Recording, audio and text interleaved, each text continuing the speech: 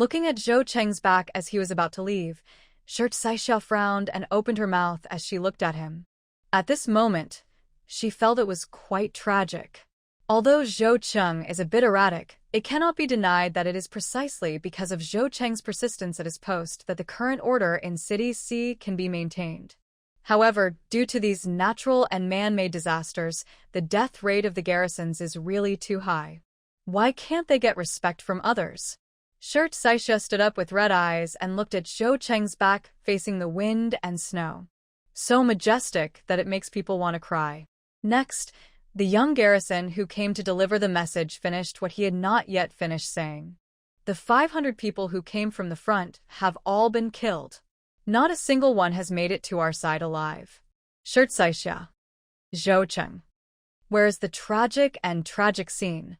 The next moment, Zhou Cheng responded with a serious face. There must be something fishy going on. Come on, take me to see it. Then he ran out of the tent, as if escaping. He led the small garrison forward to investigate. As soon as he left, Zhong Zimo went into Shirt Saixia's tent. As soon as he saw Zhong Zimo, Shirt Saixia encrypted the contract written on his computer and closed it. Seeing her like this, Zhong Zimo smiled and said, "What? It's been kept secret for so long now. People who know about it would say that our professions are special, and people who don't would think we broke up." Shirt Saixia lowered his head and smiled a little embarrassedly. "Protecting the privacy of our clients is our most basic professional ethics," my mentor said. She had no intention of breaking up with Zhong Zimo. Even if Ma Yongchun and Qin Jin broke up, Shirt Saixia would not have such an idea. But professional ethics is professional ethics. Qin Jin sent Shirt Saixia to serve Huami, so Shirt Saixia had to keep the contents of Huami's contract confidential. No one can watch. Seeing her shy little girl, Zhong Zimo sat over, looked at the locked computer interface, raised his hand and ruffled her hair. "You really are. So, you are helping Huami now?" Shirt Saixia frowned slightly. She didn't know why. Maybe it was her illusion, or maybe she and Zhong Zimo had opposing positions. Why did she always feel that Zhong Zimo was spying on her? Or is it that by inquiring about her, we can find out Huami's material tracks? It's not bad to work for her, but she is not as approachable as she appears to be. She is a very dangerous person. Seeing that Shirt Saixia didn't say anything, Zhong Zimo continued, "You see, she can talk to anyone and move freely among the garrisons. Those garrisons are people who live on the edge of a knife, unlike us. We are all gentlemen." Huami has a close relationship with the garrison, and it can be seen that she is also cruel. You must be careful when you are with her. I'm just worried about you. I'm afraid that you'll be the same as you were in school, careless and unable to judge people, foolishly working like a captive for others, and end up getting nothing in return. At first, Zhong Zimo's words were still acceptable, but the more he spoke, the more uncomfortable Shirt Saixia felt. She pushed away Zhong Zimo's hand that was rubbing her head and said to him seriously, "Brother, actually Ami is a very nice person. She is very approachable and not as hateful as you say." At the beginning, Shirt Saixia also felt that Huami was difficult to approach. For a woman to be able to move freely among a large group of strong garrisons and to have such a close relationship with them is in itself a proof of her ability. But after getting in touch with Huami, Shirt Saixia discovered that although Huami's moral bottom line was low, she was not a person without morals. Moreover, Huami is very easy to get along with. As long as you don't play tricks on her, she is very generous to the people around her. Everyone around her was very generous because Huami gave them so much. Even Shirt Saixia, who only helped Huami draft a contract, was piled with 10 chocolate cakes, 30 tomato-flavored self-heating hot pots, 2 large snakeskin bags of caramel-flavored melon seeds, a large sack of mechanical pencils, a large sack of watery and whitening BB cream, and a large sack of heating insoles in Shirt Saixia's tent. The sack was so full that Huami couldn't even zip it up. So how could Huami be as difficult to get along with as Zhong Zimo said? If you get her temper right, she's actually very easy to get along with. Zhong Zimo's face darkened. You used to judge people by appearances. It seems that you still can't change this habit. If you have anything to ask me, please ask me more. The situation is so chaotic and you don't have a big picture view, so you must ask me more. Who else can you trust now except me? Shirt Saixia lowered her head and said nothing. She and Zhong Zimo studied under the same instructor, who was her senior and also her boyfriend. Logically speaking, since she had lost her parents and family, the person she should trust the most is Zhong Zimo. She was indeed naive in her thinking. She was not as smart as Zhong Zimo, nor was she as bold and daring as Zhong Zimo. The tutor often said that she was not as brave as her senior and that she did not have the same determination. But Shirt Saixia said in a low voice, "We each serve our own masters. It is our professional ethics to abide by our duties and not disclose the privacy of our employers." Her goal has always been simple and clear: to make a living. If you leak the employer's privacy, you lose your professional ethics. People without professional ethics will not be hired no matter where they go. This is the most basic. Zhong Zimo's eyes gradually turned colder. Shirt Saixia, do you want to break up with me? I am just concerned about you, as your boyfriend. I hope you can tell me anything. I hope you won't have any secrets in front of me. You should know that the deal between Huami and Zhou Cheng might endanger Xiangqing. As someone who knows about this, you are unwilling to tell your boyfriend a single word? Tell me, maybe I can help you think of a way to stop Huami and Zhou Cheng's deal. Shirt Saixia pursed her lips, lowered her head, and said nothing. She insisted not to say a single word about Huami. Shirt Saixia didn't know whether it would endanger City C, even though the contract she drafted involved a large number of weapons and supplies. She only knew that this was her job, writing contracts, explaining the contents of contracts, and modifying contracts according to the employer's opinions. Shirt Saixia, I am very disappointed in you. Zhong Zimo left angrily. This was something Zhong Zimo had not expected. As soon as he walked out of Shirt Saixia's tent, he saw a group of garrisons queuing in front of a tent. Those stationed there are receiving weapons. Zhou Cheng from City C, where did you get the weapons? Zhong Zimo was very curious. He kept an eye on it, returned to his tent, and started looking up the names and styles of those weapons on the internet. The Gatling gun is not a standard weapon for the garrison in City C. Of course, it is not the standard weapon of Xiangqing or any city under Gong Yi's jurisdiction. Zhong Zimo pondered, so where did Zhou Cheng get all these weapons? He took out his cell phone and called Ma Yongchun. When Ma Yongchun heard this on the other end of the phone, he immediately fell silent. After a long while, he asked, "Can you find out where Zhou Cheng got all the weapons from?" In fact, the main problem Ma Yongchun is facing now is that he has no armed forces. Zhou Cheng didn't listen to him, but of course he wouldn't necessarily listen to Qin Jin now.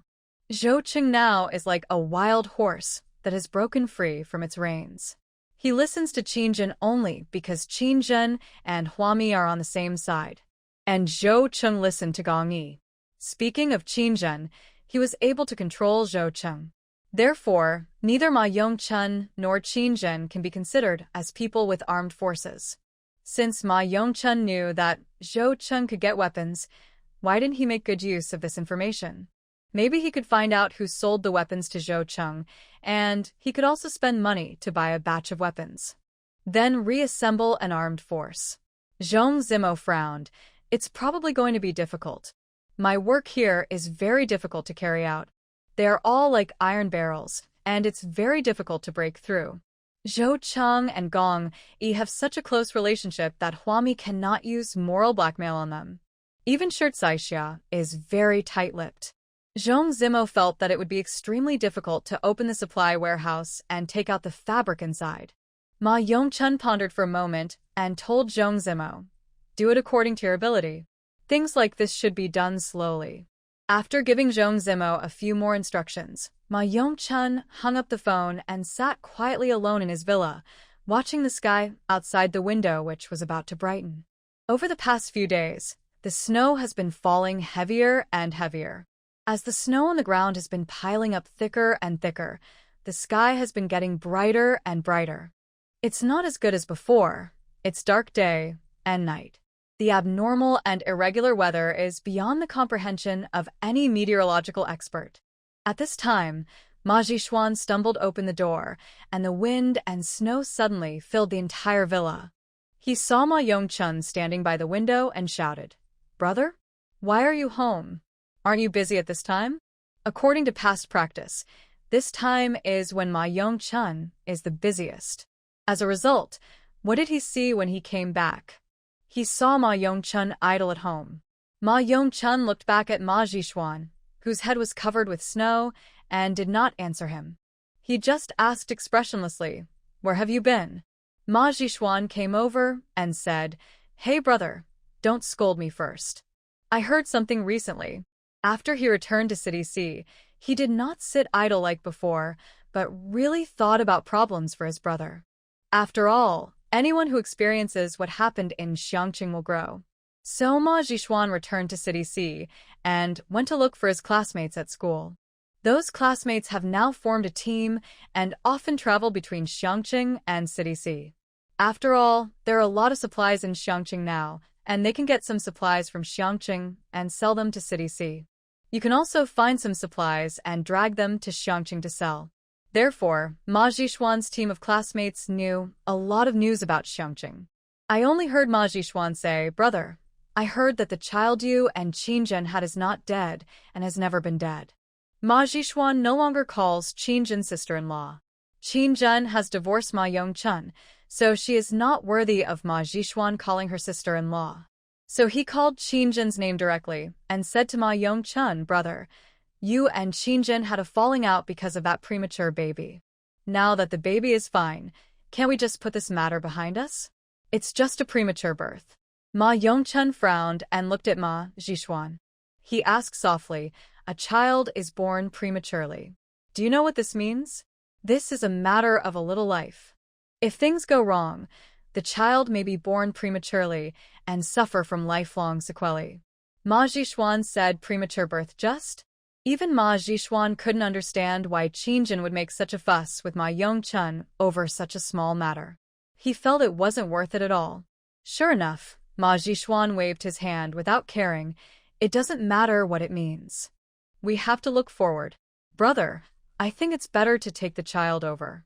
If Qinzhen makes trouble again, we can use the child to threaten her. Before he could finish his words, Ma Jixuan was slapped in the face by Ma Yongchun. Ma Jixuan covered his face. "Brother, what did I say wrong? I really care about your current situation." In the past, Ma Yongchun was the top leader of City C, and Ma Jixuan was treated with courtesy wherever he went. Even after the disaster, people's attitude towards Ma Jixuan was almost the same as before.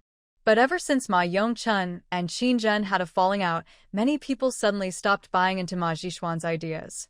Especially since Qinzhen has led many projects, she will need a large amount of labor after cooperating with Huami.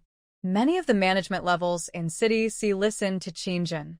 For many things, the administrator does not go directly to Ma Yongchun, but directly to Qinzhen, which results in Ma Yongchun being extremely idle now. We finally negotiated a material exchange business with City D, but the project came to a standstill because the material warehouse could not be opened. Ma Jixuan felt aggrieved for Ma Yongchun. So what's wrong with Ma Jixuan threatening Qinzhen with the child and asking him to stop? Ma Yongchun was so angry that his face turned blue. "Do you know that my son is only 1 month old? If you bring such a young child to City C in such bad weather, he will die." The city was blocked by heavy snow and City C was almost buried in the snow. Did Ma Jixuan consider these environmental factors? He didn't. He was naive and took it for granted that he wanted to bring Qin Jianqiang to City C. This idea is quite dangerous. Without waiting for Ma Jixuan to refute, Ma Yongchun grabbed Ma Jixuan's collar and said, "Ma Jixuan, can you please be quiet for a few days? Don't cause trouble for me again and again. My son is in Xiangqing. You are not allowed to touch him. If I find out that you have touched him, Ma Jixuan, I will really kill you, really." He had never said such harsh words to Ma Jixuan, and even the look in his eyes when he looked at Ma Jixuan was full of murderous intent. This murderous intent stunned Ma Jixuan, and he was unable to react for a while. "Is it that serious?" He and Ma Yongchun have been dependent on each other for more than 10 or 20 years, and the child named Qin Jinxiang has never met Ma Yongchun. Even the child doesn't have Ma Yongchun's surname. His surname is Qin, not Ma. Ma Zhishuan felt that his brother was too emotional. He pushed Ma Yongchun's hand away and walked out of the house angrily. There was snow everywhere outside. If it weren't for their villa being located on a high ground, it would have been buried by now. Just after Ma Zhishuan walked aimlessly for a while, two men with tattoos on their bodies and faces reached out to stop Ma Zhishuan. Master Ma, right? We have a brother who is now trapped in your Sea City supply warehouse. I hope you can help and rescue our brother. The leading man said this. The tattoo on his face looked like some kind of ancient totem.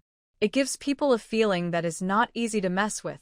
Ma Zhishuan wanted to bypass them and continue walking forward, but they twisted his wrist instead. It hurts, it hurts, it hurts. What do you want me to do? The sound of crying out in pain gradually disappeared in the snow, and Ma Zhishuan was taken away by the two tattooed men who suddenly appeared. Behind him, Ma Yongchun in the villa was unaware of the danger. He just continued to stand in front of the window, looking at the heavy snow outside, which had half buried the window. Finally, Ma Yongchun took out his cell phone and called Qinjun. The phone rang for a long time before Qinjun answered it. For a moment, neither of them spoke. Time passed by minute, and Qinjun became impatient. She asked, "What's up?" Ma Yongchun then said dryly, "I heard that our child is already 1 month old." Qinjun sneered. "It's rare that you would take the initiative to ask this child. So what? He has been through a lot in the past month, and who knows what hardships will be waiting for him in the future. How is your good brother doing recently? Is he eating well and sleeping well? Neonatal pneumonia, jaundice, and premature birth. Qin Jianxiang have all gone through it all." Just now, Xian Qiuru informed Qinjun that Qin Jianxiang has a fever again. Every time Qin Jianxiang fell ill, Qinjun would imagine a possibility. If the child was born naturally, at full term, will his physique be better than it is now? Will it? Unfortunately, there is no if in this world. Being able to save Qin Jianxiang for a month is already a medical miracle. Qinjun never dared to ask for too much. Ma Yongchun opened his mouth. He knew that no matter how much he said at this moment, it would be in vain. At this time, he probably didn't even have the qualifications to ask to see the child. Just when Qinjun was getting impatient and wanted to hang up the phone, Ma Yongchun started again. "Qinjun, when did we become like this?" Perhaps because he hadn't spoken to Qinjun for a long time, Ma Yongchun opened up and talked about many things in the past. From the time they met, to the time they got married, to the time they handled all the big and small matters in City C together, they fought side by side, and together protected the economic myth of City C. He was originally a very capable person, but he failed miserably in the matter of Ma Zhishuan. But apart from Ma Zhishuan, Ma Yongchun and Qinjun were actually very happy before. It was not until Ma Yongchun finished speaking that Qinjun said indifferently, "The material warehouse cannot be opened. It's not that I don't want to open it, but the people inside are armed, and they locked themselves in." Ma Yongchun, you don't need to reminisce about the past with me here. You're telling me so much now, isn't it just because you want to take back the control of the material warehouse? Ma Yongchun was speechless. He was actually just simply chatting about the past with Qinjun. But what's the use? Ma Zhishuan is his biological brother, and his biological brother almost killed his and Qinjun's child. This contradiction can no longer be reconciled. Ma Yongchun's heart still ached until Qinjun hung up the phone. He thought for a long time, called Zhong Zimo, and asked him to continue guarding in front of the supply warehouse. Ma Yongchun is leaving City C for a while. He is going to City D. One cannot put all one's hopes on a life-saving straw. Huami has a lot of supplies, but having another channel for supplies will only help City C. Zhong Zimo agreed on the other end of the phone, and Ma Yongchun said, "There are many things we need to learn from the management of City D. Without any help from anyone, they are almost able to open up the Xiangdi Expressway and the CD Expressway. This is their ability. I'm going to City D to investigate their management experience. I'll leave the warehouse to you." Once the warehouse is opened, You must grab the fabric first. Zhong Zimo agreed. He hung up the phone with Ma Yong-chun, took out a notebook and opened it. It records all types of materials currently available in Xiongqing, as well as the import and export records of materials in each city before the disaster. Finally, Zhong Zimo made a bold guess. Huami has a weapon in her hand. Huami has a lot of supplies in his hands. Therefore, she has the ability to get so many supplies in such a disaster environment. Is it possible that she could also get a hold of a large number of weapons? A large number of weapons. So, does the contract that Shirt Saixia refused to reveal a word also involve weapons? Zhou Cheng's garrison lined up to receive new weapons. Were these new weapons provided by Huami? Zhong Zimo got excited after getting this guess. Just when he was about to call Ma Yong-chun, an administrator suddenly came in and said, "Second Master Ma is here to deliver supplies." Because the supply warehouse could not be opened, Zhong Zimo and other administrators under Ma Yong-chun could only have supplies delivered from outside. But I didn't expect that it was Master Ma too who brought people here personally. Zhong Zimo immediately went out with the administrator to meet them. He happened to run into Zhou Cheng, who was returning from patrolling the front line. Zhou Cheng stared at Zhong Zimo as if he was looking at the murderer of his father. So Zhong Zimo stopped and greeted Zhou Cheng. "Commander Zhou, look at the weather. It's so cold that it's fatal. Our people are here to bring me supplies. If you need anything, I'll bring it to you later." On the thick snow, Zhou Cheng ignored Zhong Zimo and just walked away. "Then please trouble your sentry to let our people pass." Zhong Zimo raised his head and smiled happily from Zhou Cheng's back. The administrator beside him asked with some concern, "I think the garrison commander looks like he's not easy to mess with. Will he deliberately block our supplies and not let our people pass?" "Won't." Zhong Zimo shook his head and looked at the long line of snowmobiles approaching slowly on the snow. "Hasn't this been released?" After saying that, Zhong Zimo waved towards the row of snowmobiles, indicating that they were here. "Snowmobile?" Huami walked out of the tent with some envy. She and Shirt Saixia are now staying in the supply warehouse in City C. For convenience, they have set up a few tents above the warehouse. On weekdays, those who are on garrison duty will also come here to rest. So the tents are set up very large, and each tent has a smokeless firewood stove that is kept burning 24 hours a day. In this abnormally cold weather, a warm tent will double one's sense of happiness. Huami took the telescope from Shirt Saixia and said, "I wish I had a snowmobile." I remembered that Huami simply upgraded her level 17 factory to a level 18 factory. Level 18 factory. Sleds, snow boots. One size fits all. Limited production. Durian 1000-layer cake X100. Tiramisu flavored box cake X50 synthetic production. Synthetic production. Energy condensed bead X1. Required. Energy water bead consumption X 10,000. Agree cancel. When a lucky draw X1 remaining draws X18 because there are so many types of materials that can be produced by the factory panel. Many of them are pressed on the lower level pages and need to be clicked to be seen. Huami casually clicked on the limited production and saw that 90,000 servings of semi-finished sauerkraut fish could be produced at one time, so she didn't look closely at the other types of food. As for limited production, she would wait until the factory was upgraded before producing all of them. Then there are the types of materials that are fixed for production. Although her prayers were not answered and she was not given a snowmobile, she was able to produce sleds and snow boots.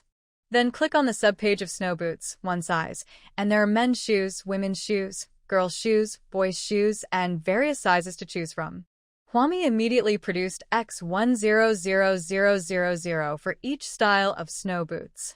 She found an opportunity, looked through binoculars at the long row of snowmobiles parked outside the warehouse under the snow, and called Chichuan.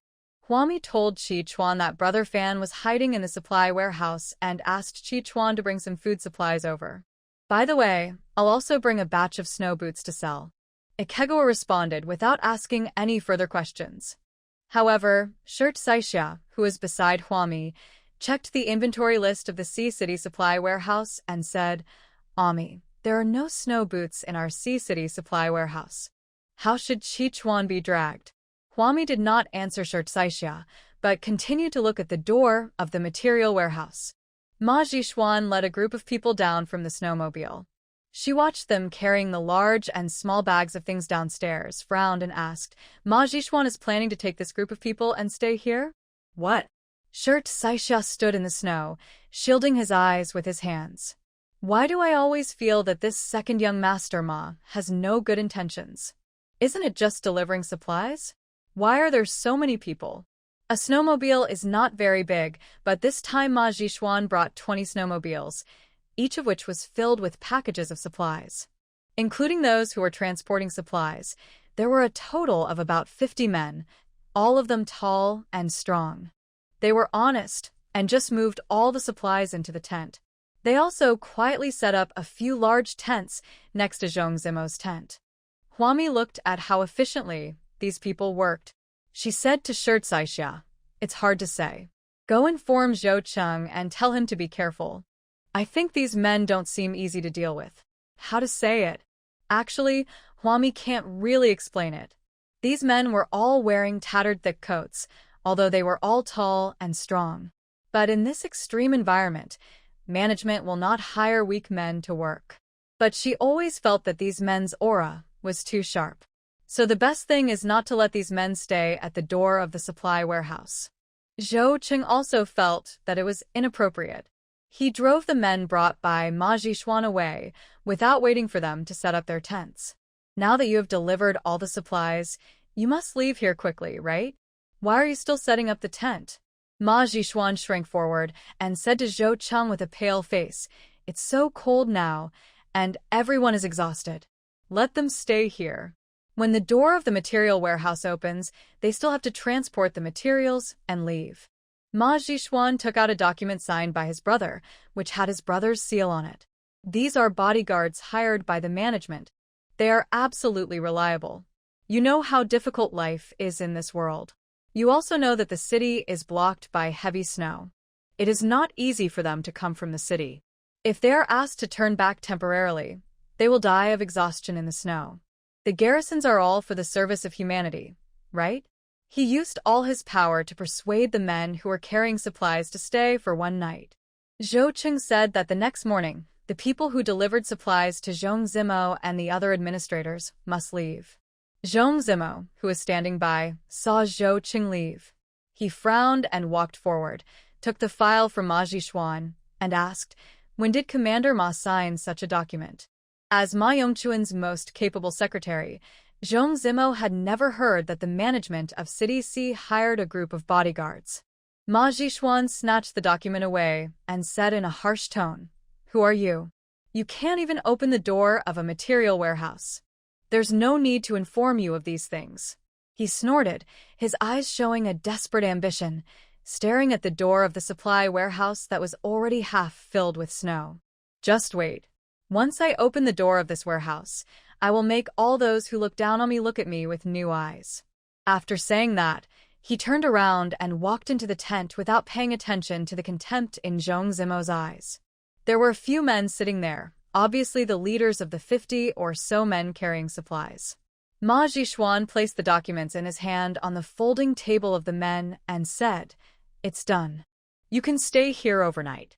You promise me that as long as I help you open the door to the supply warehouse, the supplies inside will belong to me and my brother. Don't go back on your word." Although Ma Jixuan was forced to cooperate with these men, he was tempted by the conditions offered by these men. Their brothers were trapped in the supply warehouse, and all they had to do was rescue their brothers. What Ma Jixuan wanted were the supplies in the warehouse. So they each get what they need. Several men sitting in the tent were cleaning their guns.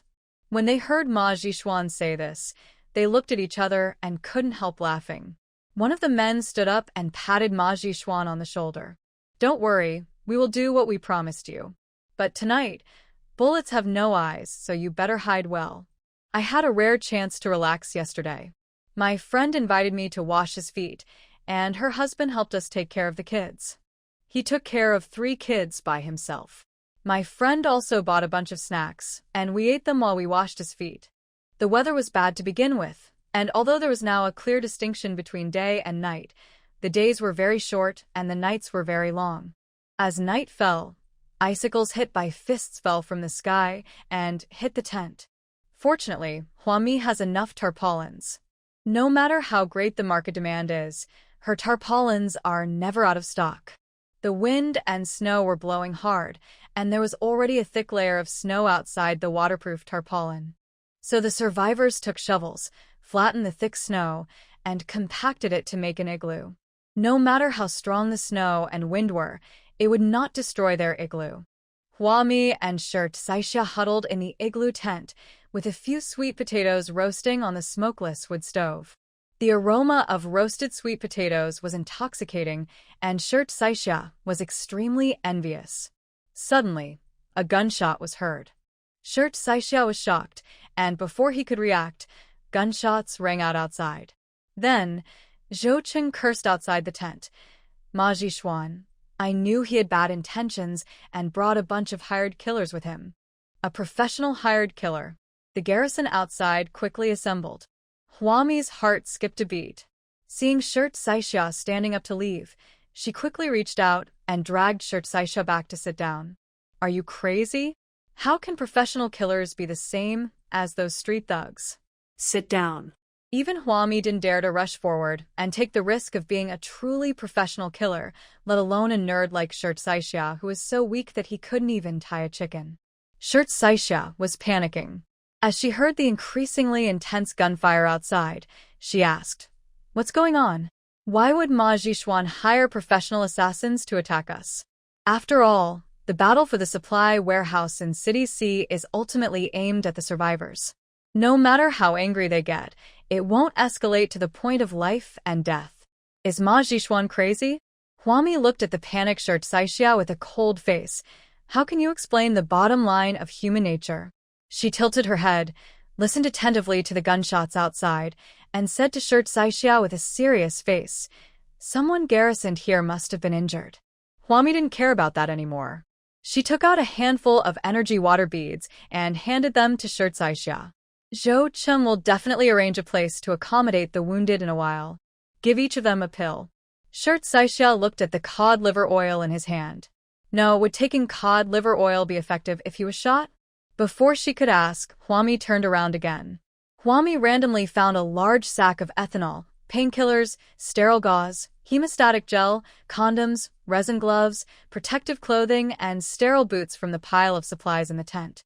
Distribute all of these. It's okay as long as our people don't die. This is a growth experience for the garrison. They always bully the weak ones, and their fighting capacity cannot be improved at all. It would be good if they had a team of professional killers now. Just consider it as training for the garrison in advance. Huami was still relatively calm about tonight's gunfight. Shirt Saisha also calmed his frightened heart, listening to the gunshots and waiting for the wounded garrison soldiers to be dragged down from the front line. After a while, a garrison covered in blood rushed into Huami and Shirt Saisha's tent. Hurry up, the people Ma Jishuan brought are not hauling supplies, but ammunition. Zhou Cheng's resistance was very difficult, and all the garrisons had already found shelter and hid. The gate to the supply depot has been out of control and is now between the firepower of both sides. No one was able to cover the gate with firepower. Because he was afraid that stray bullets would hit Huami and Shirt Saisha, Zhou Cheng asked them to take shelter for safety reasons.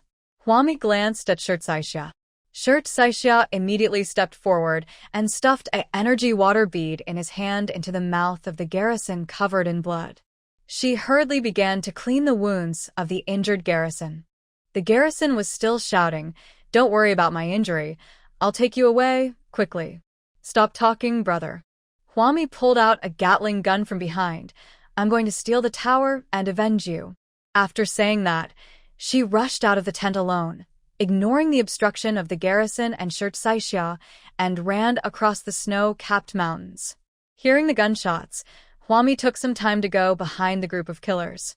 She was speeding on the snowy mountain, and when she looked ahead, she saw a sniper killer lying in ambush ahead. The other party was very professional and knew how to set up an ambush and determine the sniper point before taking action. I saw the sniper in front of me aiming at a garrison and preparing to pull the trigger. Huami immediately took out the Gatling gun and started firing. Snow flew everywhere, and this professional sniper killer was killed. In a fierce gun battle scene, a sniper plays a very important role. The explosion of a sniper in a key position had a fatal impact on the situation on the battlefield. Zhou Cheng also found several snipers in succession and shot them in the head. The assassin leader, who was confronting and shooting with Zhou Cheng below, keenly sensed the decline. He looked back at the snow-capped mountains above his head and asked the man beside him, "What's going on? Is there any powerful person on Zhou Cheng's side? Where is our sniper?" Before he could finish his words, the man next to him was shot in the head. The killer leader immediately lowered his head, holding the phone in his hand, and cursed under his breath. They had already figured out Zhou Cheng's firepower deployment, and they took the opportunity to take the risk to rob the supply warehouse when Gong Yi went to Brother Fan's lair. But in this situation, it is obvious that Zhou Cheng's firepower has exceeded their imagination. The assassin leader ordered, "Retreat, retreat, retreat." At this time, there is no need to continue fighting. If your companions cannot be rescued, then they cannot be rescued. If you continue to fight, you will only lose your life. However, just as the killer was about to evacuate, the door of the supply warehouse was suddenly opened, and a bloody figure appeared in the middle of the firefight between the two sides. Huami filled the position of the sniper killer, lying in the snow with a big belly. She frowned as she looked at the person who emerged from the supply warehouse. Because she was wearing goggles, she could clearly see the scorpion tattoo on the man's neck. The scorpion man opened the door and rushed into the crossfire at an inhuman speed. Huami raised an eyebrow and saw the man running quickly through the crossfire zone, using all four limbs and making a wild beast-like noise. Disappeared in the snowfield. Her heart skipped a beat. It was a bad decision. Brother Fan and his group trapped themselves in the supply warehouse, which was full of cement. They couldn't go out and had nothing to eat, so they were finally forced into a corner. Huami, lying on her side in the snow, took out her cell phone and called Gong Yi. There were gunshots all over his side as well, but he frowned as he listened to the gunshots from Huami's side while she was setting off firecrackers. "Why are you making so much noise over there? Is Ma Yongchun desperate and is here to attack you? Don't panic." Huami seemed very calm. "There is something you need to do." She told Gong Yi everything about how a man escaped from the supply warehouse and went straight through the crossfire zone. On the other end of the phone, Gong Yi pondered for a moment and said, "If I don't use my mental power, I won't be able to leave the crossfire zone unscathed." The crossfire zone? What kind of place is that? People on both sides are shooting at each other, and bullets are flying back and forth densely. What kind of god could pass through it directly? Even Huami and Gong Yi couldn't have gotten through it without any injuries. Gong Yi asked again, "Is this a superpower? This is what we are most worried about. In the face of natural disasters and man-made calamities, the survivors will of course awaken their special powers to better cope with such harsh and extreme environments. But what if supernatural powers appear on evil people? None of the people led by Brother Fan who have entered the supply warehouse are good people. Allowing such a person to possess superpowers will not benefit the remaining survivors at all." Huami pursed her lips, propped up her bloated body, sat up from the snow, and whispered, "Actually, that's not what I'm afraid of. What I'm afraid of is that some people not only have superpowers, but they're no longer human. Evil people also have humanity because evil people are also human beings, and they are not two different species from humans." Huami didn't know if Gong Yi would understand what she said. She thought for a moment and said to Gong Yi, "Have you seen zombie movies? Some people mutate and become superpowers, but some people turn into zombies directly after they die.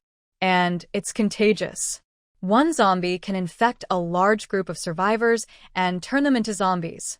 In fact, Huami has completely lost control of everything that happened in her life. Both the order of natural disasters and the pattern of world development in this life are different from her previous life. In fact, in the previous life, it was several years after frequent natural disasters that mutated plants and animals appeared, followed by zombie animals and finally zombie humans. It is said that the zombie poison first existed in mutated plants. After being accidentally eaten by animals, The animals became zombies and finally bit humans. Humans are the last link in natural and man-made disasters. At least before Huami was pushed into the pile of zombies by Fong Xian, the zombies only appeared at the end. Huami didn't know what the thing that just ran away was, so she couldn't confirm it directly. So she tried her best to get Gong Yi's attention. Hunting zombies is a very dangerous thing, but if it really is a zombie, you are probably the only one in this world who can kill it. Ordinary people should not get close to zombies. If you are not careful and get scratched by a zombie's teeth or nails, you'll be infected and become a new zombie. Therefore, Gong Yi's mental ability can be more useful at this time.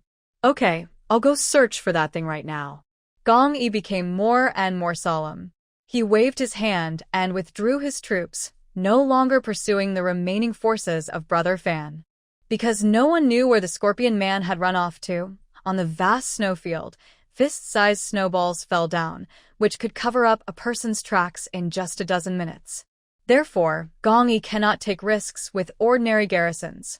He arranged all the garrisons, returned to the supply depot in City C, and began to trek across the snowfield alone. The incident happened suddenly, and Zhou Cheng and others originally wanted to continue chasing the retreating killers. But Huami stopped him. At this time, ordinary people who are alone are in great danger.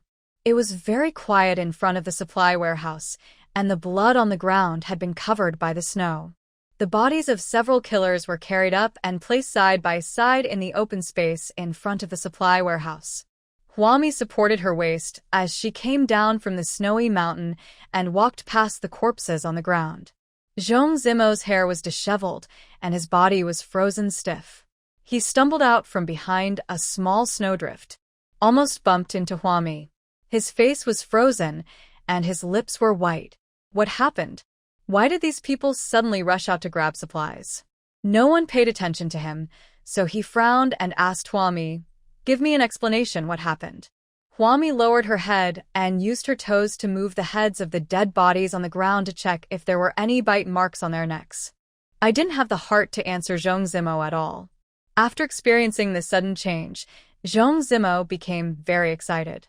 Seeing that Huami ignored him, no one among the guards around answered him.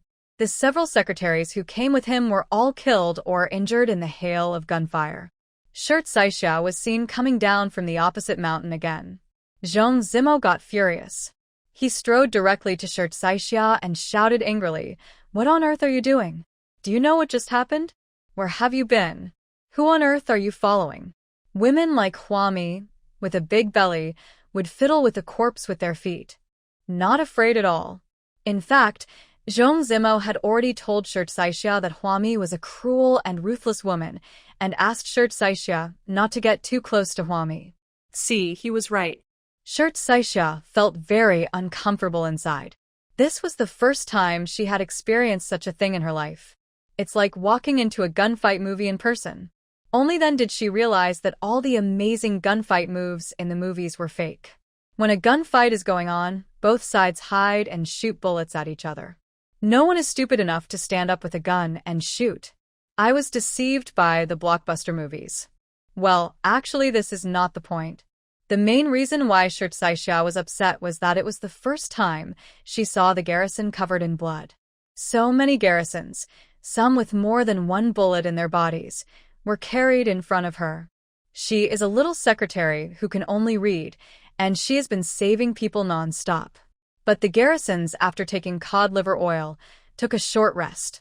As soon as they recovered a little strength, they would pick up their guns and go back to fight the group of killers. Shirt Saixia couldn't stop her, just like she couldn't stop Huami. She didn't stop a single garrison. Until now, Shirt Saixia has not reacted. Why were these garrisons clearly suffering from such serious gunshot wounds and still had bullets in their bodies? Why did he go back to join the war without hesitation?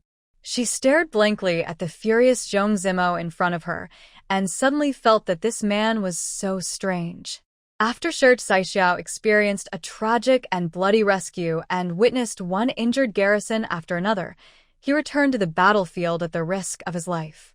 She suddenly felt that Zhong Zimo was a very narrow-minded person. "Let's break up." Shirt Saixia looked at Zhong Zimo calmly. Those who study law live very calmly, and being emotional is not suitable for them. Therefore, once the gap between each other's vision and cognition gradually widens, breaking up is the best way to stop the loss in time. Zhong Zimo's angry expression paused, and he looked at Shirt Saixia in surprise. Did you hear it right? Shirt Saixia, who had always admired him, treated him wholeheartedly and always regarded him as a role model and goal. She actually wanted to break up with him? Zhong Zimo couldn't believe it. He had no idea why Shirt Saixia did this. When he reacted, he stretched out his long arms and hugged Shirt Saixia into his arms. I don't agree.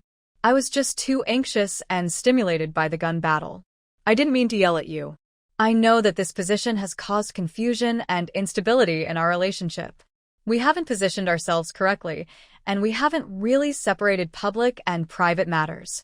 This is just a little difficulty in our relationship. It won't be a problem. We are both calm, and we just need to correct our mistakes right now.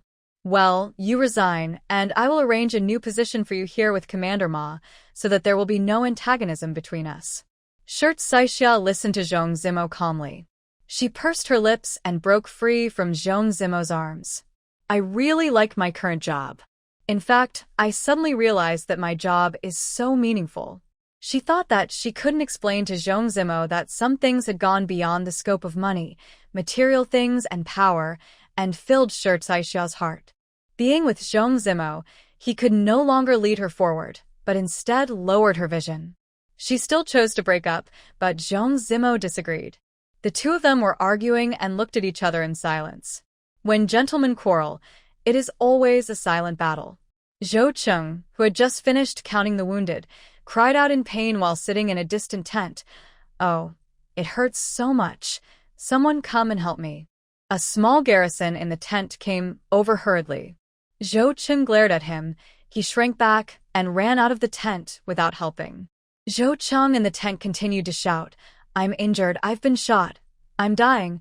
No one is helping me. Shirt Saixia couldn't stand it anymore, so he turned and went into the tent and asked coldly, How can I help you? Really, she was breaking up with her boyfriend. Why was Zhou Cheng yelling at this time?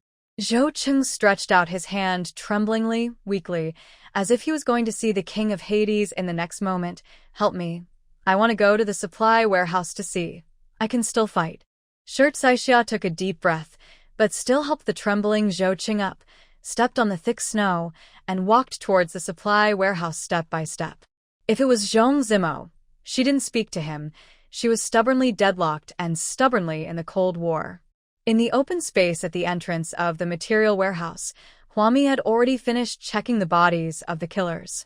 Turning around, she saw Zhou Cheng being supported by Shirt Saixia, walking towards them with 1 foot deep and 1 foot shallow. She looked at the gunshot wound on Zhou Cheng's shoulder. These bodies must be dealt with as soon as possible, otherwise it will be very dangerous to leave them outside. Huami told Zhou Cheng that although she did not find any signs of scratching or biting on the bodies, but it is better to be safe than sorry. No one can predict what will happen. If you come across a dead body, get rid of it quickly, otherwise the body will become a corpse if left there. Zhou Cheng had no objection to this, and asked his garrison to put all the bodies on the ground in a remote place, waiting for Huami to cremate them. Supported by Shirt Saixia, he walked into the supply warehouse with Huami. There were already garrisons cleaning up the place, and they dug out a pile of bones. Looking at the pile of bones with clothes and flesh still hanging on them, Shirt Saixia turned around and couldn't help vomiting. Even Zhou Cheng had some difficulty adapting. Are these people really cannibalizing each other in here? This is crazy. If they surrendered and put up a white flag, wouldn't the garrison consider it? Those who deserved death would be executed, but if the crime was not punishable by death, the garrison would not kill people when the other side had surrendered. Why must it get to the point where people eat each other? And it's only been a few days. Huami was looking at the pile of bones on the ground. She was almost 90% sure that the thing that ran out of the supply warehouse was no longer human. Where can a human being eat people so cleanly? This is without any psychological burden and not picky at all. But we can only know what it is after we catch it. Huami turned around, with her back to the pile of bones, and said to Zhou Cheng, "I'll get you some ethanol, as well as resin gloves, protective clothing, and sterile boots. You clean this warehouse from top to bottom. To be on the safe side, all the cement in this warehouse should not be used." Fortunately, the cement that Huami put in was produced in unlimited quantities in a level 18 factory. Now it is being sent back to a medium-sized recycling station for destruction, and Huami doesn't feel bad about it. Just produce a new batch of cement. Things proceeded step by step according to the procedures. Huami called Gong Yi and asked him to arrange all the garrisons. From today on, all garrisons must wear protective clothing. This is no joke. If they encounter that monster, today's protective clothing may be able to save the lives of a large group of garrisons. Gong Yi agreed, and while searching for the monster on the snowy plain, he called several garrison captains under his command to give instructions. At the same time, he did not forget Zhou Cheng. Zhou Cheng didn't ask any more questions. He listened to Gong Yi very much and did whatever Gong Yi told him to do, even though Gong Yi said that from today onwards, all garrisons had to wear protective clothing. Zhou Cheng didn't think there was anything wrong. Fortunately, Huami asked Chi Chuan to deliver enough supplies. More than a dozen large trucks were parked on the Hunan Sea Expressway, not far from the Sea City supply warehouse. Just when all the garrisons were nervously protecting themselves, the isolated and helpless Zhong Zimo discovered that Ma Zhishuan was missing. He called Ma Yongchun, who had already arrived at the CD Expressway at that time. After hearing what Zhong Zimo said, Ma Yongchun raised his hand and asked the driver to stop. He frowned at Zhong Zimo and said, "I didn't ask Ma Zhishuan to take his bodyguards to rob the Sea City Material Depot. All this was Ma Zhishuan's own decision."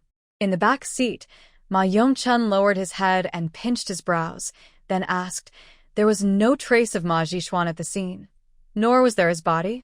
After receiving Zhong Zimo's denial, Ma Yongchun sighed tiredly. "Then I'm afraid he was taken away by that group of killers. In extreme environments, there are actually ways for people to survive. If things weren't so complicated, we could still find a smooth path if we sorted them out bit by bit. But the problem is that once the environment becomes bad, everything will become a mess. At least for Ma Yongchun, he can only go back to City C to find Ma Zhishuan. If Ma Zhishuan were allowed to stay with that group of killers, who knows how much trouble it would cause in the future." Before returning to City C, Ma Yongchun called Qinzhen and said, "The cotton from City D can be exchanged. You still have to find a way to facilitate this transaction. You also know that the world is getting more and more difficult. It is too risky for City C to put all our hopes on Xiangqing and buy all the supplies from Xiangqing." Qinzhen was busy on the other end of the phone. She was going to see her son. Her son's fever finally subsided a few days ago, but today he is said to have a fever again. A baby who is just over 1 month old, and a premature baby is so fragile. After hearing what Ma Yongchun said, Qinzhen nodded twice and didn't take it to heart. Just as she was about to hang up, Ma Yongchun said hurriedly, "Qinzhen." Qinzhen stopped the action of hanging up the phone and frowned as he looked at the time of Ma Yongchun's call. After 10 seconds, Ma Yongchun said solemnly, "Nothing, hang up." During the whole process, he did not mention Ma Zhishuan again, nor did he ask Qinzhen to forgive Ma Zhishuan for what he had done. For some reason, Ma Yongchun felt that saying this was a bit redundant. He quickly returned to City C and got off the CD Expressway, but the car could not enter the city. Looking forward from the highway, the entire city of C was half buried in snow. At this time, let alone cars, even individuals would find it difficult to enter the city. Ma Yongchun and the driver got out of the car in disbelief, looking at City C, which they had just left 2 days ago, and saw that it had become like this in just 2 days. There is no one to shovel snow in their City C. Ma Yongchun hurriedly called Zhong Zimo and asked what was going on. Why didn't City C arrange a tow removal team to shovel snow? Zhong Zimo began to explain with a headache. Until now, the management of City C has not attached importance to urban clearance.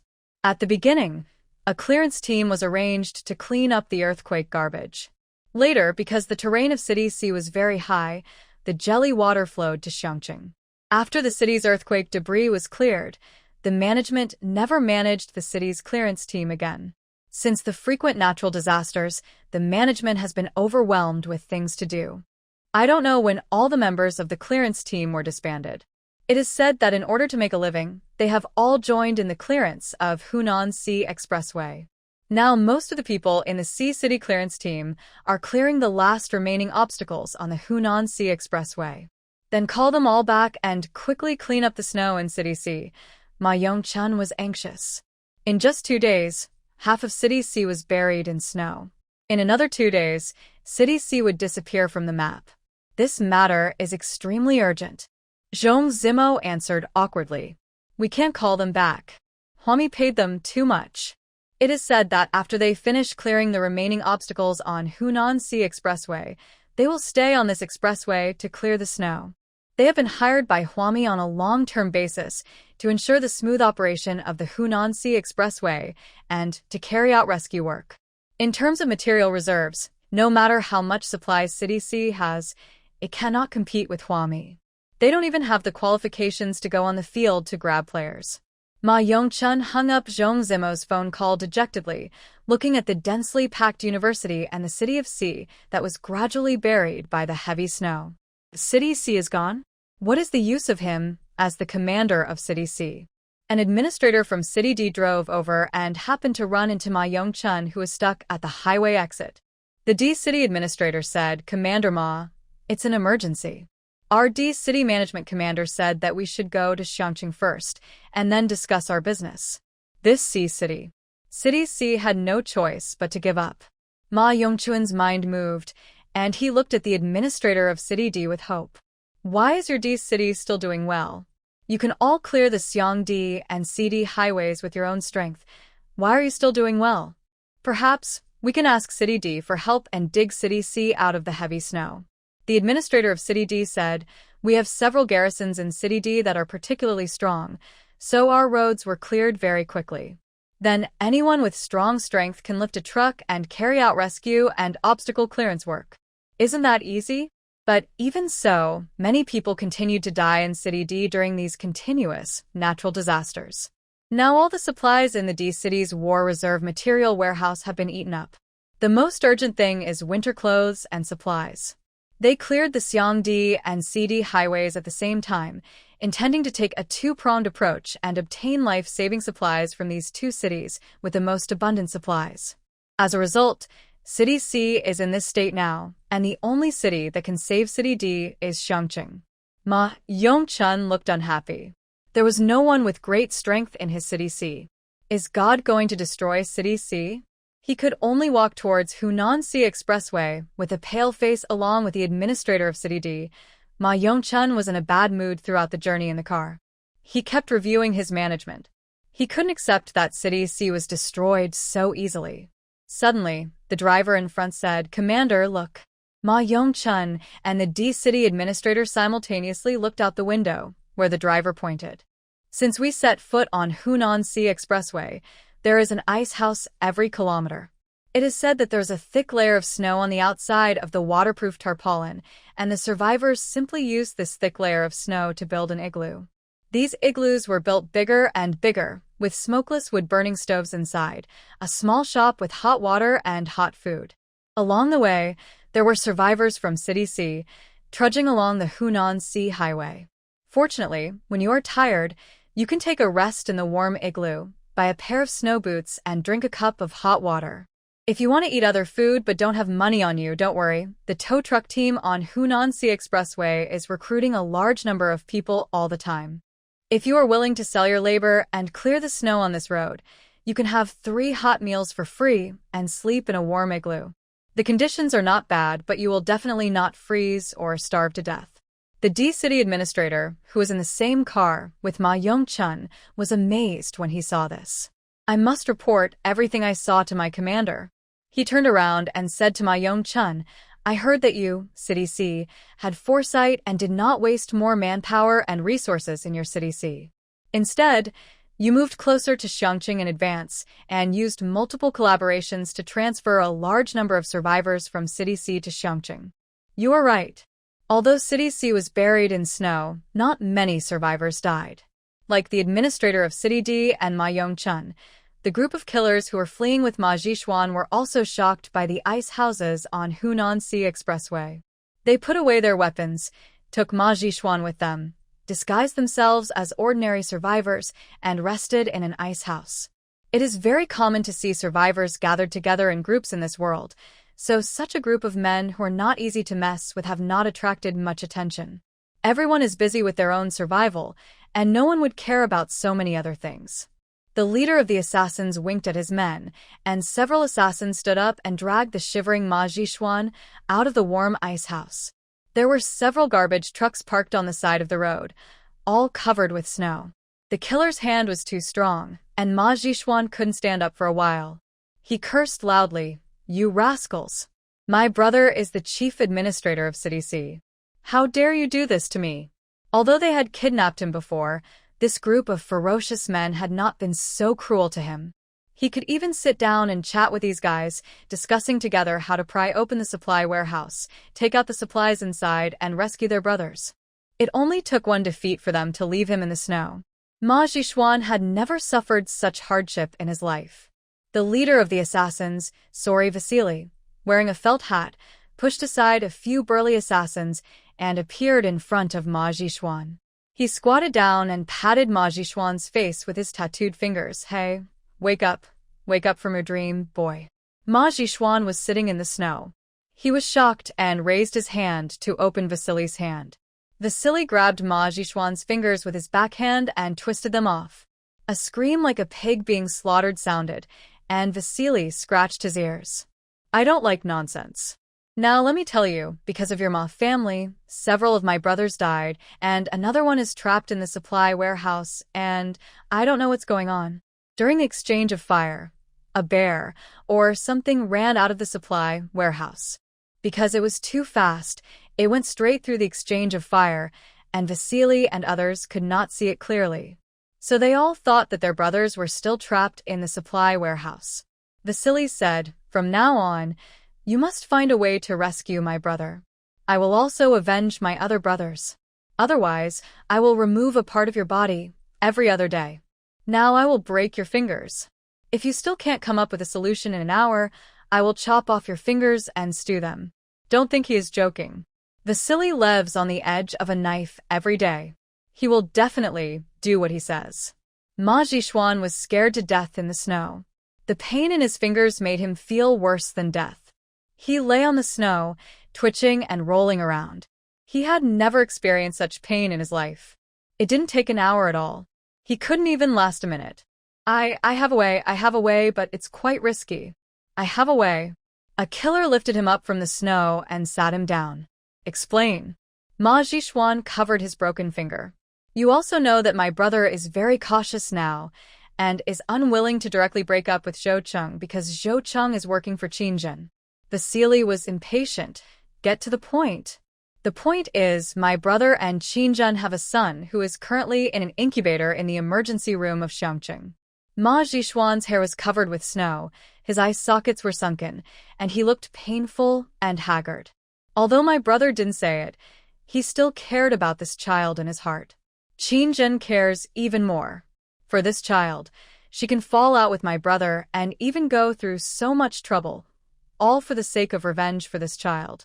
As long as you can get this child in your hands, let alone revenge for your brother, even if it means taking Qingjin's life, that which will give it to you. Ma Jishuan's eyes were filled with hatred. In his opinion, half of the reason why he had fallen to this point was because of Huami, and the other half was because of Qingjin. He himself did nothing wrong, and even if he did, it was only a small mistake. So Ma Jishuan gave Qin Jinqiang away, without any psychological burden. "You can kidnap Qingjin's son, and let Qingjin give the order to find your brothers." Ma Jishuan couldn't stand the cold, and shivered as he continued. "Also, you can set up a trap and let Zhou Qing come to save the child, and then kill Zhou Qing to avenge your brother. It doesn't matter what happens. As long as you have this child in your hands, it will be enough for you to vent your anger." Vasily squatted in the snow, raised his hand, and slapped Ma Jishuan. "You can even come up with such a bad idea that hurts the world and is immoral." Then he laughed and slapped Ma Jishuan again. but I like it very much. Don't talk to them about human nature, they don't have that stuff. After beating Ma Jishuan, Vasily stood up with a few of his men. He said to Ma Jishuan, who was lying like a dead dog in the snow, "Take him with you. We must keep him alive." Ma Yongchun regards him as his own eyeball. He is still useful. At this time, Ma Yongchun was also looking for Ma Jishuan. He kept calling Ma Jishuan's cell phone, but no matter how many times he called, Ma Jishuan didn't answer the phone. Ma Yongchun was sitting in the car on the way to Xiangqing when he called Qingjun again. "Listen to me, Qingjun, Jishuan is missing." At this time, Qingjun had already reached the outside of the incubator. She frowned as she looked at her son, who was shaking his little head inside the incubator, and said to Ma Yongchun on the phone, "He is not a child anymore. He is responsible for his own actions. And I can't do anything about it now." Before Ma Yongchun called her, Qingjun had already learned from Shirt Saixia that Ma Jishuan had let a wolf into the house and the C-City material warehouse was almost robbed. Qingjun didn't need to repeat to Ma Yongchun the seriousness of this problem, as Ma Yongchun himself knew it. It sounds light, but the people guarding the supply warehouse are real people. If the supply warehouse is captured, it means that Zhoucheng and other garrisons guarding the warehouse will all die. The lives of more than 50 garrison soldiers would not be enough to compensate for the loss of Ma Jishuan, let alone his disappearance. Even if he died, it would not be enough to compensate for the loss. Ma Yongchun was silent for a long time on the other end of the phone before he said dryly, "I still hope to get him back. I know he made a big mistake this time, but as his brother, it's my fault for not disciplining him. Qingjun, if you see him, spare his life if possible." Ma Yongchun pleaded, "I know I am sorry for you, but since I married you, I have never been indecisive. I am loyal to my marriage and our children, and I sincerely want to be a good husband and a good father." He knew that Ma Jishuan had made an unforgivable mistake, so Ma Yongchun did not ask for anything else. As long as he is alive, it's fine. Broken arms and legs, anything is fine. As long as he is alive, that's fine. Qingjun listened calmly and said on the other end of the phone, "Ma Yongchun, I know that no matter how much I say, it will be redundant now, but considering your brother's level of affectation, do you think that if he really came to Xiangqing, he would quietly appear in front of me and allow me to let him go? No one knows where the killers will take Ma Jishuan. But now the city is blocked by heavy snow, so we have to go to either City D or City Xiang. Several killers died this time. That group of killers will not let it go, and will come out to take revenge sooner or later. And when Ma Jishuan appears again, he will definitely not be changing his ways and making peace with Qingjun and others. In this situation where it's either you or me, even if Qingjun wanted to let Ma Yongchun go, would the garrison be willing to do so? Would Huami be willing to do so? Would Zhoucheng agree? So it was useless for Ma Yongchun to plead with Qingjun, and Qingjun had no control over it. The only thing you can pray for now is that Ma Jishuan can behave himself and not cause any more trouble. After saying this, Qingjun hung up the phone with Ma Yongchun. She bit her lower lip and thought for a long time, and finally put Ma Yongchun's phone number and all contact information on the blacklist. There is no need to contact each other anymore. City C has been buried in the snow, and Ma Yongchun, the management commander of City C, is only in name. I don't think I will have any more official business to communicate with Ma Yongchun in the future. Let's say goodbye now. It's better not to see you again in this life. No one cares about Ma Yongchun's dejection and helplessness, anxiety, and despair. At this time, Gong Yi called Huami. He ran to City D, but still didn't see any trace of the scorpion man. Huami leaned back in the chair, stroking her 5-month pregnant belly. Her belly was so big that she was a little out of breath. She frowned and said, "This kind of monster must be eaten. He will go to the most popular place. If he doesn't go to D City, then he will go to Xiang City." The snow was too heavy and the monster was moving too fast, so even Gong Yi couldn't find it. Sending people to look for it would be in vain. Huami sighed. There is no other way now. We can only defend humanity's own fortress. It's very troublesome. There are so many survivors outside the city, and they are almost all unprepared. If they are targeted by this monster, they will be killed with almost one shot. Just as Hua Mi and Gong Yi were talking on the phone, the clearance work at the tail end of Hunan Sea Expressway was completed. Defense Project. Hunan Sea Expressway is cleared rating. Primary Protection Project 16 square meters of black land were obtained. Please select a site for the black land. When a lucky draw X1 remaining draws X19, Hua Mi, who was sitting on the chair, suddenly stood up, which frightened Shirt Saixia, who was warming himself by the fire, and he also stood up. What's wrong? Ami, are those killers back again? Hua Mi shook her head and said to Shirt Saixia, I have to go back to Xiongqing. She hung up Gong Yi's call, walked out of the tent, came to the front of the Sea City material warehouse, and cut out 1 square meter of the newly acquired 16 square meters of black soil. It was placed directly at the door of the material warehouse. Then I opened the interface for her to produce teleportation tickets, and sure enough, there was City C, Material Depot 1,888 yuan. Exchange. Now Hua Mi used the money to exchange for a stack of Xiong City Watchtower teleportation tickets and handed them to Zhou Cheng, who came forward. If there is any danger that you can't handle, tear up the tickets in your hand immediately. I'm not kidding you. I have to leave here. She was afraid that after she left, the Scorpion Man would come back here and eat Zhou Cheng and the other garrisons. Now that City C has been sealed off, all the survivors in the city have gradually moved to Xiongqing. So City C became a city with only a name, but disappeared in the snowfield. Gong Yi asked Zhou Cheng to withdraw all the garrisons that were maintaining order inside and outside City C. There are currently 1,500 troops stationed near the Sea City Supply Depot. This is also a considerable popularity. There is no guarantee that the Scorpion Man will not be able to find food in the snow and run back to attack Zhou Cheng and others. So Hua Mi had to leave Zhou Cheng and his men away to retreat. Leaving a teleportation point here will also ensure that it will be convenient to come back later. After explaining all this, Hua Mi asked Shirt Saixia, without caring what Zhou Cheng thought, do you want to stay here or go back to Xiongqing with me? As he said this, Zhong Zimo also walked forward. Zhong Zimo said to Shirt Saixia, come with me to find Commander Ma. I'll go with you. Shirt Saixia said to Hua Mi, ignoring Zhong Zimo. Zhong Zimo's face turned quite ugly. But he had no status in front of Hua Mi and had no say. Hua Mi didn't even look at Zhong Zimo. She even ignored the pitiful and reluctant look in Zhou Cheng's eyes as he looked at Shirt Saixia. She took Shirt Saixia with her and got on the snowmobile brought by the group of killers. The Sea City Material Warehouse is not far from the Hunan Sea Expressway. As soon as she got on the expressway, Hua Mi found her 8th uncle and asked him to transport the supplies.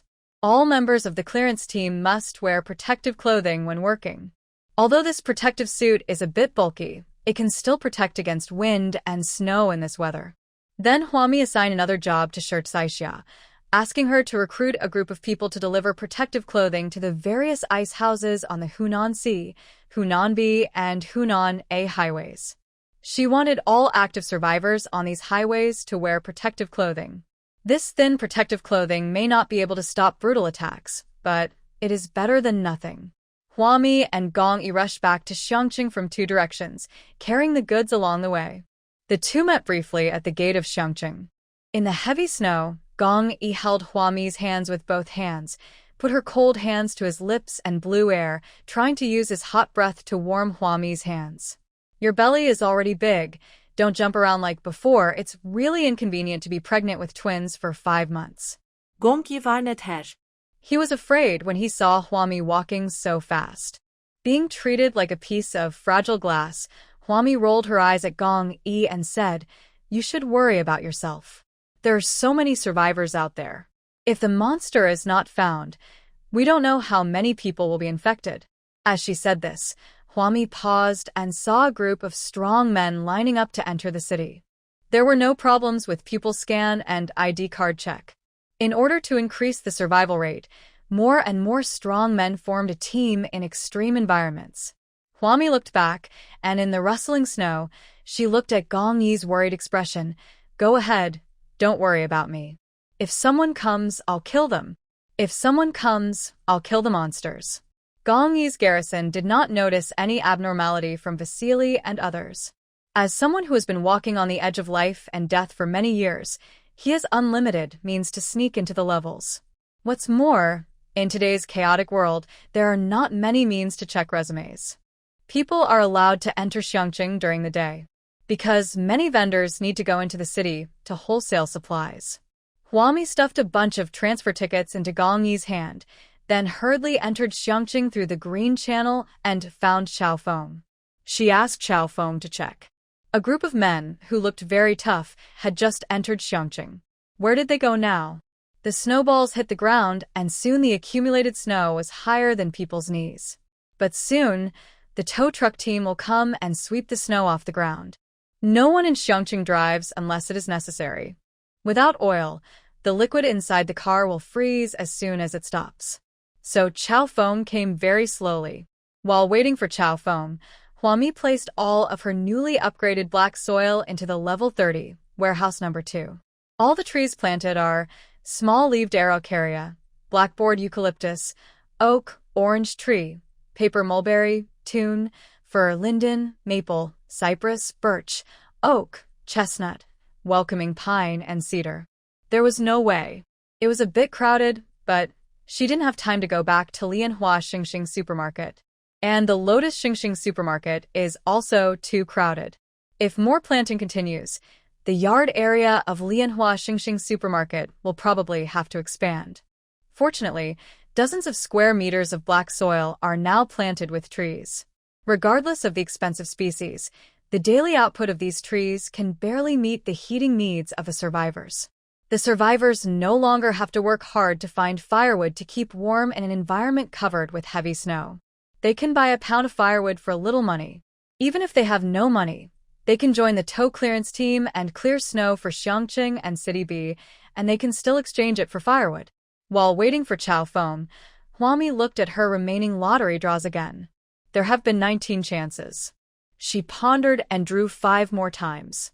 Get multi-energy outdoor monitoring system with 360-degree no blind angle function, no need to punch holes, and night vision X100000. Get self-heating hot pot, durian flavor. X100000. Get self-heating warm baby X100000. Get cold pressed coconut oil X100000. Get white phosphorus bomb X100000. Remaining draws X14. Huami was shocked. She had never thought that she would draw her weapon again. White phosphorus bombs are the best weapons for dealing with zombies and mutated plants and animals. Huami felt much more at ease immediately. Why are people so overwhelmed by mutant animals and plants? It is because these things keep coming. There will be another after death, and there will be another after death. Zombies are better. After all, they are transformed from living creatures, and once dead, they are dead. The most exaggerated are the mutated animals and plants, which will spread to every corner of the world like seaweed. If they are not taken seriously and are easily left alone, they will soon multiply into a large population. And the harmfulness is extremely exaggerated. However, humans only have so many weapons, and in extreme environments, there is no sufficiently complete industrial chain to produce enough weapons to deal with these strange mutated animals and plants. But if there were white phosphorus bombs at least facing a large-scale tide of zombies and mutated plants and animals, the survivors' chances of survival would be much greater. Just as Huami breathed a sigh of relief, Xiao Feng called. He said anxiously on the phone, "Someone broke into the emergency area, and it's a mess here. Sister Hua, I can't get through to you." As he was speaking on the phone, he heard gunshots and the panicked sounds of the wounded. Huami frowned. "Why did you end up in the emergency department?" But Xiao Feng didn't have time to explain so much, as he was already in the rescue center and was leading a team to the emergency area. So after saying a few words quickly, he cut off the call with Huami. Huami stared at the phone in her hand. This world is already so difficult, with constant natural disasters and now man-made disasters. These people can do anything to cause trouble. Why do they have to rush to the emergency area? What exactly are you dissatisfied with about this environment? You have to take it out on the seriously injured, pregnant women and children. The emergency area was full of these people. Suddenly, an idea flashed in Huami's mind. Could these people be going after Qin Jianqiang? Qin Jianqiang is now in the incubator in the emergency area, but he is a premature baby just over 1 month old and has not yet passed the critical period. If Ma Zhishuan was kidnapped by those killers and they suffered a setback in the supply warehouse, would they retaliate? The only way to retaliate now is to bring trouble upon Qin Jianqiang. Thinking of this, Huami kept cursing inwardly. What a beast. Anyone who can come up with this idea is worse than an animal. The phone rang again. It was Xin Qiuru calling. She didn't have the phone number of any of the garrison leaders, so she could only call Huami's cell phone. Ami, it's bad. A group of people suddenly broke into the insulation room. It's a mess here. They kidnapped Jianqiang. He's still so young, he can't survive like this. As she spoke, Xin Qiuru started crying. All around her was crying, and there were several bodies of killers and medical staff. Several of the garrisons were wounded. Apparently, there had been a quick shootout. The group of killers came quickly and left quickly, and they were determined to achieve their goal at all costs. Xin Qiuru didn't understand. I don't know why they would go to such a huge price, but they are determined to take Jianqiang away. Even if their companions die, they will make it happen. These killers are really stupid. Moreover, the division of labor was very clear, and the purpose was also obvious. They rushed directly into the emergency room. Some were responsible for luring away the garrison, some were responsible for taking the children away, some were responsible for providing cover, and some used their own lives to intercept the garrison and the pursuit. To be honest, if you have such ability, wouldn't it be better to do some good things for human resources? Huami fell silent. She listened silently to Xin Qiuru's crying. The emergency area must have been in chaos. Xin Qiuru kept saying on the phone, Zhang Jian will die. We spent so much time and energy to save his life. He will die, he will die. Compared with other children, what Xin Qiuru and all the medical staff in the rescue center could not accept the most was that Qin Jianqiang died due to other factors. Because they really gave a lot for this child. Even Ko Minghong gave the order personally. Use all your resources and make every effort to save this child. In such a desperate world, Qin Jianqiang has now almost become the spiritual pillar of the entire rescue center. If the medical technology is not good enough, Qin Jianqiang will not be able to survive. Ko Minghong and other medical staff admitted that it was because their medical skills were not sophisticated enough and the medical resources were insufficient to support the child to survive. But if it was due to other reasons, he was killed by someone else. All medical staff will be unwilling to accept this. I will never accept this. Xin Qiuru was crying on the phone. Huami covered her aching heart. I know. He will be fine. Don't worry. Huami herself didn't believe what was said. Qin Zhen might have also received the news, and soon called Huami. She asked calmly on the phone, Ami, do you know who took my son away? Huami thought for a long time before saying, I guess it's the group that attacked the supply warehouse. Just now at the city gate, I saw a group of people entering the city. This matter is very mysterious. When the killers attacked the supply warehouse, Huami didn't even see their faces. But she has lived in the apocalypse for her entire life, and she can sense who is murderous and who is just an ordinary team survivor. Even murderous intent is different from murderous intent. Although some people are murderous, they are upright. They look like a sharp sword that has drunk human blood and is sharp all over, but still upright. For example, someone like Gong Yi. Some people have a bloody smell about them, and if you feel it carefully, you will find that their whole bodies are filled with dirty and evil energy. The atmosphere of slaughter was serious. For example, the group of silhouettes that Huami just glanced at the city gate. Huami took a look, and it seemed like he was going into the city to cause trouble. In this matter, she just said her feeling, and there is no evidence. Qingjin didn't speak for a long time. After a while, she said, okay. Then he said coldly, Ami, I know whose idea this was. I heard that you went back to Xiangqing. You don't have to step in. He's my own son. I can save him myself. Huami is now more than 5 months pregnant with twins, and her belly is already very big. It looks like someone else's 7 or 8-month-old belly. She is no longer fit to take care of such dangerous matters. So Qingjin called her specially and said a few words to her. After telling Huami not to take the lead, she hung up the phone. Then remove Ma Yongchun from the blacklist. Qingjin informed Ma Yongchun that Qin Jianqiang had been kidnapped. She said, "I never thought this child could survive for more than a month. Ma Yongchun, if he dies on the first day after birth, then I accept it. It's fate. I accept it if I can't save him. Now that he is this old, his chances of survival are increasing little by little. He is trying very hard to live. He is trying very hard. Look at what your brother has done. I will not let him go. If he cannot return my son intact, I swear, I will do nothing from now on. I will hunt him down to the ends of the earth and make him unable to live or die, living in Hades for the rest of his life." Qingjin spoke very calmly, but she was already crazy. Slowly and calmly, she turned to madness, the madness of a mother for her child. Ma Yongchun was on the other end of the phone, trying to reason with Qingjin. Because from the time the incident happened to the time he received Qingjin's call, less than an hour had passed. Whether it is the streets and alleys of Xiangqing or the emergency area, most of the surveillance cameras have been damaged, and it is impossible to be sure whether Ma Zhishuan was involved. There is even no way to confirm whether the group of killers who attacked the emergency area and took Qin Jianqiang away were from the same group as the killers who attacked the supply warehouse. Ma Yongchun said, "I'm not making excuses for Ma Zhishuan. I'm also very worried about the child being lost, but what if I look in the wrong direction?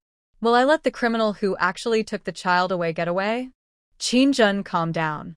If you can't control your emotions at this moment, who else can save our child? Before he could finish his words, the crazy Qingjin hung up the phone on Ma Yongchun. She had no evidence, but she believed Huami unconditional trust. Ma Yongchun had no choice, and it was at this time that he received a call from Ma Zhishuan. Ma Yongchun frowned as he looked at the call from Ma Zhishuan. After a long while, he finally picked up the phone with a heavy heart. "Brother, don't worry, I have a way to make that witch Qingjin kowtow to you, and admit her mistake this time, brother." On the phone, Ma Zhishuan's voice was filled with excitement, and there was also the sound of howling wind and snow. Ma Yongchun's heart sank little by little. He heard the crying of a baby on the phone. His throat tightened and he asked in a low voice, "Where are you?" Ma Zhishuan was still excited and shouted on the phone, "Brother, I will find back everything you lost. Haha, don't worry, I'm not a useless person. I will prove that I'm not a useless person." Where are you? Ma Yongchun's heart sank to the bottom. But Ma Zhishuan was very vigilant. Obviously, someone had warned Ma Zhishuan not to say anything that should not be said. Ma Zhishuan paused, then said, "Brother, don't ask so many questions. Tell Qingjin now to let her give up the Sea City Material Depot and have Zhoucheng and other garrisons evacuate from the Sea City Material Depot. Otherwise..." "What else?" Ma Yongchun yelled. "Ma Zhishuan, he is also my son." However, Ma Zhishuan did not answer him and hung up the phone. The ground was covered with white mourning clothes. Ma Yongchun's hands and feet were cold. So, without any evidence, was it really Ma Zhishuan who did all this? He was in collusion with those killers. He teamed up with the killers and kidnapped Ma Yongchun's son. Huami was still thinking about something at the city gate. She called the contractor. "Old Bao, something happened in Xiangqing. Please help me find a team of people. I just got a batch of outdoor surveillance cameras. Let's install them in the streets and alleys of Xiangqing without blind spots." Before he could finish his words, an explosion sounded right behind Huami, and the city gate was in chaos. She shrank her neck and looked back. A raging fire had broken out at the city gate, and several garrisons who were injured in the explosion crawled out of the fire. The survivors who were queuing to enter and leave the city were in chaos. Huami ran up hurriedly and threw the energy light ball in her hand to the injured on the ground as if it were free. In the chaos, someone took out a bomb and tried to a hole in the city gate. Huami jumped up with her belly bulging and cut the man holding the bomb in half with one knife. I promised my child's father that no one would mess up Xiangqing, but you guys insisted on messing with me. The bright red, boiling hot blood dyed the white blood red. There were panicked people all around. Huami was holding a ruler-long machete and, in the chaos, she turned around with her belly bulging. She wanted to find out the accomplice who used the bomb to up the city gate from these people running and shouting.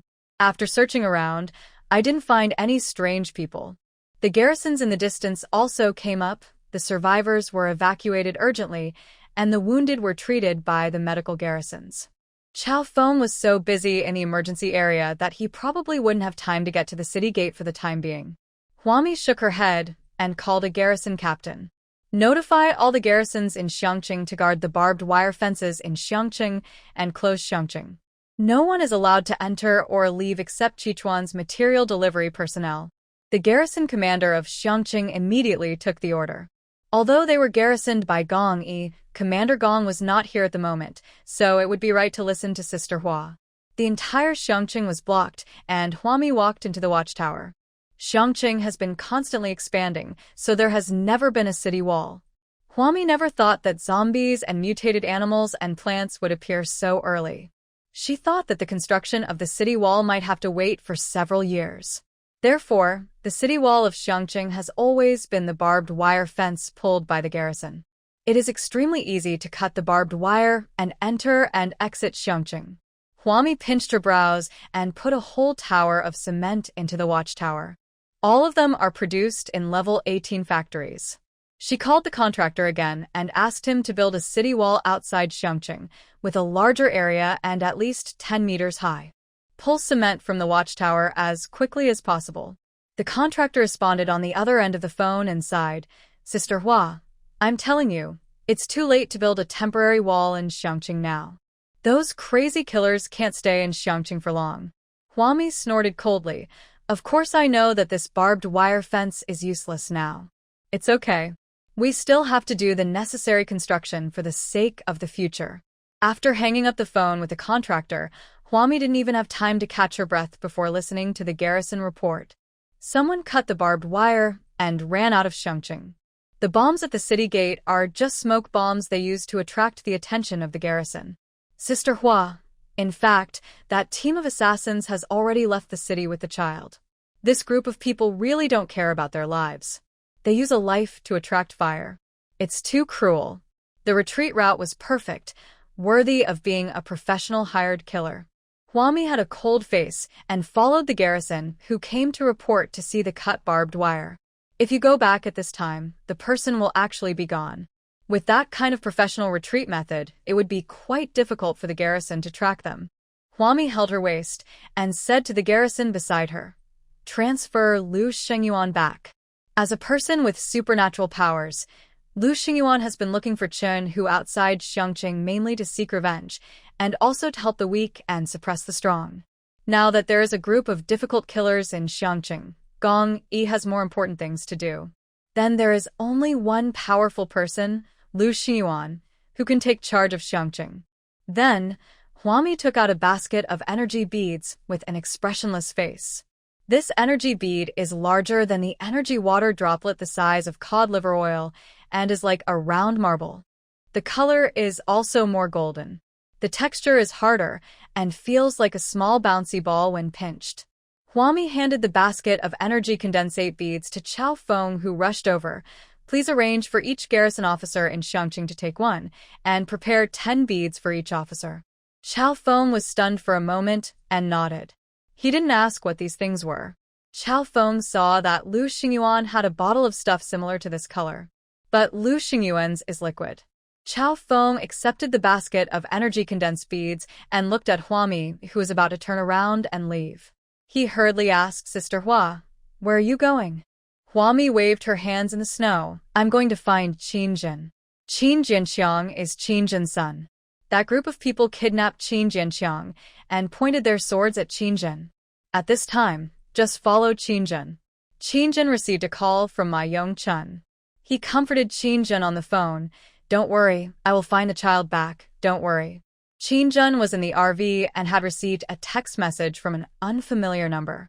The content of the text message was that she should immediately remove Zhou Cheng from the material warehouse. She sneered and said to Ma Yongchun on the phone, "Didn't you say that it wasn't Ma Zhixuan who did it? That's great. Your brother is really promising. Why didn't I realize before that your brother is so capable?" On the other end of the phone, Ma Yongchun was in a heavy mood. After a long while, he said, "I'm sorry, I will solve it. I will give you an explanation for this matter. Qingjun, tell me the truth. Do you know how many people died in Xiangqing this time? I went to the emergency department, and more than a dozen medical staff were killed. There were also innocent injured people and pregnant women. Several died. More than 20 were seriously injured, and more than 40 were slightly injured. A bomb was also found at the city gate. We don't know how many people were killed or injured. We haven't even counted them. Ma Yongchun, what's the point of you telling me? What's the point?" She yelled on the phone, accusing Ma Yongchun of raising a tiger to cause trouble. Ma Yongchun didn't say a word. At this moment, every word Qingjun said was like a sharp knife, piercing the deepest part of his heart. He was speechless. After slowly hanging up Qingjun's call, Ma Yongchun called Ma Zhixuan again. Ma Zhixuan answered the call. Ma Yongchun said to Ma Zhixuan in a low voice while wiping the switchblade in his hand, "You did the right thing this time. If you want to force Qingjun to give up the warehouse, you have to threaten her with her and my child. It was my fault as a brother before. As a brother, I have always treated you as a child and never acknowledged you. It is my fault, Zhixuan, can you forgive me?" His words softened Ma Zhixuan's heart. He sniffed on the other end of the phone and said, "Brother, don't say that. You raised me. Although you never recognized me, I am grateful to you in my heart. The child is fine now. If we touch him, as long as Qingjun is willing to give up the material warehouse and let those people kill Zhou Qing to vent their anger, they will return the child to you." Ma Zhixuan also knew that this child had the blood of their Ma family, so he would not take the child's life unless it was absolutely necessary. Ma Yongchun, in the heavy snow, looked up at the white snow falling from the sky, tightened the switchblade in his hand. "Your plan requires my participation. After all, I am the management commander of City C. The resources I can mobilize are much greater than yours. Zhixuan, where are you now? I came to see you and my child." Before Hua Mi could find Qingjun, Qingjun came to find Hua Mi first. She wanted to buy a batch of weapons from Hua Mi. She knew that Hua Mi had weapons in her hands, a lot of them. Looking at Qingjun sitting in the car, Hua Mi shook her head. "Weapons cannot be rampant, but if you want, I can bring a team with you. No matter what time, weapons cannot be rampant, even if those vicious killers come to cause trouble for Xiangqing first." Even at this time, Hua Mi felt that the weapons in her hands should not be allowed to fall into the hands of ordinary survivors. Once this precedent is set, the survivors will be killed before the mutant monsters and zombies even have time to react. The survivors killed themselves. Qingjun looked at Hua Mi's pregnant belly hesitantly. She had her own information channels, so she knew that Ma Yongchun had gone to keep an appointment with Ma Zhixuan. At this time, Hua Mi had already opened Qingjun's car door and got in. She patted Qingjun's shoulder. "Don't worry. How could I risk rushing in front of you?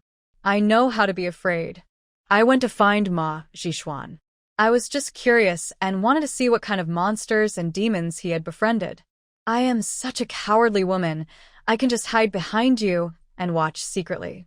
Seeing Qingjun hesitate again, Hua Mi patted the back of the driver's chair and said, "Let's go. I found a powerful expert to lead the team. If you don't take me with you, you won't win this battle."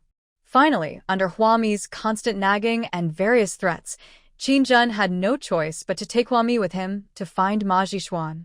Lu Xingyuan has already torn up the teleportation ticket to Xiangqing Watchtower and is getting ready at the city gate. Knowing that this was going to be a tough battle, Chao Feng asked Lu Xingyuan to pick dozens of people to take with him, but Lu Xingyuan pointed his fingers here and there and only picked 3 people. The main task of these 3 people is to protect Hua Mi and Qingjun. The car drove forward, and Qingjun looked at the heavy snow outside the window. Although she didn't say anything and appeared calm on the surface, her fingers were tightly clasped around the hem of her clothes, revealing her nervousness. In the quiet carriage, Huami didn't know what to say. Perhaps at this time, Qingjin didn't want to talk to anyone. The car drove forward, and it seemed to be heading toward City C. The killers who kidnapped Qin Jianqiang and Ma Jixuan were hiding in an abandoned high-rise building next to Hunan Sea Expressway. The snow kept piling up, and people were surging on Hunan Sea Expressway, but the snow on this abandoned high-rise building buried all the way to the top floor. Ma Yongchen arrived at his destination on a snowmobile. Looking at the snowy field in front of him, he saw Ma Jixuan standing on the rooftop in front of him, waving happily at him. "Brother, you didn't bring anyone else with you, did you?" Ma Jixuan walked forward on the snow and watched Ma Yongchen get off the snowmobile. Hearing this, Ma Yongchen spread out his hands, his face as gloomy as water, and without saying a word, he let Ma Jixuan come forward to check. Ma Jixuan looked behind his brother and saw no one else. Only Ma Yongchen came. He explained with an embarrassed look on his face. "Brother, it's not that I don't trust you. Those people are very vigilant. We finally got rid of those garrisons. Now we don't want to take any risks." Ma Yongchen stepped forward, seemingly not wanting to listen to Ma Jixuan's explanations at all. He looked anxious. "Where's my son? Come with me, the child is fine, that is." As he spoke, Ma Jixuan had already brought Ma Yongchen down from the top floor of the building and entered the cold, dark building. The entire building was buried, becoming a natural shelter. If the exact location was not given, the garrison would not be able to search for them easily. Ma Yongchen followed Ma Jixuan and just went down one floor when they heard the heart-wrenching cry of a baby and the scolding of a group of men. With a stern face, he urged Ma Jixuan to hurry up. After walking up a few floors in a hurry, he saw a group of men surrounding a fire. Qin Jianqiang, who was only a month old, was left alone on the cold ground far away. Amid the contemptuous gazes of the killers, Ma Yongchen ran over and picked up his son, who was crying loudly on the ground with heartache. He turned his angry gaze towards Ma Jixuan. Ma Jixuan was completely unaware of anything and didn't even think what was wrong with leaving a premature baby, who was only a month old, on the cold ground and letting the child cry. He will die. "If you torture him like this, he will die." Ma Yongchen was so angry that he was speechless. He held his son, who was only slightly bigger than a rabbit, in his hands and watched him cry at the top of his lungs. His heart was also filled with grief. Perhaps even Ma Yongchen himself did not expect that his first meeting with his son would be under such circumstances. Without waiting for Ma Jixuan to answer, Ma Yongchen noticed that the child's temperature was not right. He quickly opened his coat and wrapped Qin Jianqiang in his clothes. "The child has a fever. We need to send him back." However, before Ma Yongchen finished his words, the smile on the killer's face by the fire suddenly disappeared. Several killers stood up. Vasily sat behind several assassins, his face full of cold, murderous intent. "How many of my brothers died to get this child out, and you just said to send him back? Do you think the lives of my brothers were in vain?" Ma Yongchen, who was wrapping the child, moved his lips. Smartly, he did not insist at this time. "Then, at least get some medicine for my son. After all, you want the supply warehouse. If my son dies, Qingjun will definitely not give up the supply warehouse." Vasily narrowed his eyes dangerously, raised his hand, and a box of expired ibuprofen for adults fell at Ma Yongchuan's feet. "Feed him and stop him from crying." It's not that Vasily felt sorry for the child. If the child was not Qingjun's son, he would have been trampled into a pulp by Vasily long ago. How could such inhuman people like them care about the life of a baby? Ma Yongchen lowered his eyes and looked at the expired ibuprofen for adults at his feet. He never relaxed his frown. Vasily said sarcastically, "Don't give him food? We all went through this. Is your son any different?" Standing in the darkness and coldness, Ma Yongchen really wanted to say, yes, his son was different from these killers. What's more, Ma Yongchen is different from these killers. We have been receiving training in the organization since we can remember. It is a huge waste of resources to devote all our resources to saving such a weak little thing. Vasily said this and slowly walked towards Ma Yongchen. Like a giant humanoid beast, with a bloodthirsty sneer on his face, Ma Yongchen, You are not doing a good job as the garrison commander of City C. Speaking of Vasily's killer organization. Every member of the killer organization has been brought in for training since they were little, before they could even remember anything. A premature baby like Qin Jianxiang would never be able to catch the eye of the killer leader. So in Vasily's eyes, Qin Jianxiang was already dead. Before this baby dies, Vasily wants to maximize Qin Jianxiang's role. Ma Jixuan reminded him that Qin Jianxiang could die at any time, but Qinjin was different. She is a woman with much stronger vitality than a premature baby. As long as Qinjin is in their hands, it will only take a few minutes to give up the supplies in the warehouse. Moreover, as a woman, Qinjin is very useful. Ma Yongchuan's eyes were red. He hugged the child tightly in his arms and said nothing. Ma Jixuan on the side said anxiously, "Brother, why are you still hesitating? That which Qinjin treated us like this and hurt us brothers like this. She should have died long ago. Brother, just trick her into coming here. For the sake of her son, she will definitely agree." Adeur ma Xixian est sur Jean le Bing, ma Yongshan o dead. And to Vasily he said, "Let me talk to Jixuan alone for a few words, and I will call Qinjin over to you." Thinking of Ma Yongchuan's protection of Ma Jixuan, Vasily thought that Ma Yongchun would not do anything to Ma Jixuan, so he waved his hand generously and let Ma Yongchun take Ma Jixuan to the top floor. The dying Qin Jianxiang was also carried out in Ma Yongchuan's arms. As soon as they reached the top floor, they were greeted by a heavy snowstorm. Ma Jixuan pulled his clothes tighter and complained, "Brother, is there anything we can't say inside? It's really cold outside." Before he could finish his words, Ma Yongchun slapped Ma Jixuan in the face. Slap sound. Ma Jixuan's face was slapped hard to the side.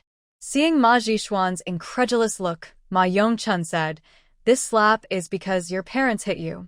Your parents left us when you were still young. When they left, they handed you to me personally. To this day, I still remember their earnest expectations. They hope that you can be a good person. They don't ask you to be rich or powerful or to accomplish something earth-shattering. They just hope that you live up to your life and be a useful person to society." However, Ma Jixuan failed to live up to his parents' expectations. "Brother." Ma Jixuan's face looked ugly. He rubbed his face with his hands and said angrily, "Isn't everything I do now for you? I know you brought me up and you have paid a lot for me. So, shouldn't I be angry when Qinjin treats you like this?" Ma Yongchun held his son in his arms and sneered, "Whether it's for me or for your carefree life, you know it in your heart." He raised Ma Jixuan single-handedly. Wasn't Ma Yongchun aware of Ma Jixuan's useless character? Because Ma Yongchun was sidelined by Qinjin, Ma Jixuan's good days came to an end. He is no longer the second son of the Ma family in City C, who is respected by everyone. As long as Ma Yongchun is always suppressed by Qinjin, Ma Jixuan will always lose face. So in the final analysis, although Ma Jixuan said he was helping Ma Yongchun, he was actually only helping himself. What difference does it make? In the cold wind, Ma Jixuan asked Ma Yongchun righteously and sternly, "We are brothers. We prosper together and suffer together. Brother, no matter if I do this for myself or for you, everything I do will eventually allow you to regain the real power in City C." He knew that Ma Yongchun had always wanted the C City material warehouse because there were still many things to do in C City. Only by gaining control of the C City material warehouse could Ma Yongchun's plans be realized. Ma Jixuan said to Ma Yongchun with a burning look in his eyes, "Brother, I know you have always disagreed with me tying up Qinjin's son to threaten her. Now that we have done it, we only need this final push. You let Qinjin come. This thing succeeds.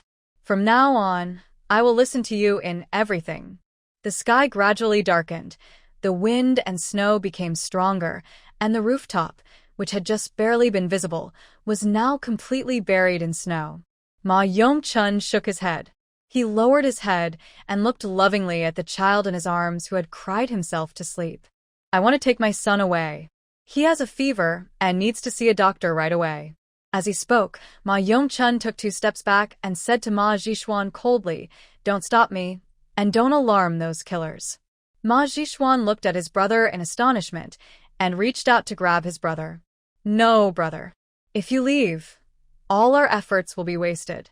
Let the child die. It's okay. We can tell Qin that the child is still alive and trick her into coming here first. As he spoke word by word, Ma Yongchuan's eyes became more and more disappointed and colder. Just as Ma Jishuan finished his last word, a switchblade stabbed into Ma Jishuan's abdomen. He looked down blankly at the switchblade in his brother's hand, then raised his face in confusion. Elder brother?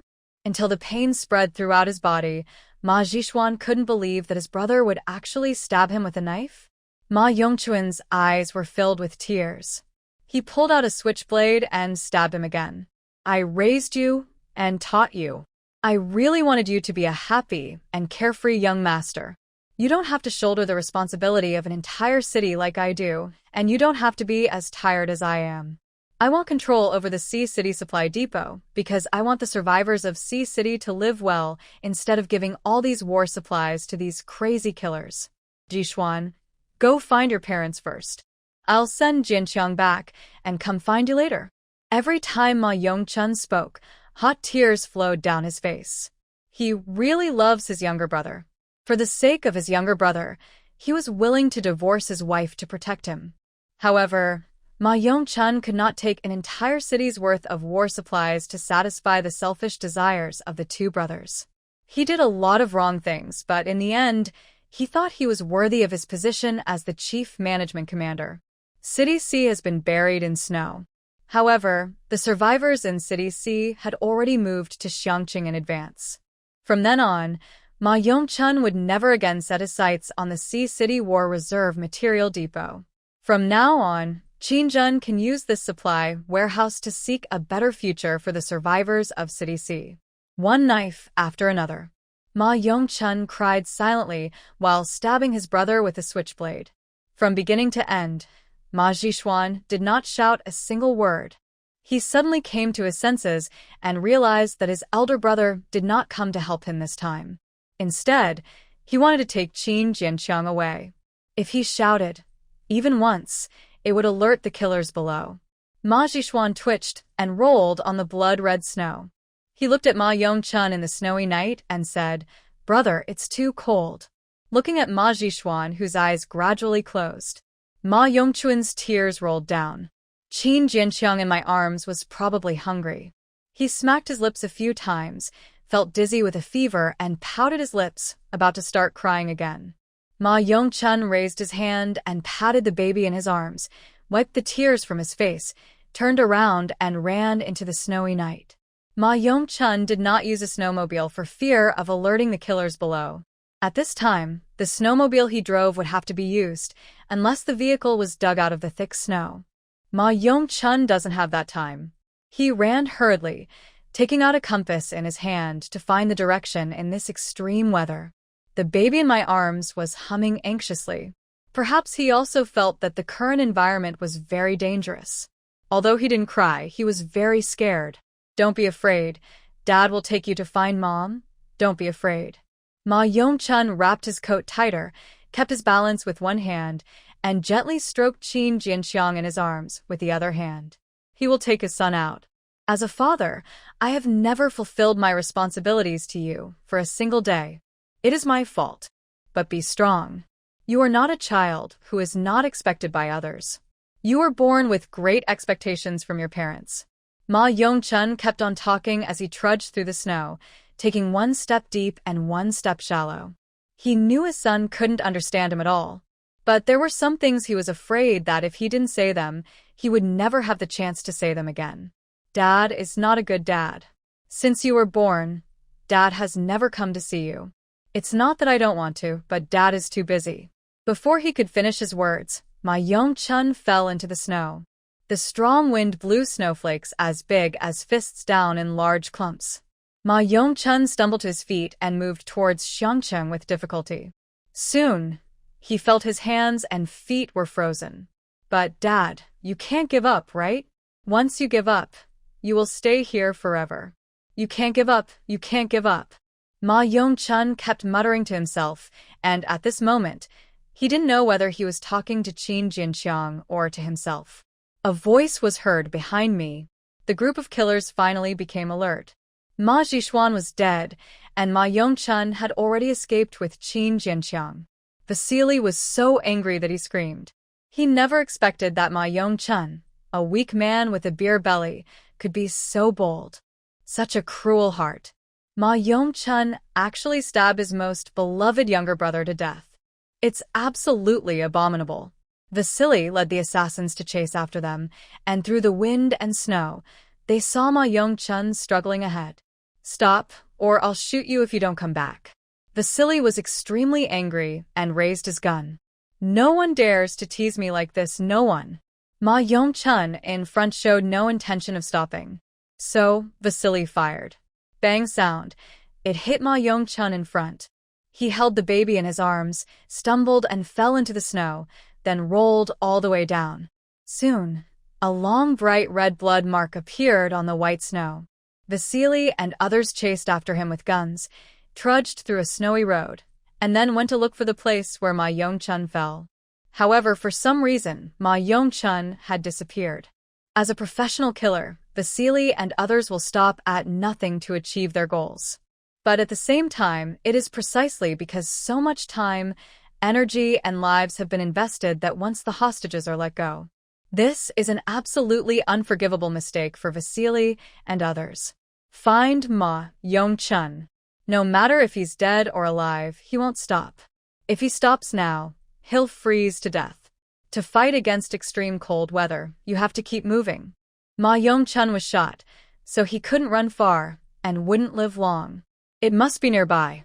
However, this group of professional killers braved the wind and snow and searched the surrounding area for a long time, but they could not find any trace of Ma Yongchun.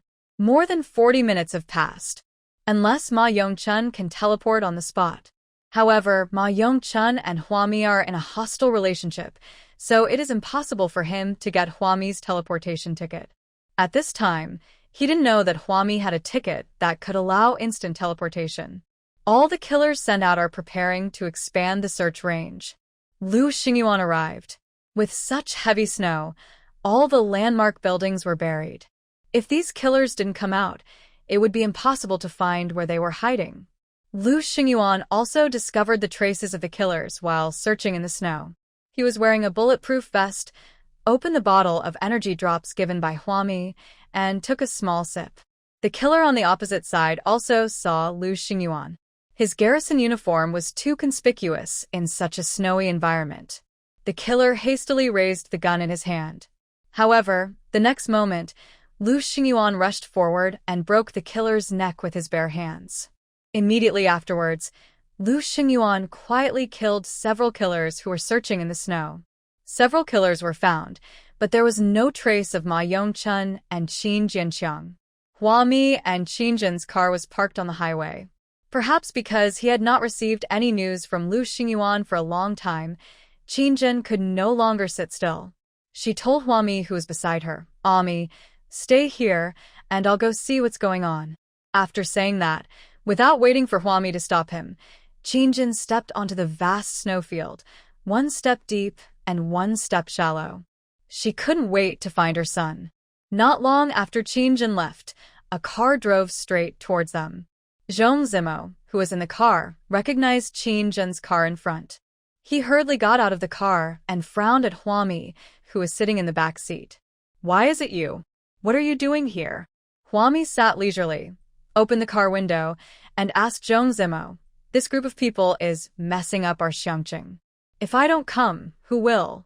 Zhong Zimo, who was standing outside the car window, spoke bluntly, "What's the point of you coming? You can't even take care of yourself."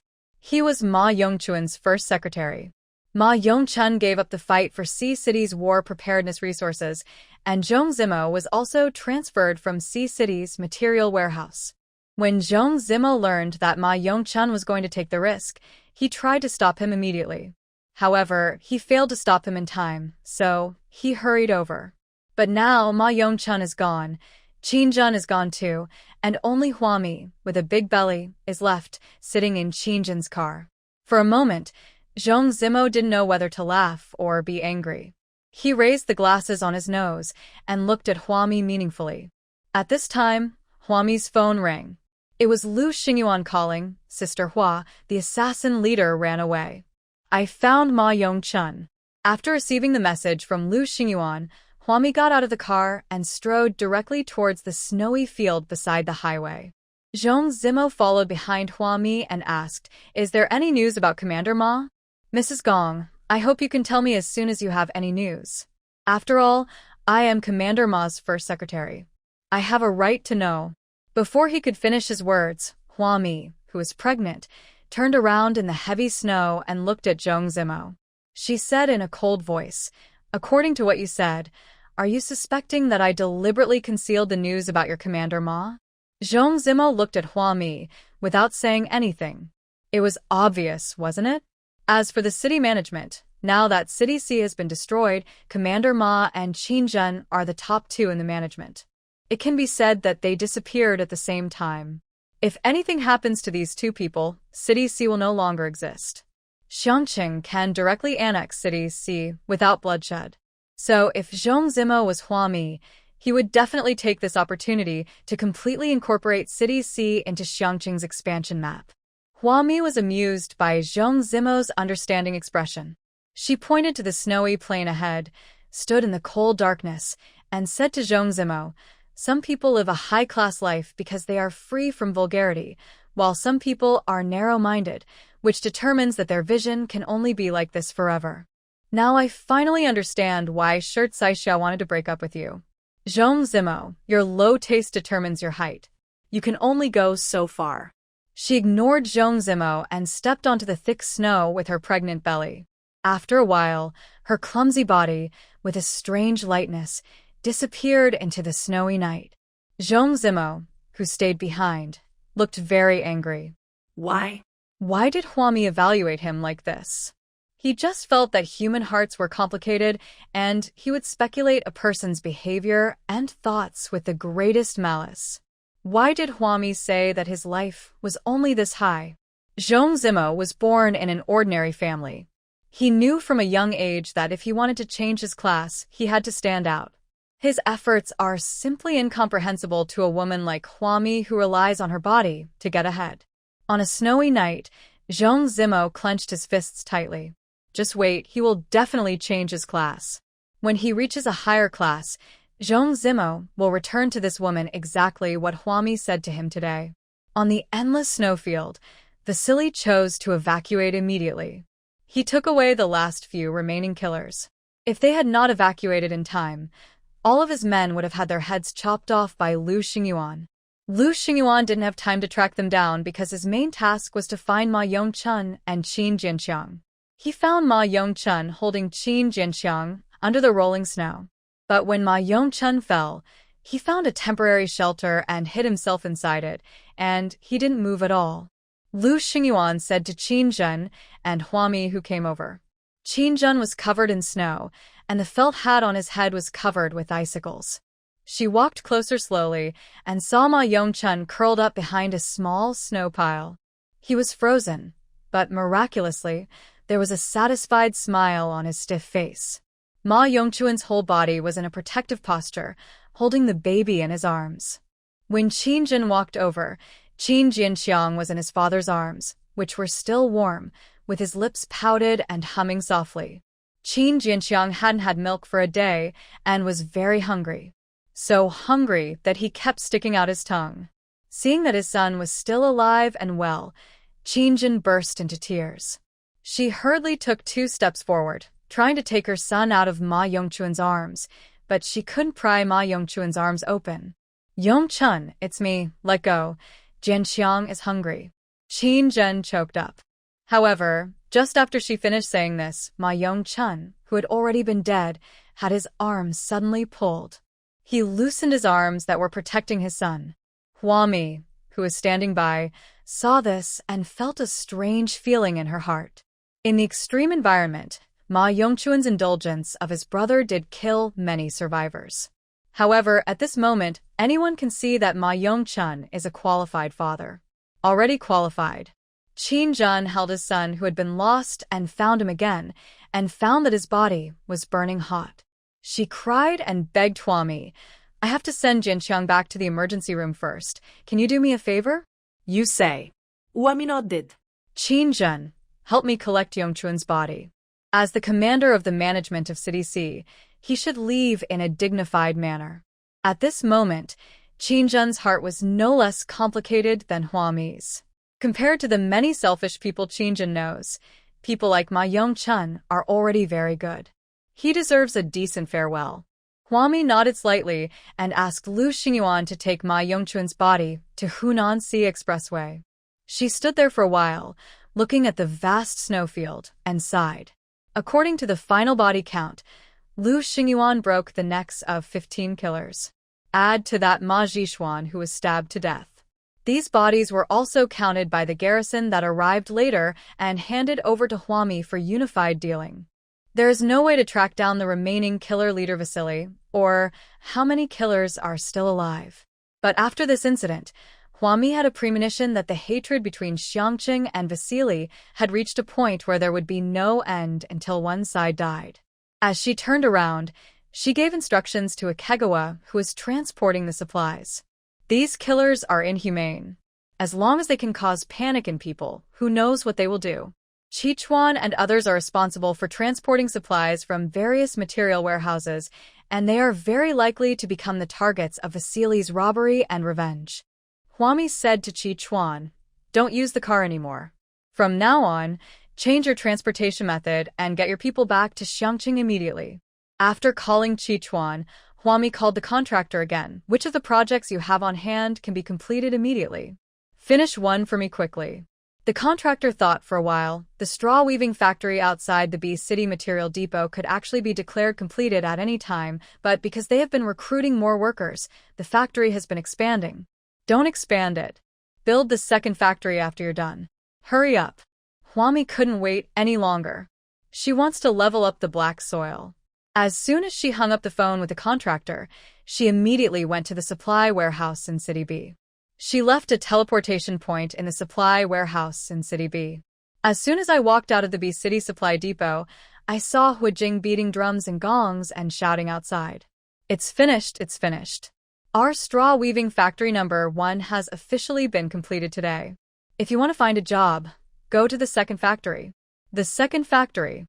I don't know how Huijing did it, but he quickly got a string of firecrackers and a red ribbon.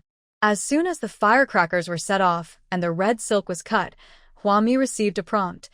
Infrastructure project. A straw mat weaving factory completed rating. Primary infrastructure project 17 square meters of black land were obtained. Please select a site for the black land. When a lucky draw X1 remaining draws X19 remaining lucky draws X15 just like that, Huami cleared 17 square meters of black soil. Satisfied, she called Huijing over and gave him a stack of teleportation tickets for Xiangqing, Watchtower, and City Supply Warehouse. Then let Huijing read the instructions on the back of the teleportation ticket himself. Without waiting for Huijing to react, Huami asked Huijing for the car keys, jumped into Huijing's car, and drove away. At this time, Tangyu received the news and rushed over to ask Huami in the car, "Sister Hua, why are you here? I'll come and take a look." Huami started the car, pointed back at the B City Supply Depot, and whispered to Tangyu, "I have placed a batch of white phosphorus bombs and teleportation tickets for Xiangqing Watchtower in this supply warehouse. Don't let anyone know. If anyone wants to harm this place, just cut them down." After saying that, Huami drove away in a cloud of dust. Tangyu was left standing there. What bullet? Where did Sister Hua get the contraband from? No one explained to Tangyu. Huami was driving very fast. After her car left the material warehouse in City B, it went directly to the outside of City B. There are also survivors in City B, which is now garrisoned by Garrison Captain Fang Yuqi. Huami got off the car and walked around the gate of City B. Compared to Xiangqing, there were not many survivors outside the city. But it is still prosperous. Thanks to the efforts of all the survivors, City B clears the snow every day. So even though the city is dilapidated, after some time of development, it can serve as a supply station for survivors outside the base. Huami placed 1 square meter of black soil at the gate of City B. Then she drove non-stop onto the Hunan A expressway.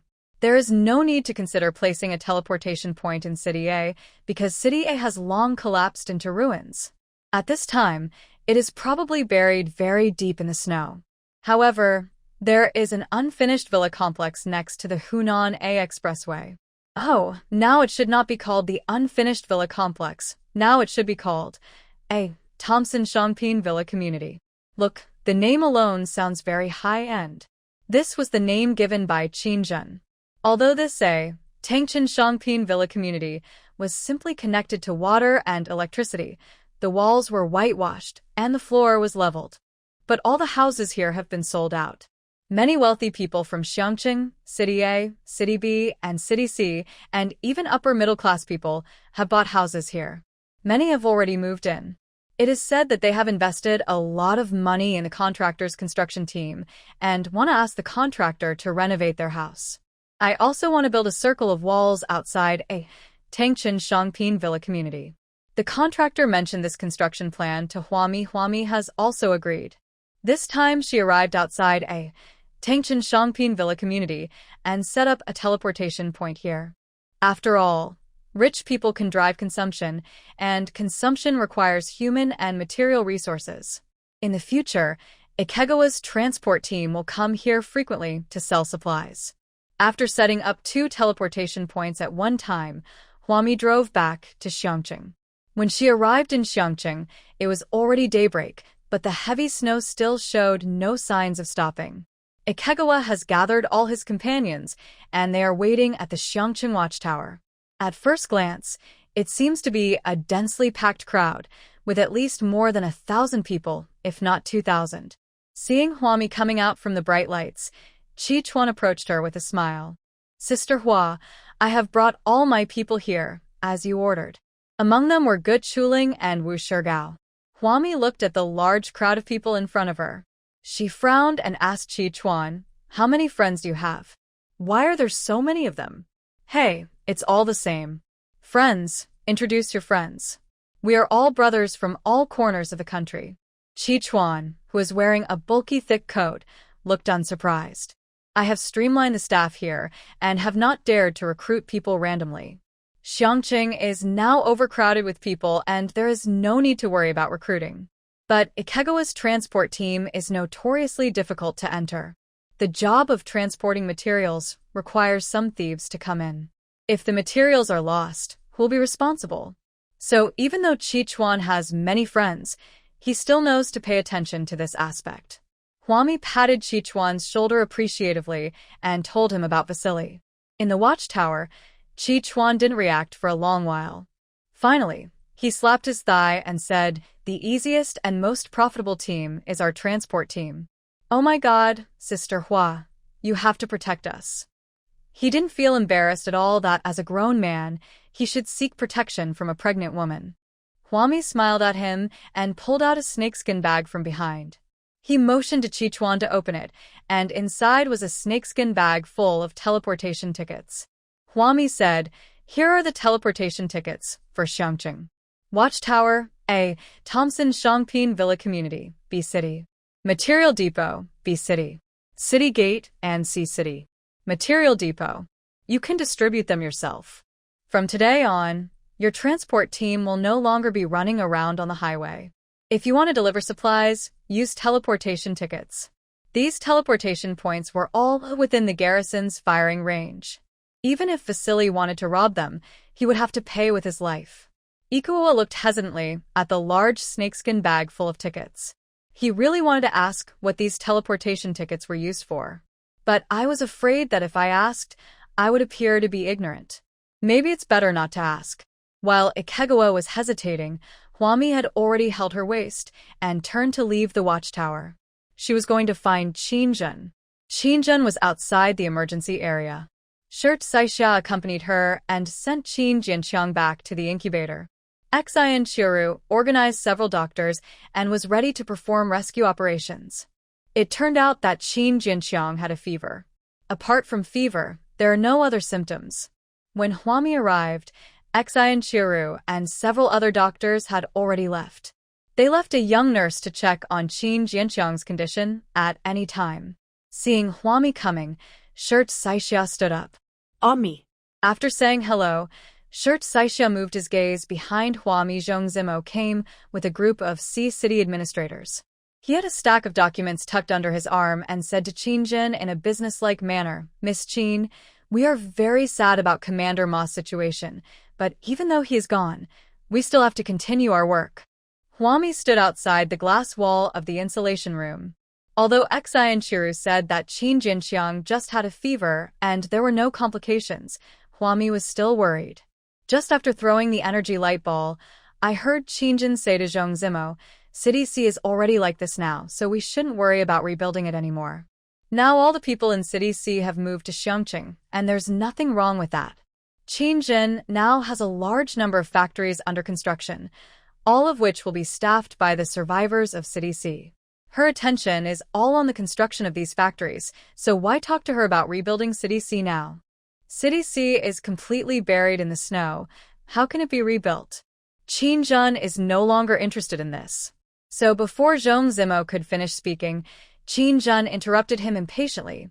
Why should we waste manpower, material resources, and financial resources to rebuild City C? If we have such capabilities, we can build Xiongqing together.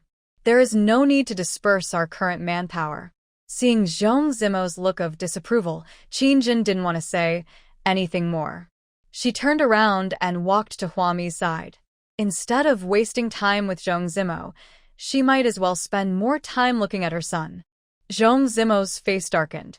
As Ma Yongchuan's first secretary, at this juncture, he must follow and continue to persuade Qin Jin. However, Shirt Saixia stood in front of Zhong Zimo. She advised Zhong Zimo, "We should still look forward. Zimo, you are a talented person. At this time, you should use your talents to do more practical things." Zhong Zimo looked at Shirt Saixia sarcastically. "What do you mean by doing practical things? Is this what you call doing practical things? What's the big deal? Anyone with a law degree can do this job. But he is different. He is a top student majoring in law. At a young age, he became the first secretary of the C City Management Commander. If Ma Yongchun had not died, if City C had not been buried in snow, if it had not been for these continuous natural and man-made disasters, Zhong Zimo will take over Ma Yongchuan's class in the future. With such a bright future, he could become a superior person, and he could obviously achieve something great. Why should he be allowed to go to the emergency department and be a small lawyer sitting in the office? Shirt Saixia raised the beer-bottomed glasses on his nose and said, "Zimo, it's not that I don't understand your ambitions, but given the current reality, rebuilding City C is already superfluous. That's not necessary." Without waiting for Shirt Saixia to finish his words, Zhong Zimo left angrily with the remaining administrators. Huami's gaze shifted from Qin Jinqiang to Zhong Zimo, and then she asked Qin Jin, "By the way, do you know the account number and password for your reserve fund account in City C?" Qin Jin, who was standing in front of the glass wall, shook his head and said, "I don't know. Ma Yongchun never told me. I guess I won't be able to get the money." According to management rules, only the chief administrator knows the reserve funds of each city. The reason why Ma Zhishuan was able to use the money in this reserve fund account was purely because Ma Yongchun doted on his younger brother. Now that Ma Yongchun and Ma Zhishuan are both dead, the money will naturally be forever buried in the internet. Qin Jin didn't feel anything about it. She wanted so much money, but it's useless now. The survivors in City C are almost settled. After everyone is settled, Qin Jin will work as a small administrator in the management level of City C. Then raise your son. This is her plan for her future. Huami nodded slightly and looked in the direction where Zhong Zimo's back disappeared. If you can get it back, you should. If you don't need it yourself, it's best not to let others use it. Now, the money still works. Because in Huami's Apocalypse supermarket, you can use money to exchange for teleportation tickets. The money can also be withdrawn and turned into paper money. So she guessed that in the future, even if mutant monsters and zombies appeared, the money could still be used. Qin Jin nodded thoughtfully and immediately turned to Shirt Saixia. "Go and contact Zhong Zimo." He is Ma Yongchuan's first secretary. Maybe he knows the account number and password of the Sea City Reserve account. Shirt Saixia agreed. However, before Shirt Saixia could find Zhong Zimo led Ma Yongchuan's original team to City D. They didn't even attend Ma Yongchuan's farewell ceremony. Ma Yongchuan's funeral was very small and was held at the crematorium, organized by Qin Jin. But the only ones who gave her face were Huami, Yirong, De Fu, Qi Chuan, and others. It seems like some people are no longer interested in me. Qin Jin was a little emotional. After completing the process, he said to Huami, I really didn't expect that Ma Yongchun would leave in such a cold and lonely way in the end. Although they are divorced, although there is no longer love between Qin Jin and Ma Yongchun. But to be honest, Ma Yongchun has never treated Zhong Zimo's group of secretaries and administrators unfairly. He even tried his best to promote and train them. Apart from Ma Yongchuan's mindless pampering of his younger brother, Ma Yongchun is actually a very charismatic person. Zhong Zimo and the others cannot, or at least should not, leave like this. It was snowing heavily outside the crematorium, and waves of blood-stained survivors followed one after another. Huami patted Qin Jin's shoulder. I used to think you were a very realistic woman, but now it seems that you are more loyal than many people. Forget it, Qin Jin. There are already enough dead people in this world. Don't worry about it. You have done the last bit of dignity for Ma Yongchun. As soon as he finished speaking, Huami's cell phone rang. She picked up the phone and saw that it was Yang Honglin calling her. A streetwalker on Hunan-di Expressway was attacked by a wild beast. It is said that the scene was extremely tragic, with the streetwalker's face bitten to pieces. All his internal organs were scattered on the snow. Huami. Why are there street prostitutes on Hunan-di Expressway? Isn't D-City okay? Zhong Zimo ran to D-City. Why did this happen? Huami hung up the phone and looked at Qin Jin apologetically. Please help me manage Xiangqing. I have to go to Xiang-di Expressway. This matter cannot be let go easily. A beast has appeared to attack people. Who knows if this so-called beast is a zombie or a mutant? Without waiting for Qin Jin to speak, Huami dived into the wind and snow. She took out her phone and called Gong Yi. When the other end picked up the phone, all they could hear was the sound of wind and snow. I heard they are heading to City D now. Don't come. It might be dangerous. At this moment, Zhou Cheng suddenly called Gong Yi. Gong Yi hurriedly comforted Huami and answered Zhou Cheng's call. According to Zhou Cheng, the people who were celebrating Halloween didn't know where they came from. They did not reveal their identities and did not answer the garrison guards who asked them questions from a distance. Just dressed like a ghost, trudging through the wind and snow. A group of people slowly approached the sentry post. The sentry had no choice but to report to Zhou Cheng. Zhou Cheng could only ask Gong Yi. Judging from the appearance, these people who celebrate Halloween in such an extreme environment are probably those who escaped from a mental hospital. The sentry said they were neither armed nor driving a car. The clothes he wore were thin and tattered. They moved clumsily, and some even fell down in the snow while walking, looking very weak. It doesn't look like they are here to launch an armed raid. But it seems there are dozens of people. Gong Yi was holding his phone in the snow and was stunned for a moment. Then he immediately reacted. Get your sentries to retreat. Retreat quickly. Zhou Cheng on the other end hadn't realized the seriousness of the situation yet. He was silent for a moment, then he frowned and asked, so the supplies in this warehouse were just lost? He was somewhat reluctant. Such a large warehouse could be used to save so many survivors in City C. Gong Yi thought about it and said to Zhou Cheng, you retreat first. I'll ask my wife if there's a way to move the supplies. After saying that, without waiting for Zhou Cheng to ask any questions, Gong Yi hung up the phone with Zhou Cheng and called Huami again. It tells the story of zombies appearing in the supply warehouse in City C. She was very surprised and frowned as she asked Gong Yi again, are there really dozens of them? Gong Yi hasn't seen it either. So, Huami asked again, are you sure it's a zombie? How many zombies are there? This is no joke. There are 1,500 zombies stationed in the Sea City Supply Depot. If these 1,500 garrisons were infected and turned into zombies, the problem would become even more complicated. Huami pinched her brows. Then, I'm really curious. Let Zhou Cheng retreat. That's cement from a warehouse. It's not edible or drinkable. Losing 1,500 lives for this batch of cement is not worth it. Gong Yi, who was standing at the gate of D-City, looked in the direction of D-City and asked Huami decisively, Wife, is there any way for me to go to Zhouqing immediately? Huami, yes, you can teleport to Xiangqing first, and I will give you a ticket to City C, Material Depot. After saying that, without waiting for Gong Yi to speak, Huami hung up the phone without any delay. She directly pulled a garrison standing guard outside the emergency area, handed him a teleportation ticket for Xiangqing, Watchtower and City, Material Depot, and explained, You must go to Xiangqing Watchtower right now and wait for your commander Gong there. When he arrives, give him the teleportation ticket for City, Supply Depot. Remember, go immediately.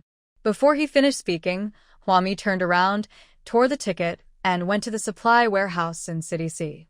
In just a breath of time, Huami stood outside the C-City supply warehouse. At this time, Zhou Chun was calling on his garrisons to start retreating. He accidentally bumped into Huami, who was behind him. Who? Zhou Chun turned around and was stunned for a moment when he saw Huami behind him. You? He never expected that Huami would appear here. Before Zhou Chun could react, Huami said directly, Don't have physical contact with those zombies. I brought a batch of white phosphorus bombs, and this. Huami shoved a teleportation ticket of a Thompson Shangpin Villa community into his hand and said, Send all the uninjured garrisons here and leave a few agile ones behind. We can't leave these zombies behind. Isn't it easy to evacuate? Change cities in an instant. The reason why Zhou Cheng was given the teleportation ticket to a Tangchen Shangpin Villa community was because among all the teleportation points currently set up by Huami, only this place had the least traffic. Just in case, right? It's not certain. Just say, just in case Zhou Cheng and his garrison have had close contact with zombies, it would be convenient to kill them. Huami didn't say such words, she just winked at Zhou Cheng. Zhou Cheng's garrison guarded the War Reserve Material Depot diligently and responsibly, and they didn't understand why they had to withdraw.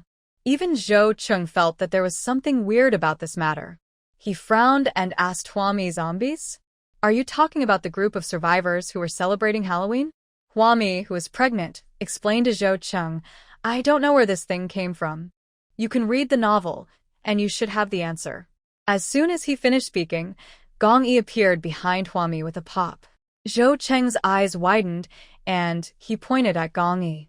You. As soon as Gong Yi appeared, he said decisively, We can't fight. Those who are here are zombies, and you are all mortals. Don't look at me like that. There are many people with special abilities in D-City now. I am also a special ability person. Let's retreat first. Zhou Cheng, superpower? What is this? It seems that he really needs to read some novels. Time was running out, and Gong Yi didn't have time to explain too much to Zhou Cheng.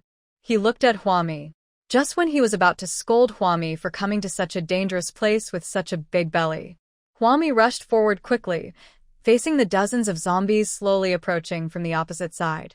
Zhou Cheng, who was behind her, was looking at the instructions on how to use the teleportation ticket. When he looked up, Huami had already rushed several meters away. Zhou Cheng was startled and directly stuffed the stack of teleportation tickets in his hand into the hands of the garrison behind him. Quick, take the brothers and go first. After saying that, Zhou Cheng also rushed forward. Huami is his brother's wife. If something happens to Huami on Zhou Cheng's territory at this time, Zhou Cheng will not be able to explain to Gong Yi. However, Gong Yi grabbed the back of his collar. Gong Yi pointed to a batch of white phosphorus bombs that had been piled up at some point. Put away these white phosphorus bombs. I'm going to save my wife. When Gong Yi followed Huami and rushed forward, Huami had already taken out a Gatling gun and fired at the staggering zombies in front of him. Gong Yi paused and suddenly realized why his wife was always so fierce every time she fought with others. The way she swings the gun to shoot people is the same as the way she shoots zombies. Because there were so many zombies surrounding them, There was no time to aim at them one by one. Just go for it. The zombies on the opposite side were knocked down by the Gatling gun bullets. When Gong Yi ran to Huami, they slowly crawled up again. It seemed as if the bullets hitting their bodies didn't hurt at all. Use the quantifier only when talking about zombies. They are no longer human. How can humans not feel pain? Gong Yi watched calmly, his sharp eyes fixed on the zombie closest to his wife. While using his mental power to tear the zombie into pieces, Gong Yi was still thinking in his mind. Zhou Cheng, who was behind the two of them, was stunned. He didn't even have time to care about the curious little garrison behind him. He tore up a teleportation ticket and disappeared in an instant. He just rushed forward and asked Gong Yi, "What's wrong? What's wrong? What's all this?" I told you it's a zombie. Gong Yi and Huami didn't want to repeat Zhou Cheng's answer. Huami frowned and looked at the blood on the ground and said to Gong Yi, "Leave the zombies to you. I'll clean up the blood on the ground." These zombies are all fresh, as can be seen from the color of their blood. The longer the zombies survive, the thicker their blood becomes and the darker its color becomes. On the contrary, the closer the blood color is to that of humans, the shorter the time it takes for them to become zombies. Just as Zhou Cheng watched Huami struggling to squat sideways with her pregnant belly, her hand was pressed on a small snow mound on the ground. In the blink of an eye, Xiao Xuebao disappeared. In the strong wind and heavy snow, a 1-meter high snowdrift disappeared. Not only that, the snow under their feet seemed to have become thinner. Following closely, there appeared several slow-moving men in the distant snow, zombies. They lay on the snow, their hands and feet still in the motion of trying to climb out of the snow. These zombies accidentally fell into the soft snow while approaching the living garrison. If it weren't for Huami, who shaved off a large layer of snow on the ground, they would have dug deeper and finally sunk into the snow. It won't die until spring comes, and in the end it will be a disaster. Zhou Cheng stood there in a daze. Suddenly he reacted, picked up the gun in his hand, and shot at several zombies in the distance. They are zombies, not an impregnable fortress, nor are they known for their speed. When the bullets hit their flesh, they naturally didn't feel any pain, but they didn't die either. He paused for a moment and then continued to crawl towards Gong Yi, Huami, and Zhou Cheng. Zhou Cheng opened his mouth wide, and even Gong Yi frowned slightly. This was the first time for both of them to deal with zombies in the true sense, and they had no experience. Otherwise, it will be useless. They are full of poison. If you are infected with the poison, you will either become a zombie or a mutant. It's hard to say. The chance of becoming a zombie is higher. She said a few simple words, and the rest was up to Gong Yi and Zhou Cheng to figure out for themselves. After a while, Gong Yi frowned and asked Huami, "Killing them is useless. If they die, there is no way to deal with their bodies. The bodies left behind pollute the environment. If others come into contact with them, won't it be dangerous as well?" Huami raised an eyebrow, with a somewhat compassionate look on her face. "So, it's useless.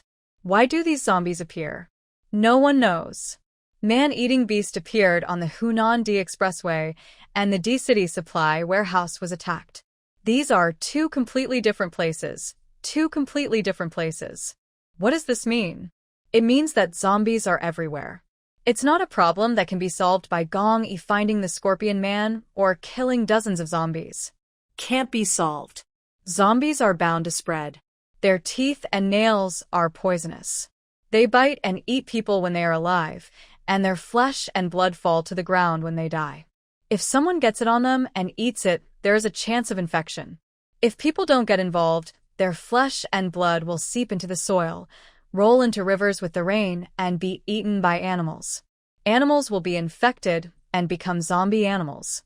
Zombie animals eat living people, and zombie humans also eat living people. If a living person's brain is not eaten clean, it will become a new zombie. So, what can we do?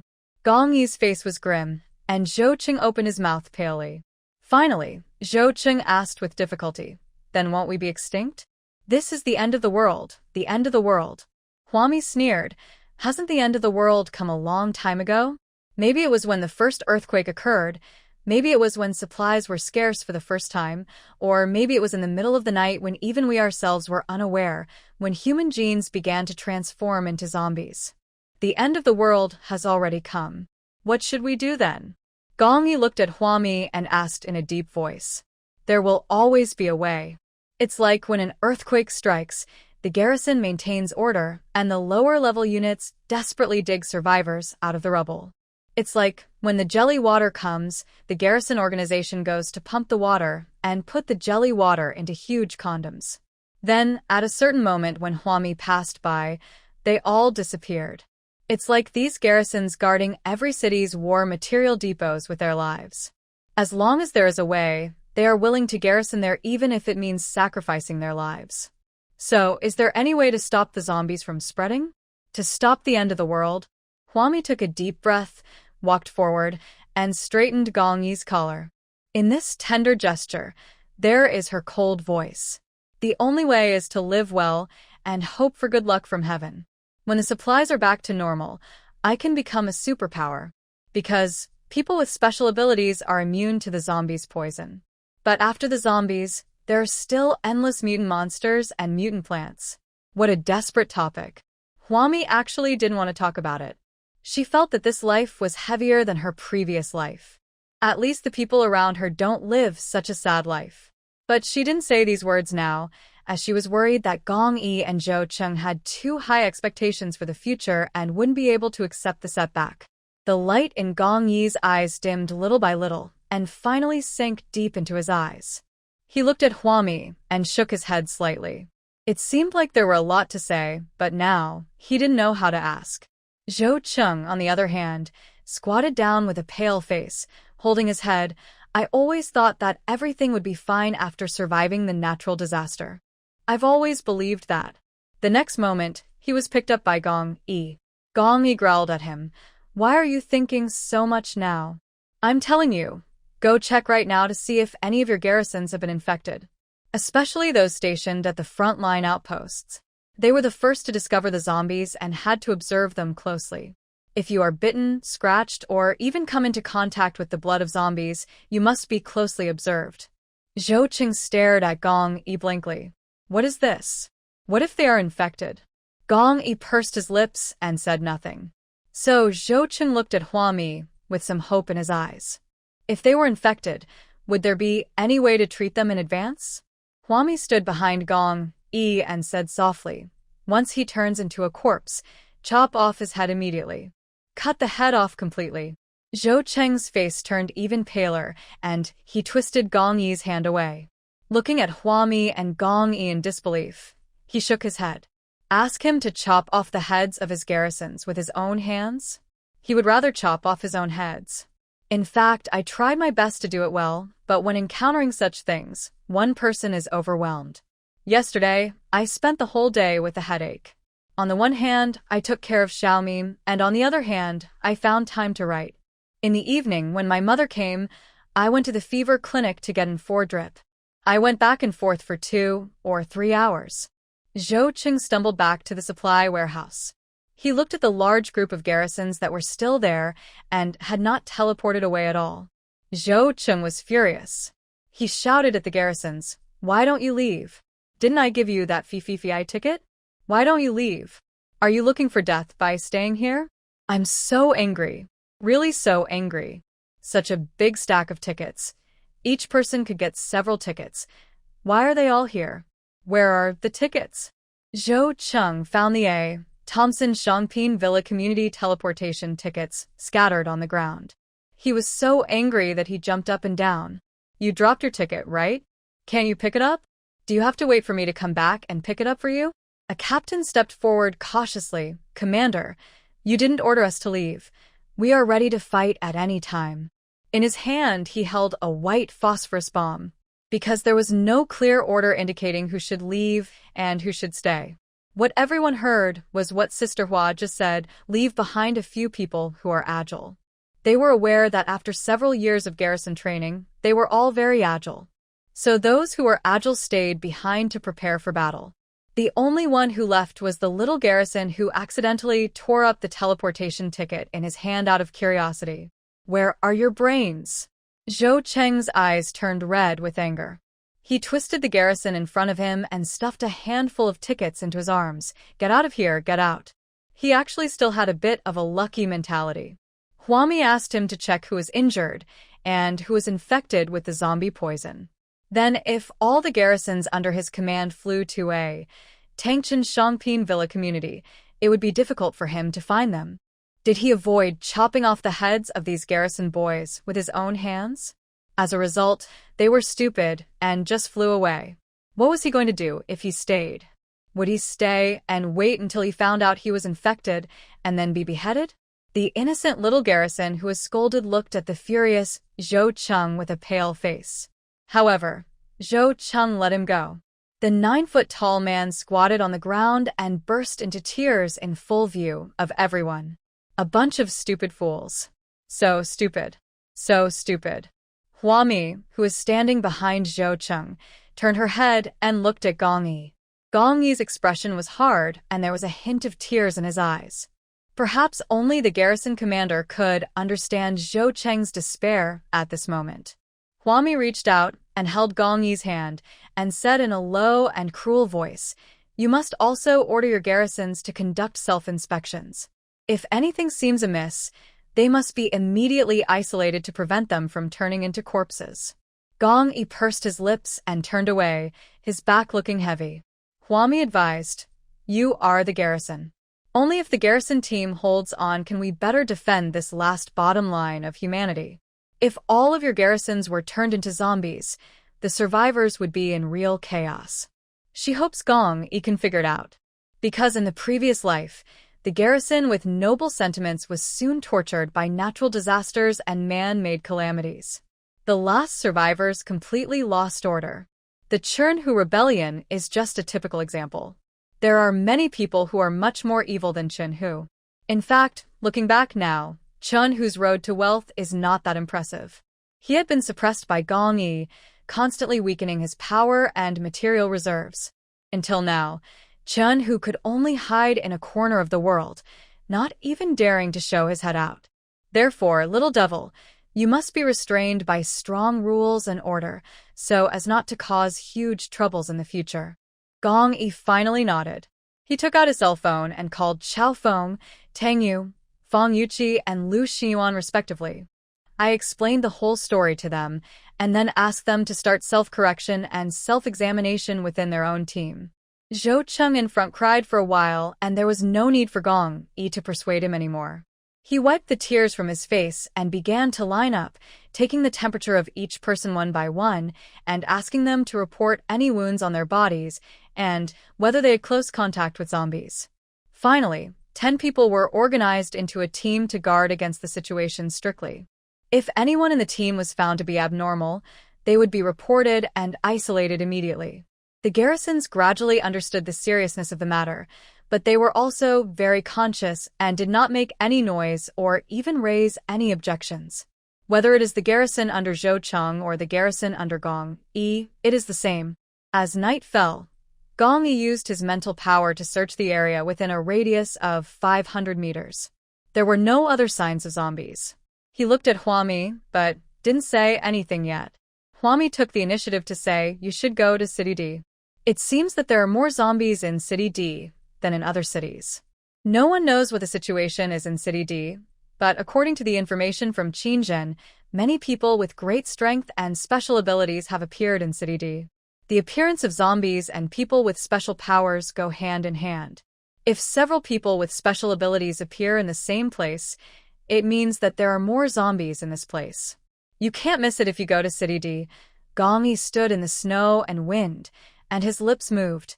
Finally, he placed his hand on Huami's belly. It's almost 6 months. Time passed so quickly, as if the night of passion between him and Huami happened just yesterday. Huami nodded. She thought Gong Yi was going to be nagging again. As a result, Gong Yi just raised his hand, touched Huami's head, turned around and walked into the wind and snow. At this time on the Hunan-D Expressway, Vasily and his remaining few killer subordinates were looking for his brother. Ever since escaping from Lu Xingyuan's hands, Vasily and other killers have been waiting for an opportunity to hijack a batch of supplies and take revenge. However, I don't know if it was because they were unlucky or if Huami was prepared. They stayed on Hunan Sea Expressway for several days in a row, but did not see a single material transport truck. Perhaps it was because City C had been buried in snow, so the supply trucks would no longer go to City C. So Vasily decided to take another route and rob the supply truck. Isn't the Hunan D Expressway now open to traffic? They inquired for information along the way, but they did not find out any information about the supply truck. Instead, they found out about their brother, who had a scorpion tattoo on his neck. It is said that someone has seen him. One of the assassins whispered, "Chief, since Babu has already come out of the supply warehouse, why doesn't he come to find us?" This is also what Vasily is puzzled about. They are an organization, and although there are only a few people left now, their cohesion has always been strong. Vasily's eyes suddenly became sharp, revealing a sinister, murderous aura. Our organization will never allow the existence of traitors. They discussed it on the spot and continued to head toward City D. Another killer was very puzzled. Why are there so few people setting up stalls on the Hunan D Expressway? Gong Yi went all the way from City C to City D. He could occasionally find one or two lone zombies, but he did not find any traces of large numbers of zombies. The traces along the way will be buried by the snow, making it difficult to track the zombies. At this time, Zhong Zimo had already arrived in City D with some administrators from City C. The environment inside City D was completely different from what he had imagined. There aren't many survivors here. The original garrison commander and management commander of City D were all dead.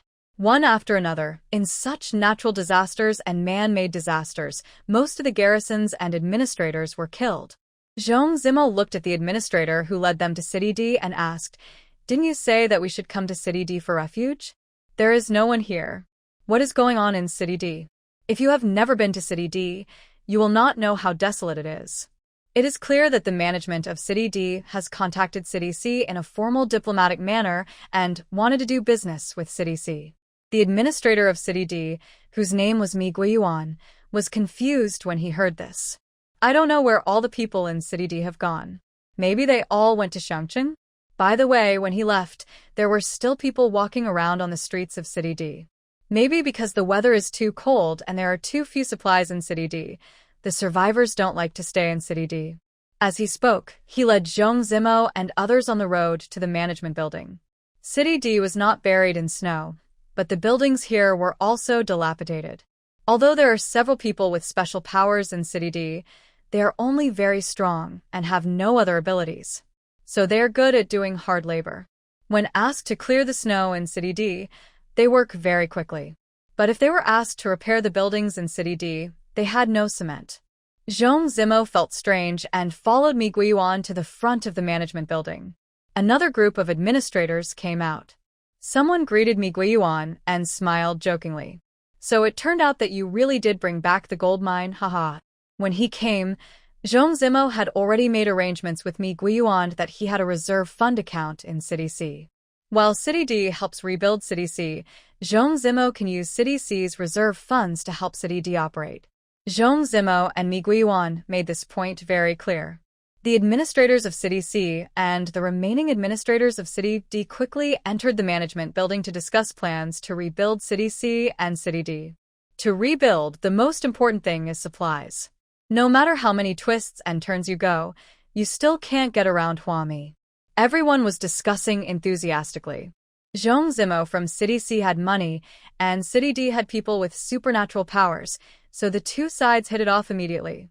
It was decided to use the reserve funds of City C to purchase large quantities of supplies from Huami. At this time, in the meeting room, a junior administrator from City C whispered to Zhong Zimo, "Why do I feel like there are so many new faces in the management of City D?" He is responsible for the business connection with D City, and he is also a native of D City and is familiar with the management level of D City.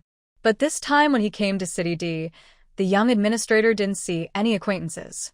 Seeing Zhong Zimo looking back, the young administrator pointed to a man with a strong gangster vibe in the corner of the meeting room and whispered, "Why would such a person appear in the management level?" Zhong Zimo looked over and, sure enough, found a ferocious-looking man with dyed yellow hair in the corner. He felt strange and asked Mi Guiyuan in a low voice, "Did your original management team undergo such a major change?" In extreme environments, death is inevitable, and Zhong Zimo understands this. Not to mention the management level of City D.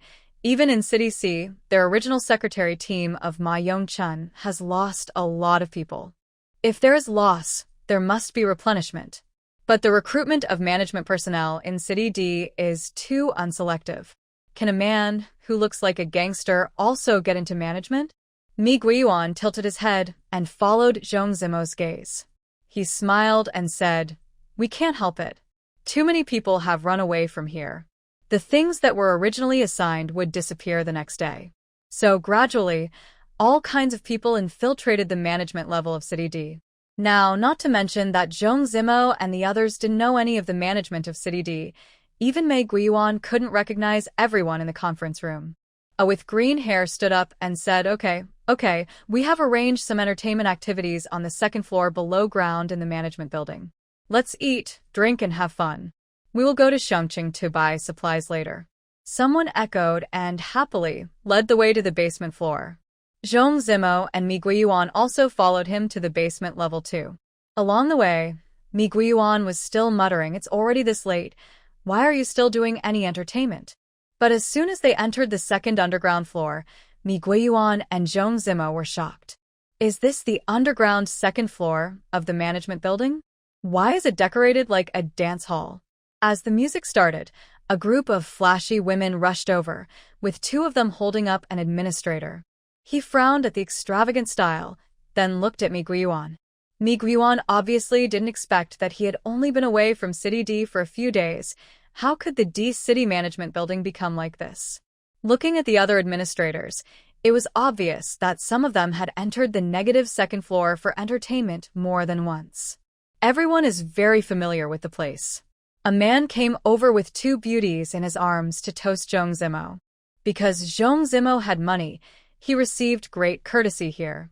The two most beautiful women flanked Zhong Zimo on his left and right.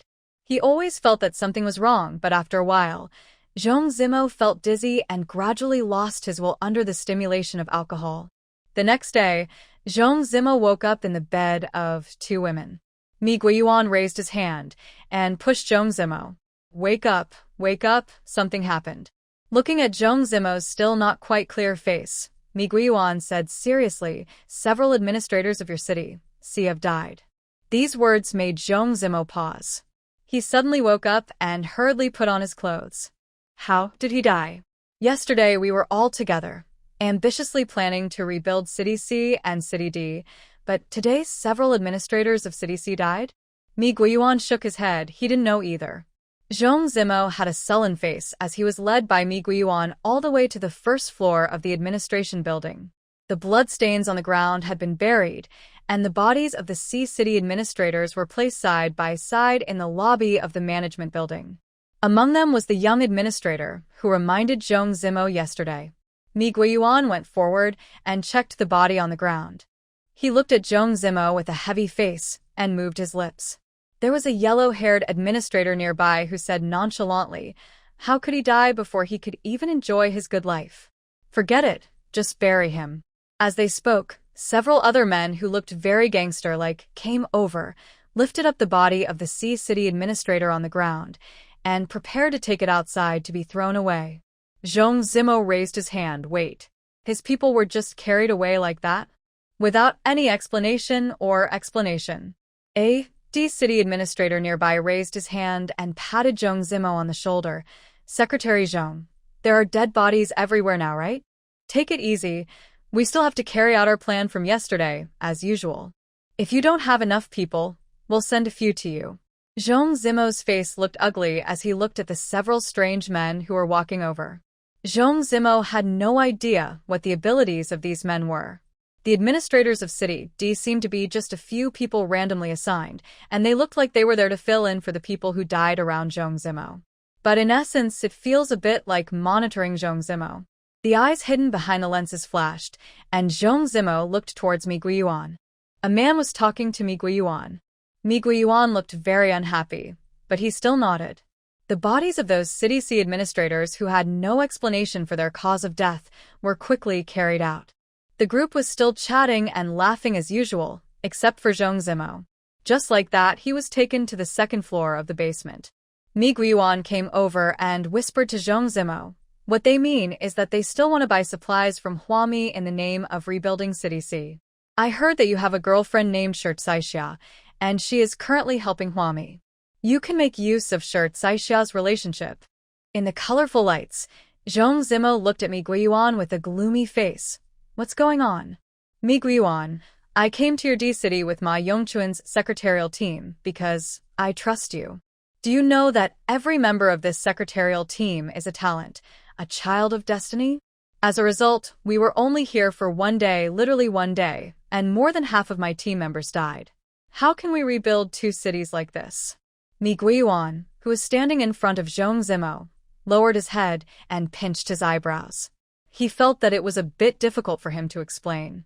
But I'm sorry to say, I gradually realized that something was wrong. My boss told me that we just needed to use the excuse of rebuilding City C to obtain a large amount of supplies. As for whether to rebuild or not, it doesn't really matter.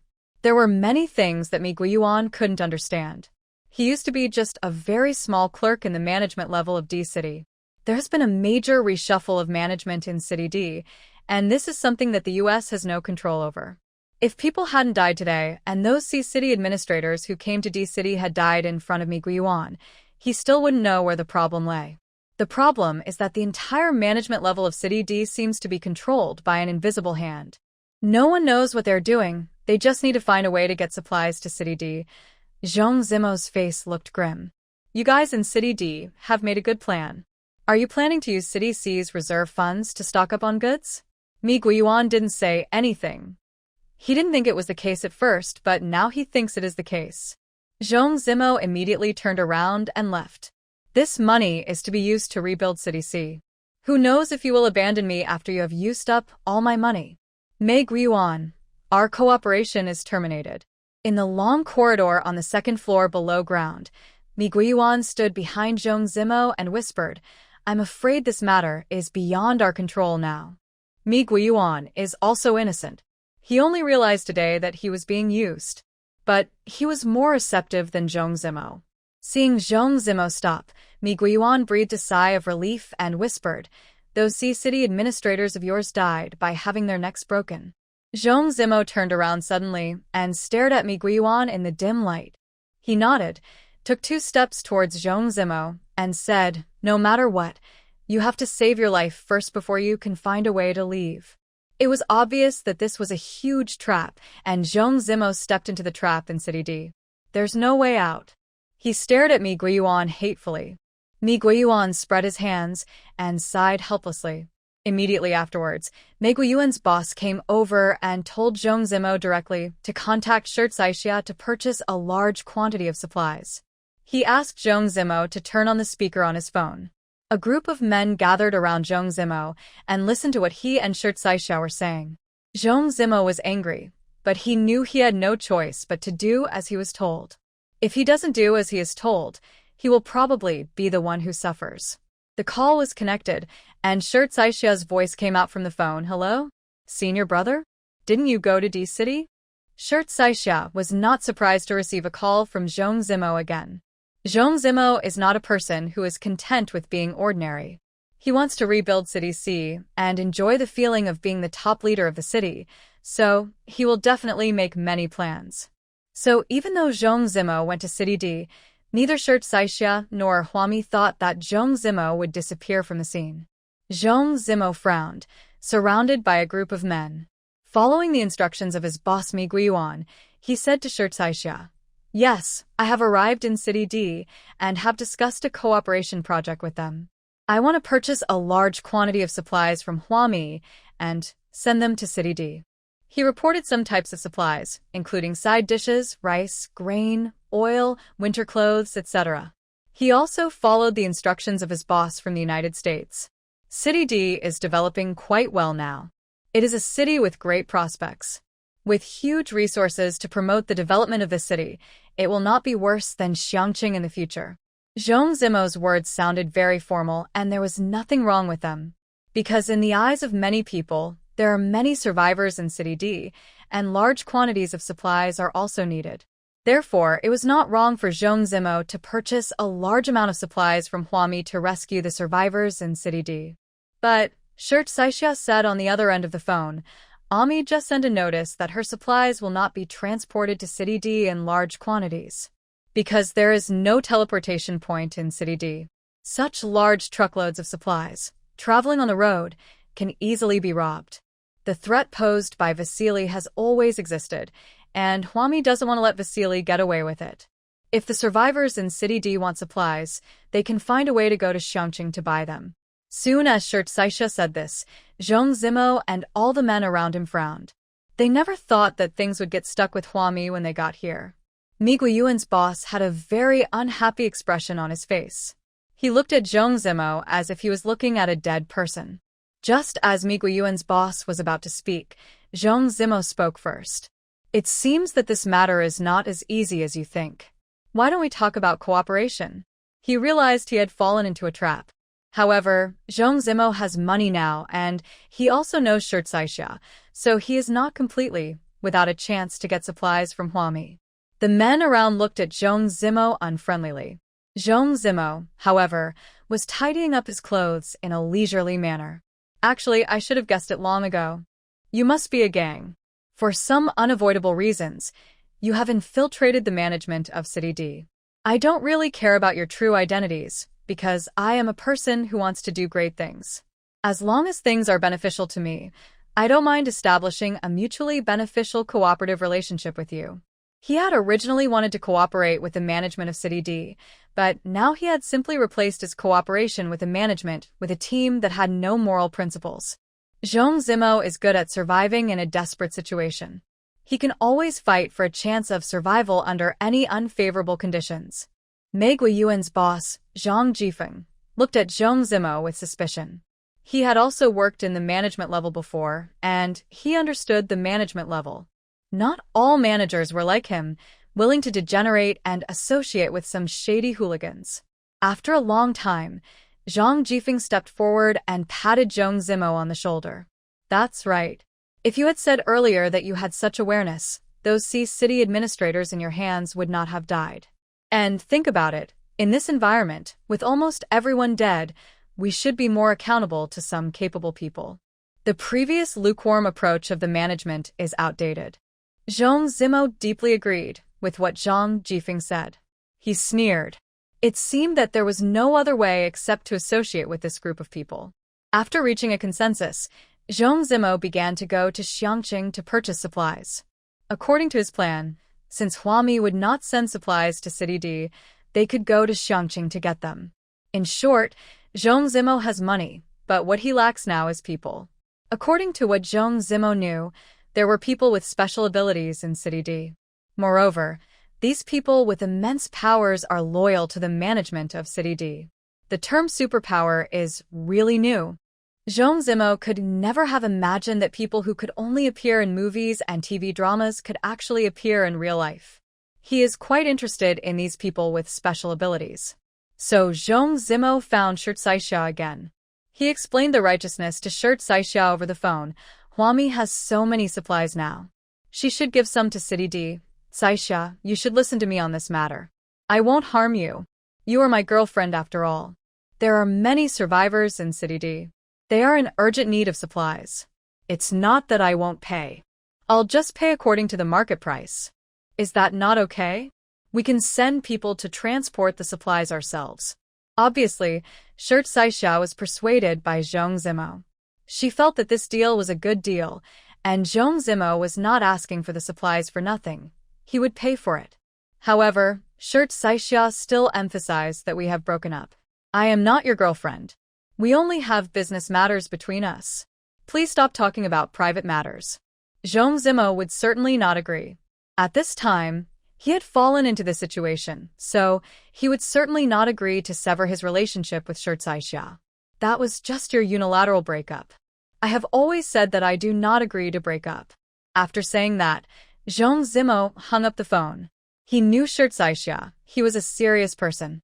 Because of her unlovable personality and average looks, she has no other suitors. Even if Shirt Saixia said she wanted to break up, after a long time, she had no one else around her and could only stay with Zhong Zimo. And if Zhong Zimo wants to buy supplies from Huami, Shirt Saixia is his best channel. After being rejected from the breakup, Shirt Saixia hurried to the Sea City material warehouse and told Huami that Zhong Zimo wanted to purchase a large quantity of materials and would be responsible for the shipping himself. However, it was directly rejected by Huami. The reason is simple. Huami doesn't want to sell large quantities of supplies to Zhong Zimo. Huami touched her big belly and said to Shirt Saixia, "Commander Gong has arrived in City D. He said there are not that many survivors in City D. If we sell these supplies to Zhong Zimo, he may not necessarily use them on the survivors." Shirt Saixia was standing in the heavy snow with a look of astonishment on his face. Really? What about the survivors in City D? Where did the survivors go in such a big city? Huami did not reply. She looked towards the direction of City D. In fact, I'm planning to go to City D. According to Huijing's statistics, the Hunan D Expressway had not been unblocked for long, and there were not that many survivors from City D. Most of the few survivors were strong and came from other cities, taking a detour to City D, and then taking the Hunan D Expressway from City D. Finally arrived in Xiangqing. Huami thought of the group of zombies who stumbled and trudged over here, and she frowned. If necessary, I want to up the Hunan D Expressway. This shocked Shirt Saixia. She asked what happened. This road was finally cleared. Although it was not Huami's tow clearance team that cleared the Hunan D Expressway, it was also the result of the efforts of those psychics in D City. So, by blowing up this highway, wouldn't it make it more difficult for the survivors in City D to reach Xiangqing? Huami raised her hand and patted Shirt Saixia on the shoulder. Believe me, I don't want to do this either, but if the survivors of City D all turned into zombies and hid in some unknown place, then we up the Hunan D Expressway. It's better than these zombies coming over one after another. Shirt Saixia didn't understand what Huami said. Shirt Saixia understood every word she said, but when she put the words together, Shirt Saixia didn't understand. Huami pointed to Zhou Cheng, who was squatting on the ground drawing circles not far away, and said to Shirt Saixia, "Why don't you ask Zhou Cheng? I still have to pack my things for City D. Zhou Cheng should be able to explain it better than I can." Following the direction of Huami's finger, Shirt Saixia looked towards Zhou Cheng. City D with Huami. The reason is simple. This so-called zombie sounds very scary. Shirt Saixia is worried that Huami will be in danger with such a big belly. In fact, Huami decided to go to City D. Both Shirt Saixia and Qin Jin persuaded her. But Huami had no choice but to go. Neither Gong, Yi nor anyone else Huami knew now had any experience in dealing with zombies. In particular, the entire City D is likely to have become a zombie city. It's just because of the heavy snow that blocked the city, so these zombies were trapped somewhere and had no way to get out. When the ice and snow melt, these immortal zombies will come out. Shirt Saixia decided to go to City D with Huami, and Zhou Cheng also decided to go along. It doesn't matter whether it's love or not. What's important is that Zhou Cheng wants to see how powerful the zombies are. He decided to leave, so he made adequate preparations. Because the material warehouse in City C is full of cement, not many garrisons are needed here. All the garrisons in City C will go to Xiangqing and be incorporated into the Xiangqing garrison.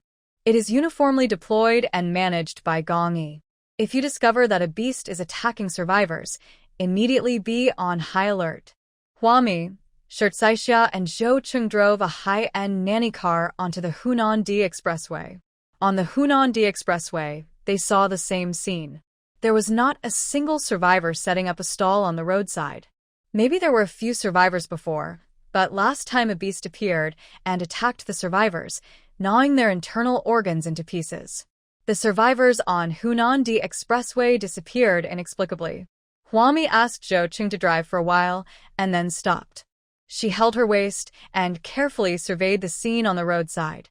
Shirt Saixia got out of the nanny car in the heavy snow and asked, "Ami, have you found any clues?" Standing on the side of the highway, Huami shook her head and pointed at the snow on the ground. There are people clearing obstacles on this Xiangdi highway every day. Shirt Saisha nodded. It is said that they are several people with special abilities. She got this news from Zhong Zimo. Zhong Zimo would often intentionally or unintentionally ask her for news about Huami and Qingjun. When Shirt Saisha realized this, she decided to take advantage of the situation and try to find out some information from Zhong Zimo. A superpower. Huami nodded in understanding. If he was a person with special abilities, clearing the obstacles would just be a piece of cake. I just don't know where these people with special abilities come from. She turned around and got into the car with Shirt Saisha. Zhou Cheng continued driving. Not long after, he saw a truck through the front windshield, parked on the side of the highway. Obviously, it should have come from the direction of Xiangqing. He motioned to Huami and Shirt Saisha to look. A little ahead of the truck was a snowy mountain. Huami looked at the snow-capped mountains slowly moving away in front of her. Real snow mountain. Shirt Saisha, who was standing by, had never seen such a magical sight before. She asked Zhou Cheng, "What is this?" Zhou Cheng didn't know either. It was the first time he saw a snow mountain that could move and grow larger. Huami's explanation was not surprising. If a group of very strong people push the snow together, the snow will accumulate more and finally form a snow mountain. It seems that this is how the supernatural people in City D clear obstacles. After Huami said this, Zhou Cheng and Shirt Saisha discovered that there were several people under the snow mountain. Zhou Cheng counted them. 12. This D city is too amazing. There are 12 people with special abilities. I am so envious. I'm afraid that in Xiangqing and City B, many people still don't have the concept of people with superpowers. But there are actually 12 people with superpowers in City D. Huami sneered. There was an analysis post that said that among 100,000 zombies, there would be one person with special abilities. Just think about it yourself. With 12 people with special abilities, how many zombies would there be in City D? The key is that we still can't find where these zombies are. Zhou Cheng counted on his fingers, but before he could figure it out, Shirt Saisha said seriously, according to the previous census, the population of City D is about 883 million. But this data is from 3 years ago. The population has been increasing year by year. Even if the earthquake caused some loss of life, it is not that many. Especially since the earthquake started in a small area and then gradually spread to the entire city. So from the time of the first earthquake, many people took precautions and ran outside as soon as the shaking started. In this case, out of the 3.383 million people in City D, at least 3 million people will be left. Shirt Saisha's face turned pale as he spoke. If there are hundreds of thousands of zombies, how can the three of us deal with them? Huami, sitting in the airline seat, glanced at Shirt Saisha. Hundreds of thousands of zombies? You think things are too simple. I hope only a few 100,000 people are killed. Then, Huami said to Zhou Cheng, Commander Zhou, why don't you go down and make friends with those people with special abilities and get some inside information from them? Zhou Cheng thought it made sense. So, he parked the nanny car on the side of the road and took the initiative to go forward and talk to those psychics who were pushing the snow mountain. Only after Zhou Cheng got off the car did Shirt Saisha say thoughtfully, I think these people with special abilities are closely related to the management of City D. Huami looked towards Shirt Saisha. She shrugged. It was Zhong Zimo who said that. When he said that we could pick up the supplies ourselves, he accidentally let slip that the management of City D was not satisfactory in every way, but they had a group of people with special abilities. Zhou Cheng in front was already chatting with those psychics who were working hard to push the snow mountain. I have to say that although Zhou Cheng is a bit silly on weekdays, he has a very approachable personality. You will be able to get along well with the people around you very quickly. After a while, Zhou Cheng returned to the RV and said to Huami, Sister Hua, do you have any wine? I told my 12 brothers that we want to get drunk. So quickly, he has 12 brothers. Huami was a little surprised. Zhou Cheng makes friends too quickly. Fortunately, she won 1 million bottles of beer in the previous draws, which came in handy today. So Huami patted the toilet door of the nanny car, and when she opened the toilet door, 13 boxes of beer were instantly filled in. Huami said, "Here, 1 box for each of you. You and your 12 brothers can drink it. You can drink, but you have to find out what's going on." Zhou Qing couldn't understand why Sister Hua put 13 boxes of beer in the toilet of the nanny car when she went out. He scratched his head and stopped thinking about it. He just moved the beer out, set up a tent with his 12 new friends, and started drinking. It was at this time that Huami received a call from Gong Yi. "I made an unexpected discovery. Chun, who might be in City D. Chun, who was actually in City D, and very likely had infiltrated the management level of City D." This was beyond Huami's expectations, but she was not surprised at all. Wasn't that what Chun who was like in his previous life? He is infiltrating everywhere and has connections everywhere. Looking out the car window, Zhou Cheng was drinking and singing with the 12 powerful people. Huami and Gong Yi exchanged some information. At present, Chun, who not only controls the management level of City D, he also has a superpower in his hands. In addition, they have been clearing the Xiangdi Expressway and transporting supplies back from Xiangqing. This is a bit infuriating. Although Huami had a lot of supplies, she had never thought of using these supplies to aid the enemy. It seems that we have to up the Hunandi Expressway. Huami was so angry that she clenched the plastic water cup in her hand and squashed it. Originally, I said that we would see the situation and up the Hunandi Expressway if necessary. But look, there are no normal survivors in D City. I don't know how many of the remaining people are Chun Hu's men. It is not allowed to aid the enemy. It is unforgivable. Wait a moment. Gong Yi on the other end of the phone suddenly realized something and asked in a cold voice, "Tell me, where are you?" After chatting for most of the day, he finally reacted. Judging from what Huami said, she is on Hunandi Expressway? Huami held up the phone, looking for a signal everywhere. "Hello, hello. Hey, what kind of signal is this?" "Hello." Gong Yi's roar came from the phone. Huami. "Do you want me to remind you how big your belly is now? It's almost 6 months. In a few days, your belly will be almost 6 months. Why are you running around? What if something happens? You're pretending. You're pretending for me." "Huami, sorry, the number you called is out of service area. Beep. Just hang up the phone." Huami looked up and saw Shirt Saishia's shocked expression.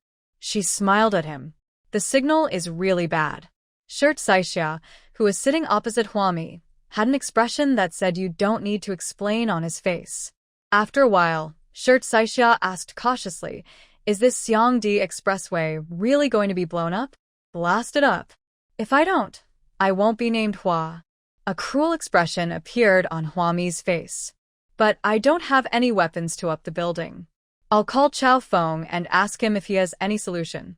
In fact, it would be better to contact Gong Yi directly, but Huami's cell phone signal is not very good, so she can't contact Gong Yi. Real. Soon, Chao Feng's call was connected. After Huami told him the whole story, Chao Feng was silent for a moment on the other end of the phone. He said, "I have to ask the commander about this matter. Sister Hua, I'll call you later. Look at the detour for the child. If Sister Hua wants to up the highway, can't she just call Gong Yi and let Gong Yi give the order to Chao Feng?" Now Chao Feng has to ask for instructions from the bottom up. The sensitive Chao Feng noticed that there might be something wrong in the relationship between Sister Hua and the boss. He didn't dare to ask more questions and went to ask for instructions obediently. After a while, Chao Feng called Huami back. The boss said it as feasible. "The boss told you to go back to Xiangqing as soon as possible, otherwise he will make you look bad, Sister Hua."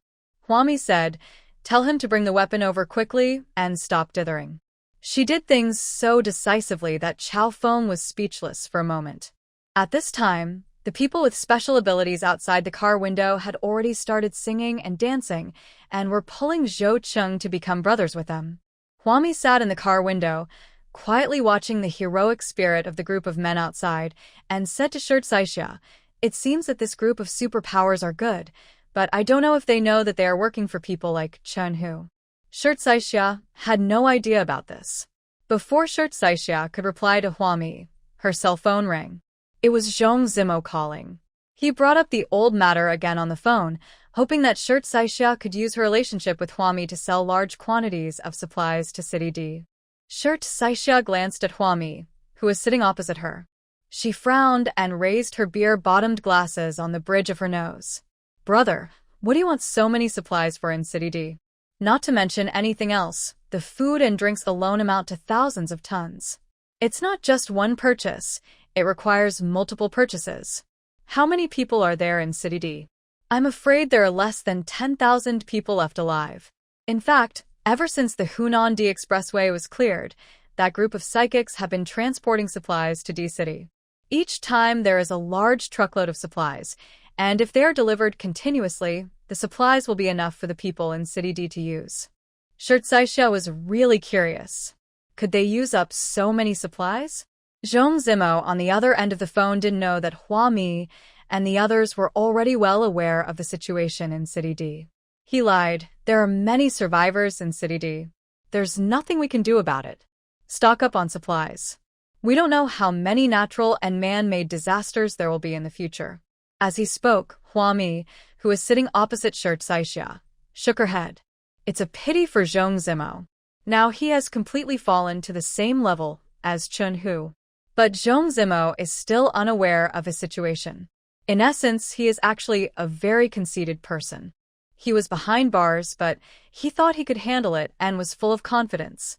Shirt Saixia sighed, and at Huami's suggestion, he reminded Zhong Zimo, I heard that zombies have appeared now, and there are not many survivors in D City.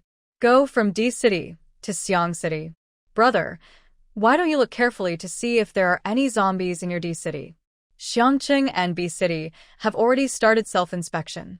Delete treats zombies as the public enemy of all survivors. Huami certainly hopes to have one more person to help and more strength. However, Zhong Zimo sneered, what nonsense are you talking about? Do you think this is a suspense movie? I'm in City D. Where are the zombies? Shirt Saixia, if you don't want to sell supplies to us, just say so directly. Why are you using such a ridiculous lie to divert our attention? Zhong Zimo was a little angry. He just hung up Shirt Saixia's phone. Mi Guiyuan, who was standing next to him smoking, came over and asked, what's wrong? Rejected again? Zhong Zimo sneered. What do you mean there are zombies in D City? Let's check ourselves first. My girlfriend hasn't improved her abilities since she started following Huami, but her brain has become more and more crazy. Hearing this, Mi Guiyuan laughed out loud. Zombies? Where are they? If there really are zombies, I'd like to see them for myself. A few yellow-haired thugs nearby heard their conversation and couldn't help but burst into laughter. Just when the mixed group of administrators in City D were laughing at Shirt Saixia, Chao Feng led the team personally and brought a batch of artillery shells. He did not approach Huami and the others, but stopped at a far distance and called Huami's sister Hua. I'm about to start. Why don't you go back to Xiangqing directly? There's no way Huami would listen to Chao Feng. She responded, Yeah, you set off your firecrackers and I'll take a stroll. When she hung up the phone, she saw that the supply truck transported by the psychic had driven up and stopped in front of the nanny car. Huami immediately asked Shirt Saixia to get out of the car. In the snow, Shirt Saixia followed behind Huami with some uneasiness. Ami, why don't you go back? Commander Zhou, and I will go to D. Before she could finish her words, a roar sounded behind her. Shirt Saixia turned around. Why was Chao Feng so quick? In the tent far away, a dozen or so supernatural beings who were sworn brothers with Zhou Cheng stood up with their necks propped up and looked in the direction of the explosion. Someone was drunk and said, it's firecrackers. Some people rubbed their eyes and looked at the truck they were driving. Hey, why do I feel like there's a pregnant woman standing next to our truck? Huami was standing next to the big truck. She casually patted the truck's compartment, and the compartment full of supplies was emptied. All were recycled into her level 30, warehouse number 3. Seeing several people with special abilities staggering towards them, Huami made way and walked towards Zhou Cheng with Shirt Saixia. However, before Huami could open her mouth to talk to Zhou Cheng, a powerful person widened his eyes and said, Something is wrong. Huami stopped. She thought that what she had done had been discovered by the psychic. So, she protected her stomach first, and her mind raced to find an excuse. Who knows, the powerful person said in a daze, I seem to see a snow mountain collapse there, revealing a gas station. There were quite a few people walking out of it. As he spoke, he shook his head vigorously, squinted carefully, raised his hand, and pushed Shirt Saisha aside. Really, a lot of people came out of the gas station. Huami followed the gaze of the powerful person and looked back. Because Chao Feng blew up the highway, the snow on both sides began to slide. There was indeed a gas station that was blown up. But at the same time, after the thick ice layer was blown open, a large group of zombies appeared. Huami said ouch and quickly said to Shirt Saisha, "Zombies, zombies, look." The tone of his voice, as if he had seen some beautiful scenery, made Shirt Saisha look quickly. Shirt Saisha also turned around. With her eyesight, she could only see a dense crowd of people in the distance. They seemed to be coming towards us. There was also a small group that went in the opposite direction to look for Chao Feng and the others. Shirt Saisha realized it belatedly and turned around to ask Huami, "What now?" She couldn't be nervous because she couldn't see clearly at all, and the so-called zombies didn't move very fast. Shirt Saisha has not personally experienced the horror of these things. Huami smiled maliciously. "You should wake Zhou Qing up now, get him organized, and prepare for battle. Maybe it's because of the jelly water and the snow, or some special reasons. The zombies in City D were trapped under the ice, so they couldn't escape. These people with special abilities have human consciousness and great strength, and they have the instinct and consciousness to save themselves on the road to survival. That's how they were able to get out of the ice. Although it seems that they themselves cannot seem to understand why they stand out." Shirt Saisha hurried to call Zhou Qing, "Commander Zhou, the zombies are coming." As a result, Zhou Qing was confused and sat cross-legged beside the fire, staring at Shirt Saisha in a daze. "No zombie is as good-looking as Xia." Shirt Saisha patted Zhou Qing's face. Quick, Commander Zhou, wake up. What should we do now?" Zhou Qing was grinning foolishly beside the fire. He held Shirt Saisha's face in his hands and kissed her on the lips. Shirt Saisha was stunned and completely shocked. The snow was falling heavily. A group of drunken superpowers raised their hands and cheered at the zombies on the opposite side. "Yohu, dear survivors. Welcome to City D. It's not easy." With the frequent occurrence of disasters, their relatives and friends disappeared inexplicably or died directly. They became more and more lonely and felt more and more that City D was like a dead city. If it weren't for their great strength, they would be cleaning the streets and alleys of City D every day. Today, City D is probably buried in the snow just like City C. The reason why the thick snow on the streets and alleys of D City is cleared every day. It wasn't the administrator of City D who ordered them to do this. But they always felt that if City D was buried, their lives and memories would be sealed by this thick snow and ice. If City D still exists, one day this beautiful city will become lively again. Huami looked at this group of unreliable people and raised her eyebrows. Very good. She also played badly. The zombies growled and moved closer in slow motion. Huami jumped onto the roof of the truck, looked into the distance with her belly bulging, and estimated that there were at least 500 zombies in this gas station. Following the sound, only a few dozen of them headed towards Chao Feng. The rest were attracted by the psychics who were shouting excitedly and welcoming them with open arms. There is no need to worry about Chao Feng, as a big hole has been blown out on the highway surface, and the zombies will fall into the hole if they want to pass through. This is also a good opportunity for Chao Feng to see up close what zombies are. On the other hand, Huami was watching coldly. There was a person with special abilities who was extremely happy and took the initiative to run towards the group of zombies. "Hi, dear friends." "Oh my God." He ran, spun on the road, and ran back, with his arms outstretched, shouting, "Why don't these look like people? How should I put it?" It looked like these zombies had been trapped under the ice for a long time. Under the ice, their skin must no longer be like normal human skin. There are also some zombies that were bitten into a bloody mess by other zombies before they turned into zombies.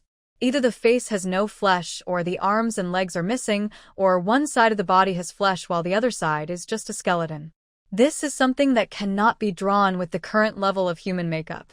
Anyone who wants to treat them as Halloween won't be able to do so. Other people with special powers were still shouting excitedly. Li Haifu, who had come face to face with the zombies at close range, was now mostly sober. He ran back, clenching his fists and shouting, "This is terrible. These people are not human beings at all. Don't be happy anymore. Hurry up and run away." Run? Huami on the roof raised her eyebrows. Of course, she would fight zombies if she met them. Why would she run? Zombies have crystal cores in their brains. No one is born knowing how to fight zombies.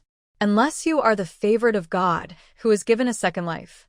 Huami also understood this logic, so even though she complained, she had no intention of interfering with the group of people's hasty escape. In fact, Huami also jumped off the truck. She planned to see where this group of people were going. Where can you run to? People with special powers are the mortal enemies of zombies, but they are also the chosen ones among the survivors. As people with special powers, it seems to have become their instinct to fight zombies when they see them. So this is the first time I've seen a psychic being so scared by zombies. Huami felt like laughing. At this time, Zhou Cheng had also become much more sober. With a red face, he let go of Shirt Saishia's face, tilted his head, and didn't know what to say. Just then, the 12 supernatural beings in front hurried over, shouting, "There are monsters! There are monsters!" Huami, with a big belly, followed them leisurely.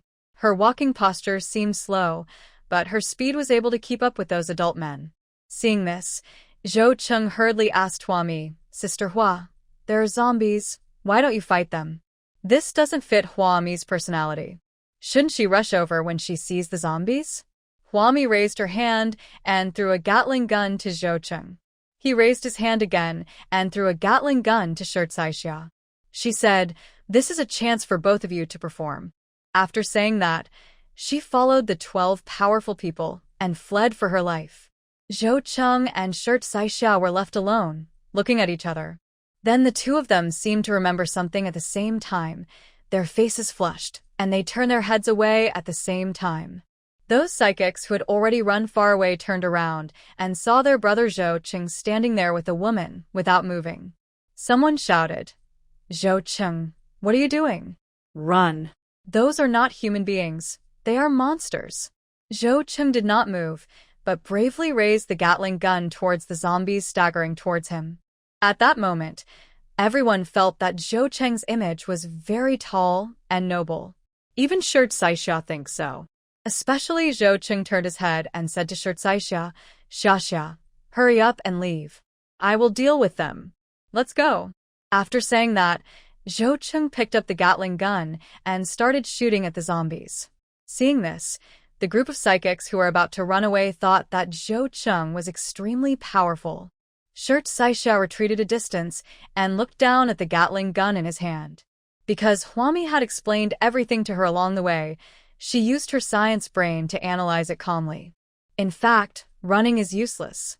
Even if the monster doesn't chase them, it will hear the sound and chase other survivors. There is even some mysterious connection between them, and one zombie can call many other zombies to come. If you let them go today, they will still be blocking the road tomorrow.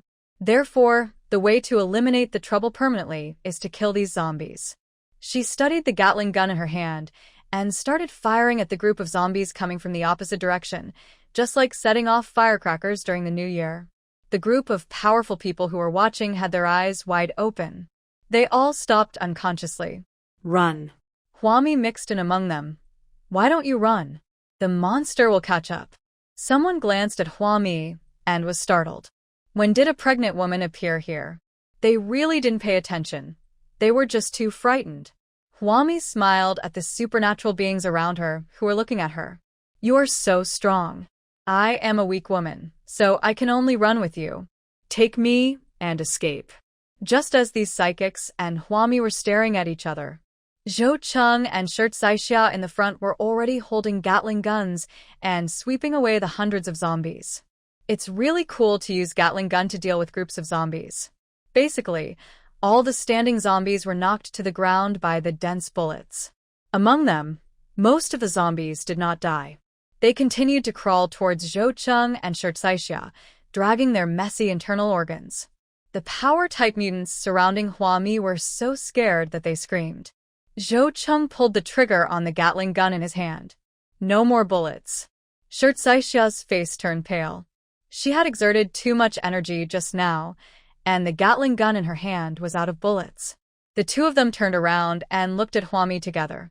At this time, they didn't know what to do, so it would be right to turn around and ask Hua Mi. Hua Mi pulled out 2 machetes from her back and threw them directly into the snow. Just chop off their heads. Shirt Saishia didn't dare. She had been following the rules all her life and had never killed a chicken. Now Hua Mi told her to chop off a zombie's head? Zhou Cheng, on the other hand, had a strong psychological quality and had seen a zombie before. He picked up the machete in the snow without hesitation and pointed it at the nearest zombie that was crawling over. It was Zhou Cheng's first time cutting hair, so he was a little unskilled in the job. It took several cuts to cut it off. After cutting a few more zombies, Zhou Cheng's technique obviously became much more skilled. Hua Mi was watching from the side and couldn't help but sigh. If an ordinary person can deal with zombies so cleanly and neatly, wouldn't it be even more amazing if it was someone with great strength? She really didn't care about the powerful people around her. At this time, these frightened power users finally reacted. Someone immediately took out his cell phone and reported to Zhang Jifeng in D-City about the appearance of zombies on the Hunan-D Expressway. Zhang Jifeng couldn't help but sneer on the other end of the phone. Zombies? Are you kidding me? Zombies don't appear in D-City, but run on the highway? I think you guys are suffering from some serious illness. Hurry up and bring the supplies back. The survivors are waiting for them. After being scolded, Li Haifu looked at the hung-up phone and said angrily, "What the Hades? If it weren't for the survivors in City D, I wouldn't want to be mad at you." Hua Mi, who was listening nearby, felt very strange. There are still survivors in D-City? I thought they all turned into zombies. After a pause, Hua Mi seemed to realize that she had said something wrong and hurriedly tried to make amends. "My husband is in City D. He said that City D is now a deserted city." Li Haifu said embarrassedly, "There must be some survivors. There are many people in the management system." Moreover, Zhang Jifeng said that after the natural disaster is over, the people of City D who left their hometown will definitely return to City D. They are people with special powers and are not as helpless as ordinary survivors in the face of natural and man-made disasters. So they were recruited by the management of City D and volunteered to transport reserve supplies for City D. This is so that one day, the survivors who left City D will return to City D and find that there are sufficient supplies waiting for them at home.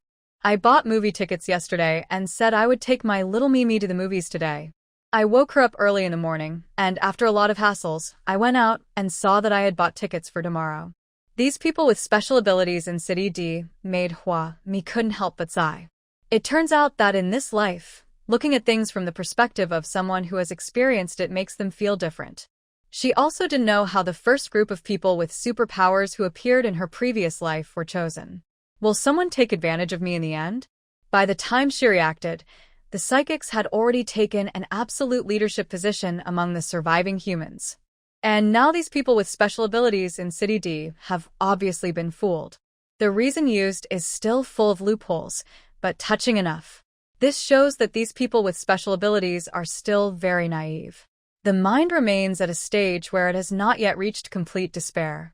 In other words, they haven't realized yet that the end of the world has already come. Hua Mi didn't say anything else and turned to watch Zhou Cheng cutting the zombie's head. What surprised her was that Shirt Saishia tremblingly picked up the machete on the ground and gestured at a zombie more than 10 meters away. It seems that she wants to try to cut the zombies. Hua Mi walked away a little and did not make another move. This is the growth that these people must go through.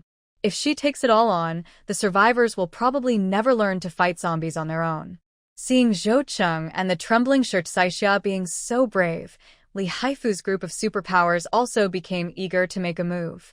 They can even move a mountain, so why don't they dare to kill zombies? Someone turned around and started looking for a knife. When they turned around, they saw Hua Mi setting up a stall behind them. She set up a stall selling knives. There are all kinds of knives, long and short, machetes, paper cutters, all at a fixed price of 10 crystal cores each. What is a crystal core? Li Haifu came over and took a fancy to a tang sword on the stall. This tang sword was bought by Huami when she was shopping at the rescue center. It seemed to cost more than 100 yuan. She couldn't remember clearly, and now there were a lot of messy things in her level 30 storage. The weapons displayed on the stalls are just a drop in the bucket of this mess. Huami held a tang sword and walked to a nearby zombie head that was rolling over. Put one foot on the head and press hard. Just like stepping on a tomato, the head under his feet was crushed into pieces. Then, she used the tip of her tang sword to search through the pile of rotten tomatoes. Li Haifu and several other psychics looked pale. Among this group of people, Zhou Cheng is the most stable. But when Zhou Cheng saw Huami's actions, he couldn't help but look away. Can't bear to watch. Huami used the tip of the knife to expertly pick out a crystal stone the size of a pomegranate seed from the pile of brain matter. Here, this is the crystal core. 10 of these crystal cores can be exchanged for a knife. I can give you the knife on credit first. Although the crystal core is small, the energy contained in it is not small.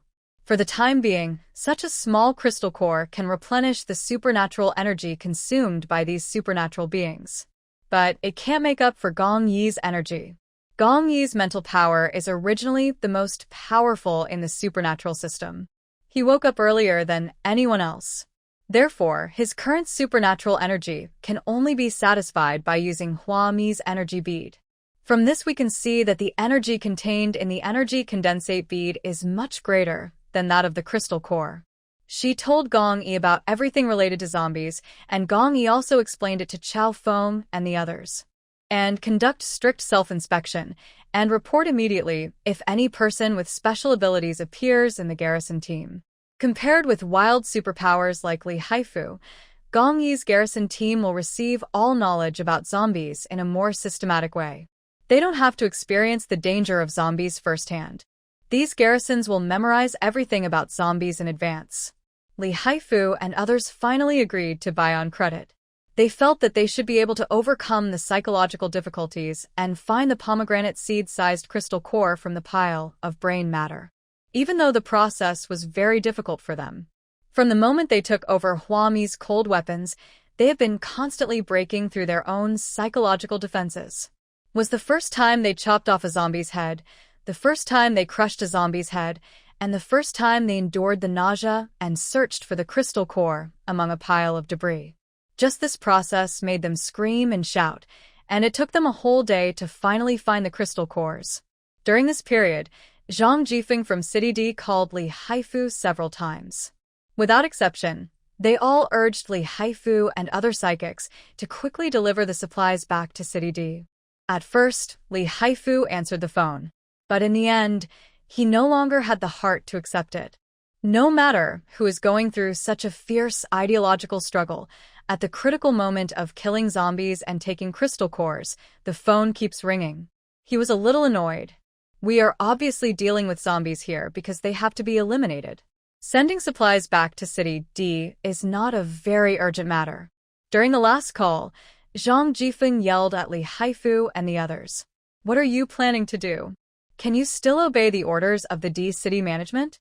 I asked you to send the supplies back and then quickly go to Xiangqing to buy supplies. Are you deaf? Li Haifu was already very impatient. He used the tip of the knife to search for the crystal core in the brain tissue. Supplies, supplies, supplies. A lot of supplies have been shipped back to City D these days. There are only so many people. It will take half a year to eat them all. Why are you in such a hurry? You want to get out of management? Zhang Jifeng was so angry that he spoke without thinking and said all kinds of harsh words. But Li Haifu hung up the phone on Zhang Jifeng. There is no time to kill zombies.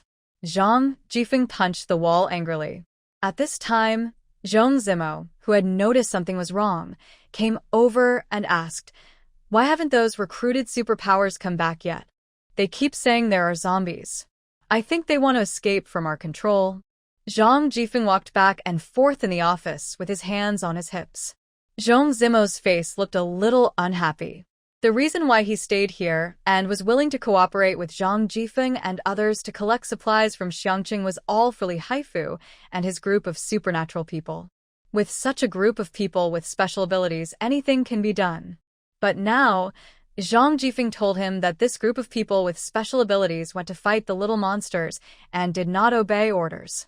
Zhang Zimo, how about this? I'll go to the Xiangdi Expressway to have a look. He had to go and see what was going on.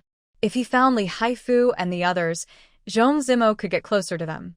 Zhang Jifeng's eyes rolled around in his sockets. He smiled politely. You just came to D City.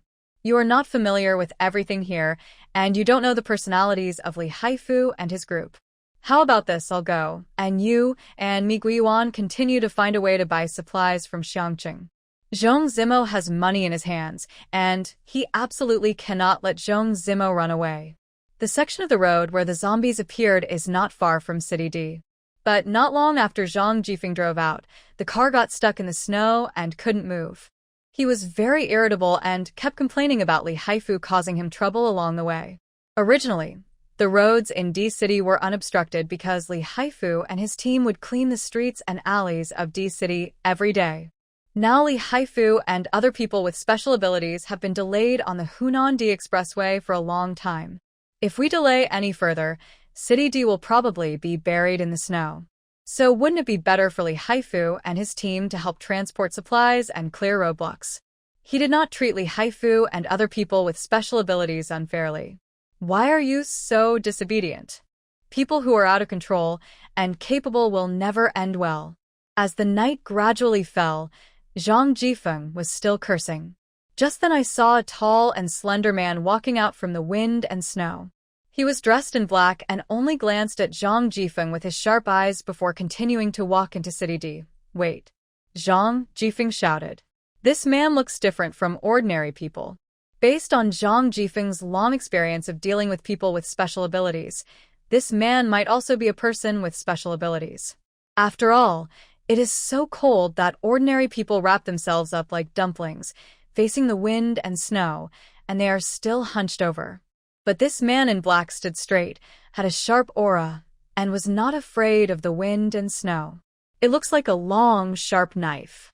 Zhang Jifeng had long witnessed the power of people with special abilities, and he wanted to recruit all of them. This is a powerful force.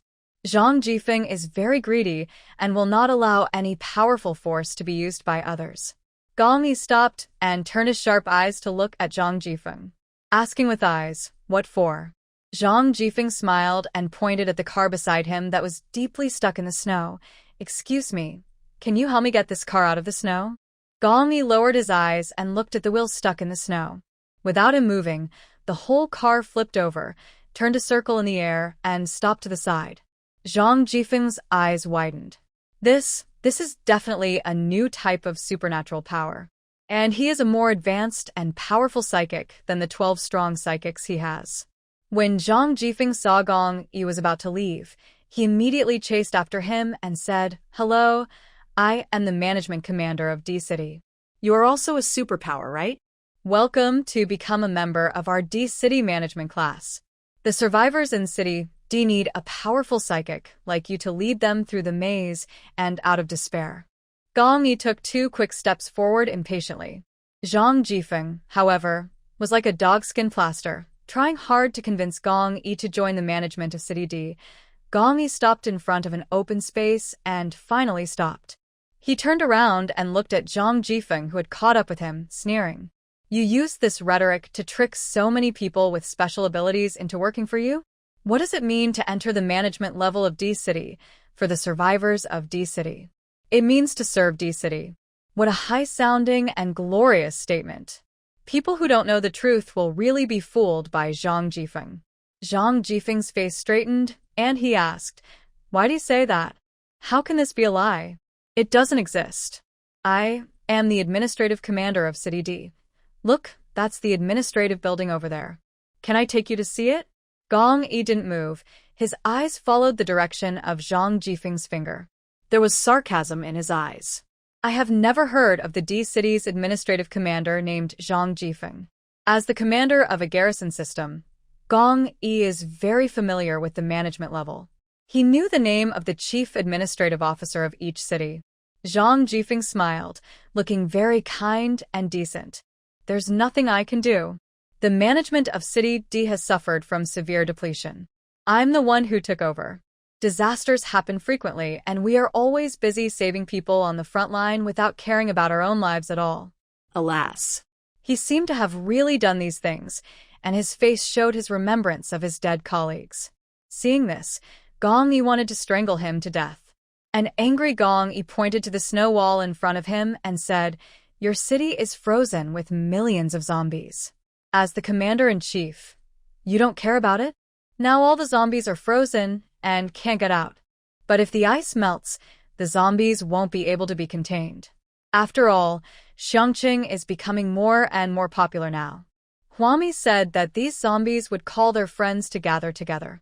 As long as one zombie discovers Xiangqing, all the zombies in City D will run to Xiangqing. So Gong Yi had to take care of it. Zhang Jifeng paused, narrowed his eyes, and looked at Gong Yi suspiciously. This isn't that exaggerated. This isn't a movie. If there really are zombies, then City D will need people like you to serve even more. He began to suspect whether Gong Yi was in cahoots with Li Haifu. After all, Li Haifu was also talking about zombies. And if D City is really frozen with millions of zombies, then why can we still live well in D City? Right? It's not that exaggerated. Zhang Jifeng did not give up on fooling Gong Yi. After all, Gong Yi's ability was so powerful. If he could use it, his strength would be further improved. Gong Yi thought for a while and said, "Take me to your management building. There are tens of thousands of zombies frozen in this square." Gong Yi plans to visit every possible place in City D to get a thorough understanding of the city's inside and outs. Zhang Jifeng, however, thought that Gong Yi had agreed to work for him. He immediately took Gong Yi to the management building, and along the way, he kept talking about how abundant the supplies they had were.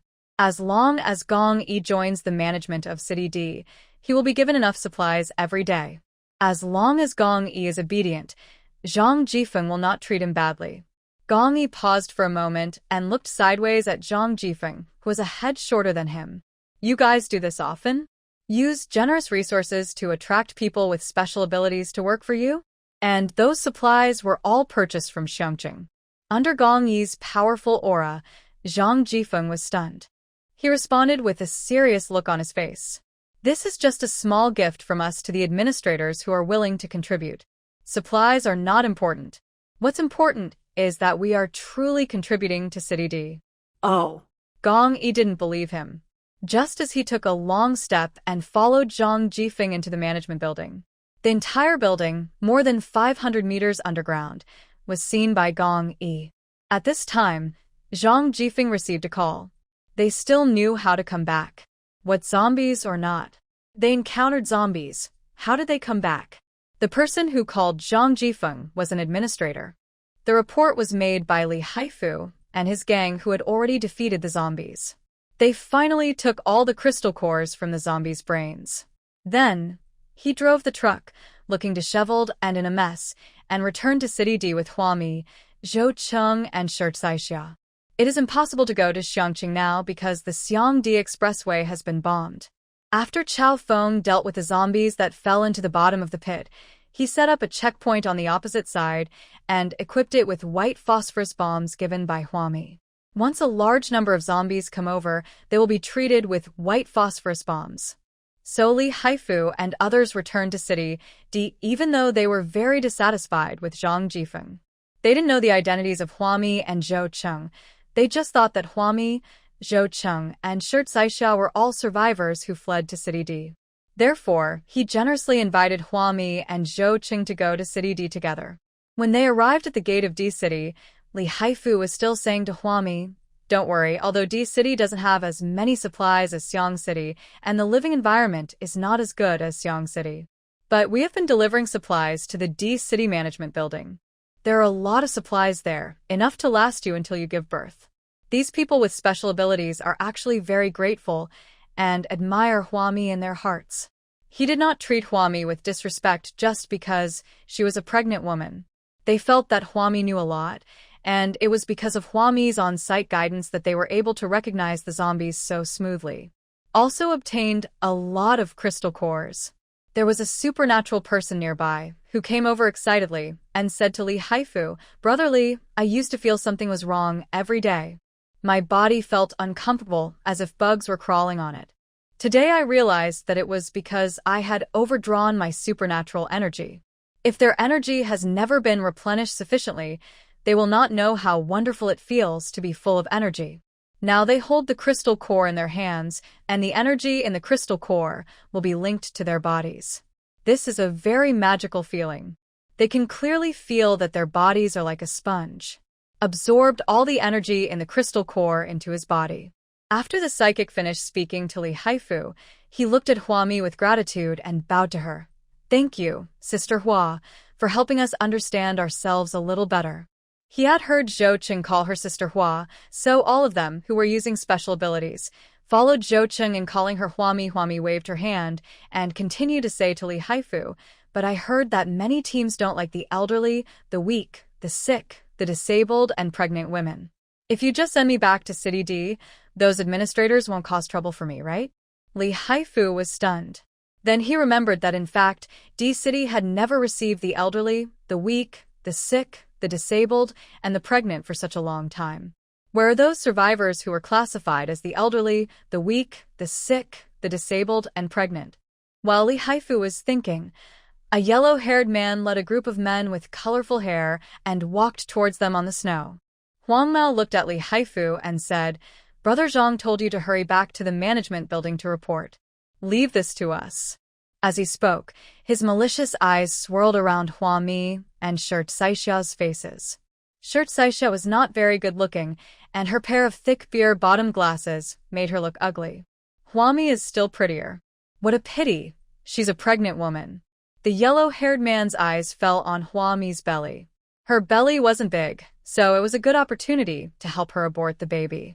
As if aware of the yellow-haired man's malicious gaze, Hua Mi looked over coldly. This kind of gaze made her feel very familiar. Familiar routine, familiar formula, and coming soon, familiar blood. As if a fish had finally returned to the sea, Huami showed just the right amount of panic and weakness towards Huang Mao. She is very skilled in this area. Oh, she is a weak pregnant woman who cannot take care of herself. A hint of scornful laughter came from the yellow-haired man's throat. No one knew what he was about to do to Huami, the beautiful pregnant woman. Will have many cruel and tolerant ones. He set his eyes on Shirt Saixia again. Since she was a young woman, he couldn't let her go. Zhou Qing moved forward, blocking half of Shirt Saixia and half of Huami. There's no way, he's not that wide. Zhou Qing looked at the yellow-haired man with a look of despair. He is tall and strong, and the aura he has developed from his years of garrison life is something that a wicked street urchin like Huang Mao cannot compare to. Shirt Saixia raised her eyes and stared at Zhou Qing's back in a daze. At this moment, the only feeling is peace of mind. What are you looking at? Zhou Qing asked Huang Mao. This yellow-haired guy may be used to being arrogant. Since the loss of order, he has never met anyone who dares to challenge him. He spat on the ground and looked at Zhou Qing. What are you looking at? Do you know whose territory we are on now? Don't think that you can be so rude to him just because you are tall and strong. If you want to enter City D, you have to see if Huang Mao agrees. If he disagrees and makes up an excuse to report it, Zhang Jifeng will not let Zhou Qing enter the city. So Zhou Qing dared to stare at him like that? Zhou Qing, a righteous and upright man, clenched his fists so hard that they made a crackling sound. Perhaps it was because the garrison was born with a righteous spirit that he disliked the yellow-haired guy who stood in an untidy manner, had cloudy eyes, and an evil look. Zhou Qing's voice was sonorous and powerful. No matter whose territory this is, don't try to play street tricks on me. So what? The yellow-haired man was nonchalant. He waved his hand and a group of people behind him surrounded Zhou Qing. He didn't take Zhou Qing seriously at all. Although Zhou Qing was taller and stronger than him, and his fist seemed to be harder than his. But so what? There are more yellow-haired people than Zhou Qing. The atmosphere was tense for a moment. Li Haifu and others were shocked by Huang Mao's arrogance. When he realized what was happening, Li Haifu immediately stepped forward and said to Huang Mao, "This is my brother. Please give him some respect and don't embarrass him. He was still very loyal and did not leave immediately just because Huang Mao asked them to leave. Facing Li Haifu, the supernatural being, Huang Mao was full of arrogance. What do you mean by brothers or not? Li Haifu, you are now working for the management of D City. Don't be so stupid. He pointed at Zhou Cheng behind Li Haifu, his eyebrows flying up to the sky. I'm telling you, D City is our world now. D City doesn't welcome you now, get out of here. Zhou Cheng's face was cold, and he clenched his fists. If you don't want to leave, so what? What do you want to do? The two men seemed to be meeting on a narrow road, with tensions rising and neither of them willing to give in. Zhou Cheng grasped the yellow-haired man's fist in his palm. He just twisted it lightly, and Huang Mao's face turned pale with pain. Huang Mao screamed, and the street urchins around him stood there looking at each other in confusion. They realized that Zhou Cheng was also a person with superpowers. Zhou Cheng was not. He was tempered in the garrison all year round. He is definitely stronger than an ordinary man. Although he cannot compare with Li Haifu and others, it is still very easy for him to break Huang Mao's wrist. Shirt Saixia, who was standing behind Zhou Cheng, took a deep breath. Her eyes were hidden by thick lenses, but her face was raised, staring blankly at Zhou Cheng, who was standing in front of her. In extreme environments and among harsh people, having a man can give her a sense of security. It made her heart beat faster than any flowers or vows of love. Li Haifu and others looked very bad. When Zhou Cheng let go of the yellow-haired man, Li Haifu stepped forward and stood in front of Zhou Cheng. He said to the grinning yellow-haired man, I've already told you that this person is my brother and my friend, but you want to drive my friends away. What do you mean by that? D City has been maintained with great effort until now. Isn't it just to provide a safe place for the survivors to stay? For the first time, Li Haifu and other people with special abilities began to doubt the original intention of the management of City D. Huang Mao held his twisted hand, shrank back, and said sarcastically, Go ahead and dream about giving the survivors a safe place to stay. It's such a time, and you are still so naive. These street urchins often make fun of Li Haifu and others in private. Even if they were blessed with the strength to move mountains and fill the sea, what did it matter? In the end, they still had to work for them, just for a little bit of supplies? They laughed at the naivety of Li Haifu and others, looking down on them for being stupid and naive. However, he lived in City D, which was cleared out by Li Haifu and other psychics, and enjoyed the supplies transported back from Xiangqing by Li Haifu and others. Laugh. A laugh, full of sarcasm, came from behind Zhou Cheng. It's Hua Mi. She held her waist, walked out with her pregnant belly, and smiled at Huang Mao and others. You're so ridiculous. The status of people with special abilities and ordinary survivors is completely reversed here. It was not like this in the previous life. Ordinary survivors in the previous life would bow and nod when they saw people with special powers. The one with a haughty look on his face is the one with superpowers. Huang Mao pointed at Hua Mi with murderous intent on his face. You stinky witch, the men are talking here. Why are you talking so much? Man? Are you worthy? Hua Mi looked over with a smile, and suddenly slashed at him with a knife. She chopped off the yellow-haired man's finger that was pointing at her nose. The thick finger fell into the white snow, clean and without much blood. Hua Mi had no expression on her face. I hate it most when people point their fingers at me. Her movements were so fast that no one except Zhou Cheng could even see how she drew her sword. Zhou Cheng rubbed his eyes. He saw Hua Mi's knife, which seemed to be conjured up. Ah. The yellow-haired man realized it later. He covered his broken finger, which was bleeding profusely. Sweat broke out on his forehead, and he flew into a rage. He was referring to Hua Mi, a pregnant woman. Li Haifu and other psychics turned pale. They were all adult men, and they all understood what Huang Mao meant. Before a group of street thugs rushed over, Li Haifu and others bravely stood in front of Hua Mi. Li Haifu said to Huang Mao with an unpleasant expression, Aren't you too cruel? She's a pregnant woman, and you want to kill her in this way? A street kid stepped forward, but was pushed back more than 10 meters by a powerful person. When the remaining street urchins saw this, they suddenly realized that Li Haifu and others were actually people with immense powers. This force could be used to clear obstacles in the city or to transport supplies. It is also possible to easily push a person more than 10 meters away. As a result, no street urchin dared to come forward. Huang Mao was so angry that smoke was coming out of his head. He raised his hand with broken fingers and yelled at Li Haifu, "You idiot! Whose side are you on? This which cut off all my fingers. Why don't you help me twist her head off?" Li Haifu was also furious.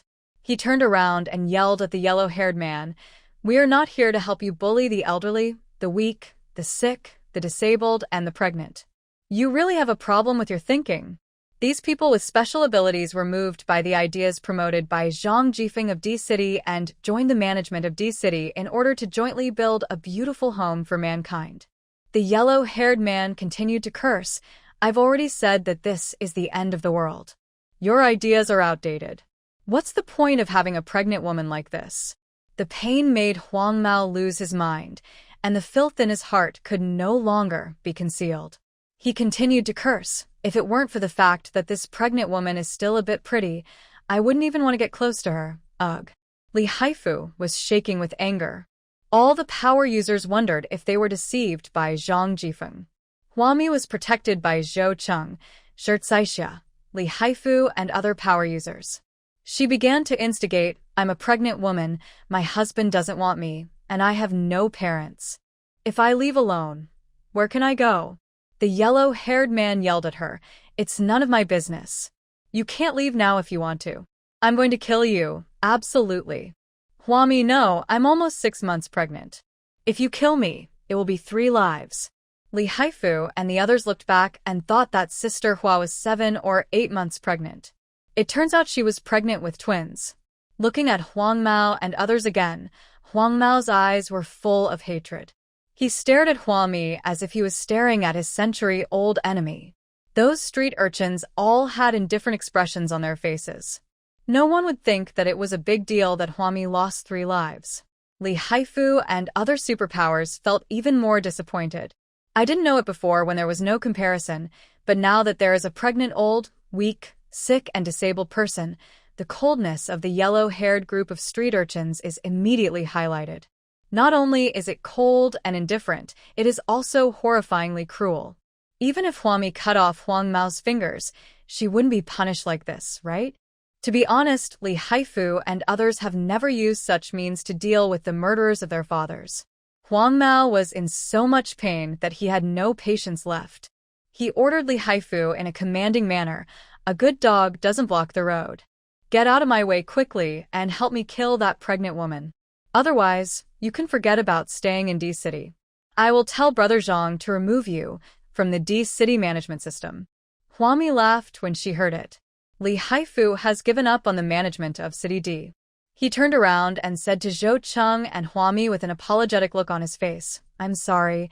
I promised you that D-City is a good place, and I wanted you to settle down, but..."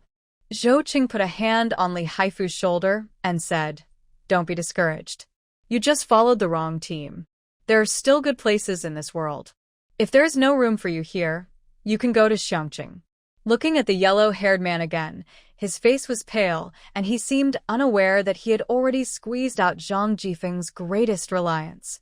Haha, D-City has so many supplies, and now with Zhong Zimo bringing in funds, are Li Haifu and other supernatural people really willing to leave? Anyway, Huang Mao doesn't really believe it. He always felt that if he were Li Haifu, he would never be willing to leave City D. But Li Haifu nodded, his eyes firm. "We have also heard that Commander Gong is strict in his management of his subordinates. We go to Xiangqing every day. It is indeed a good place. In fact, if it weren't for Zhang Jifeng's fantastic plans and countless promises made to them, Li Haifu and others also plan to seek refuge in Xiangqing." Now that the true face of the D-City management has been seen through by Li Haifu and others, will they stay here and help the evildoers instead of leaving? "We're leaving now." Li Haifu didn't want to stay here for even a minute. The rest of the psychics had the same idea as Li Haifu. Their treatment in City D was not necessarily very good. They also have to watch the so-called D-City administrators bully pregnant women. It's better to go to Xiangqing. Everyone was about to leave, but Hua Mi and Zhou Cheng remained silently supporting Li Haifu and the others. Just when everyone turned around to leave, Huang Mao realized that something bad had happened. He shouted, "Li Haifu, you really dare to leave? Are you not going to be the administrator of D City anymore?" I just wanted to scare Li Haifu. As a result, Li Haifu really turned around and planned to leave City D. Huang Mao was a little panicked. He didn't have time to deal with his broken finger and hurried to call Li Haifu back.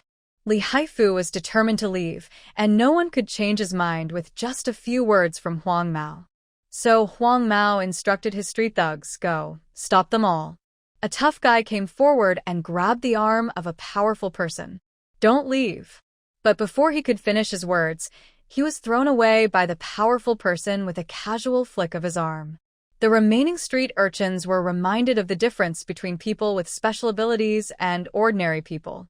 They are ordinary people, while Li Haifu and others are people with special abilities. How could they stop Li Haifu and other psychics from leaving? Huang Mao was both angry and anxious, and could only watch helplessly as Li Haifu and the other group of people left. He could only call Zhang Jifeng. At this time, Zhang Jifeng was chasing Gong Yi. When Gong Yi heard Zhang Jifeng say that the pregnant woman brought back by Li Haifu should be driven out of City D, he did not stay in the management building for long. His face turned ashen and he turned and walked out of the building. At this time, he was almost at the entrance to the city. I happened to run into Huang Mao and other street urchins. Zhang Jifeng hung up the phone with Huang Mao, looking extremely embarrassed. He growled from a distance, "What are you doing? I asked you to drive away that pregnant woman, but I didn't ask you to drive away Li Haifu and the others as well." Originally, Zhang Jifeng went out of the city to find Li Haifu and find a way to bring Li Haifu and other people with special abilities back to City D. As a result, Li Haifu came back with his men, but was driven away by Huang Mao. What a bad teammate.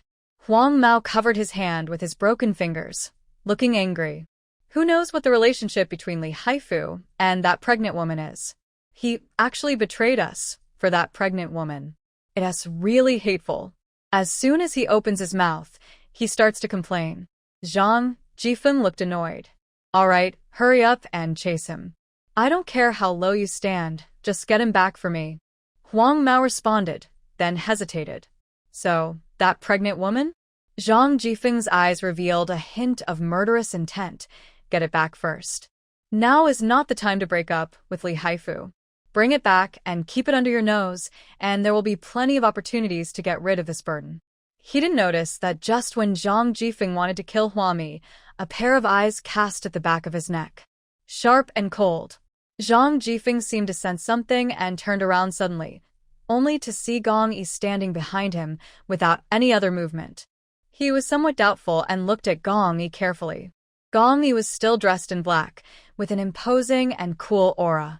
Standing in the wind and snow, he seemed to have merged into this extreme weather. Zhang Jifeng thought it might be his illusion. He smiled and explained to Gong Yi, "Alas, I have too many people under my command. It's hard to predict their minds and lead the team. Don't be scared by these rascals. Our D City management is pretty good. I'll take you out for some entertainment later." Gong Yi didn't smile, but looked at Zhang Jifeng expressionlessly. He knew that what Zhang Jifeng called entertainment was taking him to manage the second floor below ground level of the building. All kinds of women were imprisoned there. The entire management building is filled with supplies. These women are there just to entertain the administrators. Huang Mao led people to chase Hua Mi and the others, but they didn't have to go far before they caught up with Hua Mi and the others. In fact, Hua Mi and Zhou Cheng would not let Li Haifu and other psychics go far.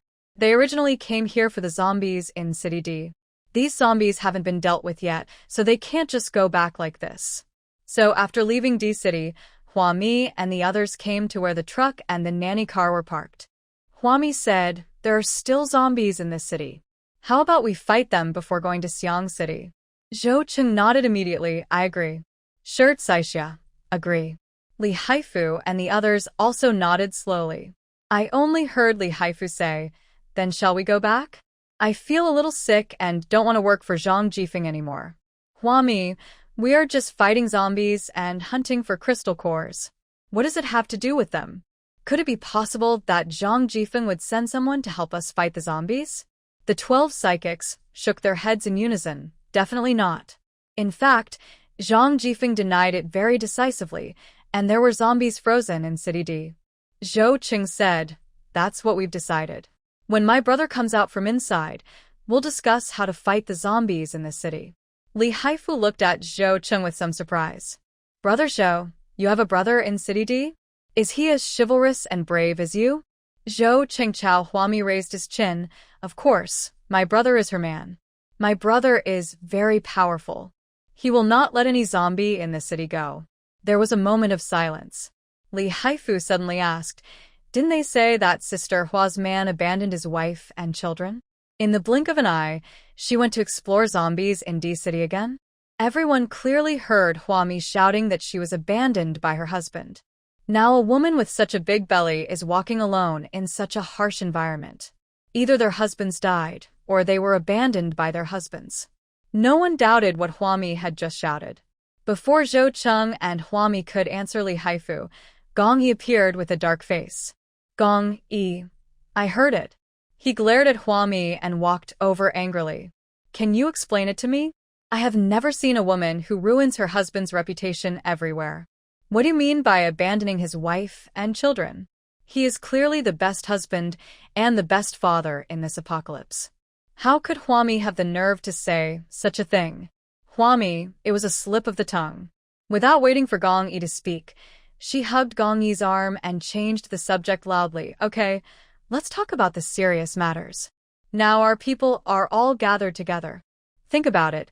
How can we kill all the zombies that are frozen in the city?" Gong Yi took a deep breath.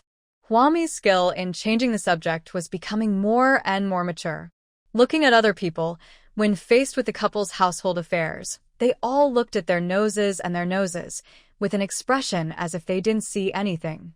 Gong Yi quietly held Huami's hand, wrapped her small hand in his warm big hand, and said in a deep voice, "Find a place to settle down first. Zhang Jifeng's people are coming. He won't join us in killing zombies, and it's very likely that he'll even hinder our actions. Gong Yi is a natural leader, even if he doesn't introduce himself. There is no need to reveal his identity. As soon as he opens his mouth, others will naturally do what he says." Li Haifu and others set up a large tent outside City D using the waterproof tarpaulin provided by Huami. A folding table was set up in the tent. Gong Yi found a map of city buildings in City D, marked a few red circles on it, and was studying the map. Zhang Jifeng's voice was heard outside. "Hey, why are you guys here setting up tents? Come on, come back to the D City Management Building with me. It's freezing cold. You can't torture yourself like this." As they were talking, Zhang Jifeng walked in from outside with Huang Mao and other street urchins. A face full of sorrow. Li Haifu and others in the tent were silent, still doing their own things. "I don't really want to bother with Zhang Jifeng, this extremely hypocritical person." Seeing this, Zhang Jifeng looked at Gong Yi, who was studying a map at the table. Seeing that Gong Yi never looked up at him, he came over with a flattering look on his face and took the initiative to sit next to Gong Yi. "I said brother. Who is your brother?" Gong Yi raised his eyes, his gaze was sharp and a little cold. "Are you worthy enough to be my brother?" His brothers were all stationed there, so how could someone like Zhang Jifeng be qualified? Zhang Jifeng looked awkward and wanted to get angry, but he saw several shells placed behind Gong Yi. The pupils in his eyes shrank. "I don't even know where Gong Yi and Li Haifu, these group of superpowers, got those shells from." He immediately smiled and said, "It's actually just a misunderstanding. In this extreme weather, everyone is in a bad mood. Everyone should understand." Then he looked at Li Haifu and said, "I've brought Huang Mao here. Let him apologize to you. Okay?" Then, Zhang Jifeng looked coldly at the yellow-haired street urchin standing at the door of the tent and yelled, "Why don't you apologize quickly?" The yellow-haired guy brought a group of street urchins with him, all with a look of dissatisfaction on his face. They suppressed their anger and bowed to Li Haifu and the other 12 power users in the big tent. "I'm sorry." What the Hades? The monsters that they used to tease like fools are now collectively becoming traitors. They still have to bow and apologize to monsters like Li Haifu? Huang Mao and the other street urchins were so aggrieved. The key is that people with special abilities like Li Haifu are unwilling to show any mercy. Only Li Haifu was seen. He didn't even look at Huang Mao. After finishing the work in his hands, he came to Gong Yi. Huang Mi was at the other end of the big tent, arranging some inflatable mattresses. She also bought this batch of inflatable mattresses from a stall in Xiangqing. Crystal cores have not yet been circulated as currency, so the main means of transaction is still money. Every once in a while, Huang Mi would give Qi Chuan hundreds of millions of dollars and ask him to collect supplies for her. A wide variety of supplies. All the collected materials were placed in the Sea City material warehouse. After a while, Huang Mi will go to the supply warehouse in City C to collect them. Seeing that Li Haifu didn't care about Huang Mao at all, Huang Mi raised her eyebrows and said nothing. Then I heard Zhang Jifeng ask Gong Yi, "Hey, what kind of map is this? Is there any supplies in this red circle?" All he had eyes for was supplies. Gong Yi couldn't help but sneer and pointed at the red circle with his rough, long finger. "There are zombies everywhere." The red circle is the explosion point. As he spoke, Gong Yi looked at Zhang Jifeng's flushed face. "I told you a long time ago that there is a zombie in City D, and they are mainly frozen in these locations. Blast a few holes here, here, and here to let the zombies come out on their own." Gong Yi explained to him, holding a marker in his hand, "We just stand outside and fight them one by one." He spoke the battle plan professionally and concisely. According to his plan, there is no need to call upon the garrisons in his and Zhou Cheng's hands for the time being. He and Li Haifu and 12 other psychics are enough. Zhang Jifeng continued to laugh awkwardly. "What are you talking about, zombies or not?" Before he could finish his words, Gong Yi interrupted Zhang Jifeng. "You may not believe it, but the woman who manages the basement level 2 of your building must be dismissed as soon as possible. The management building is full of termites." A group of termites dancing desperately on top of the zombies. In fact, these people don't deserve to die. But Gong Yi took a walk around the management building. There are many innocent women on the underground second floor of this management building who were captured by them for various reasons. At least these women are innocent. Before dealing with the zombies, get these women out of the management building first. Otherwise, if things go wrong, any zombie might run into the management building. Then the people in this building will become zombies on the first floor. The expression on Zhang Jifeng's face continued to turn red and finally turned purple. Facing the righteous Gong Yi, he cursed inwardly and forced a smile on his face. "Well, let's talk about this later. Let's go back first. I'm informing you, not asking you." Gong Yi lowered his head and looked at the watch on his wrist. "In another hour, I will take action. Action. Break into the management building and release all the women on the B2 floor." Zhang Jifeng couldn't bear it any longer. He slammed the table, stood up, pointed at Gong Yi and roared, "Who the Hades are you?" Gong Yi looked up at him from the bottom up. "Didn't I introduce myself? My surname is Gong and my given name is Yi." As soon as he said this, not only Zhang Jifeng was stunned, but even Li Haifu and other psychics were also shocked. Gong Yi? He came to City D? Especially Zhang Jifeng, who seemed to have thought of something, and his face turned pale. The yellow-haired man behind him took 2 steps forward, with a filthy and ill-intentioned look on his face, and asked in a low voice, "Who is Gong Yi?" He asked who Gong Yi was? Zhang Jifeng turned around and slapped the yellow-haired guy. "Shut up." Then, Zhang Jifeng looked unhappy, his eyes rolled around in his eye sockets, and he immediately bowed to Gong Yi. "I'm sorry, I didn't recognize the great man. I will follow your instructions and go back to take the woman on the second floor back home."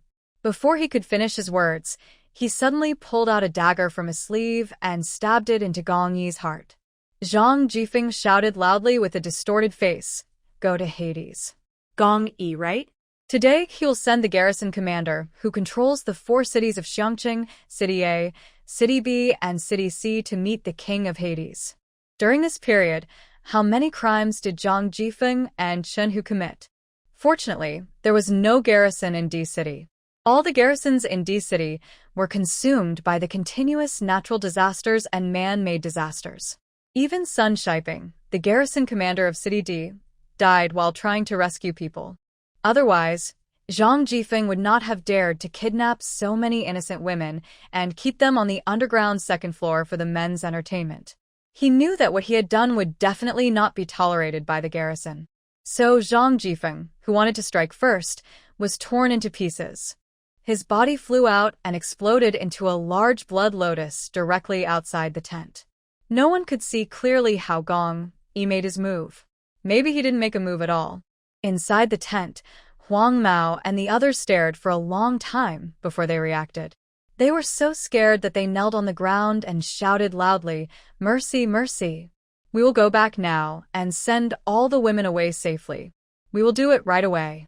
Gong Yi looked up at them, waved his hand, and asked them to go back and report the news. Only after Huang Mao and the others left in a hurry did Huang Mi stand at the door of the tent thoughtfully, looking in the direction of the management building. She asked Gong Yi, "Chen, who is not in that management building?" Everyone knows that there are more than just Zhang Jifeng, Huang Mao, and others in this management building. There must be many men who do evil things. Some people may not deserve to be put to death, but some people have committed so many evil deeds that dying 1,000,000 times would be a light punishment.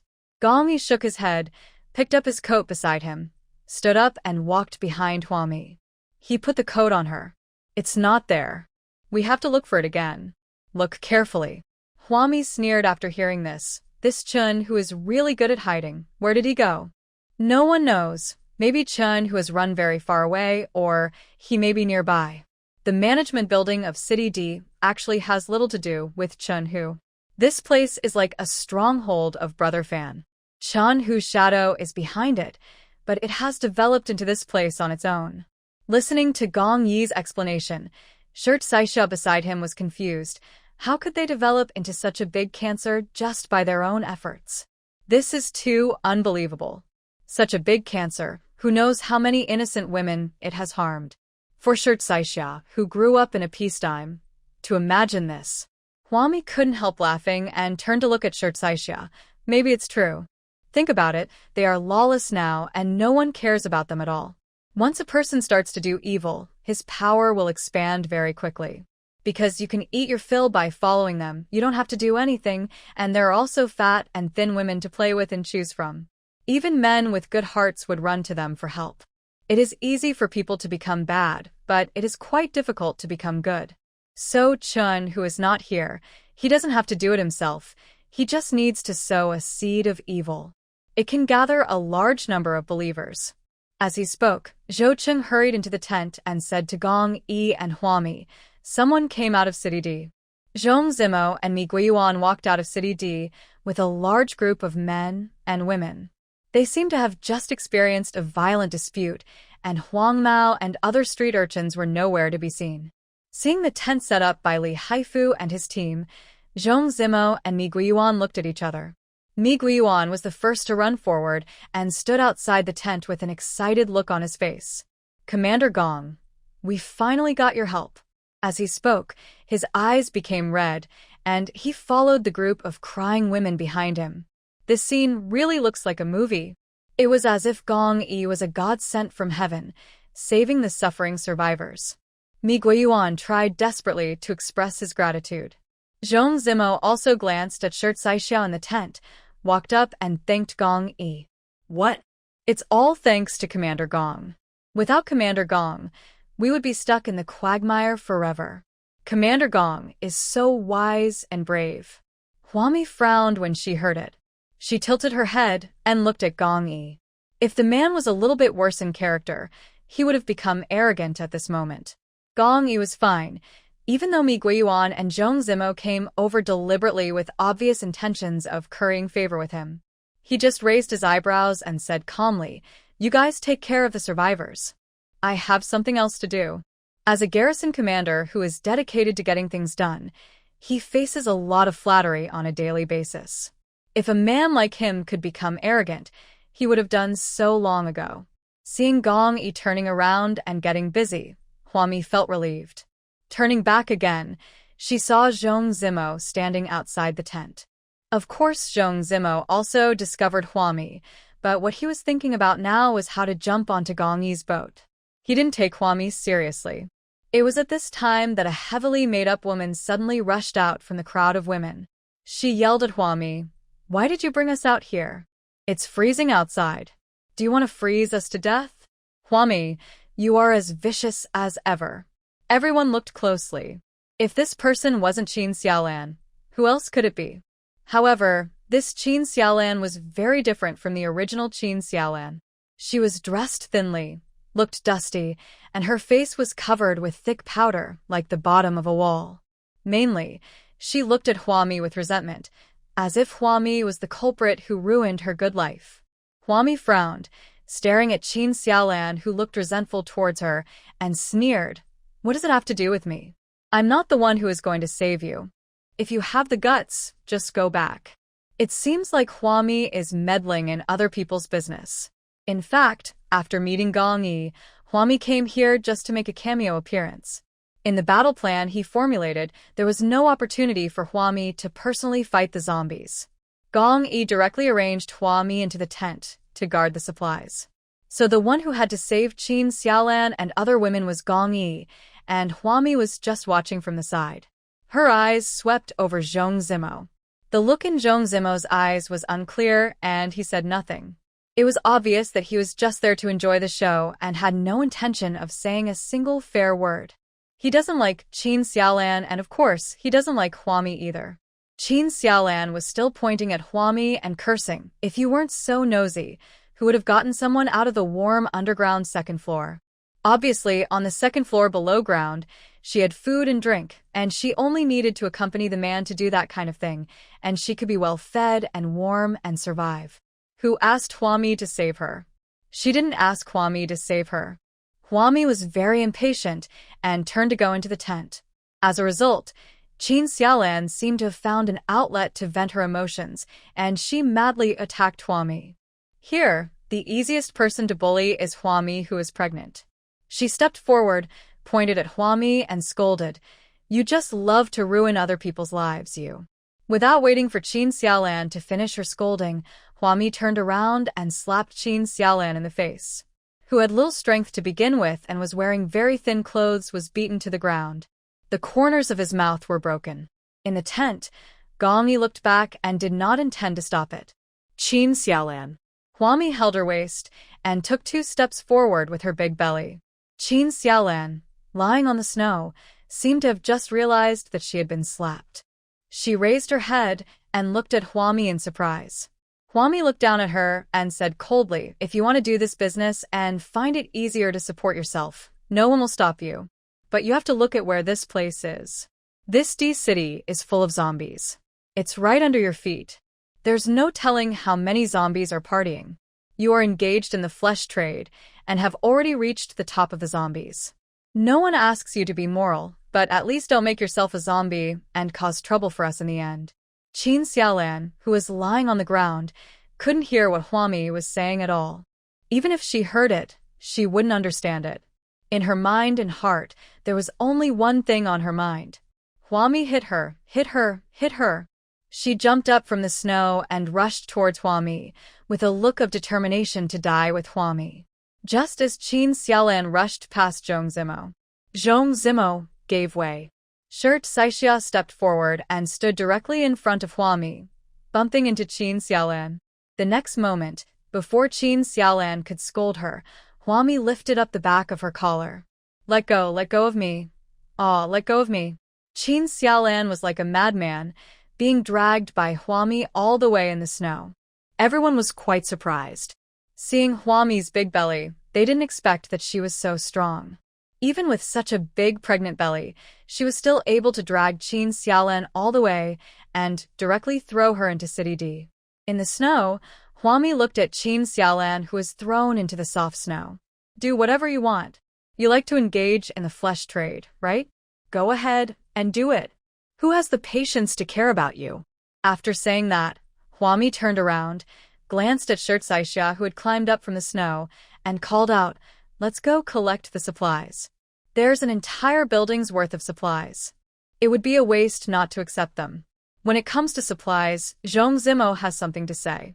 However, he did not go directly to Huami, but walked into the tent and found Gong Yi, who was meeting with Zhou Cheng, and said, "Commander Gong, I hope that the supplies in the management building can be returned to us. They were purchased with the city reserve funds of our city C." Gong Yi raised his head, frowned sharply, and looked at Zhong Zimo. "Get out." They are now holding a meeting in the tent, preparing to blast a layer of ice to release all the zombies inside and kill them. How could anyone just enter the commander's tent? Before Zhong Zimo could say anything more, Zhou Qing stood up and pushed Zhong Zimo out. He looked at Zhong Zimo with a half-smile on his face. "Secretary Zhong, have you not figured out the current situation? You guys should leave quickly. When the zombies are blown out, none of us will be able to take care of you. But that batch of supplies." Zhong Zimo was obsessed with the batch of supplies and tried to persuade Gong Yi to put pressure on Huami to return the supplies to him. But Zhou Qing shook his head. "It's no use looking for us. We all need to rely on Sister Hua for support. Let's go quickly." He drove Zhong Zimo away as if he were driving away a fly. Zhong Zimo clenched his teeth. When Zhong Zimo was kicked out of the tent, Mi Guiyuan came up to him and asked, "How is it? Is there any future for you?" Huang Mao and the others returned to the management building and talked about how Zhang Jifeng was killed by Gong Yi. Disagreements arose within their management. A group of street urchins, following a man called Brother Monkey, silently guarded the management building. Zhong Zimo and Mi Guiyuan discussed it and decided to join Gong Yi. At present, Gong Yi's development prospects are actually much greater than Chen Hu's. Zhong Zimo took a stroll around City D before he realized how dangerous the environment outside was. There was no reason for him to leave Gong Yi, who was so close to him, and instead reorganize his forces outside. So Zhong Zimo reconsidered the situation and persuaded Mi Guiyuan to bring the women on the second floor below to join Gong Yi. Once you gain a foothold beside Gong Yi, your future will be bright. Being able to become Gong Yi's right-hand man will give you many opportunities to rise to prominence in the future. Facing Mi Guiyuan's eager gaze, Zhong Zimo's eyes darkened. Gong Yi is a garrison man, and his personality is different from our management. We still have to take it slow. What this means is that Zhong Zimo is not taken seriously by Gong Yi. Mi Guiyuan pointed to the direction of the gate of City D. "How about we put some effort into Gong Yi's woman? It's just a matter of currying favor with one person. Isn't it quite easy for the administrators? If Gong Yi is unmoved, then I'll start with Huami. There will always be a way for me to stay with Gong Yi and realize my ambitions." However, Zhong Zimo looked down on Huami, and he himself couldn't even figure out where his contempt for this woman came from. He just snorted and said, "She's just a woman. What decisive role can she play? Isn't she just a man's vassal?" According to Mei Guiyuan, some of these women would stay, and the others would be dismissed, allowing them to do whatever they want. Leave those who do good work to the garrison. Mi Guiyuan smiled ambiguously and winked at Zhong Zimo. "Those garrisons must remember our kindness. It will be easier for us to find them to do things for us in the future." Zhong Zimo thought about it and nodded. "We are all adult men now. There is no need to explain clearly what is going on. As long as he is a man, he will have this need. What's more, the garrisons are all full of vigor and vitality. Due to discipline, they would not say anything on the surface, but the real purpose was to bring women to their mouths. In fact, few men would refuse." Obviously, Mi Guiyuan and Zhong Zimo are well aware of this. Having been in management for a long time, he has done all kinds of things, so there is no need to make a fuss about it. The two of them took the initiative to assume the responsibility of settling and dismissing the woman on the second floor. They also found a few trucks and put the remaining women on the trucks. Seeing that the two of them were finally busy settling the women, Zhou Cheng and Gong Yi didn't say anything else. The first blasting point has been identified, and Li Haifu and other psychics are already fully armed. All those who participated in killing zombies put on protective clothing and left the tent carrying shells. On this side, Huami had already brought Shirt Saixia into the management building. As expected, Qin Xiaolan followed Huami and Shirt Saixia tremblingly and entered the management building. Standing in the dark, dilapidated lobby on the first floor, Shirt Saixia whispered to Huami, "Why doesn't that Qin Xiaolan leave? She finally escaped from the clutches of the devil. but she won't leave? As Qin Zhen's secretary, Shirt Saixia also knows Qin Xiaolan. She knew about the relationship between Qin Xiaolan and Ma Jixuan. I also know that Qin Xiaolan used to be a very good girl. Even when the end of the world just came and Qin Xiaolan's family was in such a difficult situation, Qin Xiaolan never went out to sell herself. But now, Qin Xiaolan actually walked back to the management building by herself. Huami walked forward step by step with a blank expression. Obviously, she finds it easier to live this way. In fact, according to Xiangqing's current living environment, it is not difficult for survivors to stay alive. Thanks to the efforts of Qin Zhen and a group of people, Xiangqing now has many job opportunities. If you can't find work in the factory, you can do hard labor to clear obstacles. This way you can get a meal. However, this is too hard. How can it be as comfortable as making money just by lying down? Everyone has their own aspirations, and Huami won't judge anything. Shirt Saixia twisted his mouth and looked back. Qin Xiaolan went down to the second floor below ground through the safety passage like a wandering soul. At this moment, the lights above Huami and Shirt Saixia's heads lit up. From the railing on the second floor came the teasing voice of Huang Mao. Hey, there's a road to heaven but you don't take it. Instead, you come to us with a big belly. What are you doing here? Zhong Zimo and Mi Guiyuan have already left with the woman, fulfilling Gong Yi's wish, but the pregnant woman is here again? If we kill them, we'll have to explain to the garrison. Get out of here now. Huang Mao was frightened by Zhang Jifeng's death. If it were in the past, he would not let go of a beautiful woman like Huami. Shirt Saixia dragged a baseball bat from somewhere in her hand. She stood in front of Huami and looked up at the second floor. Ami, stand behind me and I will protect you. Huami, who was following behind Shirt Saixia, nodded seriously. Okay, it's all up to you. In fact, Shirt Saixia has also practiced it. She had previously gone to the gym to practice boxing for a few months. Huang Mao and the others on the second floor burst into laughter when they saw Shirt Saixia's funny behavior. TSK, you two brought this to my door. In fact, Huang Mao and others also have their own lucky mentality. They felt that Gong Yi, the garrison commander, definitely didn't care about Huami and Shirt Saixia. After all, at a time like this, it's quite generous of you to let these two women wander around outside. As he spoke, Huang Mao walked down the stairs to the hall, and in the bright light, he made an obscene gesture towards Shirt Saixia. There was another burst of laughter from the second floor. I don't know how many street urchins are left here, but judging from the laughter, there should be quite a lot of them. Shirt Saixia calmed down and said to Huang Mao, "We are here to take over the supplies in your building. If you know what's best for you, just hand them over and don't force us to do anything." The yellow-haired man walked forward nonchalantly and raised his hand to touch Shirt Saixia's face. Ha ha ha, look at what you're saying. If you have the ability, come and collect it. Come and collect it. He stretched out his hand, but before he could touch Shirt Saixia hit him on the hand with a stick. Huang Mao was in so much pain that he leaned over, hugged his arms, yelled, and punched Shirt Saixia in the face. You're looking for death. Bang, a gunshot was heard. Huami, who was standing behind Shirt Saixia, raised the AK-47 in her hand and shot the yellow-haired man. The yellow-haired man's body was smashed against the wall behind him due to the impact of the bullet. Rolled directly to the ground. Dead. The rampant laughter on the second floor paused for a moment.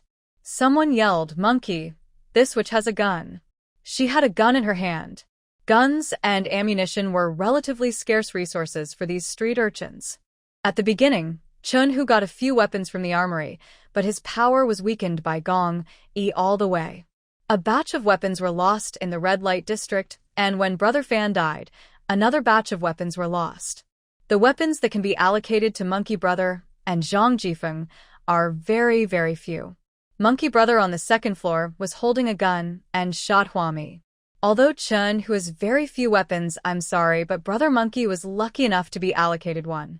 Huami held down Shirt Saixia's head with one hand, forcing her to dodge the bullets, and raised a PKM with the other hand. Wasn't it an AK-47? When did you switch to PKM? Before anyone had time to think, Huami raised the PKM and fired in a circle at the second floor. Don't cherish bullets at all. She didn't even bother to look at who was on the second floor. She just swung her gun and turned around. Shirt Saixia covered his ears with his hands, raised his head, and saw the same scene above him as in Hong Kong movies. Those street scoundrels didn't have time to run away, and those who were watching the excitement at the second floor railing were sprayed with bullets. I met a lunatic.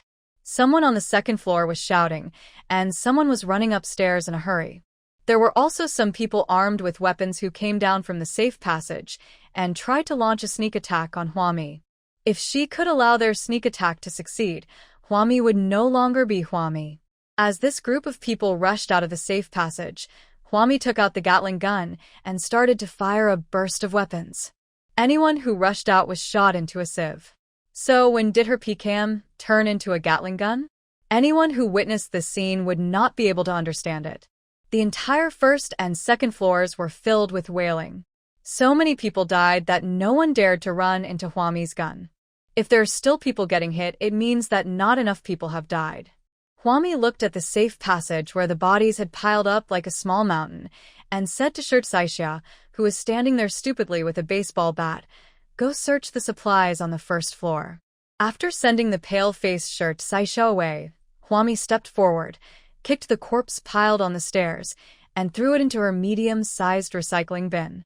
Unlock the medium-sized recycling station level 2, get 2 sweeping robots, 2 trash cans, and 2 trash bins when a lucky draw X1 remaining draws X16. Her medium-sized recycling station got an upgrade.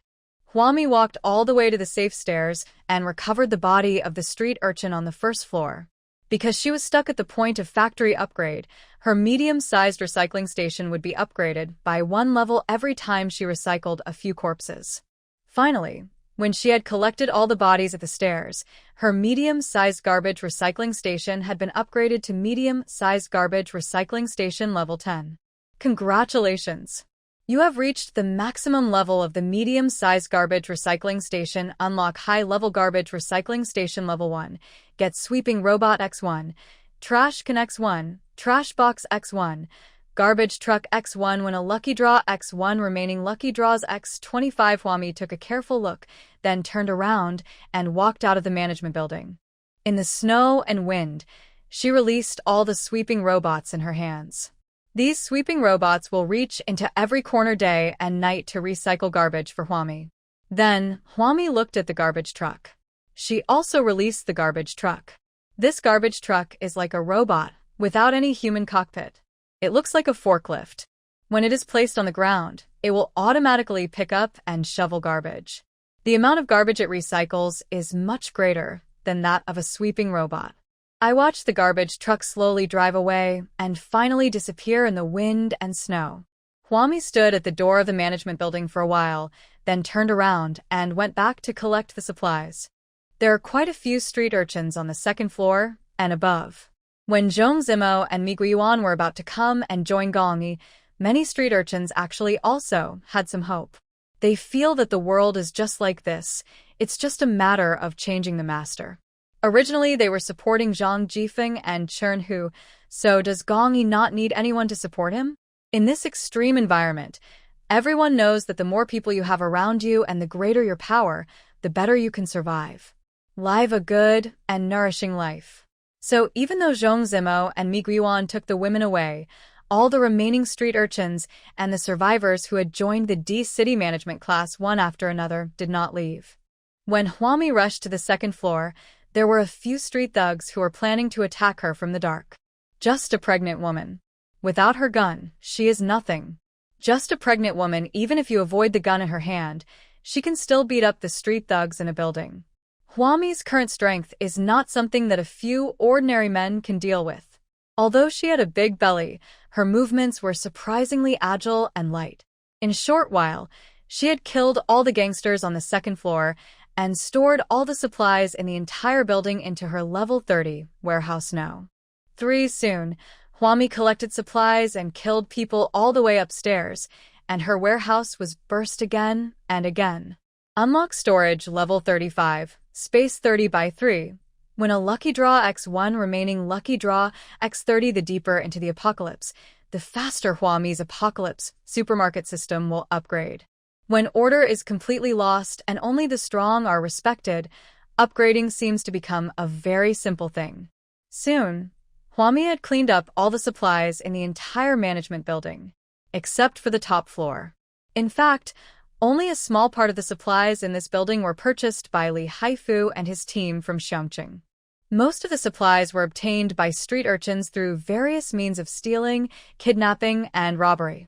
When Huami reached the top floor, a small group of street thugs had already gathered there. They seemed to know how powerful Huami was and held Qin Xiaolan hostage. "Pregnant woman, don't come over here. If you come over here again, I will kill this woman."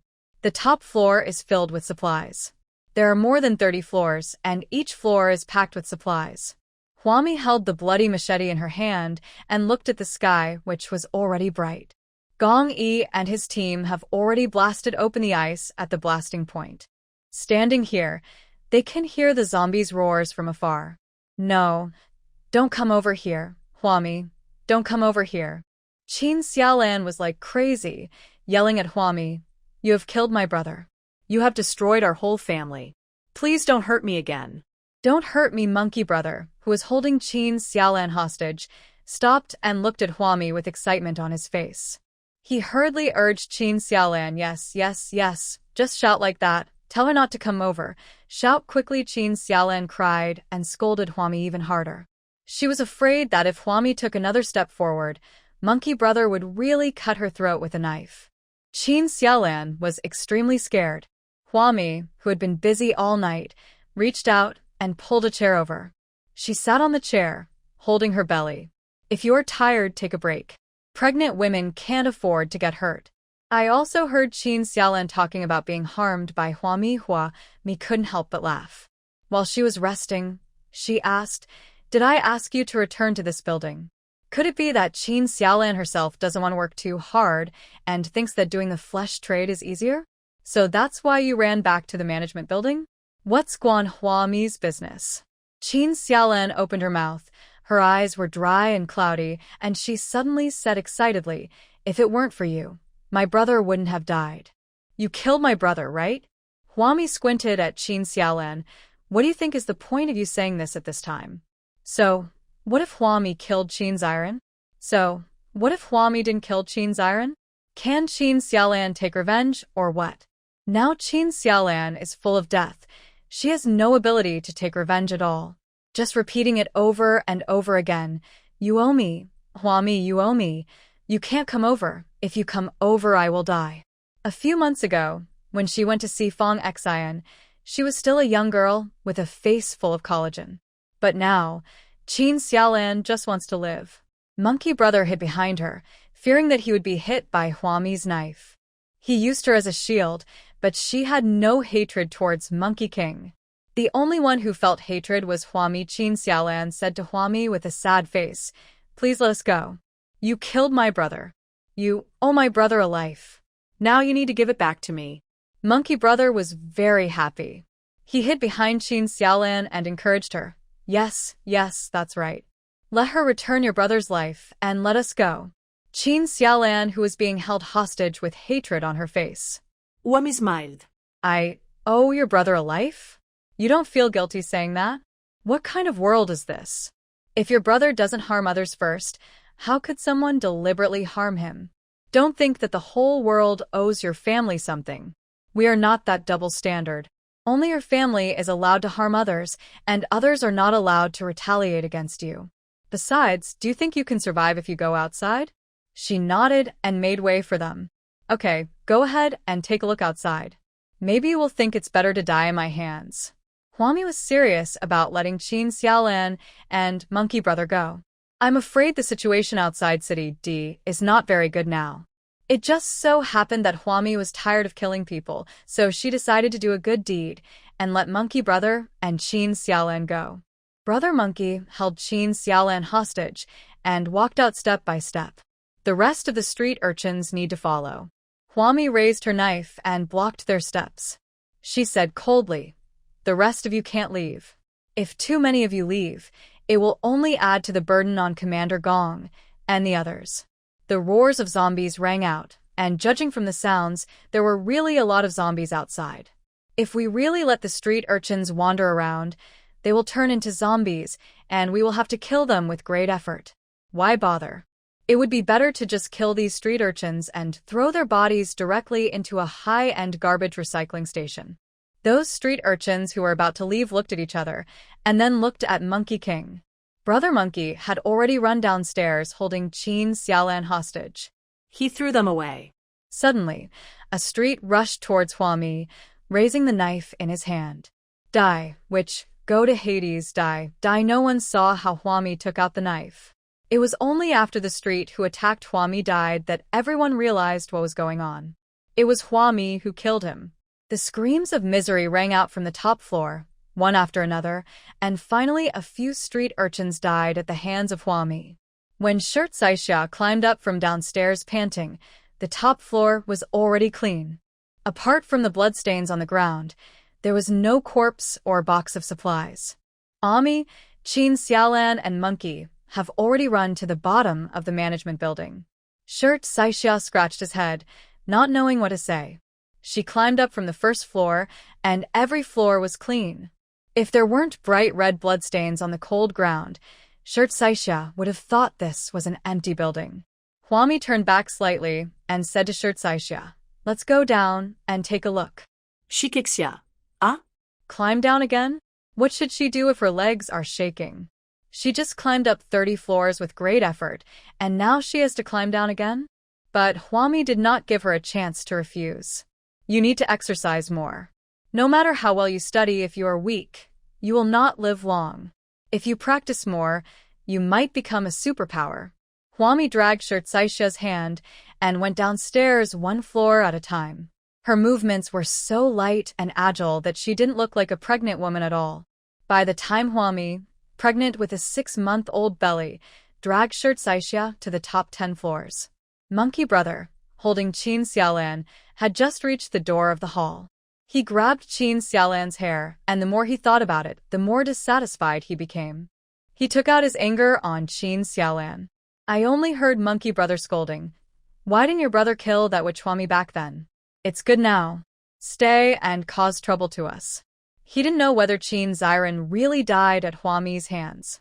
In fact, Qin Xiaolan didn't know either. But they just said this, wanting to use this incident to morally blackmail Huami. Hearing Monkey Brother's complaints, Qin Xiaolan couldn't help but sobbed. "I also heard Monkey Brother say, I heard that Zhong Zimo and his men have settled down with Gong Yi, so we're going to go and join Gong Yi as well." As he spoke, he looked Qin Xiaolan up and down, his eyes full of disdain. "You said you used to be pretty and you were popular among men for a while. How come you are so ugly now?" He remembered that when Qin Xiaolan first came into his hands, her face was full of collagen. At that time, all the men under Zhang Jifeng liked to support Qin Xiaolan. If Qin Xiaolan was still as pretty as before, Brother Monkey could do her a favor and give her to Gong Yi or Zhou Cheng. Now Monkey Brother's eyes are rolling around. He may have to look for a new woman to please Gong Yi or Zhou Cheng. Looking at Qin Xiaolan again, she lowered her head, crying timidly, and dared not cry too loudly for fear of upsetting Monkey Brother. Then beat her up again. Yes, in fact, Qin Xiaolan doesn't remember what she looked like at the beginning. Isn't she the one who was beaten up by Monkey Brother? Qin Xiaolan, who didn't dare to resist, followed Monkey Brother and opened the door to the first-floor hall. Just as the two were about to go out, they saw a man staggering towards them. The man's face was covered with ulcers, and his skin was stiff, white and blistered, as if it had been blistered.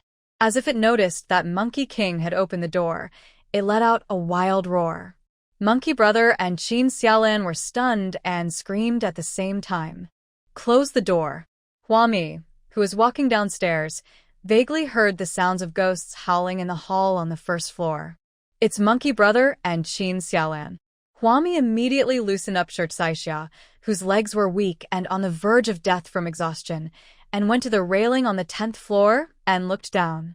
It means that Monkey Brother, who is about to leave, and Qin Xiaolan are back. The two men had been shocked outside and had now closed the doors and windows of the lobby on the first floor and were sitting in the lobby, at a loss. Seeing Huami walking down the stairs slowly, Monkey Brother dragged Qin Xiaolan up again and looked at Huami with a vigilant look. "Don't come over here, or I'll kill her." He took the knife again and put it across Qin Xiaolan's neck with a ferocious look on his face. Huami didn't even look at Monkey Brother and directly opened the door to the hall. "Don't open the door. There are monsters outside." Monkey Brother became anxious and pounced on Huami from behind. He held the knife in his hand and stabbed at Huami's back. Shirt Saixia screamed in fear. "Ami." Huami, who was standing by the door, fired a shot with her backhand as if she had eyes behind her. Knocked Monkey Brother's body to the ground. Shirt Saixia rushed out and hit the zombie that rushed into the hall door with a baseball bat. She became more and more ferocious, and she just knocked the zombie's head off. Then, Shirt Saixia stood there blankly, raised his fingers, and pushed up the glasses on his nose. There was applause behind her. Huami, who was 6 months pregnant, stood behind Shirt Saixia and clapped her hands. Not bad, Xia Xia, keep going, you have great potential." Huami searched around again and found Qin Xiaolan had already run into the basement. Outside the hall, a few more zombies wandered over. On the street not far away, people with special powers like Li Haifu were twisting the zombies' heads. No wonder Monkey Brother and Qin Xiaolan were so scared. The street in front of the D City Management Building was full of zombies in groups of 3 or 2. They all heard the noise and came towards the management building. It seems that Li Haifu and his team are not yet proficient in their work and are not very fast in killing the zombies. Huami turned around and collected Monkey Brother's body, then looked at Shirt Saixia. The little girl put on protective clothing, picked up a baseball bat, and was about to rush out to kill the zombies. Huami reached out, lifted up Shirt Saixia's collar, and stuffed an AK-47 into his hand. "Take this and up the zombie's head." Without waiting for Shirt Saixia to speak, Huami, holding the AK-47 in her hand, also joined the ranks of shooting zombies in the head.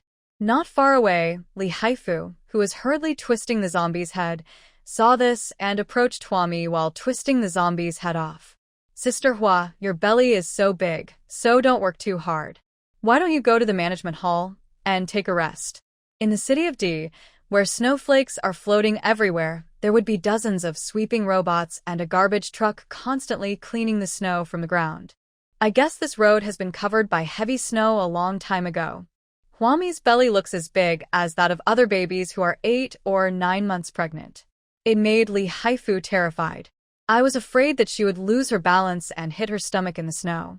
Huami stood on the long street covered with thick snow, shaking her head.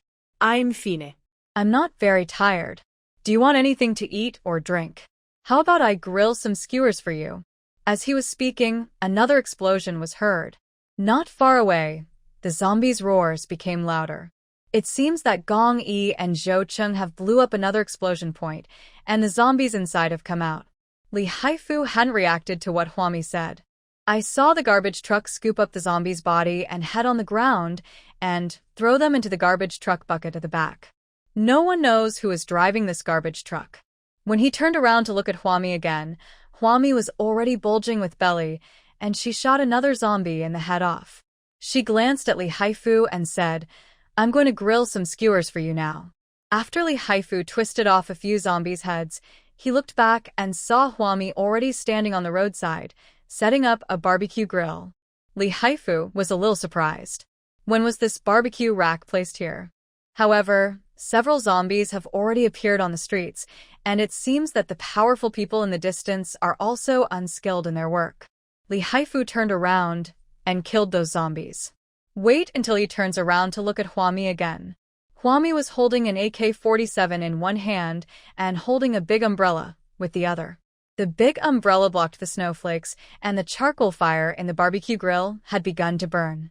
Li Haifu killed a few zombies again and came back to see Huami. Next to the barbecue stove, there were brushes, oil, cumin, and chili powder, as well as a large bag of bones and meat, mutton, coriander, cabbage, chili peppers, and sweet potato peels. Huami was busy, with a few zombies lying at her feet, whose heads were shot by her. This scene made Li Haifu feel inexplicably harmonious. When Li Haifu came back, The meat on the barbecue grill was already emitting fragrance. The cumin roasting over charcoal fire adds a delightful scent of fireworks to the frozen city. Li Haifu walked into the big umbrella hesitantly and looked around. Huami was in the distance, shooting zombies in the head with a gun. Shirt Saixia didn't know where he went to fight the zombies. All the zombie corpses on the ground were shoveled into the garbage truck. The environment is quite clean. Li Haifu picked up a skewer of roasted meat and bones and looked at the cumin and chili powder on it. He took a tentative bite. It's so delicious. For people in the apocalypse, happiness comes so easily. Is there anything happier than killing zombies and grilling some skewers? Li Haifu finished the meal with a full sense of happiness and did not forget to grill a few more skewers, waiting for other psychics to come over so that they could also eat the grilled skewers.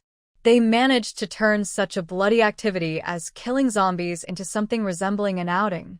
Just as Gong Yi and his men continued to up the blasting points and release the zombies one by one. Mi Guiyuan and Zhong Zimo also discovered that zombies had indeed appeared in City D.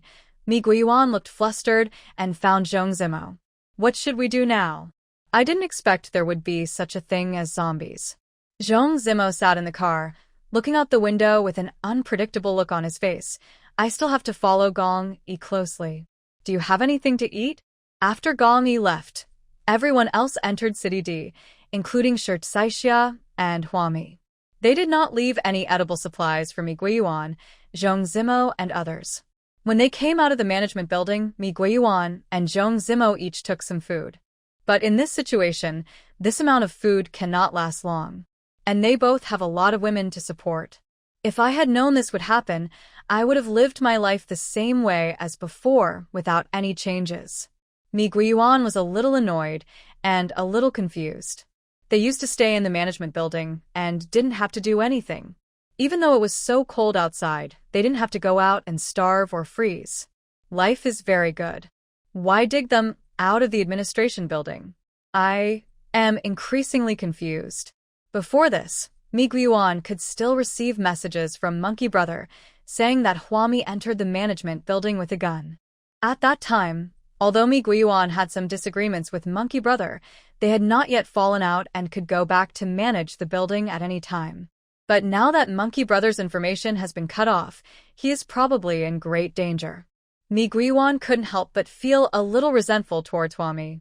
His eyes were gloomy, and he asked Zhong Zimo beside him, "You said a woman. She is fine. She doesn't stay in Xiangqing, and she doesn't stay at home as a palace wife. Why is she running around everywhere?" If it weren't for Huami, Monkey Brother in the management building probably wouldn't have died. Zhong Zimo raised his hand and patted Mi Guiyuan on the shoulder. When I raised my eyes, I saw Gong Yi walking out of the City D, where the snow was blowing.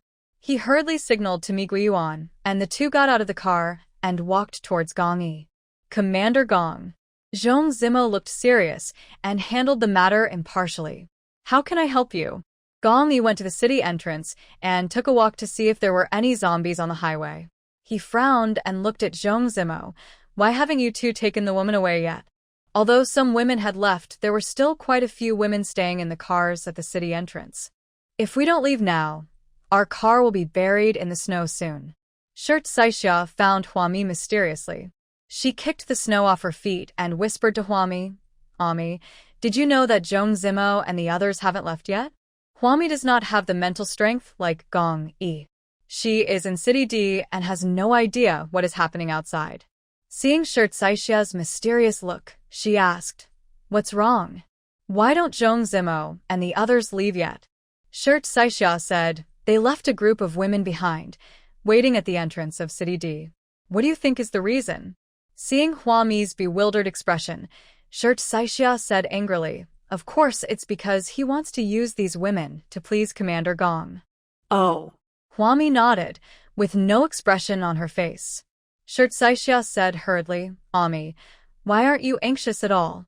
I know Zhong Zimo's methods. Those men are essentially no different from street urchins, Ami. If a man has a social status, will he play more elegantly? Not really. There is no difference. They all think with their lower body." Seeing that Huami still had no reaction, Shirt Saisha decided to make his words more clear. Look at the old Ma Yong-chun. He was such a serious man. He seemed to be good to Miss Chin, right? But no one can guarantee that Ma Yong-chun doesn't have a woman outside. Ami, all men have women outside, all of them. As far as Shirt Saisha knew, Zhong Zimo would often arrange this kind of entertainment activities for the senior management who came to visit him. Really, it's so common. For Zhong Zimo, it's just a piece of cake. Those poor, innocent women were previously in the hands of Zhang Jifeng, and now they are in the hands of Zhong Zimo. In fact, there is no difference. They usually use women to strengthen the friendship between men. Whether it is a business occasion or serious entertainment, women's company is indispensable. Shirt Saisha continued to give Huami a vaccination. Look, your belly is so big now. It's inconvenient for you to do anything with your husband. Your husband will definitely find a woman outside. Even if he doesn't look for it, he will think about it mentally. Ami, Zhong Zimo is a man who is not so easy to deal with. You need to be more open-minded. Seeing Shirt Saisha's sympathetic look, Huami raised her hand and patted Shirt Saisha on the shoulder. Just fight the zombies. Ignore them. Anyway, she didn't like Gong Yi very much. Huami didn't feel anything at all. Anyway, she already has a child, so does it matter whether Gong Yi plays outside or not? Aside from feeling a little nauseous inside, Huami didn't have any emotions. By night, the blasting work was finally over. After cleaning up City D, everyone returned to the entrance of City D under the cover of darkness. Chao Feng, Tang Yu, Fang Yuqi, and Lu Xingyuan each led a small team and arrived at the entrance of City D. Gong Yi is holding a meeting for them. These garrisons are all elites in his hands. This time, the zombies in City D are frozen, so the number of zombies can be controlled appropriately. To achieve the effect of giving the garrison troops training. So Gong Yi called all the elites under his command over. Starting tomorrow, all these garrison elites will be sent out to fight the zombies. Huami and Shirt Saisha returned to the city gate and saw Gong Yi in the tent, holding a meeting with the garrison elites. Shirt Saisha winked at Huami, asking her to look at several cars that were buried in the snow in the distance. Those beautiful women are in those cars. Huami glanced at him expressionlessly and returned to the nanny car. The night gradually deepened. In the small bathroom of the nanny car, Huami looked at her huge belly in the mirror. I thought very seriously about the possibility of killing the father and keeping the son. At this time, the door of the nanny car was opened and the wind and snow poured into the car. Gong Yi got in the car, turned around, and quickly closed the door. He looked at Huami, who walked out clumsily from the small bathroom and warmed his hands on the smokeless wood stove. Gong Yi asked, "You went into D-City today? It's been 6 months. Can't you go back to Xiang City?" Huami ignored him with a straight face. Dirty man, not worth a word from her. Seeing that Huami didn't say anything, Gong Yi came over again and sat on the edge of Huami's chair. "What's wrong? Who offended you?" As he spoke, he reached out his hand, touched Huami's big belly, and sighed. "You said that this City D is full of zombies. It will take a few days to kill them all. Why don't you go back? Isn't it almost time for your prenatal checkup? I'll feel more at ease if you go back." Huami pushed Gong Yi, opened his hand, and asked him, "Where's our marriage certificate?" Sure enough, Gong Yi was foresight. After he dragged Huami to get married, he didn't ask for anything and only took the marriage certificate from Huami. Now Huami wants to tear up these 2 marriage certificates. She wanted to hide the fact that she and Gong Yi were married. "I put it away." What? Do you want to see it? Gradually, Gong Yi realized that something was wrong. Based on his man's intuition, he felt that his marriage to his wife might, probably was in crisis. As expected, Huami sneered and slapped Gong Yi. "Hand it over." Gong Yi immediately stood up and walked to the bedside. "What do you want this for? Let's talk it over. Don't use force." He is afraid of her. Fear of that. Because if you fight in such a small place, you might accidentally hit your stomach. Gong Yi's face turns pale just thinking about it. You have to go along with it and not stimulate the pregnant woman's emotions. Seeing Huami striding over, Gong Yi simply lay down on the bed. "You fight, then you can rest after the fight." Yes, in order not to irritate Huami, Gong Yi lay down and let her hit him. No matter what has offended this ancestor, can't we just let her beat her up to vent her anger? Huami was originally very cruel and wanted to force the marriage certificate out of Gong Yi's hand and tear it into pieces. When she saw Gong Yi lying flat, she couldn't help but burst out laughing. Gong Yi, who was lying on the bed, tilted his head to glance at her, then immediately sat up and asked with sparkling eyes, "You're smiling again, so you're not angry anymore?" Huami's face turned serious. She grabbed a feather duster next to her and pointed it at Gong Yi. "Don't be so playful with me. What were you doing outside?" Gong Yi, who had already sat up, immediately lay down flat on his back, crossed his hands on his chest, frowned and recalled, "We went to blast before dawn and killed zombies with Zhou Cheng for a whole day. I am now more and more skilled in killing zombies, and I can even take crystal cores from a distance." The crystal core in the zombie's brain might be just right for Li Haifu and his team. But there was absolutely no way to satisfy Gong Yi. Even Lu Xingyuan couldn't satisfy him. As he spoke, Gong Yi, who was lying on the bed, took out a handful of crystal cores from the pocket of his garrison combat uniform. He handed the crystal core to Huami. "These are of no use to me. Why don't you just give them to me?" The attitude is well-behaved, and the posture is submissive. He doesn't look like a commander who controls garrisons in several cities at all. What is it like? It's like a husband who is busy with work and has no time to accompany his wife, so he hands over his pocket money as soon as he gets home. Huami lowered her eyes and looked at the crystal core in Gong Yi's hand. My mind suddenly started to wander. The sparkling crystal core in Gong Yi's hand looked like a handful of pomegranate seed-sized gems. Gong Yi had a lot of such crystal cores in his pockets, and they were all full.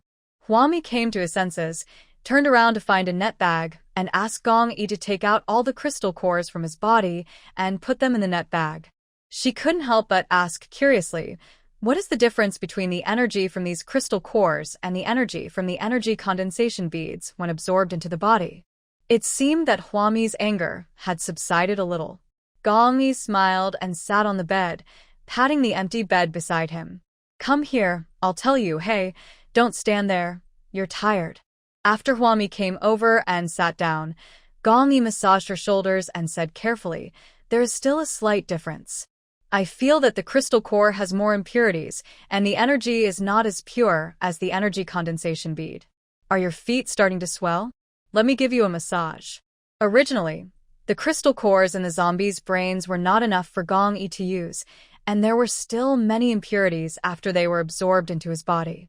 The taste is like eating snails, with sand inside. If the psychic absorbs too much, he will feel unwell. Huami let Gong Yi massage her legs and thought for a moment. In fact, many of the people with superpowers in the previous life were big and strong, had bad skin, lumps on their bodies, and their tempers were very bad day by day. Even among female psychics, there are very few who are pretty and beautiful. Many analyses say that if the crystal cores in zombies and mutated plants and animals are absorbed, people will become very violent. Some people with special abilities who absorb crystal cores for a long time may even be in danger of losing their sanity. So Huami had already known that there were impurities in this crystal core. She just didn't expect that her energy droplets and energy beads were purer than the crystal core. "Then have your garrisons hand over all the crystal cores they have obtained to me and exchange them for energy condensation beads from me." Huami half lay down, enjoying Gong Yi's service. Crystal cores are actually useful and can be used as currency in the future. She is now hoarding more crystal cores so that she can use them for big things in the future. After a while, Huami suddenly remembered that she had to tear up the marriage certificate. So she opened her eyes, and just as her face turned serious, Gong Yi suddenly leaned over and kissed her on the lips. Huami was stunned for a moment, and all her anger turned into astonishment. Gong Yi smiled and lay down beside Huami. He lay on the outside of the small bed and squeezed Huami. "You sleep inside. I'm afraid you'll turn over and fall off the bed at night." Huami couldn't help but move closer to the bed. She saw Gong Yi turned off the lights, and the environment in the warm nanny car suddenly became dim. After a while, Hwami turned her head and looked at the sharp lines on Gong Yi's face in the darkness. I heard that Zhong Zimo prepared several cars of women for you? Gong Yi closed his eyes and touched Hwami's belly with one hand. I asked him to take those women away. We won't deal with those things during our garrison. If you have the need, just find a girlfriend and have a good relationship with her. I don't have a girlfriend, so I hide away and do it secretly. What time is it now? Why are you still doing this? At this critical moment for the survivors, who has the mind to play with women? So Gong Yi rejected Zhong Zimo's advances at the first time. Hwami didn't say anything, as if she was examining the credibility of Gong Yi's words. Gong Yi also said, Zhong Zimo is too cunning. He is not someone you can trust with your back. Maybe Zhong Zimo's approach works well among the management level. But to Gong Yi, this approach is very offensive. From the very beginning, Gong Yi's route to power was to get things done in a down-to-earth manner. Not only did he dislike Zhong Zimo's approach, he also despised it in his heart. At this critical moment of life and death, Zhong Zimo will definitely not be able to live up to the trust of the garrison. After hearing what Gong Yi said, Hwami felt relieved. As long as he knew what was going on, it would be fine. However, the next morning, Gong Yi took the garrison elites to work. Hwami saw that Zhong Zimo and Mi Guiyuan did not leave. They also purchased some supplies from Xiangqing, planning to stay at the gate of D City for a long time. Seeing Hwami getting off the nanny car, Mi Guiyuan smiled and greeted Hwami. Mrs. Gong, you're up. Hwami nodded, and seeing that Zhong Zimo was talking to Shirt Saixia, she walked up to find Shirt Saixia. However, Mi Guiyuan stretched out his hand to stop him. Hwami raised her face and looked at Mi Guiyuan expressionlessly. He still had a smile on his face and asked very considerately, It's quite chaotic in D City right now. Isn't Madame Gong going back to Xiang City? Hwami held her waist with one hand and protected her big belly with the other hand and tilted her head slightly. No, I haven't killed all the zombies in D City yet, so I won't go back for now. She felt that Mi Guiyuan had said a little too much, so she raised her foot to bypass Mi Guiyuan and continue walking forward. Unexpectedly, Mi Guiyuan moved his feet and stopped Hwami again. I said, Madame Gong's belly is quite big. I heard that she is pregnant with twins. The environment outside is so bad. Madame Gong should not take risks outside. The strength and persuasion in these words made Hwami finally look at this man straight in the eye. She asked, What do you want to say? Mi Guiyuan was not polite. What I want to say is that this is a man's battlefield after all. Mrs. Gong is a pregnant woman, so she should go back to the ivory tower as soon as possible. Anyway, Commander Gong will be less of a burden. Perhaps many people would say that Hwami was so foresight that he stockpiled so much supplies at the beginning of the disaster. But Hwami is a woman after all, and if she stays here, Gong Yi will not be able to let her go. Gong Yi would not even participate in entertainment among men. Therefore, Mi Guiyuan's intention was to advise Hwami to go back to Xiangqing as soon as possible and stop hanging out with men all day. Seeing Hwami's uncertain expression, Mi Guiyuan continued, Seeing the zombies appear, isn't Madame Gong afraid? For the sake of the baby in her belly, Madame Gong shouldn't be so irresponsible. Looking at Mi Guiyuan, Hwami finally understood why this man stopped her this morning. She sneered, Who are you to tell me this? I'm blocking your way up, right? Come, take a look. She pointed at the entrance to City D, behind Mi Guiyuan. A snowy city. The entrance is a long road covered with thick snow. On this long road, dozens of sweeping robots are working non-stop. Hwami said, You know what happened here without me telling you. Isn't it said that men work outside and women work inside? Mi Guiyuan, can you please go outside and let me see the demeanor of your men? Men often use children and marriage to kidnap women. Once a woman shows some strength, men will use all kinds of standards to criticize her for being heresy. But why would the person who said this be from an unrelated American country? Gong Yi didn't use these to kidnap Hwami. Hwami's serious husband Gong Yi, although he also does not approve of Hwami staying in City D, he wants Hwami to go back because he is concerned about her health. Hwami wanted to stay, and Gong Yi didn't insist on sending her back. Instead, it was an American Yuan who ran up to Hwami and jumped around. He also told Hwami all these nonsense. He was disliking Hwami. He thought Huami was an eyesore here. This is hilarious. Huami raised her eyebrows and looked at Miguiwan, continuing to encourage him. Go ahead, kill a zombie. Take care of the outside. If a man like you can take on the responsibility of killing zombies, there won't be a need for a pregnant woman like me to work so hard to kill zombies with a big belly. Miguiwan's expression turned very ugly, and he said coldly, I'm doing this for your own good. You don't have to be so sarcastic. Whether it's for my own good or not, you know it yourself. Huami walked around Miguiwan expressionlessly and continued to walk forward 2 steps. She stopped and looked back at Miguiwan. Survival in this environment has become very difficult. Survival in the apocalypse is particularly difficult. Who would leave the important matters of the base to something for entertainment? Don't let the path of human beings become narrower and narrower. Huami's voice faded away. Miguiwan's face was gloomy as he watched Huami gradually walk away. He clenched his lowered fingers into a fist. Very good, this woman Huami is really as annoying as Zhong Zimo said. This is a woman who completely doesn't understand the rules of the game between men. Such untactful women usually like to be pretentious and always care about some of the social engagements that men have to engage in. Miguiwan just watched how Huami ruined Gong Yi's friendship and put herself on the path of being a shrew. In the distance, Shirt Saixia saw that Huami's face was not good.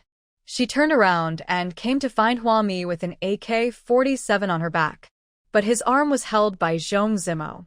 Kaixia, you must remember what I told you. This place is in chaos. Remember to persuade Huami to go back to Xiangqing. Yesterday, Zhong Zimo wanted to send a few women to Gong Yi so that Gong Yi could relax after killing zombies for a day. As a result, Gong Yi didn't even look at Zhong Zimo and got into the nanny car directly. Huami was in the nanny car. Before dawn today, Chao Feng found Zhong Zimo and Miguiwan and asked them to send those women away quickly. The zombie killing work in City D has begun, and the garrison elites are gearing up. This place is really not suitable for outsiders to stay. No normal survivor would stay in such a place. For this reason, Chao Feng also made a harsh statement that once the zombies came out of City D, no one would hesitate to rescue Zhong Zimo and the others. But Zhong Zimo and Miguiwan did not want to give up such an opportunity to move up. After they discussed it, they felt that the biggest problem was not the threat from zombies. The biggest problem still lies with Huami. Gong Yi couldn't let go because Huami was here. If Huami left, Gong Yi would have no scruples and would naturally accept another woman. Once Gong Yi took the lead, the rest of the garrison would naturally come to have fun with women. So, why is Huami here? She is a woman and a pregnant woman. Why doesn't she just stay in Xiangqing like Qingjin? Shirt Saixia looked at Zhong Zimo, feeling cold in his heart. Captain Gong has no say in Ami's affairs. Why are you meddling in other people's business? Really, maybe Shirt Saixia is getting stronger and stronger. She followed Huami, running around here and there all day long. She had seen gunfights, murders, and zombies. Now she was pretty good at fighting zombies. The broader her horizons, the more she looked down upon Zhong Zimo. Before he knew it, Shirt Saixia had reached a higher place than Zhong Zimo. She didn't think at all that Huami was a burden to Gong Yi. I don't feel it at all.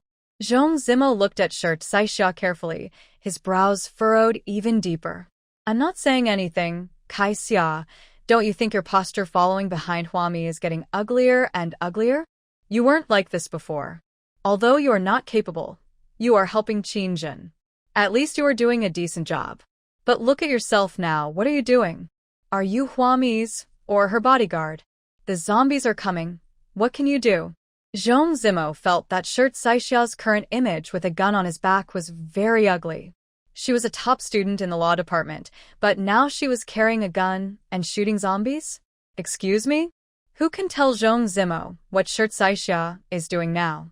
She has studied for so many years. Has she learned nothing? Hearing this, Shirt Saixia trembled with anger. She took a step back and sneered. What about you? Commander Gong told you to leave, but you're still hanging around here. Aren't you afraid that zombies will run out of City D and bite you directly? Of course Zhong Zimo was afraid, but he had to stay here. He was not sure if he would have such a good opportunity to get close to Gong Yi after he left. Fortunately, the garrisons under Gong Yi are very capable, as well as Li Haifu's group of psychics. They should defend City D and not let the zombies inside City D out. Zhong Zimo believes that this is wealth and honor, which can only be achieved through risk. At this time, Huami had already left Mi Guiyuan and walked over.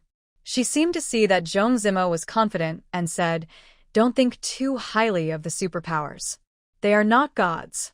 And even if they are very powerful, it doesn't mean that you, the outsiders, won't die. If you are infected with the poison from the zombies, you will die miserably." Zhong Zimo looked at Huami coldly. He couldn't even listen to Shirt Saishia's words, let alone Huami, whom he had always looked down upon. Seeing him like this, Huami stopped trying to persuade him. She just waved to Shirt Saishia, and the two of them went into City D to fight the zombies. Only after the two women's backs disappeared at the end of the snowy trail did Mi Guiyuan walk to Zhong Zimo's side and said, "What should we do now? That woman named Hua Mi has to stay with her man no matter what." As he spoke, Mi Guiyuan's eyes were filled with disdain and contempt, and he complained in a low voice, "This kind of woman is really disgusting." Zhong Zimo's face was gloomy, and he gritted his teeth. "Wait. Luckily, I have a lot of money now. I don't believe those garrisons can hold back." Because they had money, they could buy supplies from Xiangqing and continue to support those women. The opportunity is here. As long as he is well prepared, Zhong Zimo doesn't believe that all the garrisons are monks. He pulled Mi Guiyuan's clothes and whispered to Mi Guiyuan, "Because Huami is here, I guess those garrisons can't let go.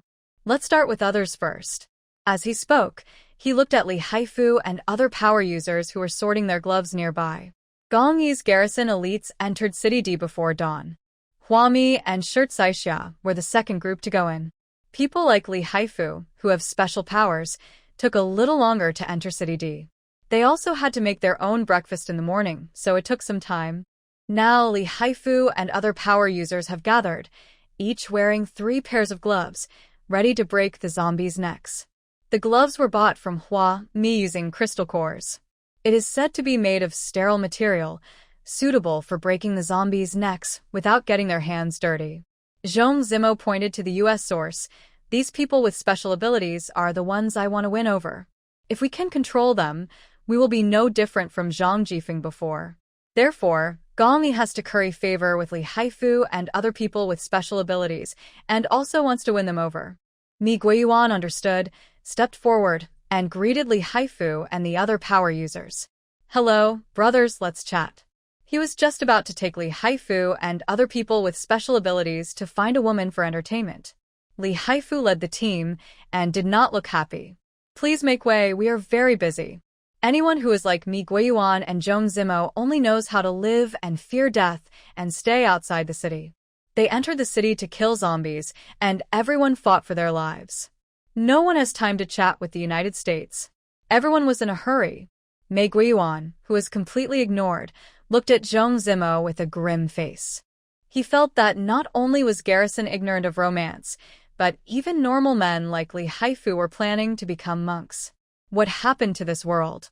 Has everyone become so pure and indifferent? Zhong Zimo asked Mi Guiyuan to be patient. Li Haifu and the others were busy because they had to go into the city to kill zombies. Wait till evening. At night, everyone has to go back to sleep. Zhong Zimo will not give up on winning over Li Haifu and his group of people with special abilities. Now that Gong Yi and Li Haifu have become a team, this matter will be easier to handle. If they attack Gong Yi, wouldn't that mean they have also infiltrated Li Haifu and his team of supernatural beings? This is a win-win situation. At this time, Li Haifu and the psychics had already entered the city and caught up with Huami and Shirt Saixia. Zombies began to wander around the streets. These were the ones that were missed by the garrison. If you want to kill more zombies, you have to follow Gong Yi. Follow closely. Shirt Saixia is currently responsible for dealing with these 3 or 2 wandering zombies. Huami got a vending machine from somewhere. Once fully charged, it can run for at least half a month. Li Haifu and other psychics gathered around and took a look at the items in the vending machine. Someone pointed at the snow boots and said, "My shoes are wet." Can I buy a pair of shoes? How do I buy this? Huami took out her phone and explained, you can use crystal cores to top up. 100 crystal cores can be exchanged for 100,000 yuan. I will transfer the money to you, and you can just scan the code to make the purchase. Li Haifu and the others did not hesitate at all. They took out the crystal cores they had dug and came to Huami to recharge them. Some people also asked Huami, do you still have the skewers from yesterday? Huami, yes, it's self-service. I'll put the ingredients on the roadside for you, and you can bake it yourself. Isn't this more entertaining than playing with women? Killing zombies is an adrenaline-pumping experience, and you can also eat skewers and drink beer along the way. The most important thing is that the crystal cores dug out can be used to exchange for money, and then use the money to buy a lot of supplies. What else can you ask for in life? After a while, Shirt Saixia got rid of the zombies wandering around the street. She turned around, scanned the code, and bought an Oreo strawberry cake. While picking up the cake with a small fork, she said to Huami, I plan to challenge myself. I want to get closer to the garrison. For Shirt Saixia, she can now accurately shoot zombies in the head. The zombies are too slow and too few in number, so they're no longer interesting to her. She's begun to enjoy killing zombies. Huami sat on a lounge chair with a big parasol above her head. Go ahead, but I think killing zombies with a gun is not a long-term solution. The bullets are no longer producible, unless the industrial chain can be fully operational. So, in the end, the survivors will still have to use cold weapons to fight zombies and mutated plants and animals. When Shirt Saixia heard this, he returned the AK-47, which had no bullets left, to Huami. Ami, do you have a knife? Huami has always strictly controlled her thermal weapons. So the AK-47 in her hand was lent to Shirt Saixia, not given as a gift. Even though Shirt Saixia had used up all the bullets, he still had to return the AK-47 to Huami. However, Huami sells cold weapons. In the past, she had been hanging around the stalls in Xiangqing, and she also mobilized Qichuan to purchase large quantities of various supplies for her. Over time, a lot of cold weapons were stored in her level 35 warehouse. All kinds of things. Huami can sell these cold weapons at a very cheap price. Shirt Saixia squatted in front of a pile of cold weapons that looked like a small mountain and selected a sharp axe. She waved it twice and felt it was very good. She readily paid 10 crystal cores and started chopping zombies with the axe. After a while, Huami had rested enough, so she stood up and stretched out a few feet. She also took out a sharp machete, and she and Shirt Saixia worked on the left and right to clear the zombies wandering on the snow path. Busy until evening. Gong Yi will not up zombies at night. He summoned the garrison elites and held a meeting in the evening to summarize their experiences in killing zombies. Then ask each captain to submit a list and select more garrisons to come to City D to kill zombies. Gong Yi had a premonition that the world would soon undergo a qualitative change. But before that, his garrisons must grow up as quickly as possible. At this time, Li Haifu and his group of people with special abilities also followed Gong Yi to garrison and hold a meeting together. They seemed to be extremely studious. After all, the world had become what it was. If the garrisons communicated more with those with special abilities, they would have a better chance of survival in the future. Zhong Zimo and Mi Guiyuan were standing guard beside their car. In the car behind them, the women were chattering and laughing beside the smokeless wood stove. Someone leaned his head to open the car door and said to Zhong Zimo and Mi Guiyuan outside, "Look, Qin Xiaolan is here." Everyone looked over there. On a snowy night, Qin Xiaolan, shivering from the cold, walked out of City D with her arms folded and her body hunched. Seeing Mi Guiyuan, Qin Xiaolan rushed over, shivering all over. I really can't stand the cold. Give me something to eat. I'm willing to do anything you ask me to do. Can you give me something to eat so I can get in the car and warm myself by the fire? She thought that Huami would not be able to move all the supplies in the D City Management Building in a short time. So she went back to the basement, prepared to stay there forever.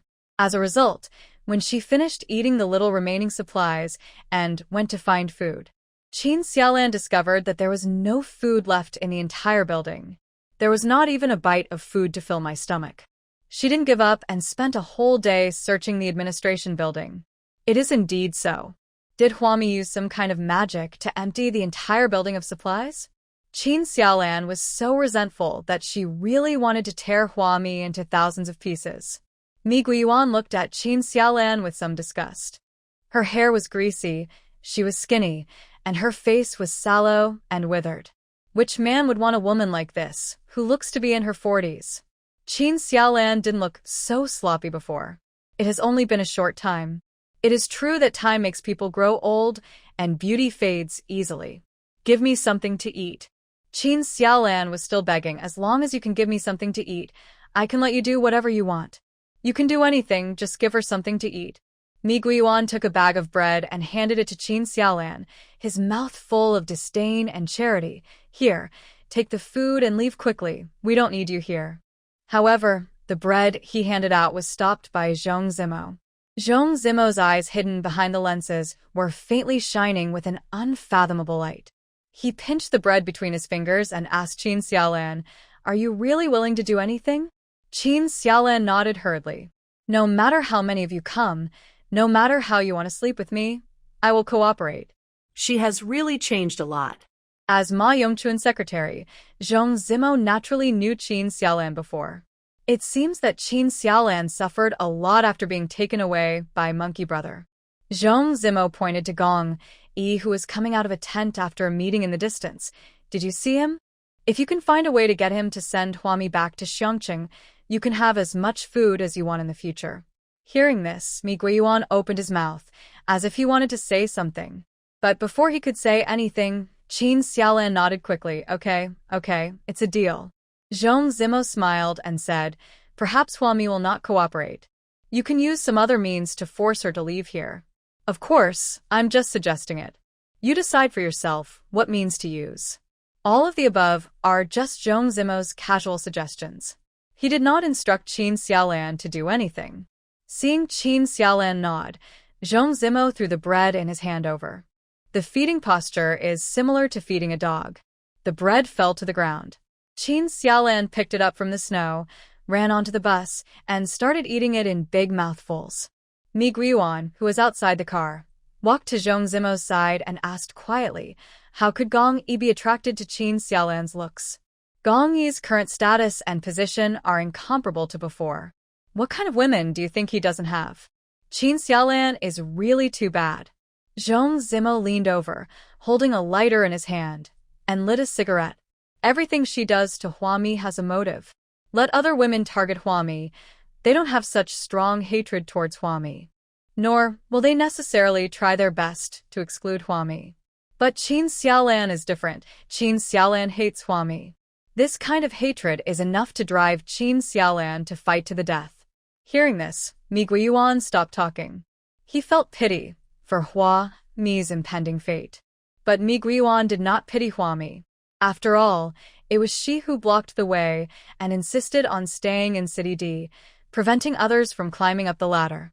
And so it was until the next morning. Everyone took their positions and started getting ready to go into City D to kill zombies. This is the good thing about the frozen zombies. You can kill as many as you want, just blast open a little bit of the ice and release the zombies inside.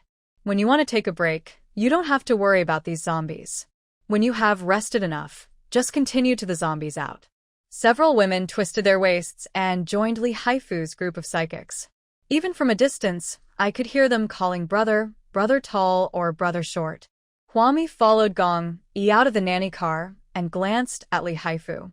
I don't know if it's an illusion, but I always feel that people with special abilities like Li Haifu are trying to avoid these women with coquettish voices. At this time, Qin Xiaolan stumbled over and knelt directly in front of Huami and Gong Yi. "Sister Huami, please let me go." Qin Xiaolan is getting old really fast. She was wearing a thin down jacket, revealing a hooded head of hair as dry and yellow as hay. Seeing Gong Yi stop and look down at her, Qin Xiaolan was crying pitifully, with tear marks all over her blemish-covered face. "Sister Huami, I know I was very rude to you before. Please forgive me. I was wrong. I was really wrong." Huami, who was about to go find Shirt Saixia, looked at Qin Xiaolan with a puzzled expression. "What did I do to you?" Why are you kneeling here to beg for my forgiveness? It seems not. Since reuniting with Qin Xiaolan, Huami has only attacked Qin Xiaolan once. Isn't it all up to Qin Xiaolan to do what she needs to do after this? Qin Xiaolan cried and shook her head. Seeing Gong Yi was about to leave, she knelt down and blocked Gong Yi's way. Sister Huami, I know I was very rude to you before, but my life is really too difficult. Please let me go. I just want to live a good life. Huami grabbed Gong Yi, who was standing in front of her, and pushed him aside. She lowered her head and faced Qin Xiaolan. Since you sound so pitiful, then tell me, why didn't I let you go? Qin Xiaolan crawled over on her knees. Her posture was as pitiful as it could be. Please give me a chance to live. I know you are angry, Sister Huami. You can target me, but after that, can you give me some food? Just a little bit.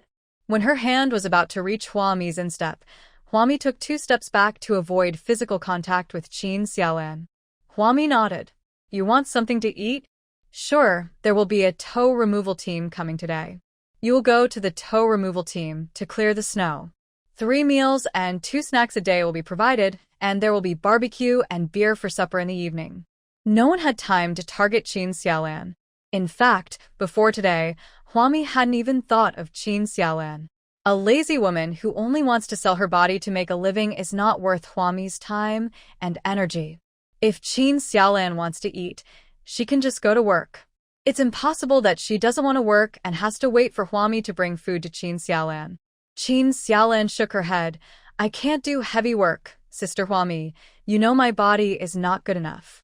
As she cried, she looked up at Gong Yi. Although his face looked old and ugly, this did not prevent Qin Xiaolan from looking at Gong Yi pitifully. An ordinary pregnant woman would probably be out of breath after being harassed by Qin Xiaolan like this. In this extreme environment, Huami, with such a big belly, might have a miscarriage if she was not careful. If you have a miscarriage, you may not be able to find a doctor or a nurse to treat it. But Huami was fine. She stood in the snow and looked at Qin Xiaolan coldly. It's just sweeping snow. It's okay. People with weaker constitutions than you can sweep it. Why can't you do it? Don't you have a broom? Do you want me to lend you one? The snow is so heavy that relying solely on sweeping robots and garbage trucks is just a drop in the bucket. There are more and more garrisons here, and every day there are new garrisons on the list coming to gain experience. Therefore, large quantities of supplies had to be brought over, and the snowy road from the entrance of City D to the highway also had to be cleaned up. With so many people around, many details need to be taken care of. Huami also plans to set up a teleportation point at the gate of City D today. After the teleportation point is set up, more survivors are needed to build surrounding facilities around the teleportation point. There are still many job opportunities here. Qin Xiaolan continued to anger Huami. No, Sister Huami. Why are you doing this to me? You have a strong man and a child who is about to be born. Please let me go. So let me ask you, what did I do to you that made you feel that I didn't let you go? Tell me, and I'll let you go. Huami was no longer in a hurry to do her thing. She opened the door of the nanny car and sat on the clean footrest. Then he said to Gong Yi, you go and do your thing. I'll have a good chat with Miss Qin. Gong Yi looked at Qin Xiaolan with a pair of sharp eyes, his brows tightly furrowed. He felt that women like Qin Xiaolan were a little scary. Qin Xiaolan obviously seems to be the weaker party and is very fragile. But it just makes people feel angry. There is no way to kill such a woman. Because she was weak, she kowtowed and cried. Her cries were like tears of blood, and she kept saying, let me go, give me a way to live. If I really killed Qin Xiaolan or even slapped her, it would be a sin. This was the first time Gong Yi had seen this kind of woman, who was full of the idea that the weak were always right. He turned around and said to Huami with worry, wife, why don't you go back to Xiangqing first? He was afraid that Huami would get hurt because of Qin Xiaolan. So Gong Yi came up with the idea of sending Huami back to Xiangqing. You can't afford to offend him, but at least his wife can avoid him. Huami calmly looked up and smiled at Gong Yi. Why do you want to go back to Xiangqing? I won't go back.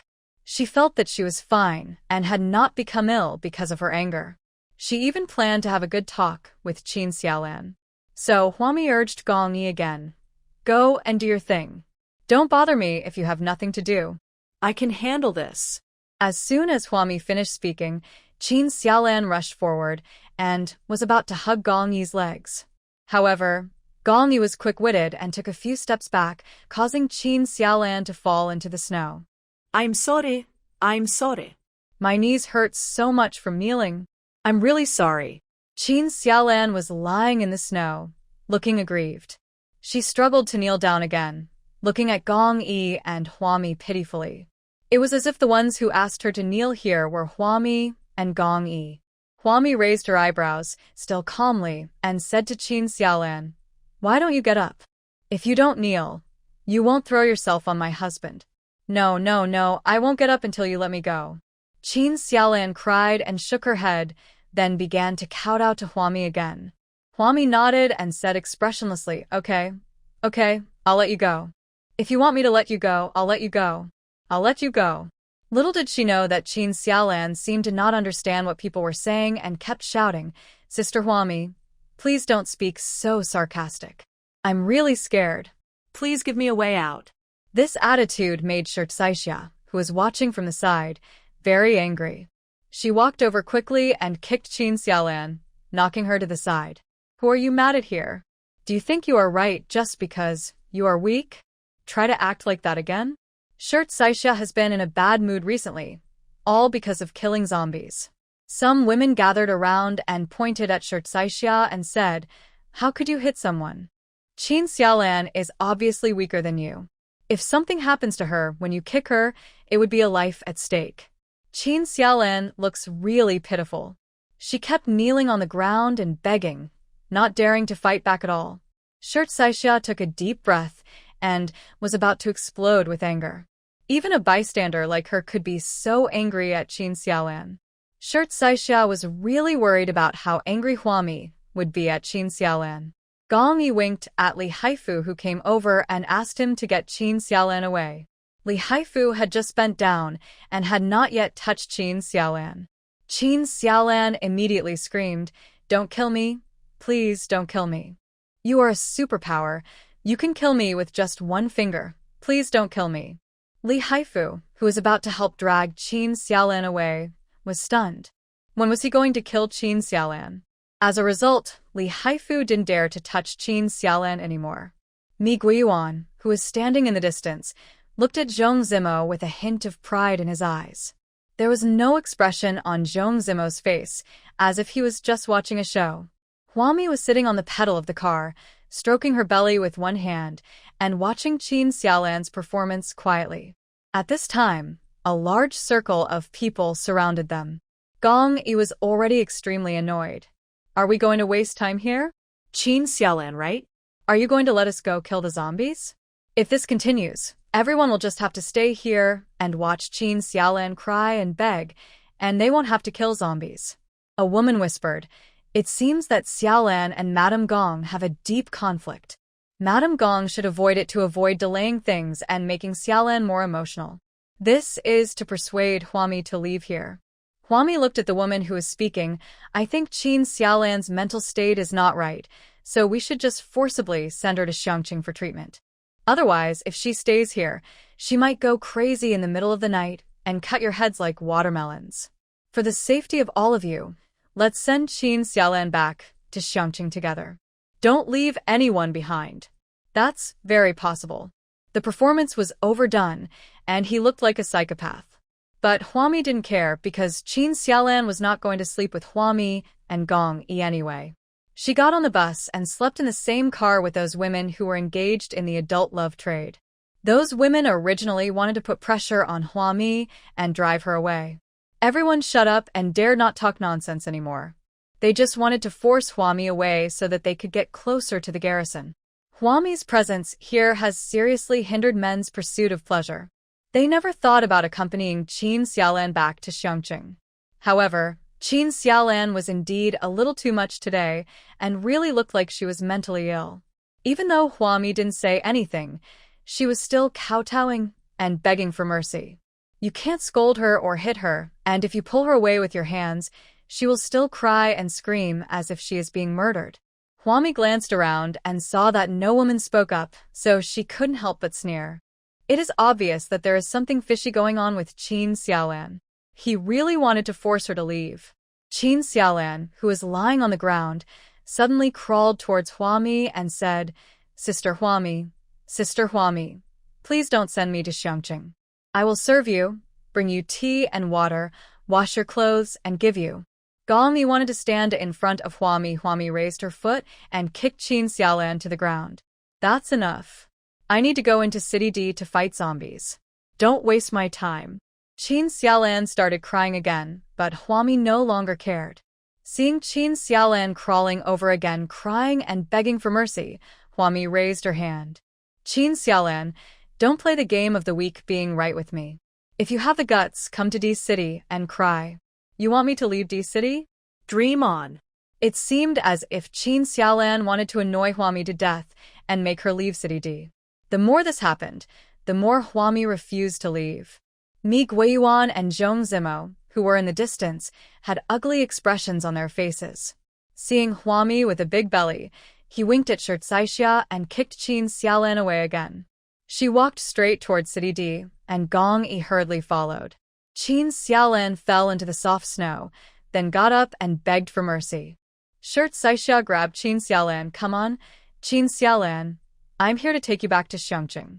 You have a serious brain disease and need treatment. Qin Xiaolan, who had never done any heavy work, had no chance of defeating Shirt Saixia. She screamed. But ever since she showed up, she's been in this hysterical state. Everyone looked at it for a while, especially Li Haifu and the others. They all shook their heads and turned away. Who dares to take care of Qin Xiaolan's affairs? They are afraid of being blackmailed. However, Shirt Saixia was stopped by Zhong Zimo when he was about to drag Qin Xiaolan onto the highway. Zhong Zimo gritted his teeth and confronted Shirt Saixia. Shirt Saixia, what are you doing now? Are you so heartless? Where are you going to take this poor woman Qin Xiaolan? Qin Xiaolan can't leave now. She has to stay here and continue to anger Huami. Shirt Saixia.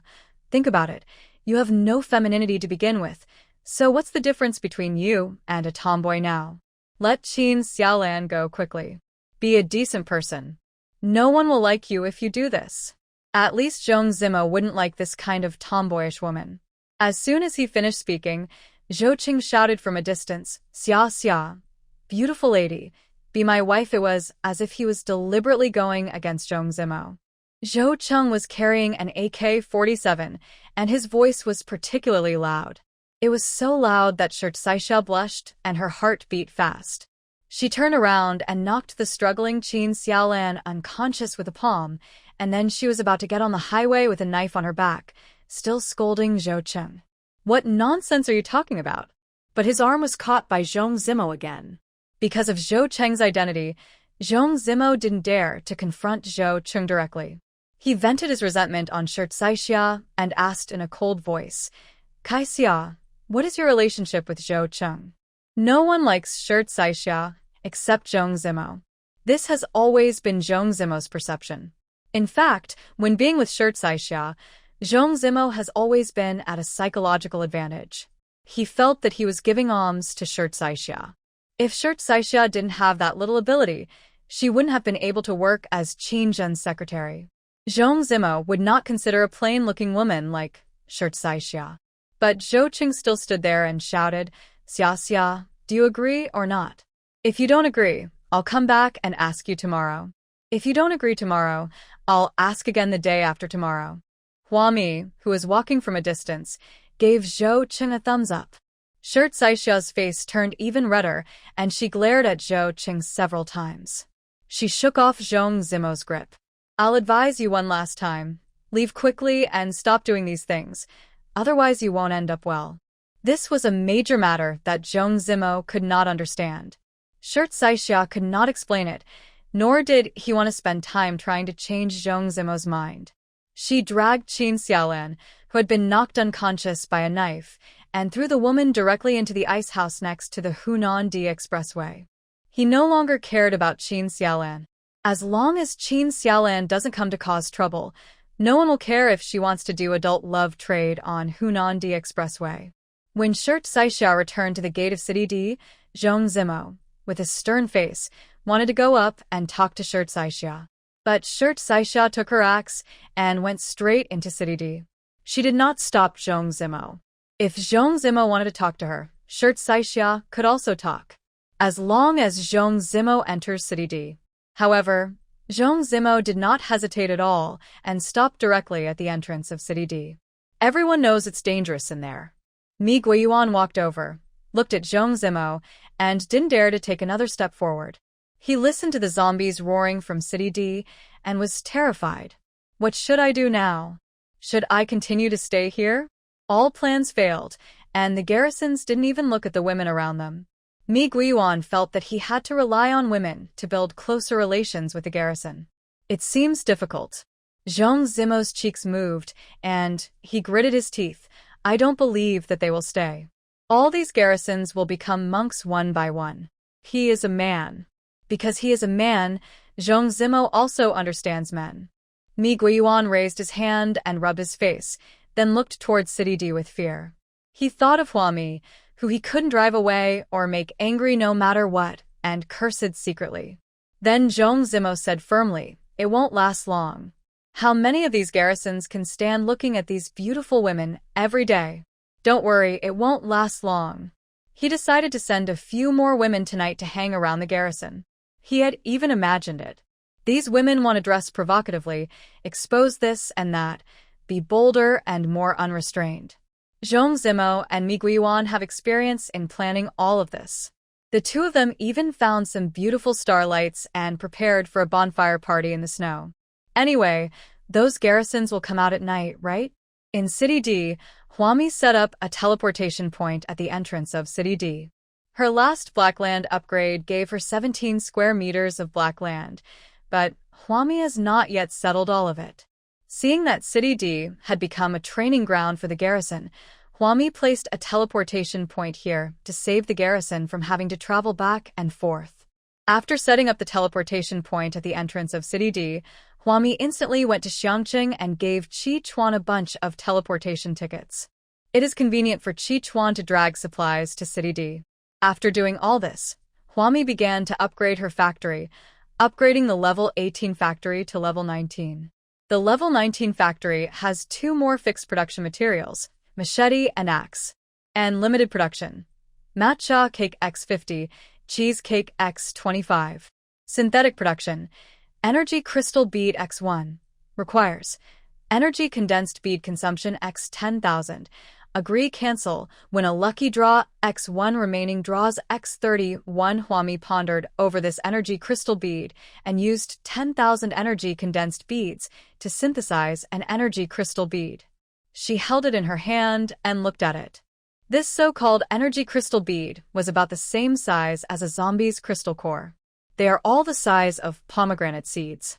Even the texture is the same as that of the zombie's crystal core, very hard. However, the crystal core of the zombie is a transparent color with blood streaks. However, the energy crystal beads produced in Huami's level 19 factory are a light golden color. Just looking at this color makes people feel very comfortable. Unlike the zombie crystal core, it does not have an indescribable bloody smell.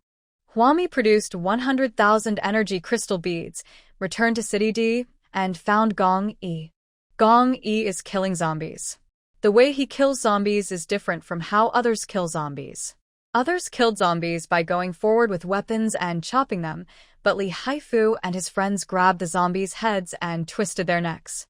Gong Yi just stood there, and the crystal cores in the brains of all the zombies that approached him automatically left their brains. Watching the crystal cores flying from all directions, gathering into a line in the air, and slowly falling into a sack at Gong Yi's feet, Huami opened her mouth wide in envy and jealousy. This is truly a zombie nemesis. With Gong Yi's skill, digging out zombie crystal cores is really easy. Seeing Huami coming over, Gong Yi turned around and greeted her with a smile. "Why are you here? Not doing your business anymore?" Huami took out an energy crystal bead. "I got a new gadget and I want you to experiment with it." Gong Yi took the energy crystal bead from Huami's hand without any hesitation and absorbed it directly. Facing Huami's expectant gaze, Gong Yi frowned slightly. Compared to the energy condensate bead, the energy here is pure. After saying this, his face looked strange, and he bent down slightly and hugged his lower abdomen. But I don't think ordinary people with special abilities can use it. My stomach hurts. He reached out, held Huami's shoulders, and turned her body around. Wife, please find a safe place first. I'm going to have diarrhea. Huami looked puzzled. Hey, what's wrong with your stomach? Because the energy is too pure, and there is too much of it. Even Gong Yi couldn't absorb it. He had stomach cramps and could only send Huami away. Without having time to answer Huami, Gong Yi ran away while killing the zombies. I still remember yelling, "Honey, don't let anyone use this thing. Remember therefore, Huami, who has synthesized 100,000 energy crystals." Huami returned to the vending machine, learned her lesson, and put a few bottles of energy drops into the vending machine. The fact that the zombie crystal cores are too brutal has been compiled into an internal textbook by the garrison and distributed to every team leader. The garrison team leader will organize his own team and study these garrison internal teaching materials every day.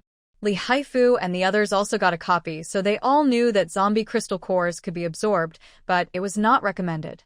The side effects are serious. Therefore, they would use crystal cores to exchange for money from Huami, and then use the money to consume at vending machines. Currently, they drink bottled energy drops, and every time they moisten their lips, they can replenish their body's supernatural powers. After putting the bottles of energy drops on the shelves, Huami thought about it and put another 100,000 teleportation tickets on the shelves. Now, apart from Gong Yi's garrison, who no longer needs to leave City D, even Li Haifu and his men can enter and exit City D freely with their teleportation tickets. Zhong Zimo and Mi Guiyuan waited at the gate of City D for 3 days. During this period, in addition to my 8th uncle's towing team, which would come down from the Hunan D Expressway every day to clear the snow at the gate of D City. None of the garrisons or the psychics have ever left City D. What's more, Huami and Saisha never came out of City D again. Day by day, Zhong Zimo's expression became uglier and uglier, and Mi Guiyuan's temper is becoming more and more violent. He really couldn't stand such harsh freezing weather, so he took the initiative to find Zhong Zimo. I think those people will have to live in City D. We have to think of other ways. He gestured to the tow truck team working in the distance. How about letting the women go and pick up those guests? These words made Zhong Zimo's eyes filled with anger. Mi Guiyuan's eyes were filled with a hint of sarcasm. Well, if you insist on supporting these women, then I have nothing to say. How much money do you have left? The prices of supplies have gone up. The supplies of City D were placed in the management building, and a building full of supplies had already fallen into Huami's pocket. Even if they wanted to pursue ownership of these materials, they had no way to do it. Because City D is full of wandering zombies, they can't enter City D at all. With the appearance of crystal cores, those psychics were using the crystal cores to exchange for the money in Huami's hands. This has brought a certain impact on the value of materials. At least on the Hunan D Expressway, prices of goods began to rise. Zhong Zimo had no other income. Although he controlled the reserve fund account of City C, the rising prices of materials meant that the materials he could buy with the money he had were decreasing day by day. Zhong Zimo lowered his head and rubbed his brows. Hold on a little longer. For now, he has enough money. As long as the garrisons and the psychics can come out every day, he still has the confidence to send those women to the beds of the garrisons and the psychics. At least the willpower of people with special abilities like Li Haifu is not as high as that of the garrison. However, after waiting for a few more days, apart from the clearance teams that came every day to clear the obstacles, the garrisons and the psychics still did not come out of City D. Prices continue to rise. The price of Coke, which used to cost 100 yuan a bottle, has risen to 250 yuan a bottle. This is definitely not a good phenomenon. In particular, Zhong Zimo had to hire people to shovel the snow. If no one shoveled the snow, their cars would be stuck in the snow. But labor is also very expensive now. We couldn't even afford to provide supplies for 3 meals a day, and there was no way to hire anyone to shovel the snow. Now, if you hire a worker for a day, You have to be responsible for 3 meals and 2 snacks a day, and you also have to pay him a daily salary of 10,000 yuan. If we bargain further, the salary might be 15,000 a day. After a few days, Zhong Zimo's face became darker and darker. He pointed at the worker in front of him who wanted to raise the price. The day before yesterday, it was 10,000 a day. Yesterday, it was 15,000 a day. And today you are raising the price to 20,000. How can you raise the price like this? Even if I have mountains of gold and silver, I can't stand your torment. This was something that Zhong Zimo and Mi Guiyuan could not understand at all. Isn't it said that it is the end of the world? Labor should be very cheap. After all, in extreme environments, there are many survivors but few job opportunities. The workers looked disdainful. Are you going to pay or not? If not, I'm leaving. They also have 3 meals a day and 2 snacks, so why do they have to run to the gate of D City to shovel snow for Zhong Zimo and the others? With the garrison's unremitting propaganda, who doesn't know that City D is dangerous? There are zombies in here. So, if the pay wasn't very high, no one would be willing to stay here and shovel snow for Zhong Zimo and his group. Zhong Zimo's eyes turned black with anger, and he pointed in the direction of the highway. Go ahead, go ahead. 20,000 yuan a day. Why don't you just go rob? Before the end of the world, paying someone 600 a day for hard labor was considered a high salary. Not only has the labor cost increased several times, but these workers have nothing to do except shoveling snow. Mi Guiyuan on the side opened his mouth and watched helplessly as the salary he had worked so hard to find was driven away by Zhong Zimo. He sighed, shook his head, and got into the bus. Now he is living on Zhong Zimo, and Mi Guiyuan has done all the persuasion and advice he should have given him. Zhong Zimo refused to listen, and Mi Guiyuan had no other choice. But problems always have to be solved. Because no one was shoveling the snow, the bus was buried in the snow in just half a day. Zhong Zimo personally found his 8th uncle and wanted his 8th uncle's towing team to help shovel the snow around their bus. We have to spend a lot of manpower to clean up the snow. It's hard to find labor now. There's no other way. Zhong Zimo became anxious when he heard this. How can there be no solution? There are so many survivors now. Before he could finish his words, Uncle 8 grinned. Secretary Zhong, have you been out of touch with the outside world for too long? There are factories under construction everywhere in and outside Xiangqing, and everyone is very busy. Our Xiangqing base plan is about to start, and labor is very expensive. Because all the survivors are coming to Xiangqing, the city wall planning of Xiangqing has expanded the original area of Xiangqing several times. Building city walls now requires endless manpower. As long as you are willing to work hard and get 3 meals a day and 2 snacks, there will be no problem at all. 20,000 a day is a bit exaggerated, but don't you see where this place is? The 8th uncle continued to educate Zhong Zimo. He pointed to his subordinates who were working hard to clear the obstacles, unless you pay them with crystal cores and they can accept it, otherwise you'd better just let them raise the price. The crystal core comes from the brain of zombies. It is said that 100 crystal cores can be exchanged for 100,000 yuan. So some of the strong men under 8th uncle have been secretly studying the internal information of the garrison these days. Some strong men who are not afraid of death want to enter City D to kill zombies. Internal documents say that these zombies move slowly and react clumsily, like fools, and they don't know how to avoid danger when they encounter it. As long as they protect themselves well, the crystal cores in their brains will be like found for free. You can easily kill dozens of zombies in a day. So I have time to shovel snow and the courage to hang around the gate of D City and earn the 20,000 yuan in labor fees. Why not go into City D to kill zombies? Zhong Zimo looked as if he had lost his parents and thought for a long time. He stopped his 8th uncle who was about to leave and asked with a serious face, I don't see any garrison coming out of City D recently. Do you know any inside information? 8th uncle looked at Zhong Zimo as if he was a fool, shook his head, and turned away. He would never tell Zhong Zimo that City D is now full of garrisons and people with special abilities. There are also quite a few strong men. Everyone entered the city on a teleportation ticket. There are also many vending machines in the city, which have everything and can be recharged with crystal cores. There is no need for everyone to leave City D. If you want to leave City D, you can buy a teleportation ticket from the vending machine, and then you can go directly to Xiangqing, City A, City B, or City C. They're clearing the snow trails here just to facilitate the survivors who don't have teleportation tickets. But Eighth Uncle would not tell these things to Zhong Zimo, as they were not familiar with each other. Zhong Zimo turned around and called Shirtsaixia. He hoped to hear something from Shirtsaixia. Shirtsaixia's cell phone has been muted. This is written in the second issue of the garrison's internal information.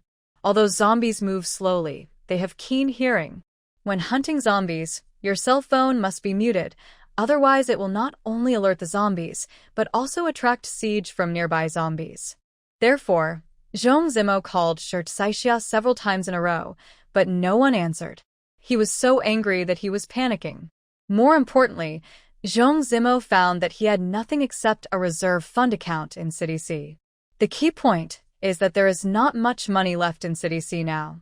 Mi Guiyuan came over and asked Zhong Zimo, "What should we do now? Should we continue to waste time here? Everything else is fine. There is no sign of any garrison or psychic left.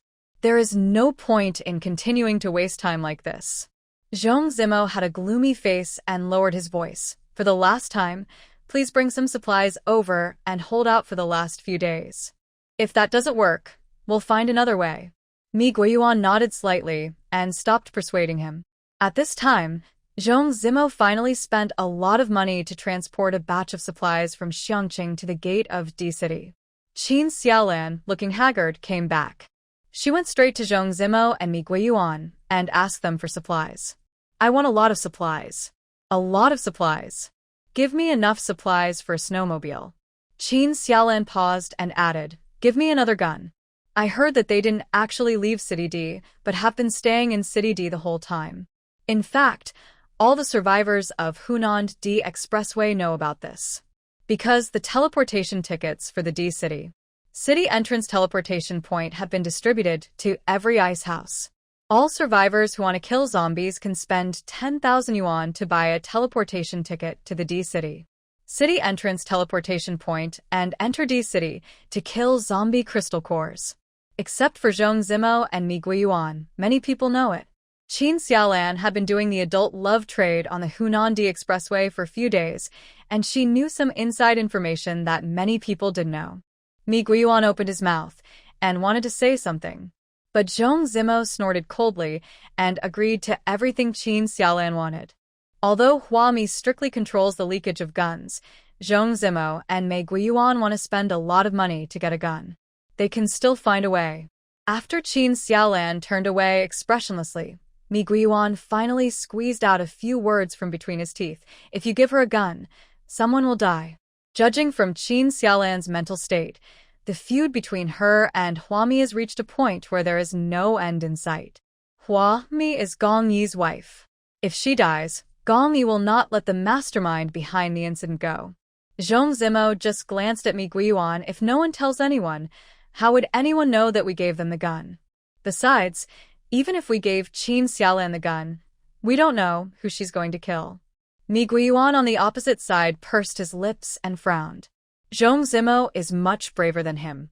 He just wanted Hua Mi to leave Gong Yi so that Gong Yi could have more fun. But Zhong Zimo wanted Hua Mi to die. Zhong Zimo did not say it explicitly, but everything he did was aimed at killing Hua Mi, a pregnant woman. What if? Mi Guiyuan gritted his teeth. What if Qin Xiaolan fails? Zhong Zimo laughed immediately. How could she fail? The person she wants to kill is not a god. She is just a pregnant woman, and she is pregnant with twins, with a 6-month pregnant belly. The possibility that such a weak woman could survive Qin Xiaolan's gun is extremely slim. Mi Guiyuan thought about it and agreed, although he had no intention of killing Hua Mi. But when Hua Mi really died, it gave many women opportunities. An opportunity to get close to Gong Yi. So Mi Guiyuan did not try to persuade Zhong Zimo.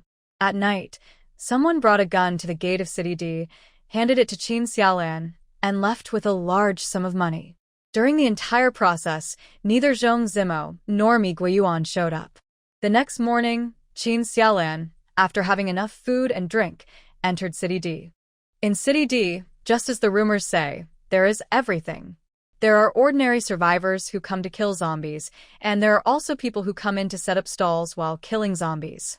There are also several vending machines filled with a wide variety of goods. There is a small stall right next to the teleportation point. The stall was covered with red cloth with the words Crystal Core Exchange Point written on it. There were already many people queuing in front of the stall, holding crystal cores in their hands. Use crystal cores to exchange for money, and then use the money to spend at vending machines. Inside D-City and outside D-City are like two different worlds. Qin Xiaolan walked forward. There are no zombies to kill at the entrance of City D. She saw someone in front of her, scanned the QR code with her mobile phone, and bought a set of protective clothing from the vending machine. He took off his old protective suit that was covered in zombie blood, threw it on the ground, and put on new protective suit. After a while, several sweeping robots came over, tore off the protective suits stained with zombies' blood on the ground, and ate them into their stomachs. A very powerful sweeping robot. Qin Xiaolan was in a trance, moving forward. She wants to find Huami. Soon, Qin Xiaolan, who was dressed in shabby clothes and alone, was noticed by the men in the city. Someone came forward curiously and approached Qin Xiaolan. Hey, are you here to kill zombies too? Qin Xiaolan smiled at the man with a broken expression, stretched out her hand, and hooked the man's neck. No, I'm here to look for someone.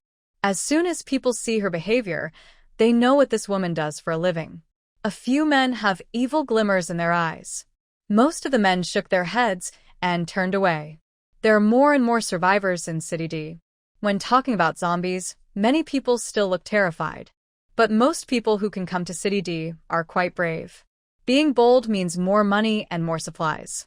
Women who come to D-City to sell their bodies are also rare. Qin Xiaolan was doing very well here. Deep in the city of D, Huami, holding a 2-meter-long knife, cut off the head of the zombie opposite and turned back to shout, Kai Xia, help me dig out the crystal core. She is not feeling well. Shirt Saixia ran over helplessly, with a group of zombies following behind him. He turned back to chop off a zombie's head, then skillfully stomped on the zombie's head to pieces. She picked out a zombie crystal core the size of a pomegranate seed from a pile of shredded brains and threw it to Huami. Take it. Huami's movements were clumsy, but she accurately caught the crystal core handed to her by Shirt Saixia. When she turned around, she saw Zhou Cheng. Zhou Cheng had a simple smile on his face. Seeing Shirt Saixia coming over, he scratched his head and asked, Xia Xia, have you agreed to marry me today? He really would come to ask Shirt Saixia this question every day, no matter how long he had been killing zombies or how long he had been without sleep. I would definitely come and hang around Shirt Saixia every day. Shirt Saixia rolled his eyes at Zhou Cheng and said nothing. At this moment, Shirt Saixia took out his mobile phone and looked at the screen. Most of the dozens of missed calls above were from Zhong Zimo. Zhou Cheng beside him took a glance and said honestly, Secretary Zhong is very persistent. He calls you dozens of times every day. Unlike me, I never call you but come to you in person. Huami, who is not far away, stroked her belly, leaned against the garbage truck on the side of the road, and glanced at Zhou Cheng. Then Zhou Cheng said honestly, Secretary Zhong is educated and smart. He is outside of City D and can chase Xia Xia while avoiding danger. I am different. I am so stupid that I will just go wherever there is danger. Huami looked at Zhou Cheng carefully again and opened her mouth to speak. Zhou Cheng raised his eyes and glanced at Huami, signaling her to leave quickly. With him by Xia Xia's side, Huami didn't need to speak. Okay, Zhou Cheng is really an honest and simple person. Huami touched the tip of her nose, then turned around and left tactfully. She was fat and clumsy. Just as she walked to the next street, several men came up to her from all directions. Seeing this situation, Huami snorted coldly, held her waist, and stood still. Huami was very familiar with this kind of thing. Maybe she was too calm. The man who first walked up to her had a malicious look on his face. Pregnant woman. We recently slept with a woman. She doesn't want money or supplies. She just wants us to help her get revenge. What deep hatred do I have with her? Why is she seeking revenge on me in this way? How many men has she slept with for free? Look at the men coming from all directions. There are quite a few of them. Huami counted secretly. 1, 2, 3, 4, 27. So many men are sleeping with me for free. The leading man glanced at Huami's belly with regret. He did not answer Huami, but said, "What a pity. I don't care about your deep hatred. I see that your belly is not small. Sooner or later, you will die in the mouth of zombies. It is better for us to kill you and fulfill our promise." It is said that Huami has a lot of money on him. This is what Qin Xiaolan said. Before sleeping with each man, she would tell him her conditions. She would not take a penny or a bite of food. But these men want to help her take Huami's life. As long as they kill Huami, the money on her body will belong to these men. If they agreed to Qin Xiaolan, they could sleep with her. It doesn't really matter whether I sleep with this old, ugly woman or not. But they got some very tempting news. Huami, the pregnant woman, has a lot of money, enough to buy the entire Xiangqing base. This is very tempting for most men. There are so many zombies in City D that a pregnant woman simply cannot survive. Rather than letting Huami die in the zombies' mouths, it is better to die in their hands. Huami shrugged and watched the man opposite her pull out a knife and point the tip of the knife at her stomach. She shook her head. "I can provoke you, but you can't point the knife at my cub. Mothers are born to protect their children." The second directly cut off the man's neck. Because the knife was too long, it was almost 2 meters long. So the man's hot blood did not rush onto Huami's body. She took 2 steps back, and the man behind her raised his weapon and slashed at Huami's back.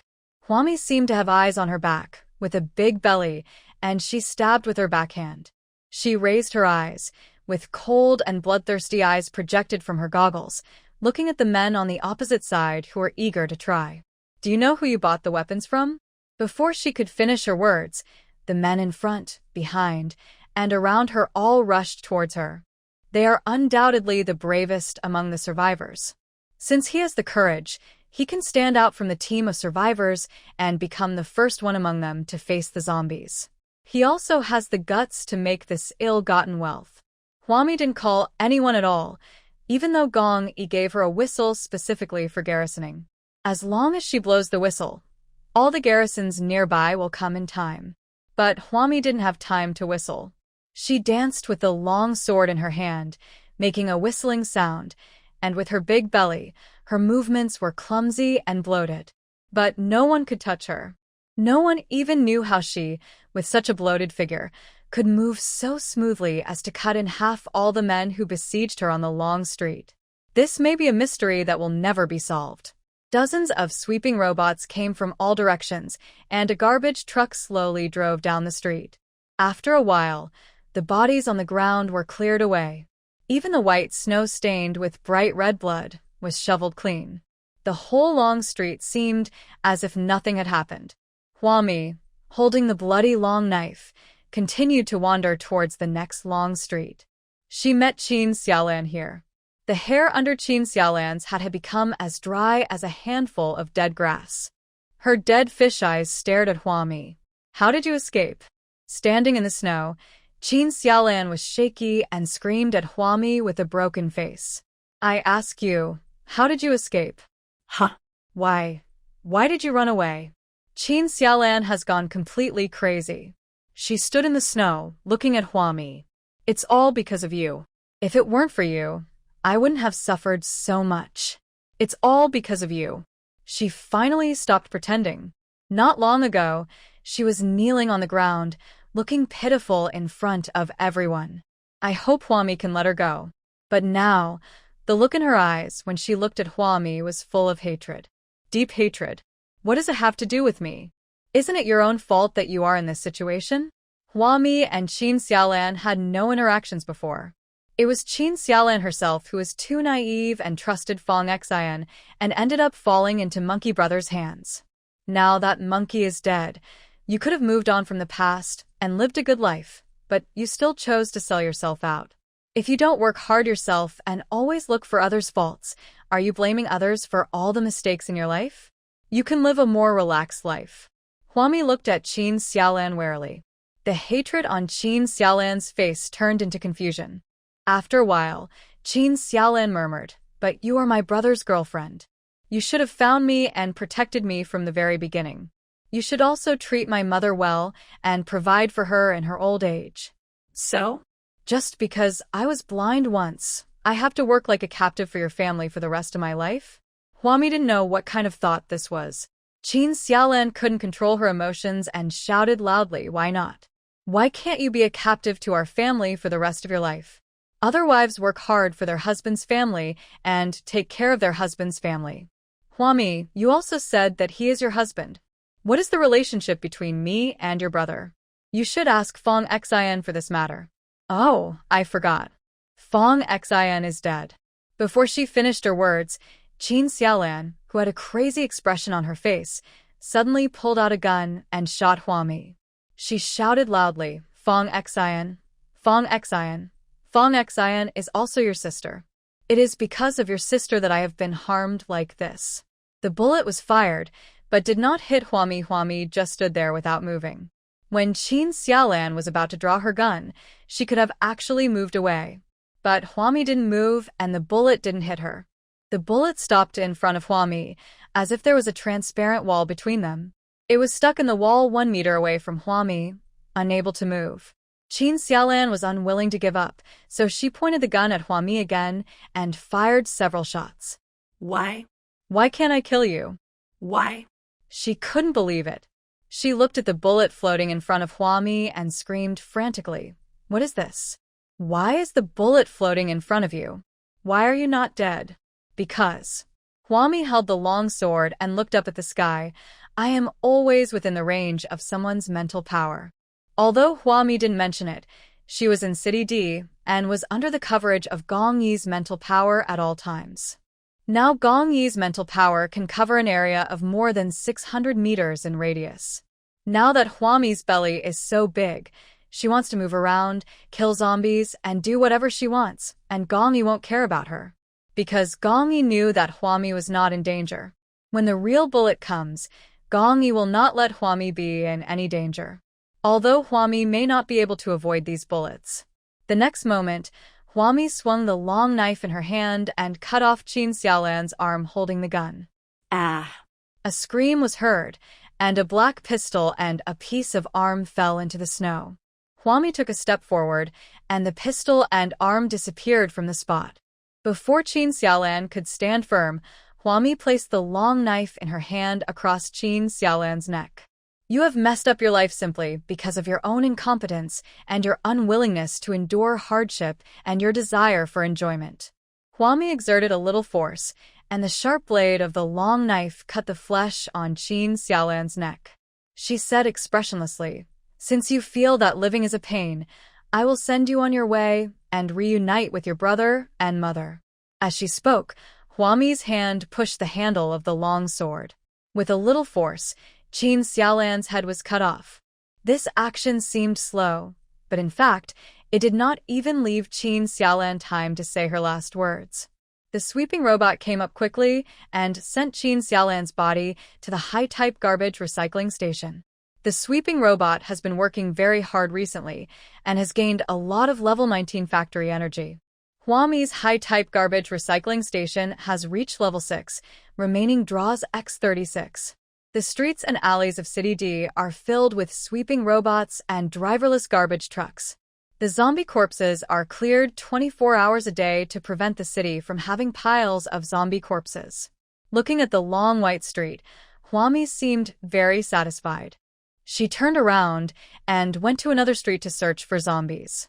It was as if she had never experienced a bloody battle, and as if Qin Xiaolan had never appeared in front of her.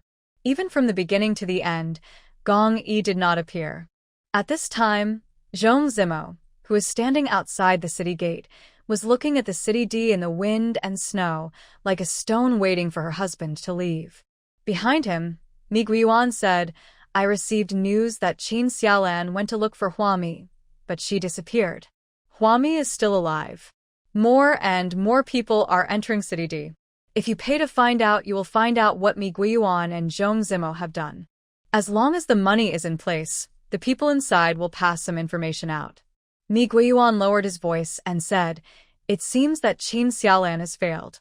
Zhong Zimo had very little money left, and he used half of it to buy a gun.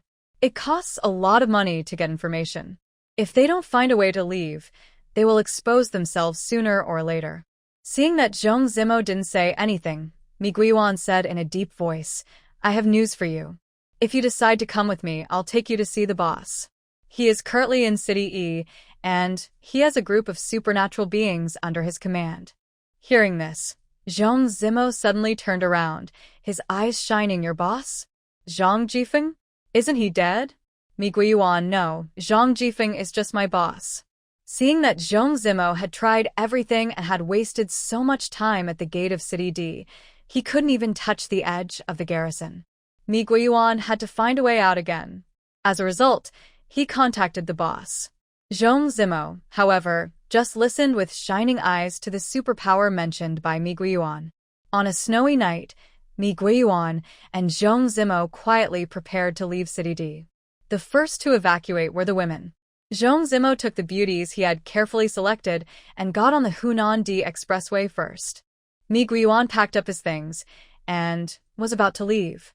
My uncle squatted in the snow, a cigarette in his mouth, and sighed, "Those beautiful women are gone. They are all very beautiful women, with absolutely great looks and figures. Before the end of the world, they were either internet celebrities or stars."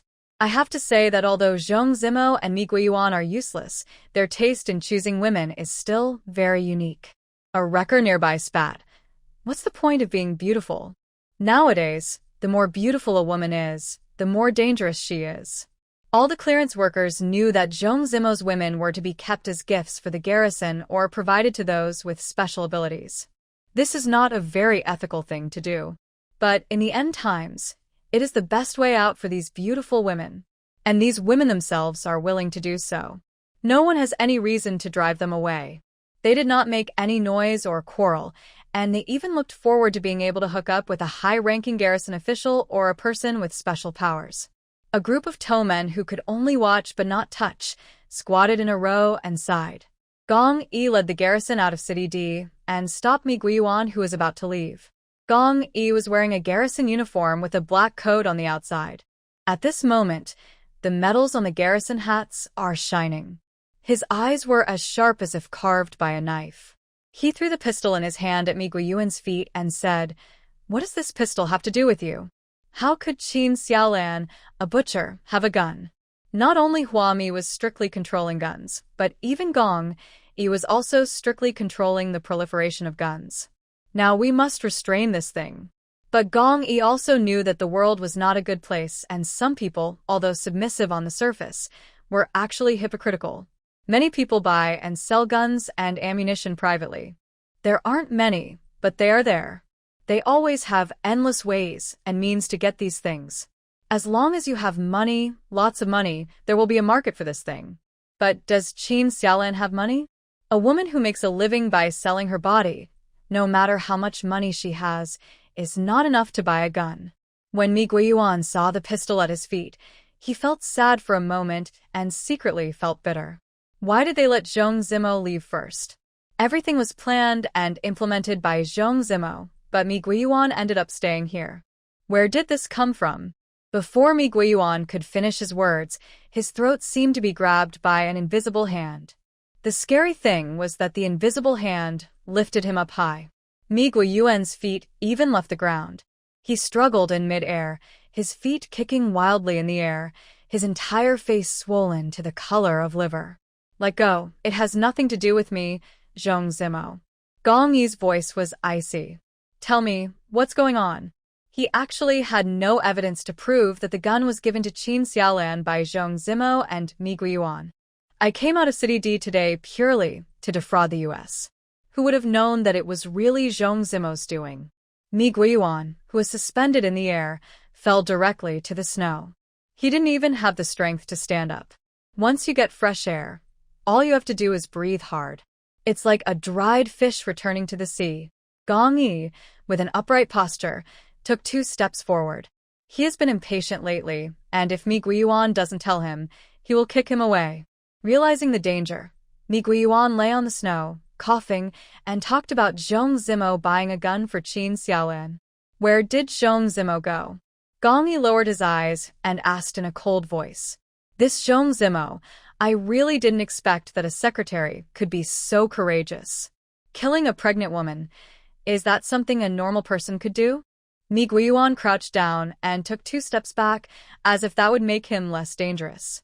Spoke intermittently about how Zhong Zimo got on the highway and was preparing to go to East City to join his boss. Gong Yi sneered. East City, you guys ran really far. City E is heading towards City A. City D and City A go north and west respectively. How cunning the boss is. Everyone thought that the boss should be in City D, or had gone to City H further north. It turned out that he didn't. He was in City E, west of City A. And the boss that Mi Guiyuan mentioned is probably Chen Hu. But in fact, Mi Guiyuan doesn't know who the so-called boss is. He only knew that his former superior, Zhang Jifeng, was not the biggest boss in the D City Management Building. In fact, there is someone behind Zhang Jifeng, and Zhang Jifeng calls this person boss. Brother Monkey, and those women were all sent to City D by this boss. I've said it all, let me go, let me go. Mi Guiyuan was scared to death. He sat up trembling and looked at Gong Yi with hope in his eyes. He believed he had a good chance of survival. The garrison has strict discipline and will not kill people easily. Without solid evidence, Gong Yi would not take anyone's life for no reason. So although the Americans are afraid, they are not worried about their own lives. He had already planned that once he left City D, he would immediately go to City E to join his boss. Unless it is necessary in this life, Mi Guiyuan does not want to deal with the garrison again. Especially Gong Yi. Gong Yi, who was standing in front of him, lowered his eyes and pursed his lips. There is serious thought in those sharp eyes. The garrison discipline did not allow him to treat human life with disregard. But is it really better for the survivors to keep people like Mi Guiyuan? He didn't seem to have committed any major crimes. He was in charge of the building, but he had never killed anyone or led any major conspiracies. Even, he stayed at the gate of City D because of Zhong Zimo's insistence. He just watched. Watching Monkey Brother and his men taking one miserable woman after another into the management building. Watching the administrators brought to City D by Zhong Zimo being killed by Zhang Jifeng. He also watched Zhong Zimo hint to Qin Xiaolan to anger Huami. He even watched Zhong Zimo give Qin Xiaolan a gun and help Qin Xiaolan kill a 6-month pregnant woman. Should Mi Guiyuan die? Mi Guiyuan, who was lying on the snow, saw that Gong Yi didn't say anything. He stood up, turned around and ran towards a highway. Gong Yi took 2 steps forward and raised his fingers slightly. Mi Guiyuan, who had already run several meters away, was hanging in the air with his feet again. He covered his neck with both hands and felt suffocated. Mi Guiyuan's eyes were full of disbelief. Indifference is also an accomplice. Gong Yi thought about it for a long time and decided that Mi Guiyuan was guilty. Eighth Uncle and others, who were squatting in a straight line in the distance watching the excitement, took a long time to react. A tow trucker asked doubtfully, is Mi Guiyuan dead? Uncle 8 nodded, holding a melon in his hand. Strangled, probably. When a body falls to the ground, there is no need for the cleaning team to clean it up. In City D, a garbage truck slowly drove out, scooped up Mi Guiyuan's body with a large shovel, and threw it into the garbage truck bucket behind it. Then he turned around and re-entered City D to clean up the zombie corpses. It left everyone with the ruthless back of a garbage truck. Gong Yi turned around and went back to City D, where he found his wife dancing with a long sword in the snow. The twin belly of more than 6 months old, plus Huami's recent extra appetite, has made the belly almost as big as other pregnant women's bellies that are about to give birth. But Huami held the long sword in both hands and danced the 2-meter-long sword, which weighed dozens of kilograms, into a whirlwind. When she saw Gong Yi standing beside her, she suddenly became interested and raised her long knife to chop at Gong Yi. He did not move, letting the long knife rest on his neck. He softened his sharp eyebrows and asked Huami considerately, "Are your hands sore? Let me rub them for you?" Huami curled her lips, took back the long knife in her hand, and stuck the handle into the snow. "You are so boring. Fight with me." She had no fun at all. I originally thought that she would be a little nervous after the zombies appeared, but the zombies in City D were well controlled by Gong Yi. In this freezing weather, there won't be a flood of zombies or anything like that. In fact, as more and more survivors entered City D, the number of zombies decreased. The bulk of it will be left for garrison training. The zombies that escaped from the garrison were all killed by retail investors. Huami was so pregnant that she had trouble even snatching zombies. She could only practice swordplay here out of boredom. After a lot of effort, Gong Yi came, and I wanted to fight with him, but Gong Yi didn't dodge. Gong Yi took off his black coat and put it on Huami. He lowered his eyes, looked at Huami, and then at her bulging pregnant belly, frowning and sighing. If you want to move, why not beat me up? I won't fight back. He knew that Huami was feeling uncomfortable. The girl who used to be so lively now has difficulty walking with such a big belly. Every time Gong Yi saw Huami stepping in the snow, he was afraid that her slender body would be knocked to the ground by her big pregnant belly. It's so big, it swells up like a balloon. Gong Yi had never been so frightened when he saw other pregnant women before. But now, he has many, many fears. Afraid that Huami would fall and that her belly would burst, Gong Yi felt that he might have prenatal anxiety. Really, if Huami could beat him up to stretch his muscles, Gong Yi would be very willing to be beaten by her. In the snow, Huami blinked and looked at Gong Yi, who had a serious face, as if he was thinking about something of life and death.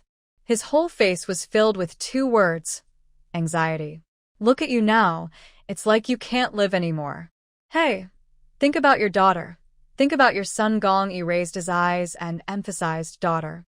It's a daughter. 2 girls too. He consulted a fortune teller and it was confirmed that they were definitely 2 girls. Okay, think about your daughter. Don't be so anxious. I can eat, drink, run and jump now. Why are you so anxious? Huami rubbed Gong Yi's face, trying to wipe away the seriousness on his face. Gong Yi raised his hand, covered the back of her hand, and took her hand off his face. Take a rest today. I'll go with you.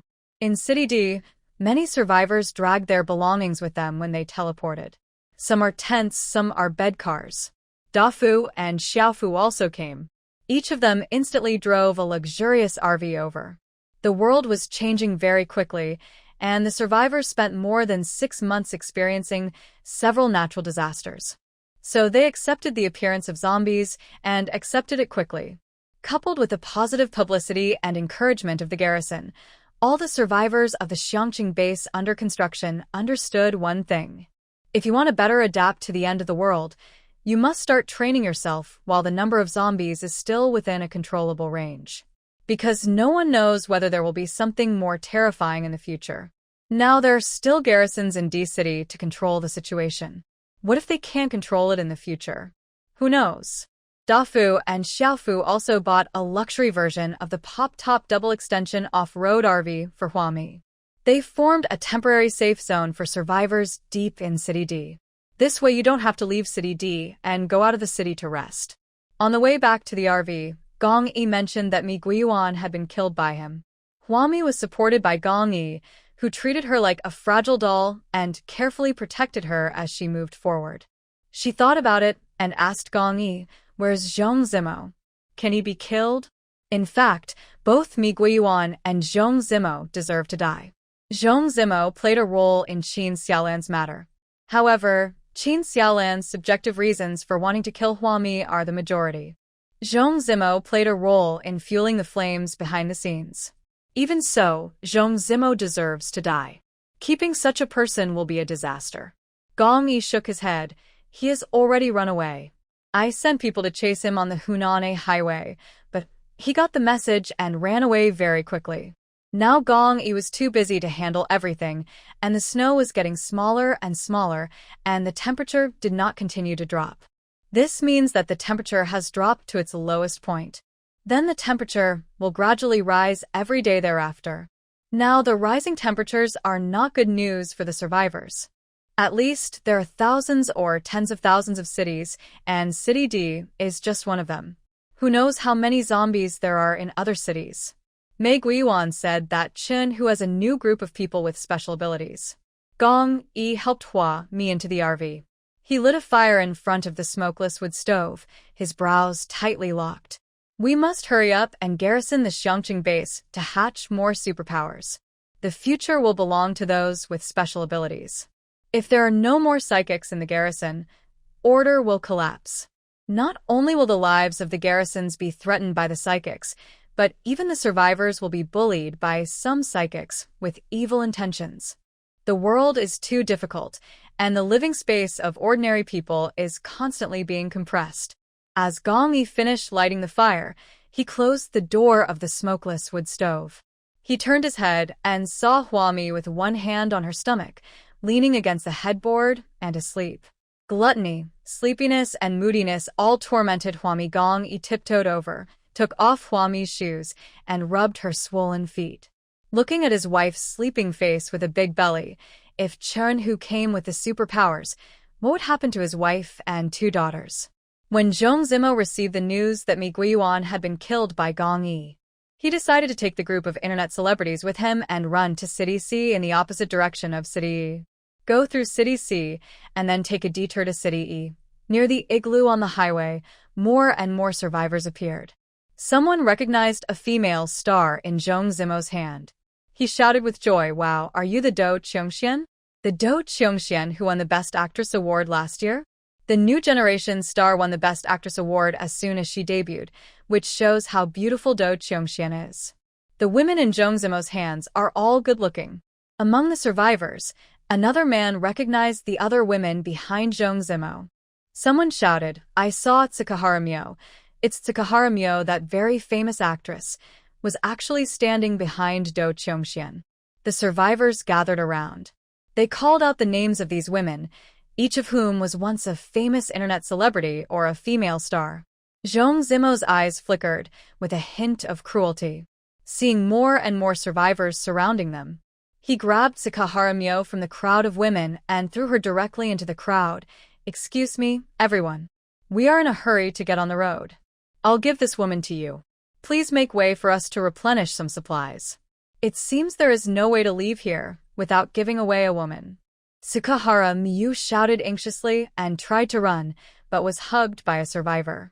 The survivor shouted, "Tsukahara Mio, I often watch your short videos. Your short videos are so well shot. Ha ha ha, I never thought that there would be a day when I could actually hug a real person." Many people gathered around with envy. Zhong Zimo quickly led the remaining women, got into a car, and headed for City C. Their own car was frozen, and they had no way of leaving the gate of City D. So I had to walk to the highway. On the highway, there will be people providing chartered car services. The car was something that Zhong Zimo had already arranged. As soon as they got on the highway, it would pick up Zhong Zimo and the others and take them away. Tsukahara Mio was still shouting outside the car window. Although she is an actress, those are all short videos. She cannot satisfy so many men at one time. However, if Zhong Zimo doesn't push out a woman, he will definitely not be able to leave today. He had no time to care about Tsukahara Mio's crying. At this moment, if he was not hard-hearted, he would lose his life. Surrounded by a crowd of men, Tsukahara Mio watched Zhong Zimo leave. No, her current fate is even worse than when she was in the D City Management Building. No. On the bus, Zhong Zimo sat next to the driver with an expressionless face, and the women behind him all had pale faces. Some people started crying. Zhong Zimo, who was sitting in the passenger seat, turned around and growled, "Why are you crying? If you could have won the hearts of the garrison and the psychics, you wouldn't have to accept such a fate of wandering today. Or are you willing to stay and hold those men back on your own accord, instead of Tsukahara Mio?" It was exactly as my 8th uncle's tow trucker said. Being a beautiful woman is not a good thing in this world. Especially beautiful women who have a certain degree of exposure before the end of the world. Their faces are too recognizable. Even if they want to live an orderly life in the apocalypse, no survivors will be willing to give them this opportunity. Isn't Tsukahara Mio the best example? Nothing before the end of the world. After the end of the world, it was her original sin. In the bus, the internet celebrities and female stars who were crying quietly gradually stopped crying. Someone complained quietly, It was that woman named Hua Mi who harmed us. If Hua Mi hadn't hindered us, we would only have to rely on the garrison and the psychics now. If we're lucky, we'll be supported by the garrison and the psychics and won't be in danger like this. The best way out is to be supported by a man and just serve one man. The worst way out is probably to be plowed to death by the countless oxen plowing the fields. The women discussed in whispers. Zhong Zimo, who was sitting in the passenger seat, snorted coldly, "Follow me, and I'll give you this opportunity. It is said that there are many people with special abilities in the place we are going to. If there is no light in the east, there will be light in the west. When you get there, perform well and bring back a few survivors for me." Gradually, the women became completely silent. They accepted the fate that Zhong Zimo chose for them. And just behind their car, in front of the noisy ice house, Tsukahara Myo was surrounded by a large group of men. A man ripped off her clothes and was about to tease her. Someone shouted, "The garrison patrol is here." There are garrison patrols on the highway. The evils of darkness may continue despite repeated prohibitions, but when there are garrisons, the survivors at least dare not do evil openly. If they still want to stay in the Xiangqing base, at least they should not dare to bully women so blatantly. Tsukahara Myo thought she was going to face doom, but all the men around her ran away. She rushed to the garrison patrol crying, speaking in broken language, and shouting "Thank you" loudly. "Thank you. Thank you. Thank you so much. Thank you so much for saving her from such a bad fate." In the freezing cold weather, Tsukahara Myo shivered as she undressed herself and said lamely, "I want to thank you with all I have." It was much better to serve a small garrison than such a large group of men. With tears streaming down her face, Tsukahara Myo looked at the small patrol garrison with hope. But the patrol garrison walked past her without even looking at her. They stared blankly, expressionless, and didn't even say a word to Tsukahara Myo. They didn't come here specifically to save Tsukahara Myo. It is their job to patrol this highway. After today, the people in their patrol team will be replaced by other garrisons. Their team has been selected to enter City D to kill zombies. After City D, they will have stronger bodies and be able to better maintain order in the Xiangqing base. As for Tsukahara Myo, the police will come soon to take her away. This is the process, and the garrison does not need to worry about it. With tears still on her face, Tsukahara Myo ran behind the garrison for a while before being stopped by Yang Honglin, who had received the news. "Let's go and pedal the sewing machine." Yang Honglin didn't waste any words. He handcuffed the screaming Tsukahara Myo and pushed her into the car for fallen women. She would go to a shelter for fallen women, where she would be trained to operate a sewing machine, and eventually she would be assigned to work in a factory operating a sewing machine to make cotton-padded clothes. Perhaps this is the best destination for Tsukahara Myo in the end times. Compared to those actresses who were taken away by Zhong Zimo, Tsukahara Myo should have been the most unfortunate. Maybe the luckiest. I am also running very hard today. No one can be our support. The only person a woman can rely on is herself. According to Zhong Zimo's plan, the women in this bus will be sent to the superpowers in Chen Hu's hands. The end of the world has only been here for more than 6 months now, and it has not been long since people transitioned from an era of material abundance and information explosion to the end of the world. Many people are still happy about female internet celebrities and female stars.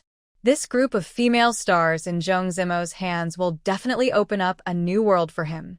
The car drove onto the Hunan Sea Expressway and replenished supplies at the ice house. The driver stretched out his hand and asked Zhong Zimo for 1 million. Looking at the driver who was asking for too much, Zhong Zimo frowned. "Haven't I already paid 100,000 yuan for the car rental?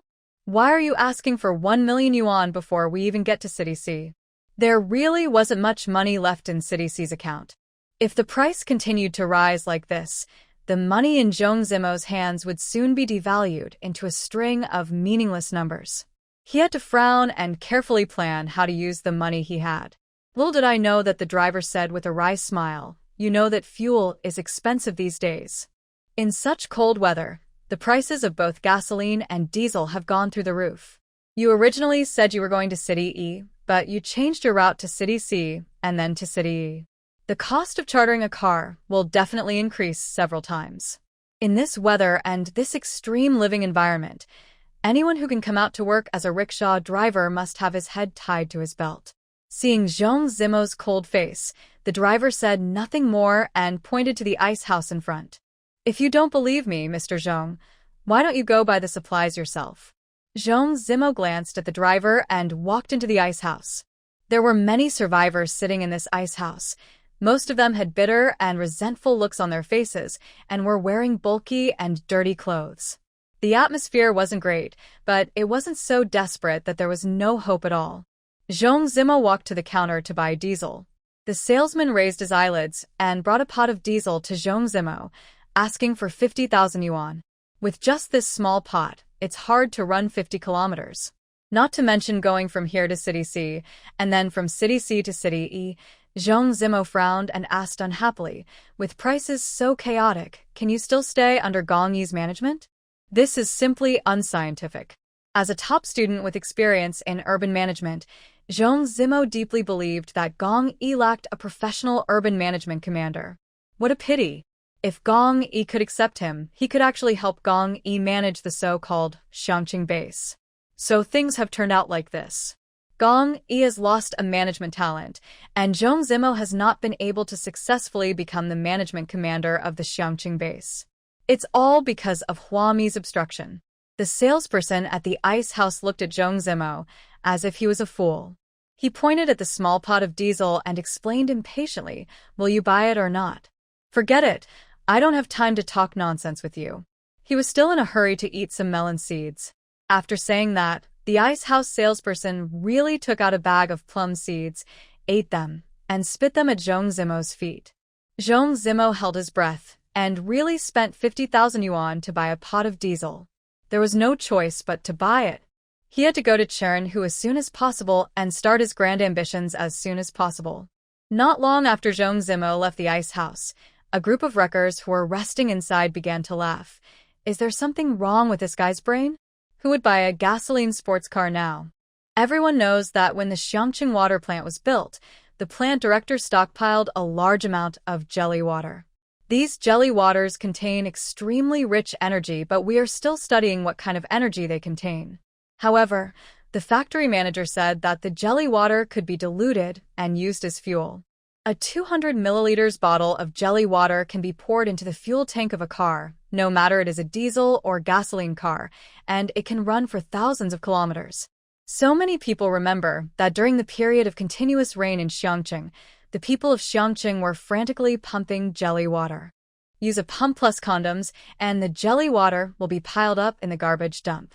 Although it is snowing now, as long as you are willing to dig through the snow and dig down hard, you can dig out the frozen jelly water layer. Break these jelly water ice cubes into pieces, pour them into the car's fuel tank, add some antifreeze or something, and the car will still be able to run. As for the sky-high-priced gasoline and diesel sold in the ice house, that is nothing more than a private money-making scam by the ice house salesperson. The targets of the scam are the new survivors who are not up to date with the latest news. Seeing Zhong Zimo coming out with a pot of expensive diesel, the chartered car driver rolled his eyes but didn't say anything. Looking at Zhong Zimo's stern face, he added the gas and started the car with a smile. When they arrived at the next ice house, Zhong Zimo no longer got out of the car to buy oil himself. He just gave money to the chartered car driver and asked him to buy it. The driver attentively took out hundreds of thousands of dollars from his mobile phone, went into the ice house, and came out with an oil bottle to refuel the car. The car started running. The driver didn't say what was in the pot, so Zhong Zimo naturally assumed it was diesel. The Xiangqing base under construction, the drivers on the road, the salesmen in the ice houses, and the towmen who often travel on the highway. They had already reached some kind of secret tacit understanding. No one can make it clear. Kill as many as you can. When they were about to arrive in City C, Zhong Zimo's car stopped in front of a remote ice house. As usual, the driver took hundreds of thousands of dollars from Zhong Zimo and got off the car to buy gas. Zhong Zimo stayed in the car, counting the money on his phone and in his bank account. Suddenly, several people rushed in from outside the car. The leader, Vasily, stared at Zhong Zimo with a pair of red, bloodshot eyes. It's been a long time Secretary Zhong. He twisted his neck in a strange posture and spoke stiffly and slowly. Have you seen my brother? The one who ran out of the Sea City supply warehouse. The one with the scorpion tattoo? Zhong Zimo was a man of wide experience. He tried to calm himself and shook his head slowly. He recognized the man in front of him as the leader of a group of killers that Ma Jixuan brought to the Sea City supply warehouse and attacked Zhou Cheng. He immediately asked with concern, "What's wrong? Haven't you found her brother yet?" "Found it, but his consciousness is not very clear." Vazia scratched the back of his hand. 2 days ago, he and the remaining brothers of the organization finally caught the Scorpion brothers who had been moving. The strange thing was that his Scorpion brothers seemed to have gone mad and started scratching and biting each of them. They finally subdued the Scorpion brothers. Unexpectedly, the Scorpion brothers escaped again by accident. As for killers, they have no humanity, but have their own twisted set of values. The only ones who did not betray them were the brothers in their organization. Whether the Scorpion brothers are dead or alive, there must be an explanation. How about we walk along the way and look for your brothers along the way? Zhong Zimo extended an invitation to Vasily. He stretched out his arms and gestured to the beauties in the car behind him. You have a pastime too, don't you? Vasily hesitated and kept scratching the back of his hand, where a patch of skin seemed to have some skin disease. It was obvious that he seemed very tired now and his mental power was not as good as before. The rest of his brothers were similar to him. Some brothers even stood outside the bus with dull eyes, scratching their ears and cheeks. It was as if some bug had crawled into my body. Zhong Zimo ignored the slightly uncoordinated movements of Vasily and the other killers. What's the big deal? It's the end of the world. It's just an itchy skin. He pulled out a bag from under the car seat, took out a bottle of toilet water, and handed it to Vasily. Actually, I've always admired you and wanted to make friends with you. Don't you have any goals either? Why don't we travel together in the apocalypse? That way we can take care of each other. Vasily is the leader of the killer organization. Traveling with such a capable person is a help to Zhong Zimo. Vasily took the floral water and rubbed it on the back of his hand. Zhong Zimo reached out again and pulled out a female star with deep eyes and long curly hair from the seat next to him. Pushed directly into Vasily's arms. Zhong Zimo said, "Do you remember her? Caroline Kerbero. She starred in a drama about ethics last year and won the Best Actress award." Vasily was stunned for a moment. Then he belatedly hugged the little golden figure in his arms. He seemed to have little interest in women's bodies. But this woman smelled of meat. Weird meaty smell. Vasily's heart beat faster for no apparent reason. Finally, Vasily's slow-reacting brain gave him a signal, and he nodded and agreed to go with Zhong Zimo. Several other killers also got on the car. Following Zhong Zimo's suggestion, several women went forward and dragged a killer into the group of them. The driver came back after buying gas and looked at the live adult love show on the bus with a frown on his face, his eyes full of disgust. As an experienced driver with many years of experience, he knew at a glance that Zhong Zimo was not a good person. Now, a few more bandits have arrived. These people made his bus full of smoke and dirt.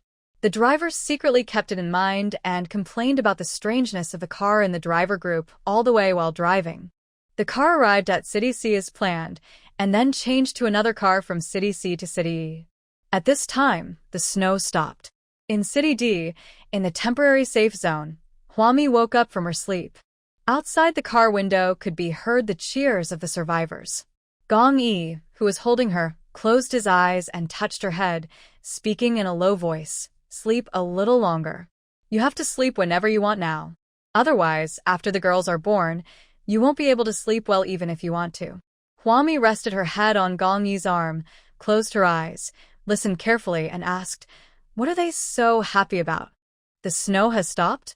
Gong Yi hummed and said solemnly, "They're happy that not only has the snow stopped, but there are no new natural disasters this time. Over the past 6 months, the survivors have experienced one natural disaster after another. The weird weather caught people off guard and made them exhausted from dealing with it. But this time, after the snow stopped, there was no earthquake, no continuous darkness, and no thick fog. Apart from the extremely easy-to-kill zombies, they were glad that mankind finally had a chance to breathe. In the dim light, Hua-Mi and Gong-Yi looked at each other. Hua-Mi frowned and was about to speak when a string of letters suddenly flashed in front of her eyes. Start security scan. Completion of Security and Defense Works Defense Project Rating. Construction of the high-level protection wall of Xiangqing Base completed. Activate 18 square meters of black soil in the supermarket backyard. Please select a location for the black soil. When a lucky draw X1 remaining draws X36, Hua-Mi breathed a sigh of relief. Boss Bao and Huijing have finally finished repairing the wall. This wall cost Hua-Mi a huge amount of money and employed a large number of survivors to build it day and night. It was finally repaired before the snow stopped. It's good news. Gong-Yi also smiled. He stood up and told Hua-Mi, I'll go arrange the protection on the city wall. You can get some more sleep. After Gong-Yi left, Hua-Mi placed the dozen or so square meters left from the last upgrade, as well as the 18 new square meters of black soil acquired this time, into the level 35 number 2 warehouse. The snow stopped, and Hua-Mi's level 35 number 2 warehouse was filled with trees. She had to run to several teleportation points every day to clear the trees out of the warehouse. If the weather warms up, the trees will become less depleted. So, Hua-Mi didn't plant trees this time, but only planted grains and cereals. Just after I finished planting the grains, there was a knock on the RV door. Hua-Mi got up with her bulging belly and opened the door. Outside the door was a strange couple. The wife looked smart in a fur-collared leather jacket and held a snow shovel in her hand. She looked up and down at Hua-Mi's belly and laughed. Why are you still coming to D-City to pan for gold when your belly is so big? The scope of the temporary safe zone is getting larger and larger, and many strangers will use teleportation tickets to come here. Many people don't know Hua-Mi. They only know that in the temporary safety zone of City D, Hua-Mi's pop-top off-road double extension RV is definitely a cool sight. Hua-Mi held her belly and stood in the RV, not answering the woman. He just asked, "What's the matter?" The woman in the leather jacket smiled and said, "It's nothing serious.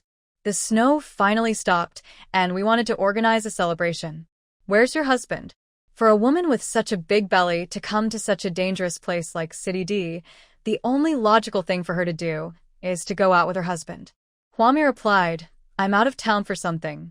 The woman in leather jacket said, "Oh," and asked, "So, he left you here alone? Isn't he worried that you might get into danger?"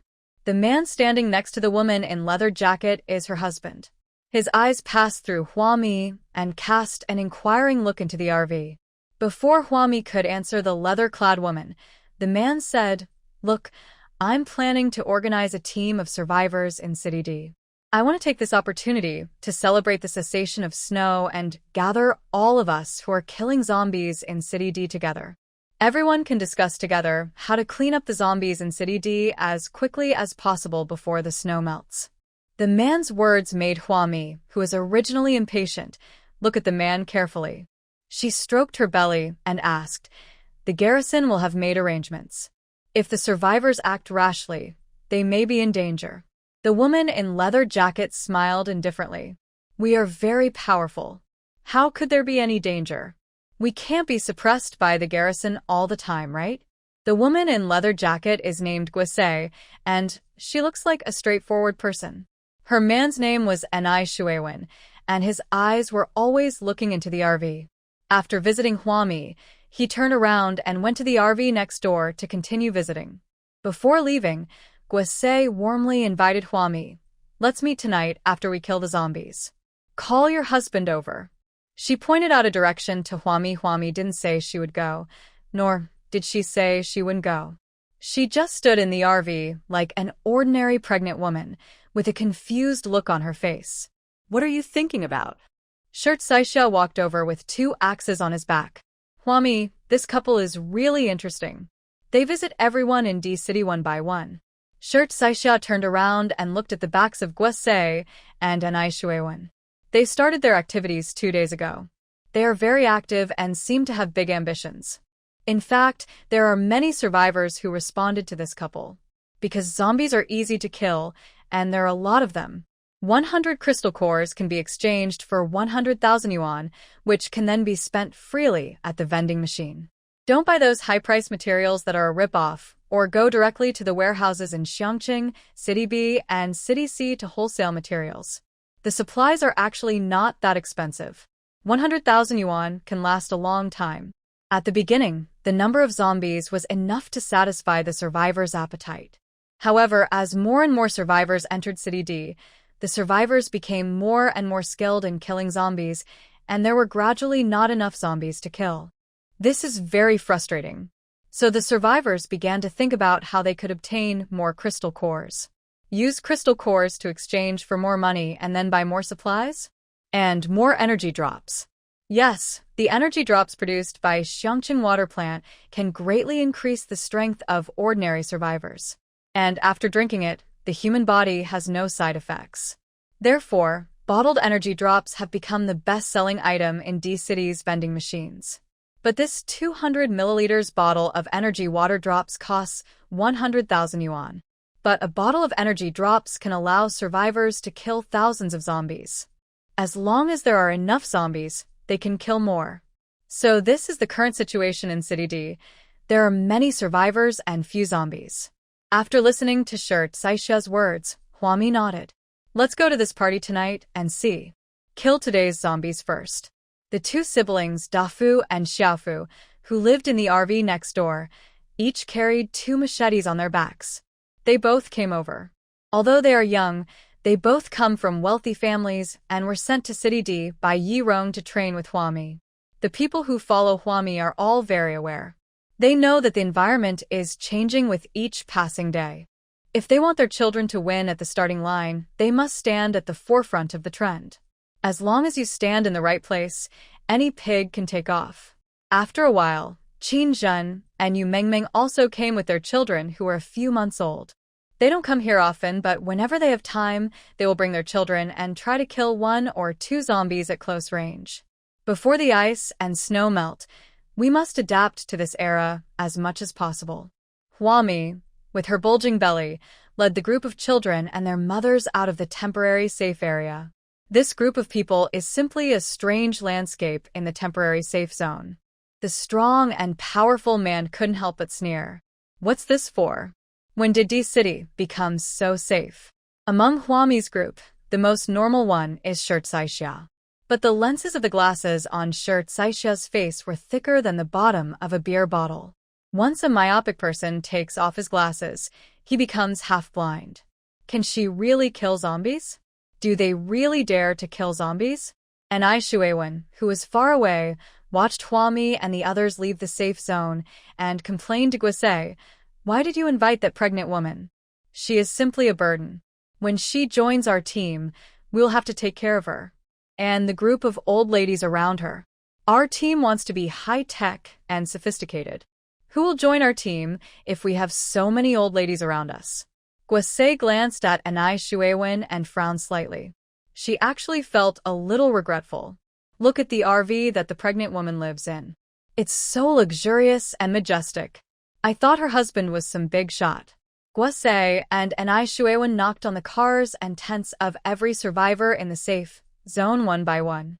They extended an invitation to everyone. The only thing I regret is knocking on Huami's RV.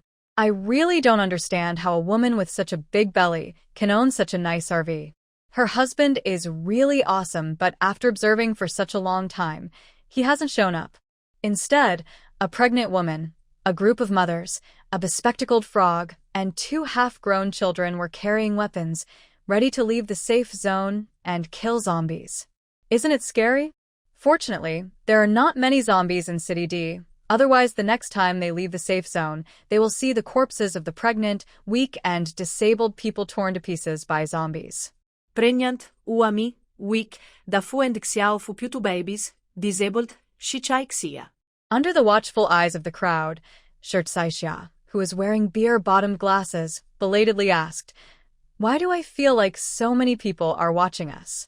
Qin Zhen hugged Qin Jinxiang, who had just come out of the incubator, and nodded. "You're not wrong. There are just a lot of people watching us." Qin Zhen answered calmly. As the most important person in City C, What storms and waves has she not experienced?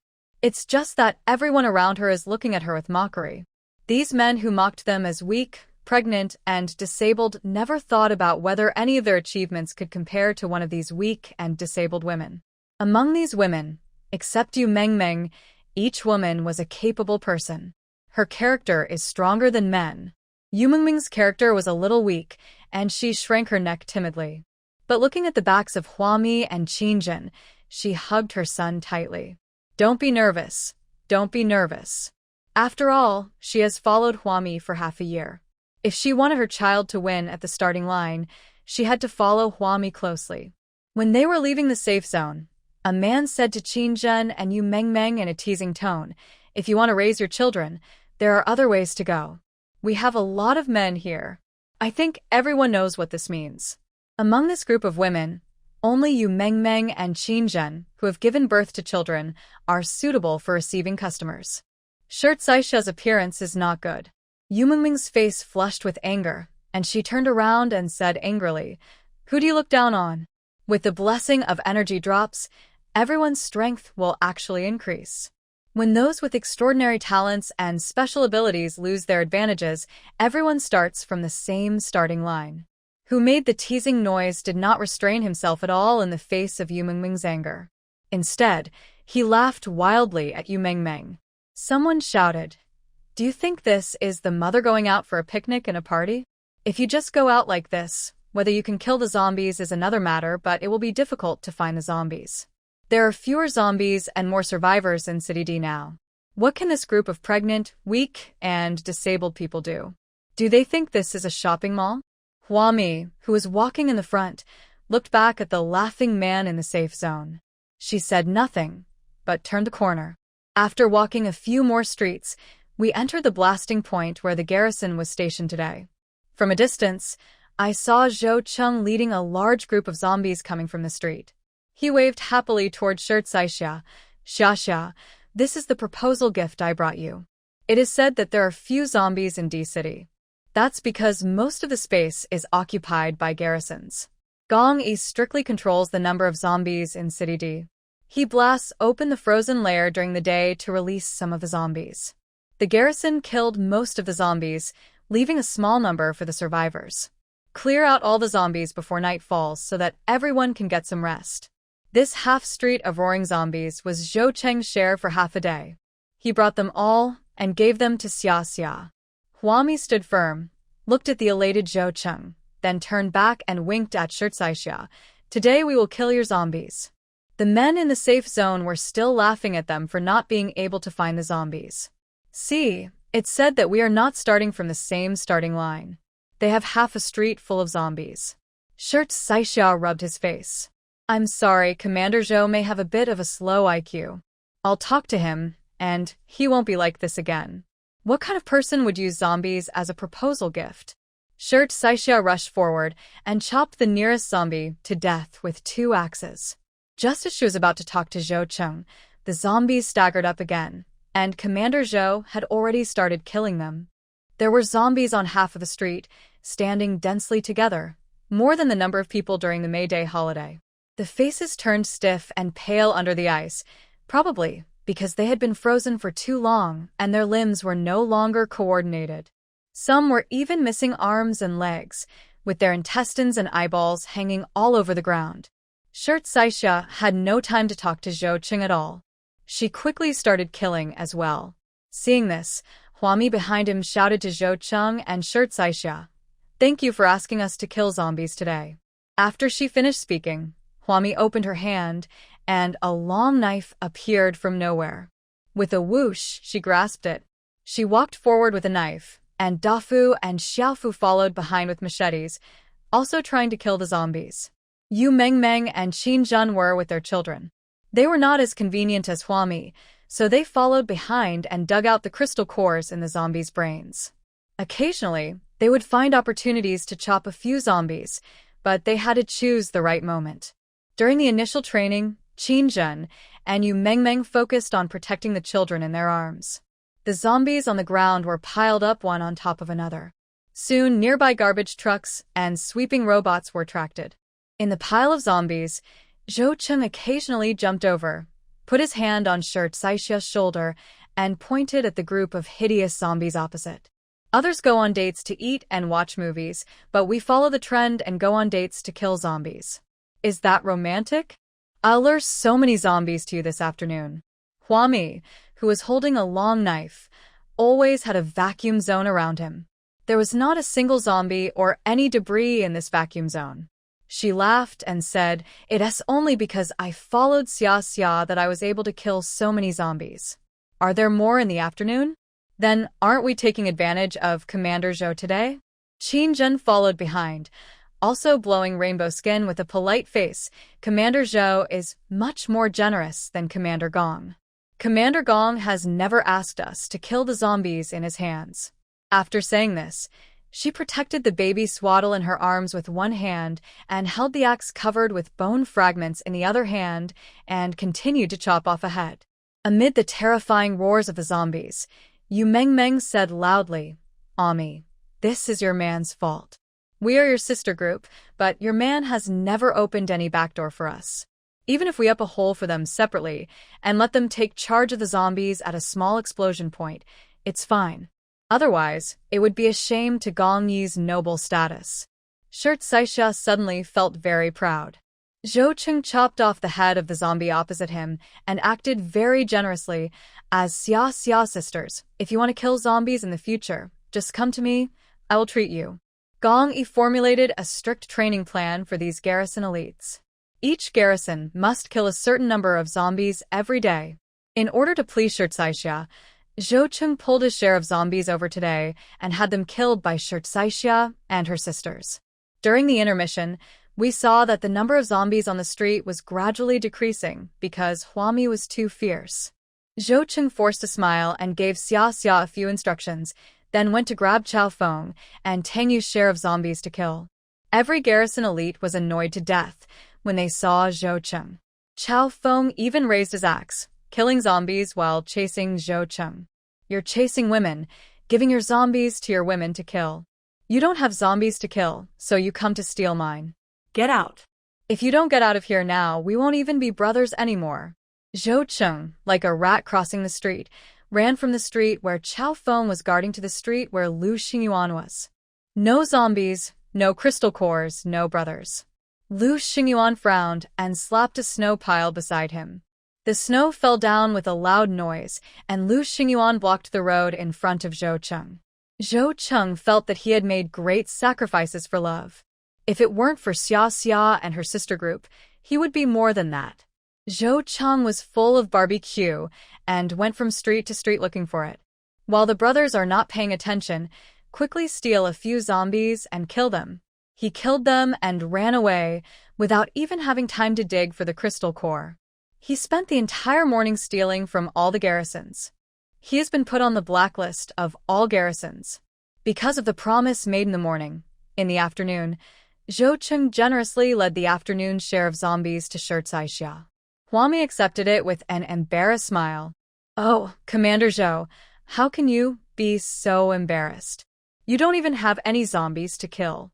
In front of Shirt Saixia, Zhou Cheng straightened his back and was very generous. "It's okay. You are Xia Xia's best friends. Go ahead and kill him. I'll let you do it." He continued to steal his brother's zombie kills.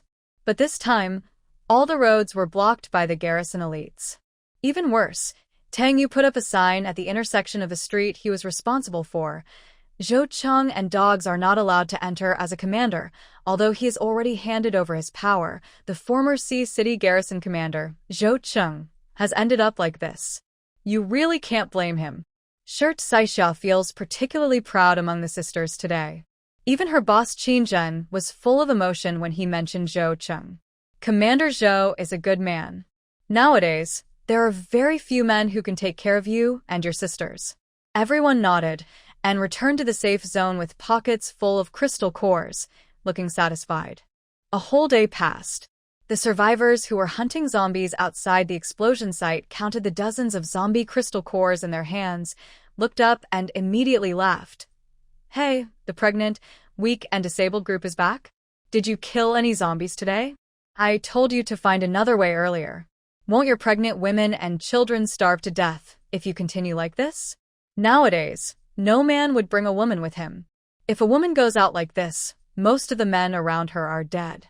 In the safe zone, no survivors looked down upon Huami and her group of pregnant, weak and disabled people. But no one would touch them blatantly. After all, this city is full of garrisons, and the temporary safety zone deep in City D can be set up only because the garrisons have demarcated a safety zone here. The survivors were just venting their anger on Huami and the others, and Huami didn't bother with them. After killing zombies for a whole day, they each had hundreds of crystal cores. Qin Zhen and Yu Mengmeng wanted to take the children back to Xiangqing to sleep. There is simply no time to engage in verbal battles with these men. After Huami returned to the RV and took a shower, she took Shirt Saixia, Dafu, and Xiaofu to the party invited by Anai Shuiwen and Guisei. When they arrived, there were already a lot of people gathered here. The vast majority were men. Even if there were few women, they were either dressed up and snuggling in the arms of men, or dressed in androgynous clothes, similar to Guisei. When Guisei saw Huami coming with Shirt Saixia, Dafu, and Xiaofu, his expression was lukewarm. It was as if she was certain that Huami and the others would come to curry favor with her and want to join their group. So she nodded to Huami from a distance, turned and left, as if she was afraid that Huami would talk to her. Anai Shuiwen had already started chatting with the group of men. Dafu and Xiaofu dispersed into the crowd and walked around the place. After coming back, they had almost collected all the information about the party. They whispered to Huami, Sister Ami, they want to up the ice themselves and release the zombies in City D. They have already agreed to gather the strong manpower in the safe zone and elect Anai Shuiwen as the leader. The phenomenon of survivors banding together to survive is nothing new. In a certain area, as long as there are many survivors, forming groups is a general trend. Huami thought about it, narrowed his fox eyes, and felt that this group of survivors were looking for death. Blast the ice yourself? Like Gong Yi, can they know what the current situation is more than 600 meters below the ice? He didn't know anything, and just wanted to up the ice himself. What if he accidentally created a hornet's nest, and the number of zombies in the entire city of D got out of control? It wasn't just 1 or 2 people who died. After all, zombies are too easy to kill, so it gives the survivors an illusion.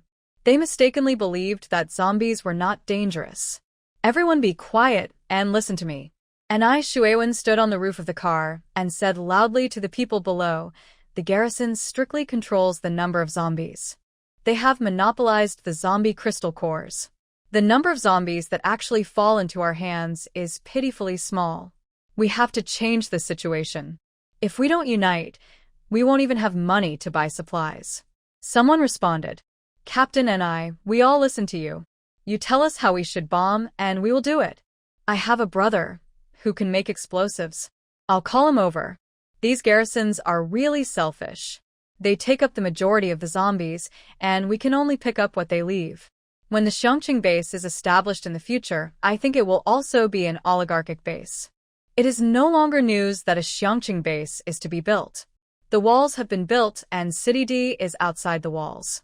According to the garrison's propaganda, there will be no zombies in the Xiangqing base within the wall. The pattern of the new era is changing, but with the current dominance of the Xiangqing base, it is hard to imagine that ordinary people will have a chance to take off in the future. Unless they gain more say now, enough to compete with the garrison. So from the very beginning, when they were collecting the zombie crystal cores, they should have seized the crystal core resources. Amidst the voices supporting Anai Shuiwen, Huami turned around and said to Shirt Saixia with a cold face, there's no need to listen. Go back. This team was not worth joining, just like the countless teams she had seen in her previous life. At the beginning, they were ignorant of the immensity of the world, and many people had to die. Only those who finally crawled out of the sea of blood and corpses would calm down their impetuous character and transform into gold. Now, all of these are just cannon fodder. Shirt Saixia followed Huami and left with Dafu and Xiaofu. As a result, just as he reached the edge of the gathering place, Guisei pushed aside 3 or 2 people standing in front of him and walked over. Ami. She had heard Shirt Saixia call Huami like this, so she started calling her that too.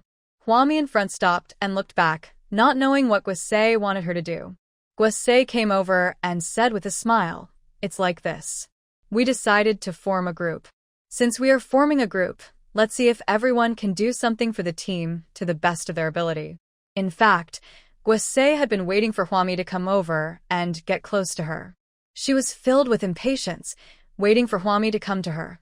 But she also felt that dealing with this kind of team burden was a waste of her time and energy. As a result, Huami never came to see her. Seeing that the calls for forming a group were getting stronger and stronger and the cohesion had been achieved, Guase no longer wanted to wait. She took the initiative to find Huami. She just had to quickly finalize Huami's matters so that she could go back and rest. Seeing Huami didn't say anything, she just looked at her quietly. Guase smiled and said, "Look, you know your conditions. What can you do for our team?" As she spoke, she looked at Shirt Saixia. During the day, when Huami appeared with a group of pregnant, weak and disabled people, it was estimated that only Shirt Saixia could chop 1 or 2 zombies with an axe. If Huami and her friends RV didn't look so high-end, Guase and Anai Shuewen really wouldn't want to accept them as guests. Yes, Guase was hinting to Huami to share her RV. Huami didn't understand Guase's hint at all.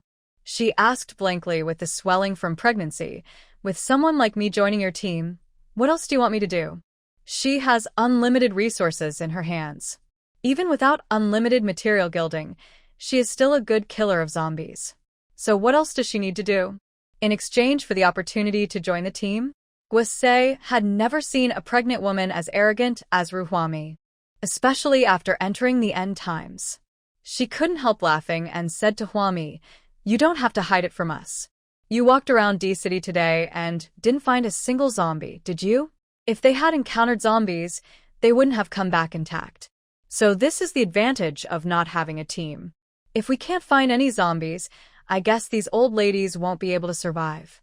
As he said this, Guase looked at Shirt Saixia again. "If I remember correctly, you should have several pop-top off-road RVs. How can anyone accept that such good external conditions were given to these pregnant, disabled, and weak people?" Huami suddenly realized, "Oh, you want our RV?" Guase smiled without saying anything. Yes, that's what he meant. Huami finally understood. Next, Guase was ready to accept the RV. But Huami just said this, turned around, and continued walking forward. Guase looked a little embarrassed. She followed behind Huami and said, "If we want to form a group, we can't bring too many burdens. To be honest, we may not accept all of you who are young and pregnant. For example, Qin Jun and Yu Mingming's 2 children, it would be better to find someone to take them there. Because they are too small, they may not be able to be raised, and they are a burden to the team. We have to find resources such as milk powder and diapers for these 2 children. Dafu and Xiaofu are old enough now, they can do some odd jobs for the team. And Huami, the pregnant woman, is actually the most useless. She can't run fast, can't jump high, can't do heavy work, and has to use her beauty to please men, even with such a big belly." Seeing that Huami is about to give birth, which team would be willing to take on such a burden as her? If Huami's RV wasn't so powerful, the first person Guase and Anai Shuewen would have rejected would have been Huami. Huami in front nodded, holding her waist, and said, "That's perfect. We actually have no plans to join you. We need to go back. It's too late today, and we are all tired," she said. Actually, they had no plans to join Anai Shuewen's team. The people around were originally chatting about their own things, and it seemed that they didn't even pay any attention to Huami and the others. As a result, when Huami said this lightly, everyone stopped talking and turned their heads to look over. Anai Shuewen, standing on the roof of the car, looked down at him. He may not have heard clearly what Huami just said, but this does not prevent Huami from becoming the focus of the whole audience. Guase had an ugly expression on his face. He stood behind Huami and shouted, "Stop." Huami looked at Guase strangely and continued walking forward. She didn't stop. What happened? In front of her, someone stretched out his hand to block Huami's way. The man had a half smile on his face. "Hey, what's going on? How come our team is just about to be established, and someone is already causing trouble here?" Subtext: It's not easy for Huami to leave today. Huami's face turned cold. She stood in front of the man and looked around. She was blocked and was clearly in trouble, but no one around her spoke. It was all tacitly agreed. She couldn't leave smoothly today.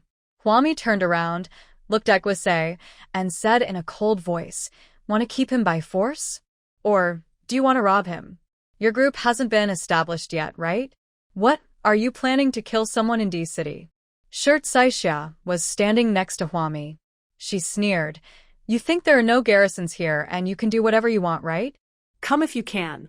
She is not someone who can be easily messed with now. There are at least 8,000 zombies that died under Shirt Saixia's axe. She has never killed anyone with these 2 axes that she got for free when she bought them for 10 crystal cores. It seems that Shirt Saixia is very bold. Guisei's expression paused, and he looked at Shirt Saixia carefully again. In Huami's entire team, only Shirt Saixia seems to have some fighting ability. If they force their way in, it would easily attract the garrisons patrolling outside the temporary safety zone. She winked at the man who stopped Huami, put on a smile, walked forward, and said to Shirt Saixia with a smile, "I see that you are also very capable. Why don't you choose a better team to live with? Don't worry, you can kill zombies. If you join our team, you don't have to pay any entrance tickets." Guisei believed that Shirt Saixia could not refuse this. Being with Huami and the others is a burden to Shirt Saixia. If Shirt Saixia was a smart person, she should know that choosing to follow Guisei was the wisest choice. Because Shirt Saixia was wearing glasses that were thicker than the bottom of a beer bottle, it was impossible to see the expression in her eyes. "Just listen to her. Your team is too dangerous, and I have no intention of joining." There was a strong hint of sarcasm in her tone. Guisei had an illusion for a moment. Was Shirt Saixia talking about their own team of pregnant, weak, and disabled people, or was she talking about the team that An Shuewen was going to form? Someone laughed and said, "We have so many people. How could there be any danger? You are the ones who are in danger." Shirt Saixia couldn't help but ask loudly, "What if a mountain or sea of zombies are blown out? You have never thought about this problem. You just want to form a team and do this and that. I really don't see how this team can be safe.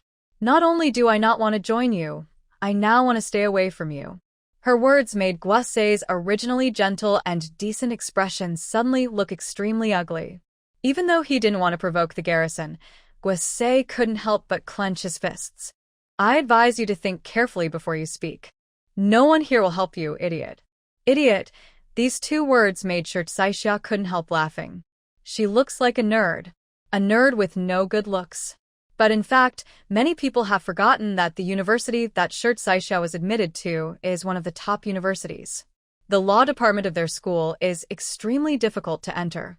People like her, upon graduation, went straight into the management level of City C and served Qingjin. This proves something. This proves that her IQ is higher than the average human IQ level. You can say I'm ugly. You can say I have an unpleasant personality.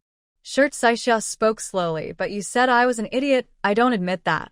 If he was really an idiot, he would give up Huami and join Guisei today. What you're going to do now is, in my opinion, extremely stupid." One by one, strong men stood up and came closer. They all looked threatening. Huami held her belly and moved her neck. "Do you dare to do it? If you want to hit me, then hit me. If you don't want to hit me, then let me go back to sleep." Who are you threatening? Human beings are accustomed to using common hatred of the enemy to unite themselves and their companions. All it takes is a simple reason to collectively target the same person, no matter how weak and innocent this person is. The more they work together to bully such weak and innocent people, the more it proves their friendship and strength. This principle is actually applicable at all times. This is especially obvious in the end times. The man standing in front of Huami pushed her towards him. "You are so arrogant." Huami stepped back, turned around, and with a whoosh, she drew out her long sword and cut the man who pushed her in half. He knew she was pregnant, and her belly was already so big, but he still pushed her. Isn't this meant to take her life? Blood was drawn as soon as the knife was cut, and no one could even see clearly how Huami, a pregnant woman, took out the knife. After killing her, you can go and rest.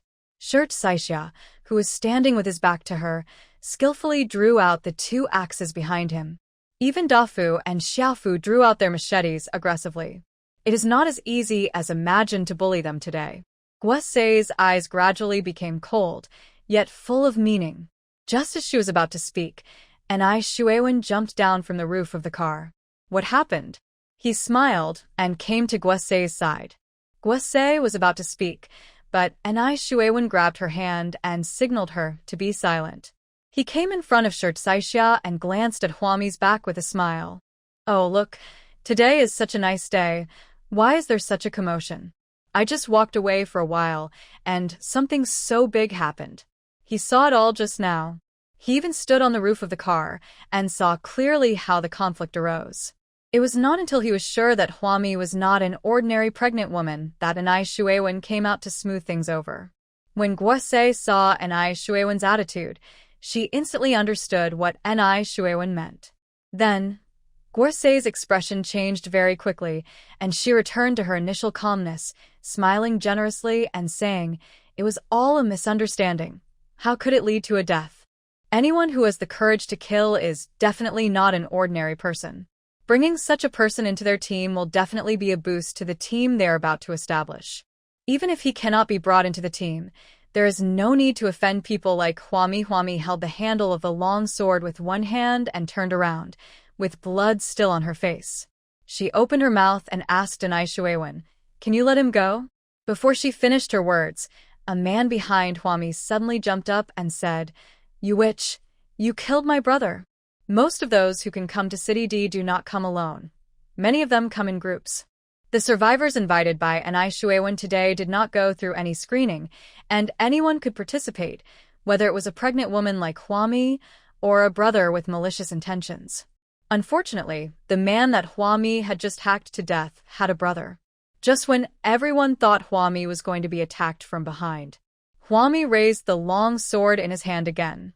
She just casually slashed back, and the man who attacked her was hacked to death with another knife. This time, Huami did not insert the long knife into the snow again. Instead, she glanced at Anai Shuewen and Guosei, turned around, and walked towards her RV. When someone tried to stop her on the road, she stabbed him with her knife, making it clear, anyone who stops her will die. The person who tried to stop her withdrew his hand unconsciously. Shirt Saixia, Dafu, and Xiaofu backed away and left the gathering place little by little. Anai Shuewen originally wanted to persuade Huami to stay, but seeing the situation today, 2 people have died. The men at the scene all looked at Huami with deep and vigilant eyes, and full of murderous intent. He would probably offend a lot of people if he tried to keep Huami. So Anai Shuewen let Huami go with a smile. Some people looked unconvinced and muttered something.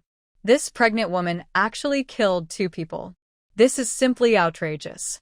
Her methods are too evil. If we let her stay here, our lives will be in jeopardy. The person who said this seemed to have completely forgotten that the 2 dead men were the ones who attacked Huami first. After hearing this, Anai Shuewen advised, "We should not waste time here. We should unite to face the outside world. The most urgent task is to up more zombies and obtain more crystal cores. You think Ami is a dangerous person, but think about it from another perspective.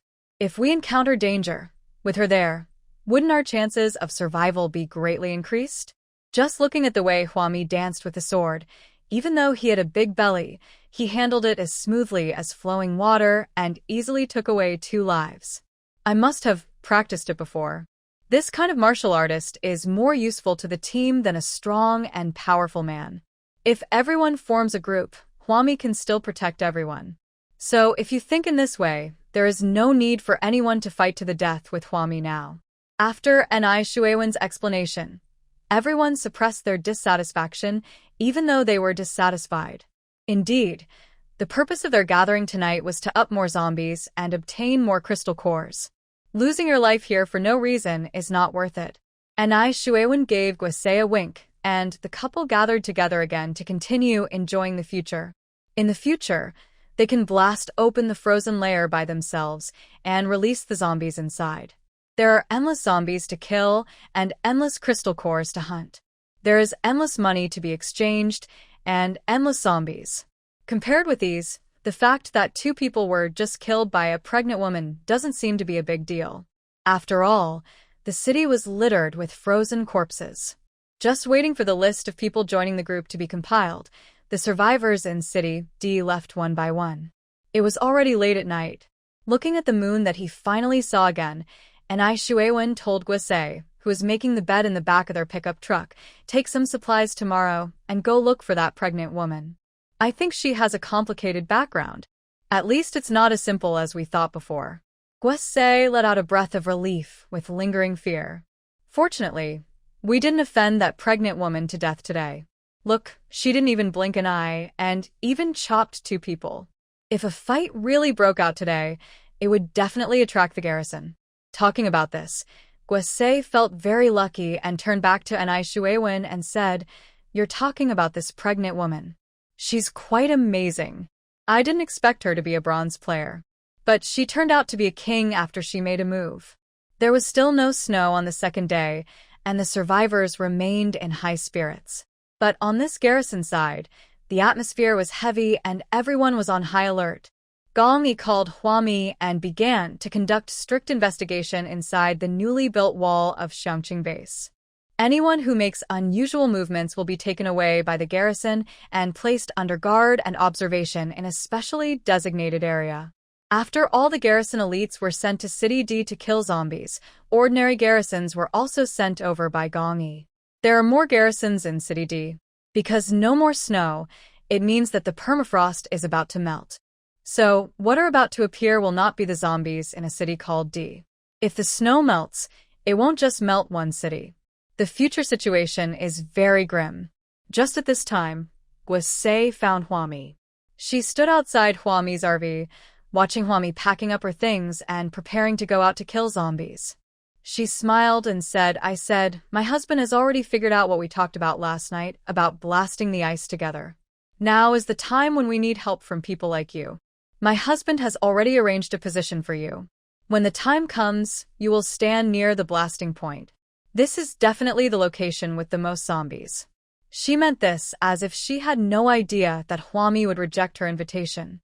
Huami, who had already walked out of the RV with her belly in her arms, also said to Guise with a smile, "You don't have to arrange my position. My belly is too big, and the explosion point is too dangerous. I will not participate in what you are going to do." Huami's words are from the truth, truer than pearls. Even she herself didn't dare to go near the blasting point. When Gong Yi wanted to blast the ice layer at a specific point, she hid far away. What's more, it's a fake team like Guise. I'm not afraid of zombies being blown up, but I'm afraid of not controlling the dosage of explosives and blowing up Huami, who is standing next to me. She couldn't react even if she wanted to teleport.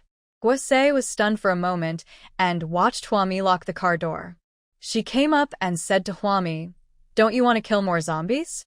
Many people in our team came to my husband and asked to be closer to the blast point so that they can kill the zombies when they come out of the ice. Everyone knows that the farther away from the explosion point, the fewer zombies there are. Looking at the current situation in City D, we can only garrison there to blast the ice layer. Once the zombies come out, they will be completely eaten up by the garrison elites near the blasting point. The ordinary survivors were already far away from the danger zone of the garrison. On average, each person can only kill about 10 zombies a day.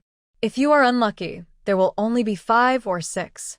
Huami frowned slightly and listened to Guise talking. She took a deep breath and advised, "Actually, I'm not saying, why are you so anxious now? There will always be a chance for you to kill zombies. When that happens, I'm afraid you won't be able to kill all the zombies. The number of zombies you have now has been scientifically evaluated by the top management of Xiangqing Base. It is enough for you to practice." Thanks to the initial material support, Xiangqing and City B gathered a large number of pre-apocalyptic talents. These talents together constitute the current Xiangqing Base think tank. In addition, there are many talented people in Gong Yi's garrison team, both civil and military. They went through a systematic discussion, taking into account the speed of the zombies and the current physical fitness of ordinary people, and finally came up with a scientific ratio. For an ordinary person, if he kills 5-10 zombies a day, the crystal cores he earns can fully meet his daily material needs. Ordinary people can use the rest of the day to study the garrison's internal reference materials. The internal reference materials are all about the experience of the garrison elites fighting zombies, which is very worth learning. Including Hwami herself, she would find a way to get each issue of internal reference materials and collect them. Even though she had been reborn once, she still felt that the experiences in these internal reference materials were worth reading over and over again. People, there is no end to learning. Hwami looked at the young and impetuous Gwasae and said earnestly, "Now is still your training stage. You have time to earn crystal cores." These are words from the heart, and Hwami hopes Gwasae can understand them. However, Gwasae didn't understand, and she couldn't help but sneer. "There are several zombies a day. I don't know whether to say that the garrison feels sorry for us, or that the garrison doesn't think highly of these zombies and lets us kill them. Ami, you are a great person. My husband and I think highly of you. I think you should be able to understand our frustration. The more powerful the ordinary survivors are, the more dissatisfied they are with the garrison's current practices. They clearly have the ability to kill more zombies, but because of the selfishness of the garrisons, they can only kill a small number of zombies every day. Or are they the zombies that slip through the gaps between the garrisons? Why? Who can accept this?" Hwami shook her head, but not everyone is that powerful. The reason why the top students can become the top students is because there are few people. What Gong Yi wants is to improve the overall combat effectiveness of the survivors. On this basis, as the last line of defense for mankind, the garrison needs to seize every minute and every second to train itself. This is not selfish. Hwami looked at Gwasae. "Have you ever thought that if you blast the zombies out of the frozen lair, you may be able to kill a lot of zombies? But what about those who are weaker than you? What if the zombies get out of control and run out of City D, endangering people outside City D? There are still many people who dare not enter City D. They even tremble with fear when they hear the word zombie. Don't doubt it, this is the real reaction of most people to zombies. Those who had the courage to enter City D must have been braver than ordinary people before the end of the world." Gwasae smiled indifferently. "We have killed all the zombies in D City, and those zombies will not run out of D City." So no matter what Hwami said, Gwasae and the others decided to form a group, break away from the control of the garrison, and up more zombies to make money. Seeing that this logic didn't make sense, Hwami shrugged. "It's up to you then." "I choose not to join you. Gong Yi's idea is still good. There is nothing more relaxing than moving forward based on other people's experience." He asked the garrison elites to write down their experiences and publish garrison internal references so that ordinary survivors could learn while killing zombies. But people like Gwasae must use their blood and tears to sum up the experience of killing zombies. In their eyes, stopping them means stopping them from getting rich. Then why did Hwami take the trouble to stop him? She wanted to leave, and no matter how Gwasae invited her, she had no intention of joining. Gwasae was so angry that his face was distorted. What on earth is she bragging about? Gwasae looked at Hwami's back, full of confusion. Considering Hwami's condition and her big belly, Gwasae and Anai Shuewen would have chosen her because she was good at killing people. I'm afraid that no team will take in a pregnant woman like Hwami. Because of Hwami's refusal, Gwasae had no choice but to return to Anai Shuewen dejectedly. Hearing Hwami's refusal, Anai Shuewen was so angry that he laughed. We didn't even consider that she was about to give birth and wouldn't be able to kill zombies, but she actually despised us. Judging from Hwami's big belly, she will probably give birth soon. It would be a big problem if women could still get pregnant in the apocalypse. How will Hwami kill zombies after she gives birth to a child? When she goes out to kill zombies, should she find someone to help her look after the child? At this time, the importance of the team is reflected. Although Hwami says no now, she will regret it one day. Gwasae didn't know what to say. She was the one who didn't handle this matter properly. But now it is clear that Hwami is not someone who is easy to mess with. Even if they are dissatisfied with Hwami's rejection, it is not easy for them to openly cause trouble for Hwami. Let her be alone. Gwese tried to persuade Anai Shuewen to calm down. She has such a big belly. She will be vulnerable at some point. When the time comes, we can go find her again. Maybe she will change her attitude. Anai Shuewen thought about it and felt that it made sense. He looked at Gwese, who was making the bed in the back seat of the car. His eyes gradually deepened, and he walked forward and hugged her from behind. He threw her onto the bed in the back of the car. Their cars are narrow and far less comfortable than RVs. If they roll slightly, they will hit the debris on both sides of the car. As the car moves, the objects hanging on both sides will fall off. Gwese was a little annoyed. Anai Shuewen didn't like using condoms and would always put it inside her.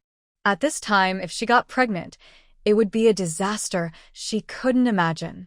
Therefore, Gwese had no interest in this kind of thing, even resistance from the heart. So, how did Hwami manage to stay alive until now? Gwese lay on the bed and couldn't help but think of Hwami's big belly. Perhaps Hwami is a little more powerful than she imagined. But such a powerful person chose not to join Anai Shuewen's team, which made many survivors in this team feel relieved. No matter how powerful Hwami is, she is still a pregnant woman. Being a pregnant woman will sooner or later become a burden. So she chose not to join, and that was fine. It was in such a daily routine that suddenly one day, when Hwami was still talking to Saisha in the RV, an explosion sounded. Most of the survivors in the temporary safe zone became excited. Someone shouted loudly, "It exploded, it exploded, there are so many zombies." More survivors took out their weapons and headed towards the direction of the explosion. Hwami and Saisha walked out of the RV and looked in the direction where the survivors were flocking, with cold expressions on their faces. When a survivor ran past them, he tagged Hwami and said, "I heard that you refused to join our team. Hey, there's no place for you among the zombies that are blown up this time. Don't even think about getting a bargain, you pregnant woman." The tone is very bad, as if he was afraid that Hwami would come and take advantage of the situation. Before Hwami could say anything, Saisha said angrily, "Don't worry. Even if we up a hole ourselves, we won't take advantage of your leaks." The two were also planning to go out of town to kill zombies today. As a result, all the survivors in the entire safe zone ran excitedly towards the civilian explosion site. All the zombies in the entire city of D also ran there. Just as Hwami and Saisha took Dafu and Xiaofu out of the safe zone, they saw Gwese running back from outside with a small group of survivors. When she saw Hwami, she didn't even say hello and hurried back to the safe zone, finally coming out with a medicine box. Hwami raised her hand and stopped Gwese. "Did any of you get scratched or bitten, or were you just injured?" All the survivors went to the blasting point, hoping to kill a large number of zombies, earn a large number of crystal cores, and exchange them for a large amount of supplies. But behind them, there are also a large number of zombies. If you are not careful, you will be surrounded by zombies. In this situation, it is normal for survivors to be caught and bitten by zombies. Gwese's forehead was covered with sweat. She waved at Hwami, "Get out of the way." Hwami dodged sideways and immediately took out the long sword in her hand, knocking the medicine box in Gwese's hand away, and it fell into the snow behind Hwami. When a survivor went to pick up the medicine box, Hwami held his long sword horizontally and shouted, "I'm asking you a question. How did you get hurt? Were you bitten by a zombie, or was it some other reason?" A survivor yelled at Hwami, "What does it have to do with you? Why do you come out to make trouble? We are busy rescuing people. If you don't help kill the zombies, just don't get in our way. If our brothers in the group turn into zombies, it will be all your fault."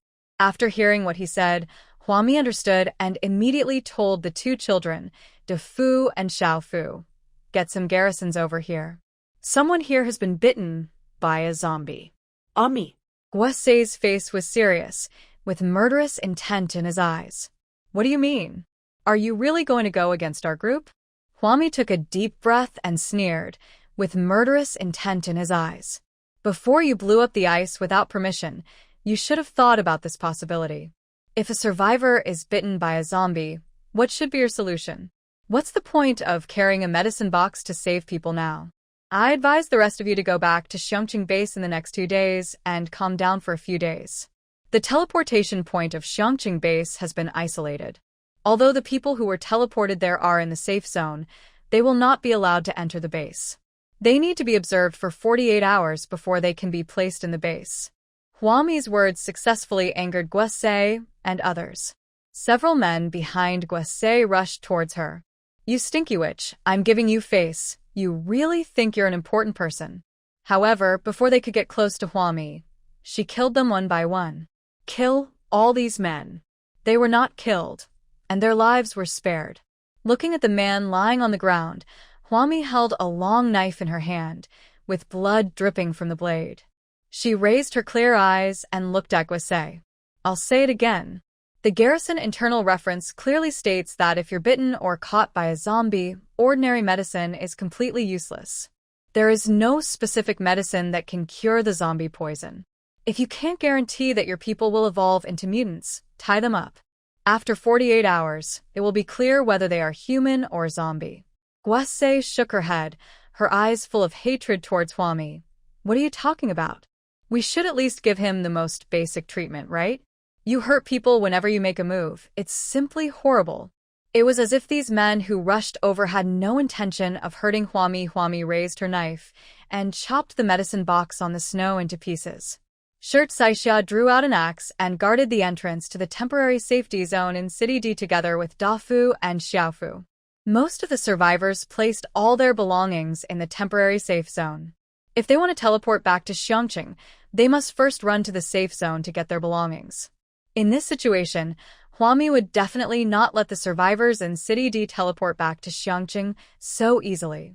She would stop as many as she could.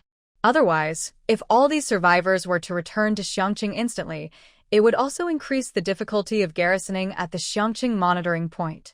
Guose pointed a finger at Huami. Her face was cold, and there was anger in her eyes.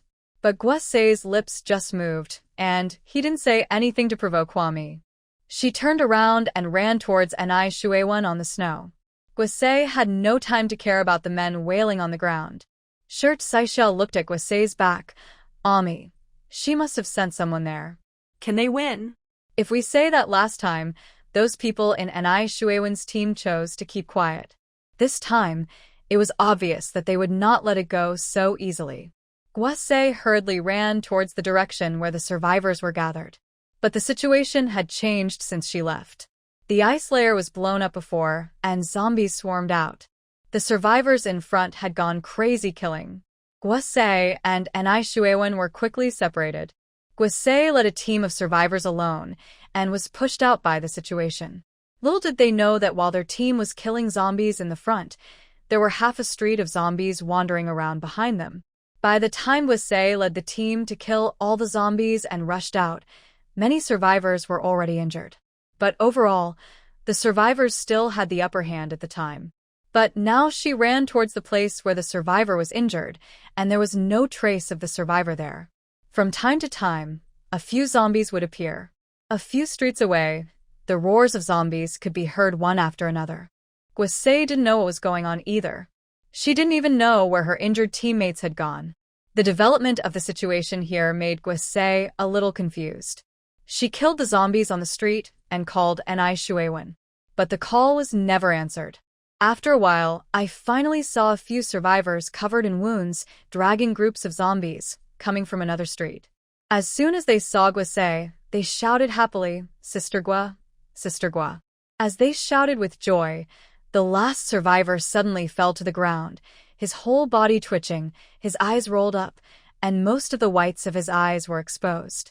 Everyone worked together to drag up the twitching companion who had fallen to the ground and continued to run towards Guase. Guase's eyelids were twitching. Although the zombies were easy to kill, these survivors were all injured. She had been running around today and hadn't eaten anything yet, so she felt very tired. As Guase southeast retreated toward another street, he reached into his waist bag. There is a bottle of energy drops there. After taking a sip of energy drops, her strength will be greatly improved. Guase took a deep breath and touched his waist with his fingers, but didn't feel anything. Where is her energy drop? For a moment, Guase's face turned pale. How come it disappeared? She clearly put the bottle of energy drops together with her waist bag. But now even the waist bag is gone. This was really a case of adding insult to injury. She had never considered this situation. What should I do if I encounter a lot of zombies and get tired of killing them? Guase felt that the current situation was different from what the survivors, had imagined. She could only yell to the injured survivors, "Let's go. We're retreating first. Retreat all the way to the next street. Maybe you can meet other survivors and ask them to help kill these zombies." After saying that, Guase ran away. The few injured survivors following behind her could only run forward together. Someone was running, panting, and shouting, "These zombies are so persistent, we can't get rid of them no matter what we do." They all knew that zombies moved slowly, and their movement speed was not much faster than a normal person walking. But they are difficult to kill. You have to cut their necks and spines accurately. It seems simple. In fact, this is not the case at all. Even a survivor might not be able to cut off a zombie's neck with one. The longest machete on the market is less than half a meter long. In other words, if a survivor wants to get close to a zombie and cut its neck, he or she must be within 1 meter. It is not necessarily possible to cut off the zombie's neck with one. When they come into close contact with zombies, they have to avoid their hands, feet, and teeth. You also have to endure the disgusting appearance of the zombies. A knife cannot hit the zombie's neck. The zombie does not feel anything, not even a trace of pain. They can crawl out without arms or legs and bite the survivors. Can the survivors escape with broken limbs? It is not difficult to kill 1 or 2, or even a dozen zombies. The difficult ones are always the zombies that come in large groups, have no sense of pain, chase relentlessly, and can call on their friends. Gua Southeast turned to another street and then paused, her eyes wide open. On the opposite street, a large group of zombies were staggering over. Oh my god! They were all brought here by the zombies. Guase had made a breakthrough earlier today, and now that she had lost the energy drop, she felt even more exhausted. I could only run to another street again. The few survivors following behind her were also helpless. They followed Guase and continued to go to another street. Someone shouted, "Let's go back to the safe zone quickly. Let's go back to the safe zone. I have a teleportation ticket in my car." Guase also wanted to go back to the safe zone, but she didn't go back to get the teleportation gun. There were still a few bottles of energy drops in her car. She wanted to go back and get the energy drop. However, there were many twists and turns along the way. The street leading to the safe zone was blocked by densely packed zombies. These zombies are surrounding a dozen survivors. It is a team of survivors under Ni Shuewen. When they saw Guase rushing over, they also shouted happily, Sister Gua, give me some supplies, Sister Gua." Many of the zombies on this street were heading towards Guase. Behind Guase, the injured survivors were shouting frantically, Go, Sister Gua, we're being tricked again." The situation is the same as what Guase encountered just now. She glanced at the besieged group of survivors on the street ahead. With a determined heart, he turned around and ran towards an empty street. At the entrance to the temporary safe zone in City D, the sound of zombies could be heard from afar. Shirt Saixia was originally worried that Guase would call for help. As a result, the helpers Guase called for did not come, but the zombies seemed to be getting closer and closer to the safe zone. She looked at Huami Dafu, and Xiaofu also looked at Huami. Before Huami could say anything, Zhou Cheng ran past them with a small team of garrisons. Suddenly, Zhou Cheng stopped and turned to look at Huami and Shirt Saixia. He stared at Shirt Saixia with his brows tightly furrowed. "Zhou Cheng? Where are you going?" Shirt Saixia thought that Zhou Cheng came to the safe zone because of a call from Dafu and Xiaofu. As a result, Zhou Cheng looked like he was just passing by. Seeing the puzzled expressions on Huami and Shirt Saixia's faces, Zhou Cheng explained, "There are survivors ahead who are being surrounded by zombies. The situation is quite critical. It would be best if you could be more obedient and return to Xiangqing base." Zhou Cheng didn't have time to say more. He received an order from Gong Yi that all the garrisons in City D should kill the zombies in different areas. It just so happened that Zhou Cheng was responsible for leading the team to kill the zombies near the safe zone. Huami opened her lips and wanted to ask Zhou Cheng where Gong Yi was now. But considering the current situation in City D, I'm afraid Gong Yi has already taken action. He barely held Zhou Cheng hostage and asked him all sorts of questions, which only wasted Zhou Cheng's time. Seeing Zhou Cheng leading the team away, the sound of fighting soon broke out at the corner of the street. It is expected that the zombies are not far from the safe zone. Shirt Saixia looked worried. What you fear will come true. Ami, should we go back to Xiangqing? It seems that Ni Shuiwen's newly formed team suffered a disastrous defeat in its first attempt to blast through the ice. Huami glanced at Shirt Saixia. How big of a deal is this? Experience it well. This is the most valuable practical teaching. Besides, if we return to Xiangqing now, we will have to be quarantined at the teleportation point for 48 hours, and we can't enter the Xiangqing base. After she said that, Shirt Saixia, Dafu, and Xiaofu decided not to leave. Let's all stay outside the safe zone and wait. Although Shirt Saixia, Dafu, and Xiaofu didn't know what Huami was waiting for. Soon, a survivor stumbled out from the diagonal corner of the street. A few zombies were chasing after him. Huami raised his long knife, pointed at the zombies, and said to Shirt Saixia, Dafu, and Xiaofu, "You can go kill those zombies." Having been in the apocalypse for a long time, Huami can tell at a glance which situations allow her to take advantage of bargains. In which situations, if you take action, you will be trapped in a tide of zombies. The survivor, who has appeared now, has only a few zombies behind him, and there will not be any larger group of zombies coming out. Shirt Saixia had no doubts and took Dafu and Xiaofu forward to kill the zombies that were approaching the safe zone. Looking at the injured man again, he was already lying in the snow, twitching all over, with large areas of the whites of his eyes exposed. Huami shook her head and motioned Shirt Saixia, Dafu, and Xiaofu to come back. This person is likely to turn into a corpse. Let's see what happens. In my previous life, if I encountered this situation, I would just kill the person directly. This is a very obvious characteristic of corpseization. But Huami was too lazy to explain to Shirt Saixia and the others.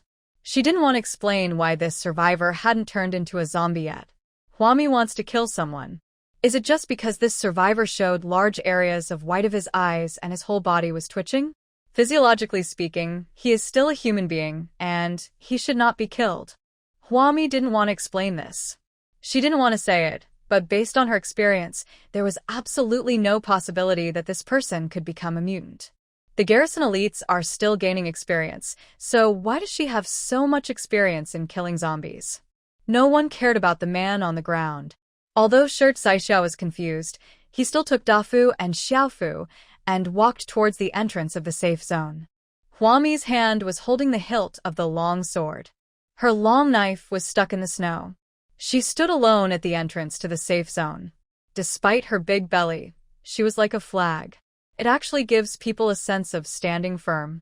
Dafu turned around and pointed at the man on the snow. Look, there's something wrong with him. Xiaofu turned around and couldn't help but stretch his neck to observe the man in the snow from close range. The man kept twitching, and suddenly, a wild beast-like roar erupted from his mouth. When he raised his head, the man on the snow had a hideous face, his eyes were full of whites, and the whites of his eyes seemed to be covered with a layer of dust. He stared blankly at Xiaofu, who was closest to him, and crawled slowly and uncoordinatedly. Xiaofu didn't react at all. This was the first time she observed up close how a person turned from a human into a zombie. It seemed like just a matter of minutes and the person turned into a zombie? So scary.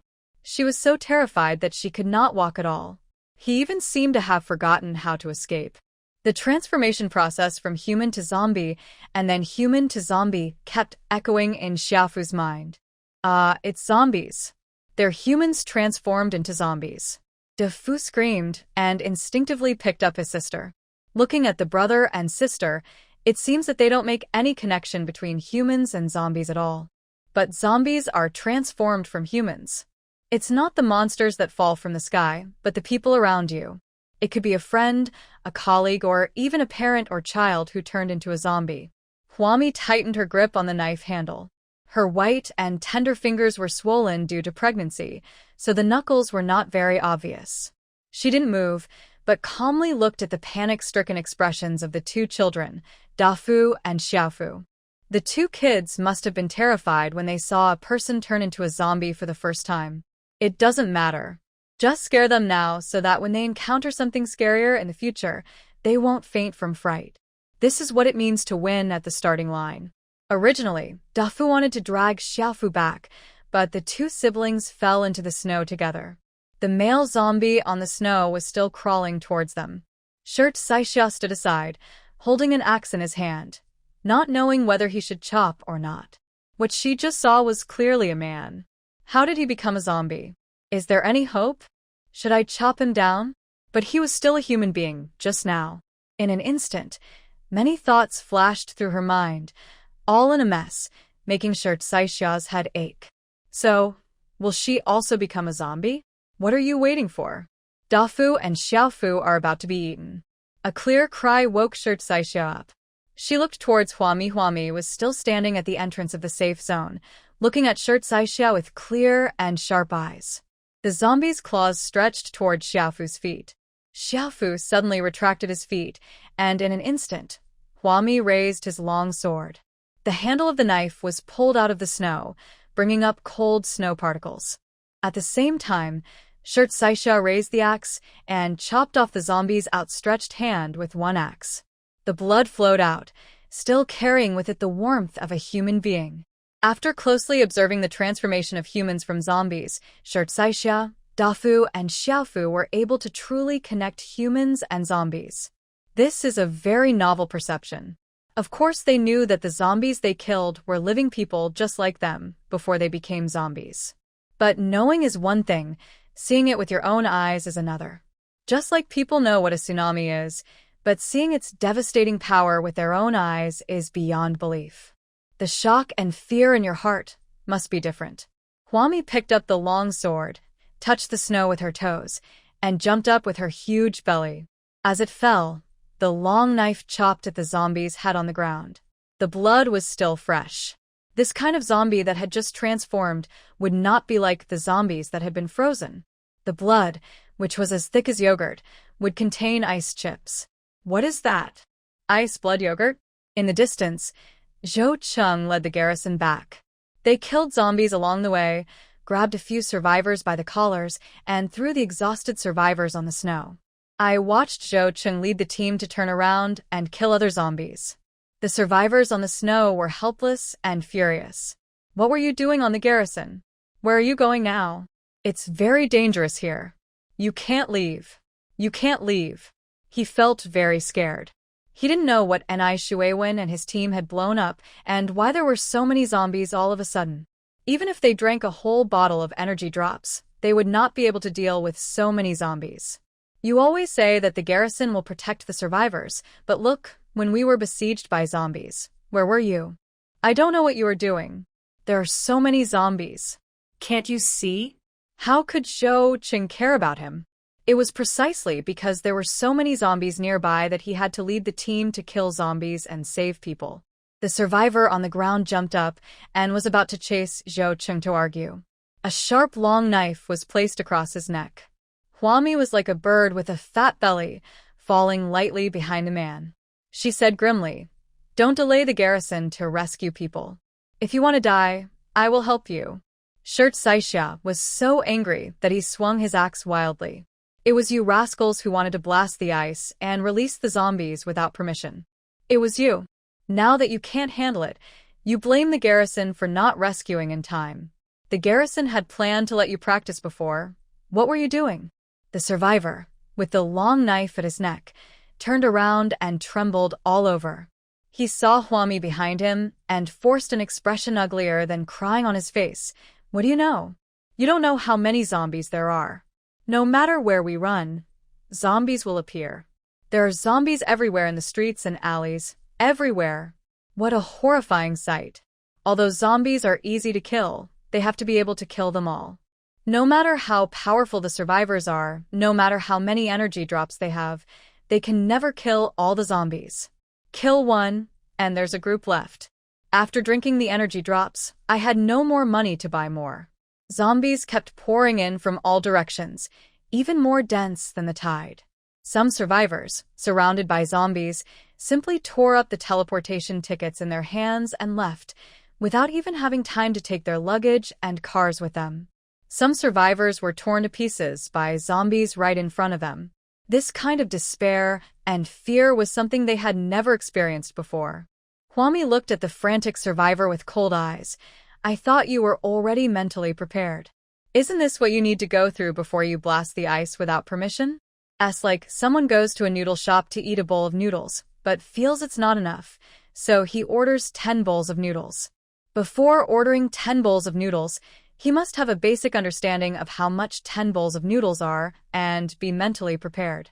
Also, are these zombies too many? Kwame tilted her head and asked in confusion. In the previous life, when the zombies appeared, they were not frozen. Overnight, Kwame was surrounded by zombies. A large area of densely packed. There are several times more zombies than those in City D. There are really not many zombies here. After they have witnessed the zombie horde attacking the city a few times, they will realize that the current scene is just for practice. But the question Kwame asked gave people a feeling of why not eat meat. The survivors sitting on the ground looked up and glared at Kwame. What are you talking about? You haven't seen how many zombies there are. If you were in such a predicament, it would be difficult for you to survive. No, I want to go back to Xiangqing. I can't stay here any longer. On the ground, some survivors had already struggled to get up and go to the safe area to get their luggage and cars. They were relatively lucky, at least they still had their lives, so they had to leave quickly. Kwame picked up the long sword, held the handle, and knocked on their knees. Her movements were so fast that no one could see clearly how she moved. The survivors knelt on one knee, feeling excruciating pain in their knees. They gnashed their teeth and looked at Kwame. What do you mean? We have never offended you from the beginning to the end. They knew Kwame and knew that someone had looked down on her and wanted to cause trouble for her. But those were other people. From beginning to end, they never did anything to do anything to Kwame. So, why did this pregnant woman make things difficult for them? They just want to live a good life. Kwame held the handle of the long knife, the blade dragging on the snow, and slowly walked towards the entrance of the safe zone. Survivors of City D cannot return to Xiangqing. No one knows whether you have been infected by zombies. The zombie's poison will stay dormant in the human body for 48 hours and then teleport back in 2 days. I won't stop it. Within 48 hours, the survivors may turn into zombies at any time. The process of corpse transformation can be very slow or very fast. But in most cases, the results will be known within 48 hours. 2 days was not hard to endure. A survivor on the ground gnashed his teeth and said, "What you did is too ruthless." There are countless survivors in D-City who have already flown back to Xiang City. Some of them have been bitten by zombies. So you can't leave. The transmission point in Xiangqing is probably almost too busy right now. If you go there, you will increase the workload of Xiangqing's medical staff and garrison.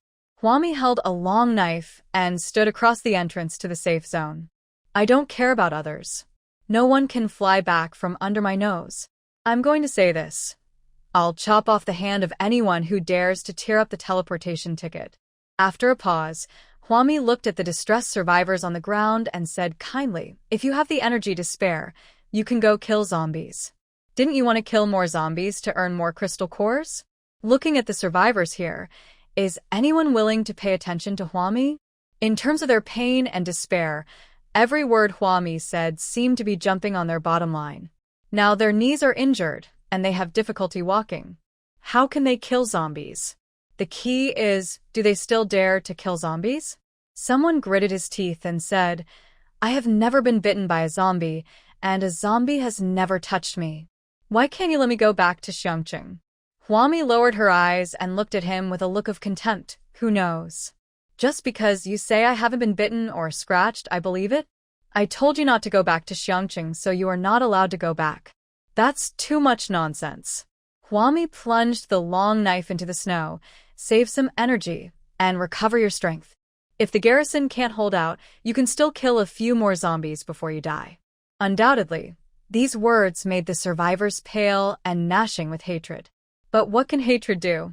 These survivors couldn't even beat Zhou Cheng, so how could they possibly beat Huami? After a while, the garrison sent in a few survivors who were pale, in a mess, and crying loudly. Everyone was crawling in the snow, looking like they had survived some terrible disaster. Huami watched coldly, without saying a word or trying to comfort her. Everyone in the last days has to go through this. All survivors must overcome their own psychological barriers and understand this end of the world well. If there are survivors, naturally there will be survivors who want to leave City D. But those who had teleportation tickets flew away. Those who stayed behind either had no teleportation tickets or had tickets but left all their belongings in the temporary safe zone. If we fly away now, we will lose all the supplies in the temporary safe zone. They've been busy in City D for so long, so naturally they would be reluctant to part with these supplies. I can't bear to throw it away even if I die. Some people cried, and after they felt hopeless, they stood up and headed for the safe zone. I want to go back. He was forced back by Shi Caishia's axe. He was forced back by another axe from Shi Caixia. Another person rushed to the safe zone. Give me back my supplies. Aya. Da Fu rushed towards him with a machete raised. Others tried to sneak into the temporary safety zone. Xiaofu stood behind him and drew out the sword of the heavenly sword and the dragon-slaying sword. Huami was the only one standing guard at the pass. I really think you are wasting your time. We sacrificed so much time to watch you run to Xiangqing. We are also wasting our time. She took out her cell phone and called the contractor, asking him to come and set up a circle of electric fence outside the temporary safety zone in City D. Energy. Use jelly water. The contractor was silent on the other end. It was D City. Huami asked him to go into D City to build the protective net. Huami, any difficulties? Just tell me. When the contractor heard this, his hands loosened, his heart trembled, and he almost dropped the phone in his hand. Of course, it's not difficult. Don't worry, Miss Hua. A big reward will always bring a brave man. I promise to complete the task. After hanging up the phone with Huami, the contractor grabbed a handful of hair and said to Hujing, "What should we do?" Miss Hua said that she wants us to go to City D to build a power grid. Hujing nodded. Go ahead, I'll go recruit workers, and I'll lead the team for this project. Having said that, he stood up and was about to leave. Mr. Bao grabbed Hujing and said anxiously, "Are you crazy? Don't you know what's going on in D City right now? The garrison has removed all the teleportation tickets that can be used to fly to City D from the vending machines. And they used a radio to repeatedly announce inside and outside the Xiangqing city wall. City D has been designated as a red danger zone, and all survivors are advised not to go there." Every minute, a large number of survivors from City D tore up their teleportation tickets and flew back to Xiangqing. The specially designated isolation and observation areas are overcrowded. Many survivors in City D took a different route and flew to other teleportation points instead of Xiangqing. They thought that if they went to another teleportation point, there would be number 48-hour observation period. However, in the end, Gong Yi's efficiency was very fast, and all the transmission points were equipped with heavy firepower garrison and guard. The isolation and observation area has already been prepared for these survivors in City D. This shows that the situation in City D is serious. You can't go there. Hu Jing's face was firm as he pulled his arm out of Mr. Bao's hand. Why do we have such a good life? Because Miss Hua can use us. If this matter is not handled well, Miss Hua will find someone else to do it for her. Uncle, the world changes too fast, and we will soon be replaced by more powerful people. If we don't want the old wave to die on the beach, we have to keep pace with the times. Isn't it just that I have to kill zombies while doing the engineering? I can kill them. He walked out with firm steps to recruit workers to repair the power grid in City D. Outside is Xiangqing's labor market. At first, this labor market was just an office of a contractor on a construction site. Later, people often gathered outside this office, hoping to exchange 3 meals a day and 2 snacks for hard labor. The contractor and Hu Jing would always take care of these people and pick out suitable ones to do the work. So as time went on, gradually, many strong people would squat here every day. However, this time, Hu Jing went out to recruit workers. The engineering project that once received a lot of attention has now received no response. Hu Jing looked at the large group of laborers squatting in front of him, waiting for work, and raised their wages to 200,000 a day. Still no one responded. The survivors of City D brought them the current situation of City D. The whole city is full of zombies that can't be killed. Who dares to go out? Hu Jing looked at these people and clenched his fists in anger. He sneered, "Okay, you guys are not going, right? If you don't go, I'll go alone." He turned around and went to the warehouse to get the barbed wire. But he ran into the contractor, who was coming out of the office. The contractor held a wrinkled pack of cigarettes in his hand, with a mouth full of cracked gold teeth. "I thought about it. Since Miss Hua asked us to go over there to repair the power grid, there must not be any big danger. Even if there is danger, Miss Hua will definitely be able to handle it. We can't let go of this opportunity to gain favor with Miss Hua." And more. He also put on a bulging snakeskin bag. It's like fleeing from famine. Mr. Bao and Hu Jing arrived in City D fully armed. They sat in the car, looking at the zombies wandering around in 2s and 3s outside the teleportation point. What to do? Mr. Bao adjusted the welded helmet on his head and looked at Hu Jing, who was also wearing a welded helmet, with helplessness. They brought a large truck with rolls of barbed wire in the bed. Hu Jing gritted his teeth. Because his face was covered by the helmet, his voice was vague, but the meaning of his gritted teeth could still be heard. Charge. After saying that, he stepped on the accelerator and rushed towards the zombies that were coming in groups of 2 or 3. This was a good idea. At least Hu Jing and the contractor both arrived at the temporary safety zone safely. Many zombies were crushed along the way. After a day, many survivors had gathered outside the temporary safe zone. Most of them were rescued by the garrison. There are also some who escaped from the zombie crisis in D City on their own. This type of person is a lucky person with extremely good luck. Once he jumps out of the safe zone, he bursts into tears. And Ai Shuiwen also survived, covered in blood. He and a few men sat in the snow, looking confused. With the intervention of the garrison, more and more zombies died, and more survivors appeared. The situation was gradually brought under control. People kept trying to enter the safe zone and go back to Xiangqing, but they were beaten back by Huami, Shirtsaixia, Dafu, and Xiaofu. I watched the contractor and Hu Jing drag the electric fence down from the truck and prepare to put up the barbed wire around the circle. Some people said sarcastically, the garrison didn't say anything. Why can't a pregnant woman allow us to go back to Xiangqing? Are you trying to steal our supplies? Is this taking advantage of someone's misfortune or taking advantage of someone's misfortune? What does she want to do by putting us in danger?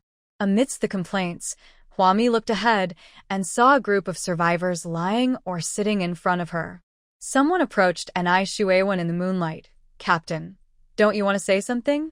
Ai Shuiwen stood up shakily and negotiated with Huami on behalf of all the survivors. "It's been so long. You can't keep our supplies forever and not let us go back to Xiangqing. We will really die here." Huami looked at Ai Shuiwen, who had an angry face, and asked, "Where is your wife Guisei?" The man opposite was stunned. He had escaped death and still hadn't thought of Guisei. Immediately, Ai Shuiwen frowned and said to Huami, "We are talking about something else now. You have been guarding us for so long. We want to take back our own supplies now. Is that possible?" He knew Huami was powerful. Now they were tired, cold, and had no money, so no one was willing to confront Huami head-on. What's strange is that with such a big belly, how did this pregnant woman hold on and fight against them for a whole day? Huami continued to ask, "Your wife might still be alive. Why don't you save her?" And Ai Shuiwen was so angry that he roared in a low voice, "I'm talking to you now about our material problems. Please don't talk about other things." Is this considered avoiding the issue? Huami sneered, "You formed a group, you blew up the zombies, your wife is in dire straits, you don't even know if she is dead or alive, and now you're still thinking about leaving City D as soon as possible. Isn't it the right thing to do after you've made adjustments to immediately organize your people and kill as many zombies as you can? Under the moonlight, Anai Shuewen stared at Hua Mi with an unpleasant look on his face. Shut up. I don't need you to teach me how to do things. Are you a woman? You have no idea what we have been through. What right do you have to stand here and tell us what we should do? She had never experienced anything at all, just standing here and making sarcastic remarks. Hua Mi turned around and ignored Anai Shuewen.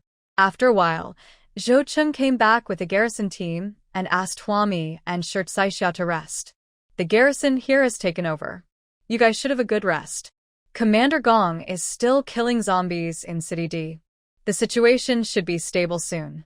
Hua Mi nodded and glanced at Anai Shuewen. The garrison stabilized the situation, meaning that almost all the survivors who needed to be rescued had been rescued. So Gursei hasn't contacted yet, and the situation is very bad. Anai Shuewen did not react at all.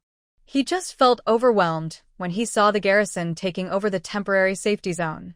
This means that they have to wait outside, and they cannot get their supplies back before 48 hours are up. He is in a lot of trouble now because this time it is his first time to form a group, and he has created a hornet's nest. It is impossible to calculate the death losses. Only the survivors who can stay outside the safe zone are alive. The number is less than 1/3 of the original. This shows how many people died this time. Who are still alive simply don't have the time to pursue the matter. Once they get their supplies back, they will definitely pursue the matter. The first to be affected was Anai Shuewen. After all, he was the one who formed the group. Anai Shuewen urgently wanted to get his supplies back so that he could leave City D as soon as possible. He and Guisei's car was filled with the zombie crystal cores they had hunted out during this period of time. These crystal cores back if he could. For a man who has suffered such a great, Anai Shuewen really has no energy to care about what is happening to Guisei. But the idea of garrisoning is the same as Hua Mi's. The isolation and observation areas near each teleportation point are already under great pressure. This group of survivors who are deeply trapped in the zombie crisis in City D cannot be let go, otherwise they will add to the pressure on the medical staff in the observation area. The fully armed Huijing and the contractor were like two hard-working little bees. They started pulling the barbed wire as soon as they arrived. Busy all night. By the next morning, someone outside the safe zone began to convulse. The crowd was in an uproar. Some pointed at the guards at the entrance to the safety zone and shouted angrily, "What are you doing? Do you know that someone is having a convulsion here? Why won't you let us in?" Anai Shuewen hid in the crowd, looking gloomy, fanning the flames. That's right. Could it be that these garrisons want to swallow up our supplies?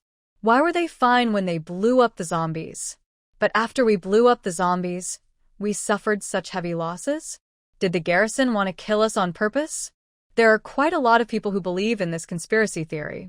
Someone asked, "Why does the garrison do this?" There is no need for Anai Shuewen to deliberately guide them. Some people think a lot and think divergently.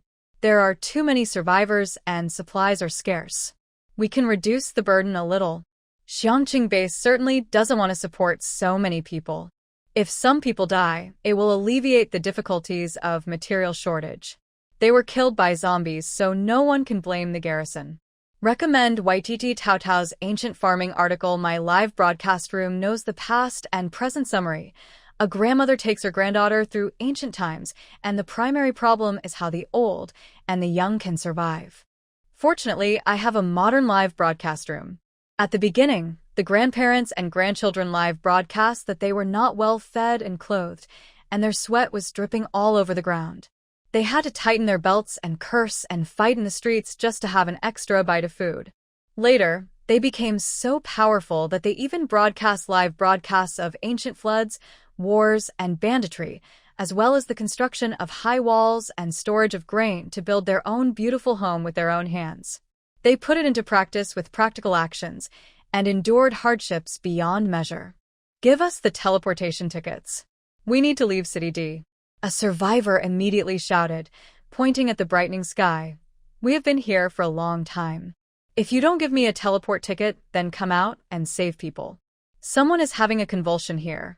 It wasn't just one person who was twitching. In fact, There were survivors earlier who were leaning against a snow pile and showed slight signs of twitching. It was just too late, and few people paid attention to him. Tang Yu stood expressionlessly at the entrance of the safe zone. Most of the safe zone was covered with barbed wire. Once this circle of barbed wire is put up, electricity will be supplied. The survivors became even more anxious and carried the twitching person on the ground to the entrance of the safe zone. Are you going to save people or not? You are taking human life lightly. We are going to film your evil deeds while stationed in City D and post them online. Thanks to Huami's universal signal connector. Even though the environment has become so bad, the internet still exists. In the early stages of her pregnancy, Huami was sleepy all day long. In the late stages of her pregnancy, now that it is almost 7 months, she can't even sleep. The twins caused her to start urinating frequently earlier in her pregnancy. Throughout the night, she woke up frequently to go to the bathroom, and every time she managed to fall asleep, she was woken up by the noisy survivors outside. She couldn't hold back her emotions and rushed out of the RV out of control. The long knife in his hand left a deep mark on the snow. When Huami rushed out of the safe zone with a knife, Zhou Cheng was leading the team back, preparing to take over Tang Yu's shift. It was at this time that Anai Shuewen shouted, "We can't go in. Why can this pregnant woman go in? Why does she get special treatment?" With just one sentence, it was like a frying pan exploding, and the eyes of all the survivors outside were on Huami. Huami originally wanted to pick up the knife and chop to death those people on the ground who were twitching and about to turn into zombies. As a result, when she heard this, she stroked her belly with one hand, looked coldly, and saw Anai Shuewen across a group of embarrassed survivors. "I'm not as stupid as you guys. Blasting the ice on your own. I've never left the safe zone." Huami put away her knife and stopped hacking at the zombies. She let the men on the snow twitch and sneered. "You say I'm special, then I am indeed special. In the entire temporary safety zone, I and my people were the only ones who didn't join in Anai Shuewen's fun." What she meant by this was to mock the survivors for their own stupidity. There is no cure for stupidity. There was a brief silence on the side of the embarrassed survivors. There are many smart people among them, and it is precisely because of their smart brains that they were able to find alternative ways and survive the frequent natural disasters in the previous few months. Of course, I remember that it was Anai Shuewen who started it, and they responded by blasting the ice with great fanfare. What should we do now? We should find a solution. So many of our people died. Why didn't the garrison come to rescue us in time? Someone growled with his neck stretched out. They were clearly stationed inside City D, and they were clearly able to control the zombies in City D very well in the early stages. Why can't we control it this time? We did make a mistake, but we can't be doomed forever just because we made a mistake once, right? Don't we even have a chance to correct it? Someone shouted, his voice choked with sobs. Because their ideas were naive, they felt that the crystal cores they earned before were too few, and they thought that zombies could be killed. So, they decided to blast the ice without permission. Is this really a heinous crime? Isn't killing zombies a way to solve the current difficulties and better protect other survivors? Zombies want to eat people. They have no self-thinking and cannot be domesticated. They are natural enemies of humans. Therefore, when humans kill zombies, the distinction between black and white is clear, and they are irreconcilable. In that case, did the survivors have to pay so many lives for just blasting the ice? What did they do wrong to deserve such a tragic price? Zhou Cheng and Tang Yu, who were changing shifts, pursed their lips and remained silent, listening to the survivors' accusations without saying a word. However, Huami, who was out of control, yelled at the survivors. Who can give you another chance? Do you think you are characters created by the author, and that if the author is happy, he can give you a new life? This is what you have to accept. Once the situation gets out of control, there will be no recovery. You will have to pay the price with your life in a tragic way. The zombies you are facing are the end of the world, not a game, not a novel, and not something you can take for granted. It's no use regretting now. The dead are dead. Those who are still alive are lucky, but if they continue to commit suicide like this, they will become unfortunate. There was widespread silence among the survivors. The early sun shines through the thick clouds and falls on the white snow. It seemed as if, after a long time, the living people finally saw the long-lost sunshine. The morning light shines on people's faces. Some people temporarily put aside their hatred and shout in surprise, "The sun is out." Some people still refuse to give in, saying, "No matter what, human lives are at stake now. Our medicines and supplies are all in the temporary safety zone. Can you please give me a way out?" They pointed at several men twitching on the ground, their faces filled with anxiety. "If the garrison doesn't rescue us, we'll rescue them ourselves. Let us into the safe zone quickly." It was at this moment that the survivor, oh no, zombie, who was twitching on the ground, jumped up, roared, and pounced towards Zhou Cheng, who was closest to him. The zombie that suddenly attacked Zhou Cheng was shot in the head by Tang Yu, which directly cracked its head. During the training in City D, the garrison also used guns, not just cold weapons. They need to practice with guns how to accurately shoot zombies in the head instead of wasting bullets. Sure enough, the zombie that attacked Zhou Cheng was shot in the head and never got up again. The remaining few twitching men also quickly turned into zombies in a short period of time. They crawled towards the survivors. As soon as he came up, he started roaring. Some of the survivors made a noise and retreated collectively. Some people also reacted, pulled out knives, and shouted, "They've turned into zombies. They've turned into zombies. There's no way they can be saved." At the beginning, the survivors who were shouting that human lives were at stake had already run to the back of the crowd. When someone steps back, someone else steps forward. A survivor is about to step forward and chop these zombies. However, he was pushed to the ground by another tall and strong man. All I heard was the tall and strong man roaring loudly, "This is my brother. You are not allowed to hurt him." Everyone stared at the tall and strong man in astonishment. Yes, he was still a human just now, but he twitched a few times. How could he turn into a zombie? If it is under control, will there be any hope? With such doubts in mind, no survivors stepped forward to kill the zombies for a while. Huami looked at him, without moving. She shook her head. Some experiences can only be taught with one's life. There is no other way. As soon as he finished speaking, behind the tall and strong man, his younger brother stood up uncoordinatedly, hugged his brother, and bit his neck. "I signed up for a writing class yesterday. After my little one fell asleep, I got up to do my homework. I went to bed at about 12 o'clock. I got up at 6 o'clock in the morning, sent my child to the charging station to charge my car. So, at this time, I was still typing at the charging station." The crowd made even louder noises. For many survivors, this was their first time experiencing such a situation. It is true that they also have relatives who died in the frequent natural disasters, but it was like this. A few hours ago, their relatives were still alive. As a result, he jumped up and hugged himself and took a bite. It seems to be too tragic. Especially the tall and strong man who was bitten. No reaction at all. The one who bit him was his own brother. He was bitten.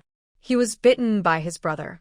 The crowd whispered, "If the younger brother bites the older brother, will the older brother also become a zombie?" Before the tall and strong man who was bitten could come to his senses, the survivors stopped hesitating. They stepped forward and chopped several zombies on the open space into several pieces with their swords. After sharing a common hatred for the enemy, the survivors in the open space quickly quieted down. One by one, they all looked at the tall and strong man in the open space. Everyone seemed to have the same understanding that this tall and strong man had just been bitten by his own brother. The tall and strong man had blood on his neck, and he looked at his brother's body at his feet with a pale face. He raised his hand and touched his neck again. It seems that he still can't accept what happened. At this time, an Ai Shuiwen walked out from the crowd. "Wu Guilong, if you are bitten by a zombie, you will also become a zombie." The man called Wu Guilong had an ugly expression on his dark face. He stared at an Ai Shuiwen intently, gritting his teeth. "What do you mean?" An Ai Shuiwen didn't say anything, just pursed his lips and looked at Wu Guilong. But no one understood. An Ai Shuiwen's meaning was very simple. In order to prevent a situation like that from happening again, Wu Guilong must die. They saw it with their own eyes. It was a fact happening around them. The survivors were bitten by zombies. then they will become zombies. A person who was alive a few hours ago will become a zombie a few hours later. So Wu Guilong was bitten, and he wouldn't live long. A few days ago, the team was still boasting about the need to unite and seize the power to kill monsters from the garrison and earn more crystal cores. Now it has fallen to this. Wu Guilong just stood there under everyone's gaze, being pointed at and talked about by everyone. His brother had just died, and his brother was the one who most supported Anai Shuiwen's ambitions. When everyone here didn't know Anai Shuiwen yet, Wu Guilong and his brothers had already gone through various natural disasters hand in hand with Anai Shuiwen and his wife. It was Anai Shuiwen who said that the future doomsday environment is still unknown, and they should keep up with the changes in current affairs. So the two brothers followed Anai Shuiwen to City D to fight zombies. It was Anai Shuiwen who said that if one wants to survive in the apocalypse, one must obtain more crystal cores. It was also Anai Shuiwen who said that he wanted to form a group, break away from the shackles of garrison, and lead this group to become the strongest, largest, and most powerful team in the apocalypse in the future. As a result, it was Anai Shuiwen who first came out and said that Wu Guilong was about to turn into a zombie, and he had been bitten by a zombie. The situation is stronger than people. Facing the pointing and stabbing of the survivors, Wu Guilong felt very frustrated. He watched Anai Shuiwen come forward, raise the knife in his hand, and was about to chop him. Wu Guilong took 2 steps back, dodging Anai Shuiwen's knife. His face suddenly changed. Anai Shuiwen, what are you doing? I haven't turned into a zombie yet. He felt very uncomfortable, but even so, Wu Guilong still had a clear understanding that he was a human being. He hasn't turned into a zombie yet? What are we waiting for? Are we going to wait for him to actually turn into a zombie and come over to bite us? Seeing that no one moved, Anai Shuiwen shouted loudly. In terms of strength, from the time he just met Wu Guilong, Anai Shuiwen, who was just a small leader of the company before the end of the world, was not as strong as the boxer Wu Guilong. It is also because of Wu Guilong's great strength that Anai Shuiwen and his wife and Wu Guilong's younger brother have more hope of survival in the face of frequent natural disasters. So, at this time, if Anai Shuiwen killed Wu Guilong alone, he might not have the ability to kill the boxer Wu Guilong. Anai Shuiwen instigated the rest of the survivors to kill Wu Guilong together. But many people know that Wu Guilong is not easy to mess with. He is so strong that he hardly needs any weapons to kill zombies. He can smash the zombie's head into pieces with just one punch. Even now, this kind of person is not easy to deal with. Seeing that no one dared to step forward, Anai Shuiwen turned his attention to the garrison. He took a few steps forward, pointed at Wu Guilong, who looked grim, and said to Zhou Cheng, who had already finished his shift, "You guys are just on guard and you don't care? There's a person bitten by a zombie here. You saw it, right? He was bitten by a zombie." Zhou Cheng took out the latest issue of the Garrison Internal Reference from his pocket and flipped through it. I came across a submission written by an anonymous author named Zijinhua on the 3 directions of change after being bitten by a zombie. This article was not written by the Garrison Elite, but was submitted by an anonymous author directly to Commander-in-Chief Gong, who then forwarded it to the Garrison Internal Reference Editorial Department. Zijinhua said that after being bitten by a zombie, there is a 95% chance that you will become a zombie, but there is also a 4% chance that nothing will happen to you.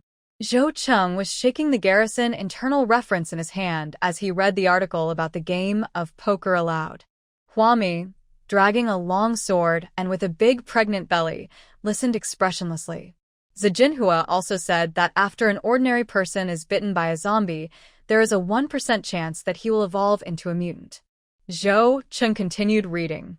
Huami added, "The prerequisite is that you are not killed by other fearful survivors before you evolve into a mutant." Zhou Cheng nodded immediately. "Yes, that's right. That's what the Golden Flower said." Sister Hua has studied the internal reference very deeply. Learn from Sister Hua. The rest of the garrison shouted in unison. Wu Guilong, who was standing behind Anai Shuiwen, looked pale and suddenly raised his face and looked at Huami and Zhou Cheng with sadness. This boxer, who was very famous before the end of the world, seemed to have experienced the tragedy of the death of his last relative in a very short period of time. He hasn't adjusted his mood yet.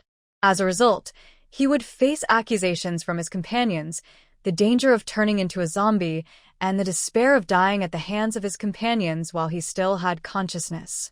In this desperate situation, it was the garrison that they disliked the most before who came out and spoke a fair word. There is still a total of 5% chance that he will not become a zombie. Ha ha ha, Wu Guilong smiled, tears streaming down his face, as he looked at his companions who were pointing fingers at him and wishing to kill him. Being alive is not a very happy thing. This is a very heavy mood. Wu Guilong became famous at a young age and won the boxing championship for several years. Most of the people around him were kind. His family, his friends, his opponents, and the countless fans who love him. All are friendly. Stop talking nonsense. Are you going to kill them or not? And Shuewen came out on behalf of the team, acting like a big brother. Zhou Cheng, who was guarding the entrance to the safe zone, stood straight. He may not become a zombie. There is a 5% chance that he can survive. Everyone is accusing the garrison of disregarding human life, but who is actually disregarding human life? While stationed here, at this moment, the 5% chance of survival cannot be given up. But for other survivors, they could only hear that there was a 95% chance that Wu Guilong would become a zombie.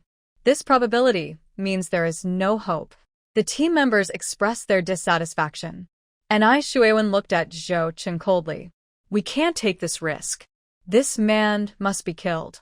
You garrisons cannot just stand by and watch a dangerous person among us. Someone said loudly, that's right, he was bitten by his brother because he was careless.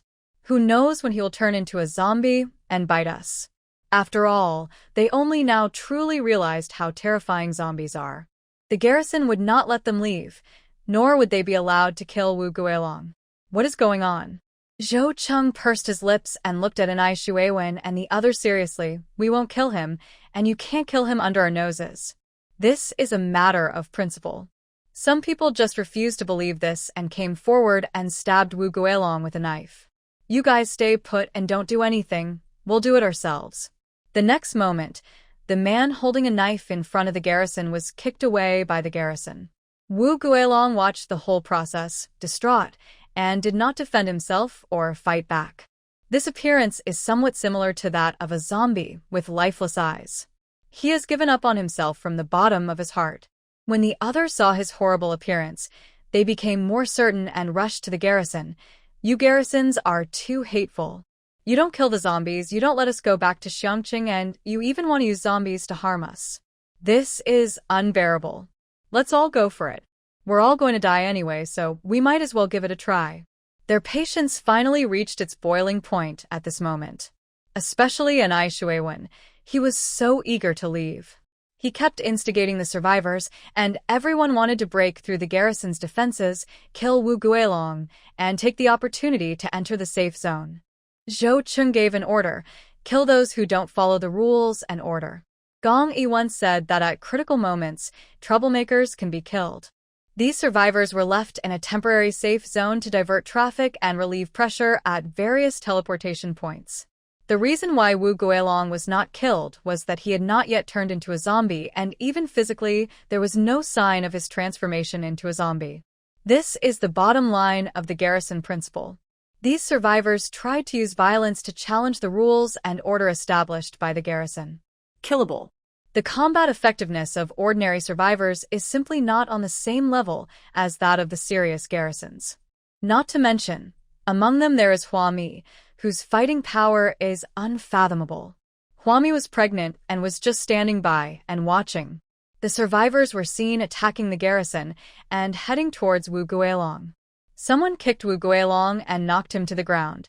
Wu Guilong, who was bitten by a zombie, showed a painful expression on his face. He looked at the survivor who had kicked him. You will turn into a zombie and kill us. Go to Hades. The other party Pua Wu Guilong. Wu Guilong also felt that he had no hope, so he closed his eyes and accepted his death. A survival rate of 5% is too low, really too low. A tear rolled down the corner of his eye. At this moment, Hua Mi pulled out a long sword and joined the battle. It's not because Wu Guilong looks stupid and pitiful. The key point is that Hwami felt that these survivors were going too far. If you don't do what they say, they'll take action, right? Is who afraid of who? Murder. Murder. The pregnant woman murdered. Among the confused survivors who were besieging the garrison, someone suddenly shouted in panic. This sound woke up the distraught Wu Guilong. He sat on the snow and opened his eyes to see a woman with a big belly holding a 2-meter-long knife in her hand, protecting him, just like he was protecting his younger brother not long ago. And around him and Hwami, there was a corpse lying. It was a person whose head was chopped off by Hwami. Over there, Zhou Cheng and others had subdued a small number of survivors who were trying to attack the garrison line. He looked back in the direction of Hwami and Wu Guilong and saw that Hwami was not in any danger. Zhou Cheng felt relieved and continued to deal with the survivors who were causing trouble. While fighting, Zhou Cheng moved closer to Hwami and Wu Guilong. Some survivors pointed at Hwami and yelled at her. Are you sick? What does this man have to do with you? We killed him because he was about to turn into a zombie. Are you crazy if you kill us? We have no grudge against you. Hwami sneered, holding the handle of the long sword in his hand, and the blade cut through the air. I only kill troublemakers. Whoever jumps in front of me, I will kill him. After a moment, Hwami turned around, revealing a bit of her fair face, and looked at Wu Guilong behind her. I can't see this man turn into a corpse, so no one can touch him. She can kill the zombies in advance. Before the bitten person shows obvious signs of zombie transformation, Hwami will not stop anyone from killing Wu Guilong. But now, she was helping the garrison to kill troublemakers. One thing is one thing. Wu Guilong, sitting on the snow, looked up blankly at Hwami's back. It was difficult for him to describe his inner feelings at this moment. And Shuewen pointed at Hwami and said angrily, Who do you think you are protecting? You don't want us to kill him, do you? Okay, we'll wait for the moment when he bites you. That being said, the survivors around did not dare to move forward.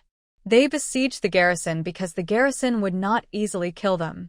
But when they besiege Hwami, this woman will really kill people, and she won't say hello before doing so.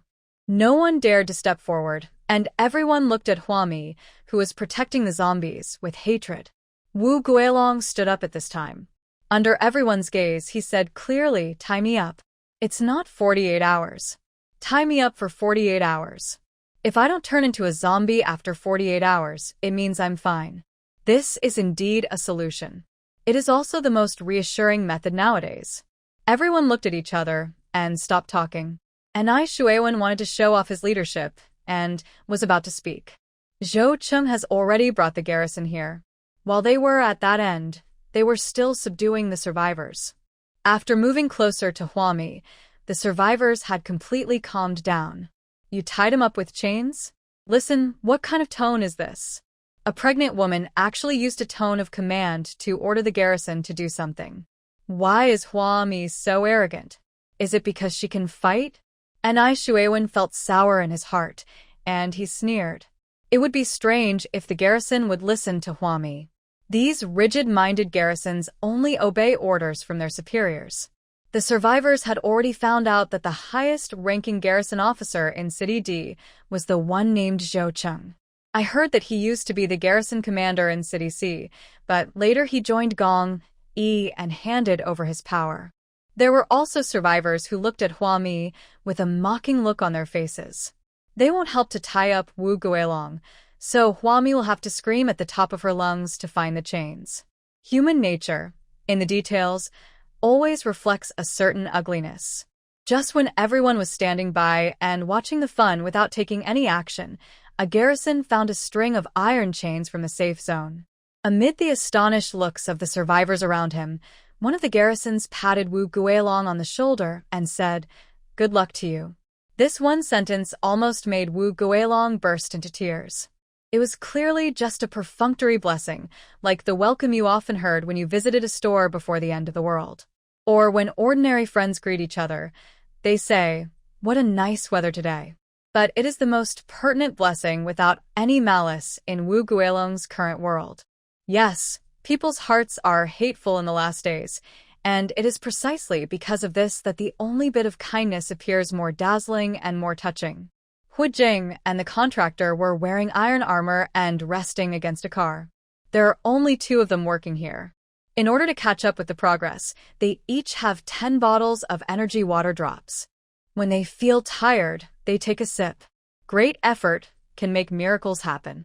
With the help of energy drops, the 2 of them spent dozens of hours and managed to build the barbed wire fence in the D-City security zone by themselves.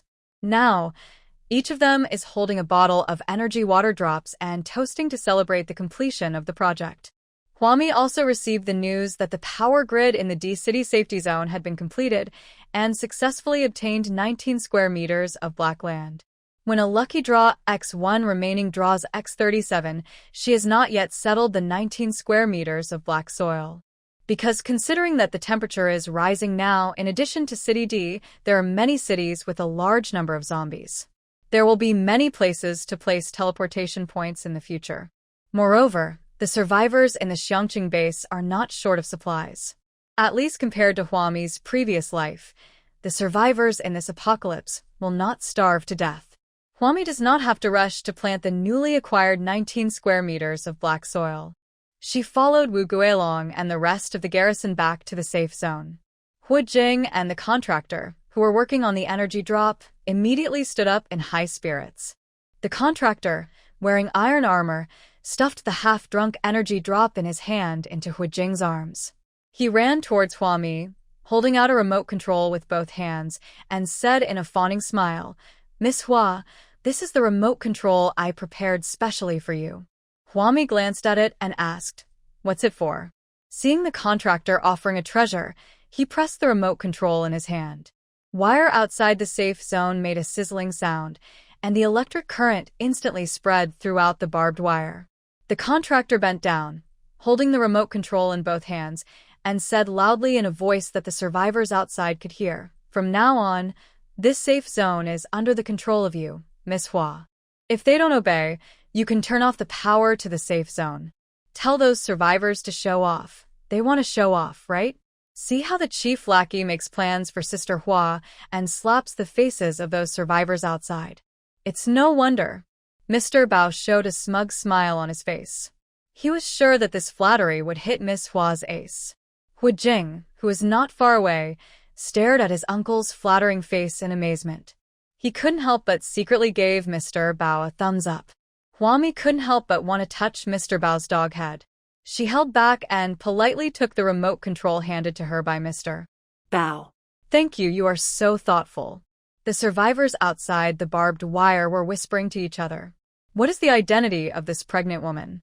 The garrison obeys her. She also built an electric fence in the safe zone of City D. She can shut down the power grid at any time. If we offend her in the future, she can shut down the power grid, and the zombies can rush into the safe zone, right? This woman must be of high status. Amid the low conversation, Ai Shuiwen's eyes were deep, staring at Huami's back, and no one knew what he was thinking. The 48 hours have not yet passed, and the number of zombies in City D has been decreasing under Gong Yi's layout and control. The tense and dangerous atmosphere was relaxing a little bit. With the completion of the power grid, the safety factor of the D-City safety zone has been greatly improved. The survivors suffered heavy losses this time, and many of them had other plans in mind. In fact, if you fly back to Xiangqing, you still have to be quarantined for another 48 hours starting from the moment you land. It would be better to enter the temporary safe zone, take a short rest, and continue killing zombies in City D. After suffering such a heavy loss in this wave, the remaining survivors will never dare to up the ice on their own again. From now on, they will follow behind the garrison and let the garrison rush in front.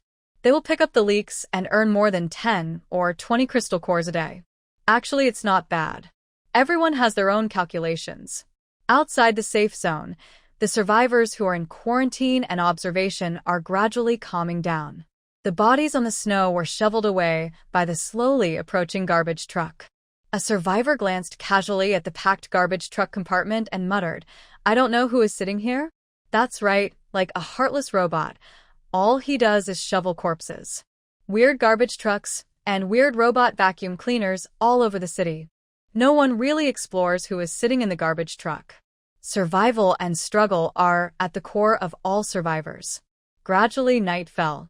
As the dangerous situation in City D was lifted, more and more survivors were rescued from the zombie apocalypse. The garrison redemarcated an isolation and observation area and accommodated the newly returned survivors in batches. This crisis, which was created by the survivors' own cleverness, was finally resolved by the garrison after a day's work. Anai Shuewen took a look at the newly returned survivors, but did not find Guisei among them. The first group of survivors were rescued after 48 hours. Many people got the opportunity to enter the safe zone, pick up their luggage, and fly away. But most people did not choose to leave. Not long after, Chi Chuan came with a material transportation team. Following Huami's instructions, they moved all the vending machines in the entire City D into the City D's safe zone. Huami looked at the recycled vending machine and felt a pang of heartache. Because the survivors were surrounded by zombies and lacked supplies, it was not convenient for them to have money to scan the code to buy supplies. Or maybe they felt that D City was already in such a state. What rules and order were there? Even if they had money, they didn't want to spend it on supplies.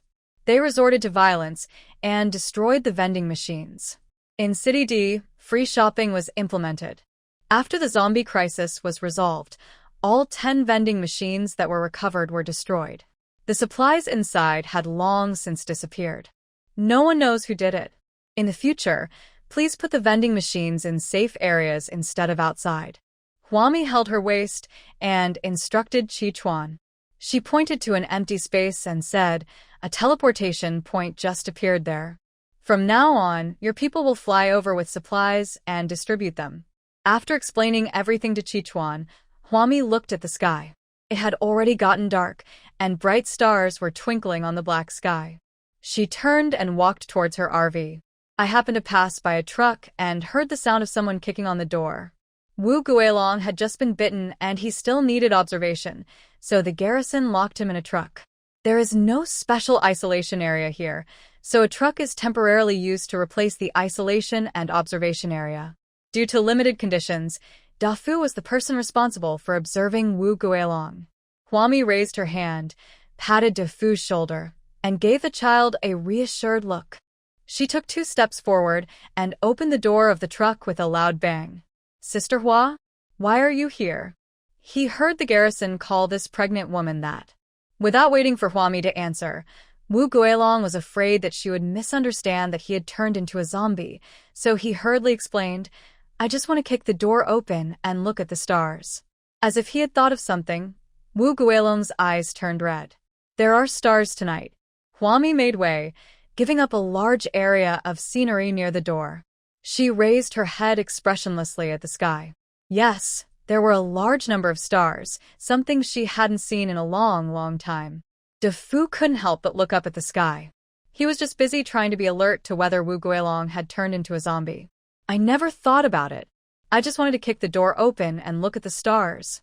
Then, no one knew what Wu Guilong remembered. He lay in the truck and couldn't help sobbing. Huami looked down, frowned, and asked, "Why are you crying?" Wu Guilong tilted his head to avoid Huami's gaze. He felt a little embarrassed. A boxing champion actually cried in front of a woman and a child. "I just thought that if I become a zombie in the future, I don't know if I can still see the stars." Wu Guilong was a rare sentimental person, and in these short 20 hours, he experienced the most fearful, uneasy, sad, and darkest moment of his life. At this time, he didn't know who to talk to about his inner depression and negative emotions. Huami and Da Fu happened to be there. Wu Guilong thought that he was going to become a zombie anyway, so he overcame his embarrassment and asked, "Do you think I will be able to see the stars again?" No. Huami answered very rationally. "Once you show symptoms of corpse transformation, you will be killed. You don't have to worry about this problem. Even if you successfully escape the fate of being beheaded, as a zombie, you will not be able to appreciate the stars because zombies don't have that IQ." These words were like a critical hit of 10,000 points, which stunned Wu Guilong. His face was pale, and he forced out an expression uglier than crying towards Huami. "Well, there's no need to be so blunt. Huami shrugged, played with the remote control of the safe zone's power grid, and turned around to return to the RV. Behind him, Wu Guilong's hesitant voice sounded again. Sister Hua, can you lend me some money? He asked Huami to borrow money. Huami turned around curiously and looked at Wu Guilong with raised eyebrows. This was the first time she met someone who asked her to borrow money. People in the apocalypse are generally divided into two types when facing her, one who depends on her for a living, and the other who looks down on her. Even though the living environment in the last days is harsh, one still insists on getting pregnant and giving birth. The former knew that she had money and supplies, and they relied on her for food. They also had sufficient funds and did not need to borrow money from her. The latter felt that she might be poorer than them, and they were all afraid of being dependent on her and did not think that she was rich. I won't even bother asking her to borrow money. There was only one Wu Guilong, looking pitiful, with tears streaming down his cheeks. I'm really hungry. Can you lend me some money? Just lend me 1,000 yuan to buy some bread. Although the prices of goods sold at small vendors change every day, the price increase is extremely outrageous. But the supplies in the vending machines are relatively cheap. 1,000 yuan can buy a lot of bread. Wu Guilong didn't know when he would turn into a zombie, so it was right that he was very worried about this issue. But he had not eaten for days, and had not eaten until he was rescued by the garrison. Now I'm freaking hungry. I want to fill myself up before I turn into a corpse. She looked even more miserable and pitiful. Huami put the remote control into the number 3 warehouse on level 35 with a flick of her finger. She put her hands behind her back and said with her belly sticking out, "You said you were going to turn into a zombie. If I lend you money now, wouldn't that mean I'll lose everything? You've turned into a zombie. What are you going to use to pay me back?" Wu Guilong was speechless for a moment. He looked at Huami with tears streaming down his face. You have a point. So, he was destined to be a starving ghost. Ren Huami didn't know him anything. She had already helped him a lot. She had always been protecting him in front of those ferocious survivors. Now, it is understandable that Huami does not lend him money to buy bread. After all, he really turned into a zombie and couldn't pay back Huami's money. Wu Guilong was filled with self-pity and felt that his life was simply a huge tragedy. Let's do this, Huami said. Sign me a document. If you don't turn into a zombie, you will work for me for free for 100 years. Wu Guilong thinks that Huami, this woman, may have adapted to what others often say. Pregnancy makes people stupid for 3 years. Otherwise, with this calculation, she would definitely suffer a loss. A loaf of bread in the safe zone now starts at 100 yuan. The price is not expensive. The prices have depreciated greatly. Now, around the Xiangqing base, the money can still be used as money. But in other places, money is just a piece of waste paper. Huami gave Wu Guilong 5 loaves of bread at one time and asked a Fu to feed them to Wu Guilong. She seemed to have just said it casually and didn't care whether Wu Guilong really wrote any agreement for her and just went back to her RV. He waited until Wu Guilong wolfed down the bread that Dafu fed him before he signaled to Dafu. Asked Dafu to bring him paper and pen. The young boy leaned against the car door, shaking the paper and pen in his hand, and said to Wu Guilong, "Uncle, you said you were about to turn into a zombie. What's the point of writing this? My sister is a kind person. She actually wants to do good things, but she has to find such a vicious excuse. No matter what, we should still keep our word. Maybe even if I become a zombie, I still have some memories in my head. Do I still remember that I have to work for Sister Hua for 100 years? He struggled to get out from under the iron chain, swinging his hands. Dafu, I told you to write it, you write it for me, and then I'll draw a bloody fingerprint. This is a very important thing. Wu Guilong felt that he had reached his limit, and not only promised his entire life to Huami. He even promised Huami his next life. Anyway, I just have to make up 100 years, and I probably only have about 10 hours left to live in this life. As for the remaining 100 years, I can only pay it back in the next life. He was very determined, and when he made the vow, he really meant that he would work like a captive for Huami in his next life. After drawing the bloody handprint, Wu Guilong lay contentedly in the truck, looking at the stars while waiting to die. He even stretched his neck deliberately so that when he turned into a zombie, it would be easier for Dafu to attack him. On this side, Hwami really didn't take the matter of the 5 loaves of bread to heart. She returned to the RV, and as soon as she opened the door, she saw Gong-yi sitting inside the RV. He had taken a shower in the small toilet and was now wearing a garrison t-shirt and shorts of the same color. He walked out of the toilet while wiping his short hair. Seeing Hwami coming back, Gong-yi hurriedly bent down and wiped the water off the ground with a towel. Sit here, sit here. He walked forward attentively, helped Hwami to sit on the U-shaped sofa. When sitting down, he even put out his hand to protect Hwami's bulging belly. Hwami felt very crowded. Her belly was big now. When she sat on the sofa, the edge of the table was against her big belly. Her emotions were unstable in the late stages of pregnancy, and she couldn't help but get angry when she saw such a small thing. Hwami kicked the aluminum alloy table leg in front of her and said irritably, "Gong-yi, can you saw this thing off?" "Okay." Gong-yi immediately stood up, saw it right away. After a while, an invisible spiritual force sawed off the aluminum alloy table leg neatly. Gong-yi moved the table away and looked at Hwami lying on the sofa. She finally looked relaxed, and he breathed a sigh of relief. He sat next to her, carefully raised his hand and touched Hwami's belly. Although he was not always physically by Hwami's side, Gong-yi was always paying attention to Hwami. He is a psychic and does not need sleep. Yes, the brain of a psychic is too active. He often remains in an energetic state for 10 days or half a month. So Gong-yi knew about Hwami's recent mood changes. She was irritable, sentimental, and always forgetful. Gong-yi didn't dare to provoke her. So at this moment, seeing that Hwami was in low spirits, Gong-yi touched her belly and took out a book called How to Be a Good Husband-Wife's Pregnancy Period to read. Hwami didn't say anything, and he didn't dare to say a word, for fear that if he said one more word, he would anger his wife. Such a beautiful girl. Because of having a child for him, her mood became unstable, and she also suffered from edema during pregnancy, and her body became bloated and deformed. Shouldn't he give her more? After a while, Hwami took a nap, closed her eyes, and took out a cup of milk tea from the number 1 warehouse on level 35. Halfway through drinking, Defu called her from outside. Hwami raised her hand and placed the milk tea on the table. "Where is the table?" She suddenly became uneasy and turned her head expressionlessly to look at Gong-yi.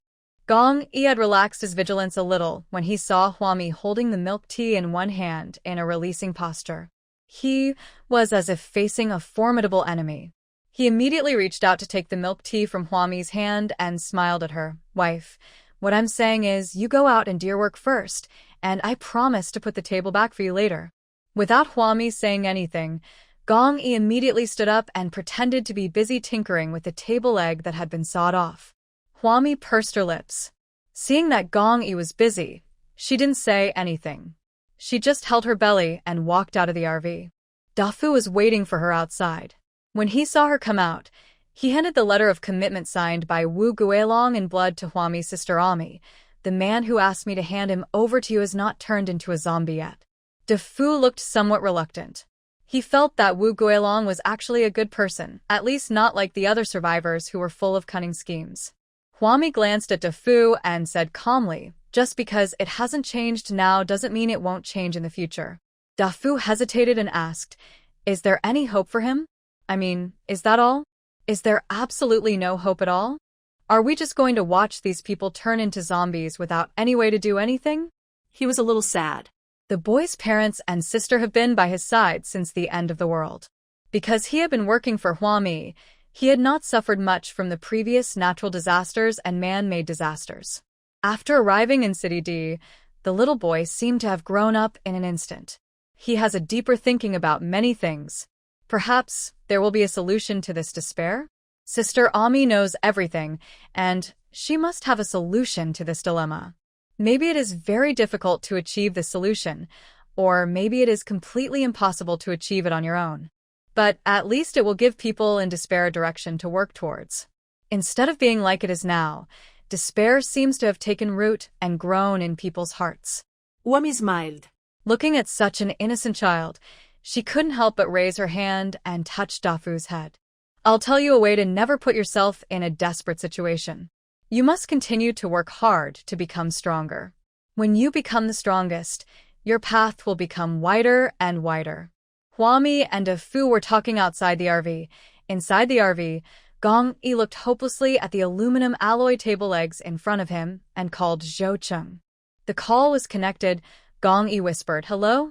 Zhou Cheng held the phone and asked curiously, "Hello, Mao?" "Brother Yi, what's wrong with you? Are you a thief?" In the RV, Gong Yi secretly poked his head out, looked at Huami's back outside the door, and continued to speak in a low voice. "Give me the whole table, quickly, and don't disturb my wife." "What happened to your wife? What do you want the table for?" Zhou Cheng raised his voice, thought about it with his understanding, and suddenly realized it with a smile. "Brother Yi, you and your wife are playing tricks." Gong Yi, who was in the RV, had a serious face. "What nonsense are you talking about? I sawed off the table legs on my wife's car, and now she wants me to put them back. But the aluminum alloy legs can no longer be put back." Gong Yi asked Zhou Cheng to find him a table, just one with 4 legs. After explaining for a long time, Zhou Cheng finally understood. "Oh, leave it to me. I'll be there soon." Zhou Cheng was willing to do anything to help Brother Yi solve his marriage crisis. He carried the foam box of crayfish from the night market, walked around Huami outside the RV, stood by the RV window, and knocked gently in Morse code. "I came and brought the table." Gong Yi stretched his head to take a look and tapped the glass window in Morse code. "Please pass the table in through the window." The 2 senior garrison commanders completed the transaction regarding the table with solemn expressions. The window of the RV was opened, and Gong Yi looked at the white foam box handed in by Zhou Cheng and compared it with the luxurious and high-end decoration of the RV. "In fact, it's okay to have a cup of milk tea." He wiped the foam box and placed it next to the sofa. It looked stable. He knocked on the window and sent a Morse code message to Zhou Cheng. "Hurry up, my wife is coming back." When he turned around to look again, Zhou Cheng had already run away without a trace. Huami, who was outside the RV, saw Dafu off and was about to return to the RV. And Ai Shuiwen called her Ami. Huami stood there without moving, squinting at Ai Shuiwen, who was walking towards her. And Ai Shuiwen stood in front of Huami with a smile. "There was a misunderstanding between us before. Now that the crisis is resolved, I thought I should come and explain it to you.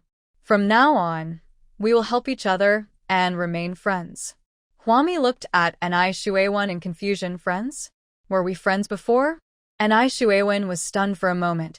A trace of gloom flashed across his face, and then disappeared. "Of course, don't friends always get to know each other through fighting?"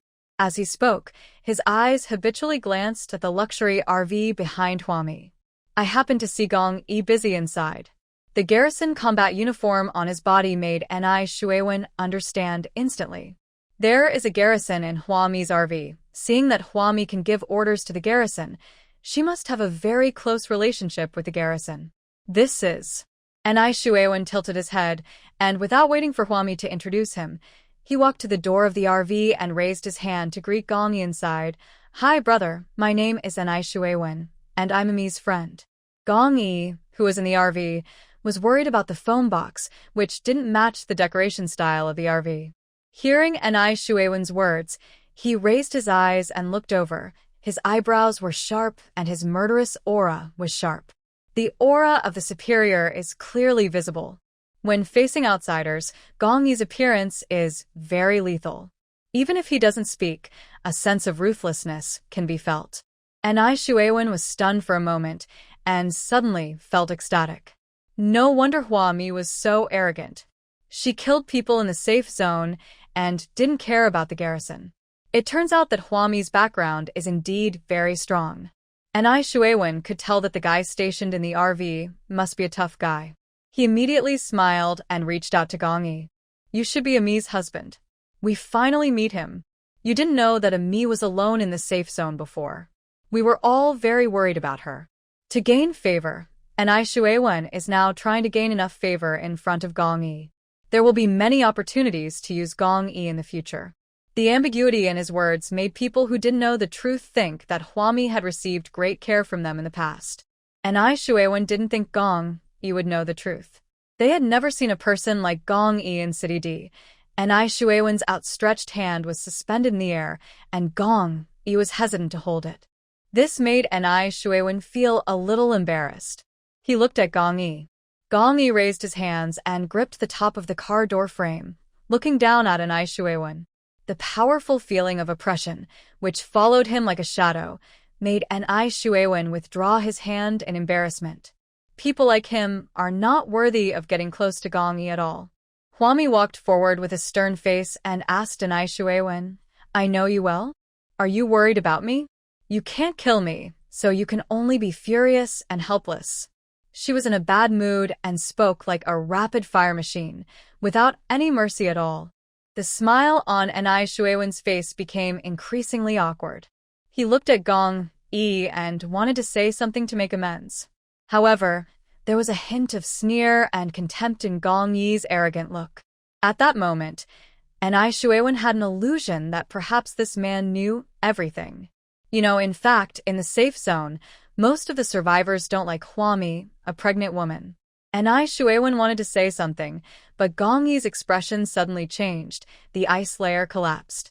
Before he could say anything else, he put on his garrison combat cap and jumped out. Ai Shuewen was left standing there awkwardly, facing Hwami. He failed to flatter Gong Yi, and he didn't even find out what rank Gong Yi held in the garrison.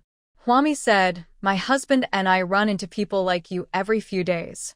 Not long ago, there was a group of people who tried to curry favor with my husband. Didn't those guys named Mi Guiyuan and Zhong Zimo just want to curry favor with Gong Yi? As a result, one died and the other escaped. Ai Shuewen's method of currying favor is even worse than that of Mi Guiyuan and Zhong Zimo. At least he knew to stockpile a group of beauties and wanted to present them to Gong Yi. What does Ai Shuewen have? It's not that Hwami looks down on Ai Shuewen, but Ai Shuewen's method of currying favor with others is too low-end. Hwami seemed to have a poisonous mouth, and she made Ai Shuewen's face turn red and white. He glared at Hwami and gnashed his teeth. 30 years in the East, 30 years in the West. You don't have to be so high-handed. Who knows if one day you will turn around and curry favor with me?" Ha. Hwami smiled and tilted her head. "Okay, I want to see how someone like you plans to rise to such a high level that even I need to curry favor with you." She smiled and entered the RV. The next moment, Hwami walked out of the RV with a grim face, holding the white foam box in his hand. The newly established safe zone, there were not many survivors who had already left the observation period. After Gong Yi ran out of the safe zone, all the garrisons remaining in the safe zone began to assemble fully armed. Before Ai Shuewen and Hwami knew what was happening, the garrison had already assembled and started playing on the loudspeaker. The horn was hung on a high flagpole, which was very conspicuous, but the sound of the horn could be heard from far away. "Survivors, please note that the ice ahead is collapsing due to the temperature. Survivors in the safety zone, please prepare for battle immediately or leave the safety zone of City D." The survivors who had just left the observation period were just about to jump up. Why did the ice collapse occur? The temperature is still so low. Although it is not snowing now, the 3-foot-thick ice did not form overnight, and it will take a long time before it thaws. No one is even sure whether it can be thawed. Maybe the temperature will stay like this. It won't continue to snow, but it won't continue to rise either. This is the best thing for the survivors. Some survivors complained, "What bad luck. The garrison is not very capable. How could the ice collapse?" The next moment, a foam box hit him on the head. Because the force was so great, the foam box broke into pieces, and the survivor fell directly to the ground, feeling dizzy for a moment. If you guys hadn't bombed the ice randomly and affected its structure, would the ice have collapsed? Hwami walked forward and stepped on the survivor's belly twice with her belly sticking out. The other party is about to be stepped on. Originally, blasting the ice is like blowing up a building in a downtown area and requires directional blasting. If you are not careful, the ice structure will be affected and the entire ice layer will explode. This kind of thing must be done by professionals. Gong Yi, who possesses psychic powers, is also needed to find out how many zombies are under the ice. If there are too many bombs, not only will the garrison be unable to handle it, but it will also endanger the ordinary survivors. It was at this time that the survivors outside the safe zone began to make an uproar. They heard it. It was the sound of zombies. I heard it was coming in this direction. Someone pointed straight ahead with a pale face. Some people pointed in different directions. No, it should be here. Finally, everyone realized that the sound of zombies roaring came from all directions. The horn sounding for the garrison to recruit fighting forces was still ringing. Shirt Saixia, holding 2 axes and bringing Xiaofu, ran over hurriedly through the sparse survivors. Ami, it's bad. A large piece of ice has collapsed. It is said that there are 300,000 zombies behind the ice. Releasing 300,000 zombies at once would be difficult for anyone to deal with. The reason why there were 300,000 zombies behind the ice layer was because that area was a disaster relief center at that time. It is hard to imagine how long ago the zombies in City D existed. They were originally frozen in the ice. Ai Shuewen and the other civilian survivors launched a fierce bombardment on the ice. The ice layer above the heads of the 300,000 zombies exploded. Plus, they are constantly hitting the ice. Just like that, a large piece of ice collapsed. This is not the most dangerous thing. When a huge piece of ice collapses, it will affect more than just the local ice structure. It is very likely that the ice in the entire city will loosen. It will be lively then. All the zombies in the entire city of D will come out and jump around. As Shirt Saixia was speaking, a survivor in the safe zone rushed to the vending machine that had just been repaired. He slapped the vending machine. Where are the teleportation tickets? Where are the Xiangqing teleportation tickets? Why aren't they being restocked? I want to leave here. Qi Chuan, who was standing by, pushed the crazy survivor away and said, "Don't be crazy. I just had someone fix this machine." In the D-City safe zone, there are teleportation tickets for sale, but they have not yet been put on the shelves. These survivors have no virtue of cherishing public property. If they put goods in the store at this time, wouldn't it be encouraging the survivors to buy for free? The survivor who was pushed to the ground got up again and rushed towards Chichuan. He might want to have a fight with the Kegawa. However, most of the survivors in this safe zone haven't drunk energy drops for a long time. All the energy drops in the vending machines were sold for 0 yuan, and some people couldn't even buy energy drops even though they wanted to. Since the people from Chichuan were responsible for the transportation of supplies, Huami gave each of them a bag of energy crystal beads. There was an energy crystal bead hanging close to Chichuan's neck.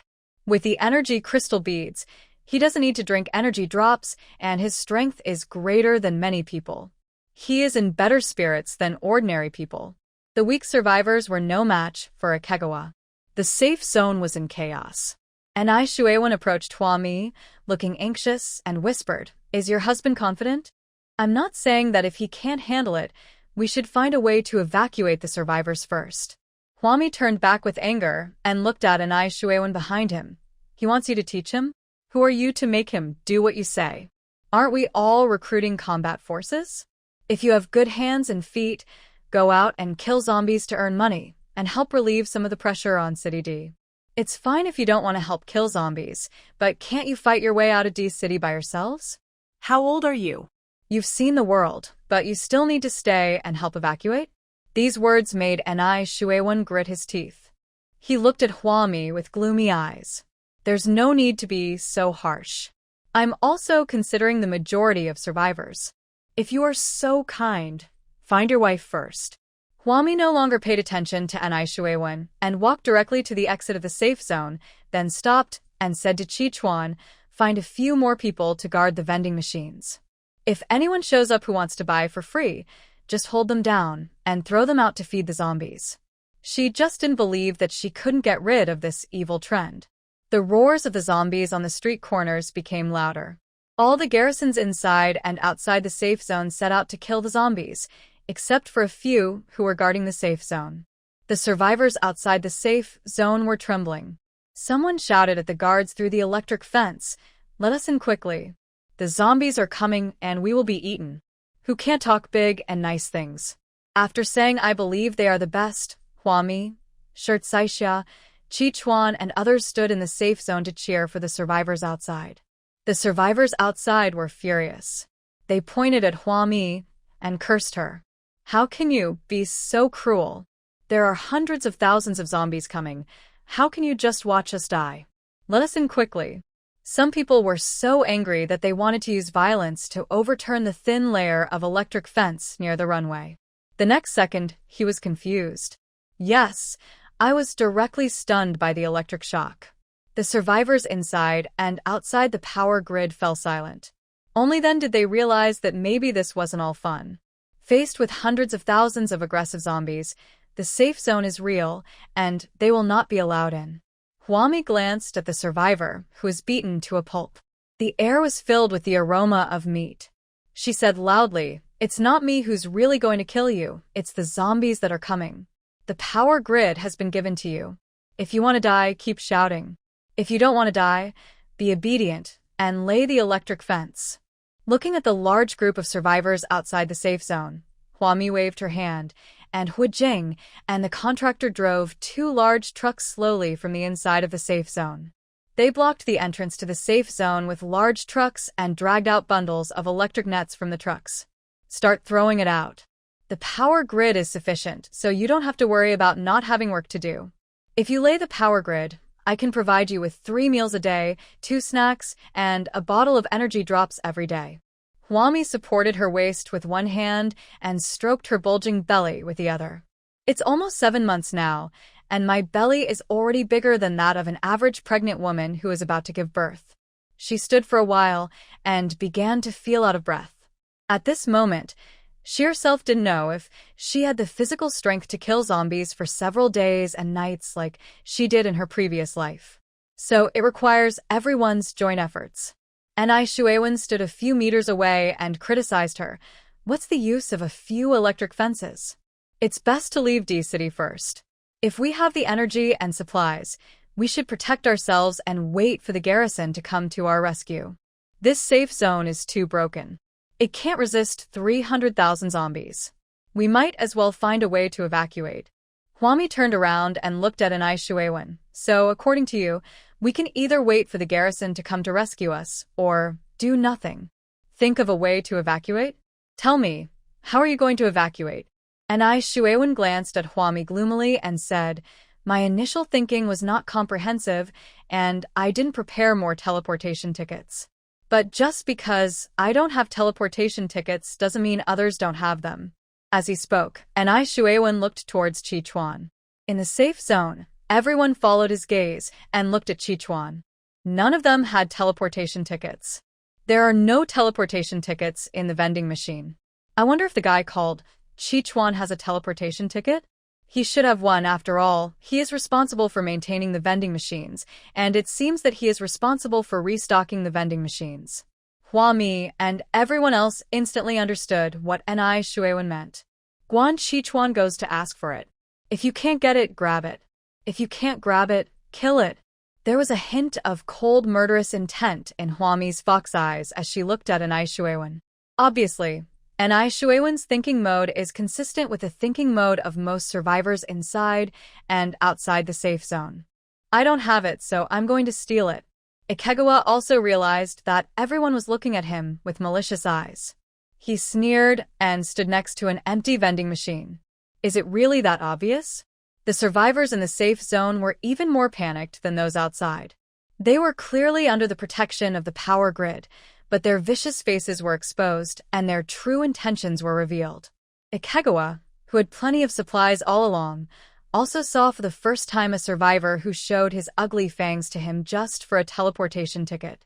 Some people started asking, Hey, Mr. Chi, you help the management of Xiangqing-based transport goods. You must have teleportation tickets on you. Can you give us some? It's not about buying or borrowing, it's about giving. Ikuo was sneered and shook his head, No. How could there be nothing? The survivor asked anxiously. You want to transport supplies. How is it possible that you don't have enough teleportation tickets with you? If you don't hand over the teleportation ticket, you won't be able to get away so easily today. So I advise you, Chi Chuan, if you know what's best for you, just hand over your teleportation ticket right away. As everyone talked, Their anger grew stronger and stronger, and they seemed to be surrounding Chichuan. Huami looked at the survivors outside the safe zone. Zombies have appeared on the street corners. The survivors outside the power grid didn't have that much time, so they went to Chichuan to ask for the teleportation ticket. They saw that there was no hope of entering the power grid, and there was no way the garrison could turn around and rescue them. So, finally someone tremblingly picked up the electric fence and laid it on the ground.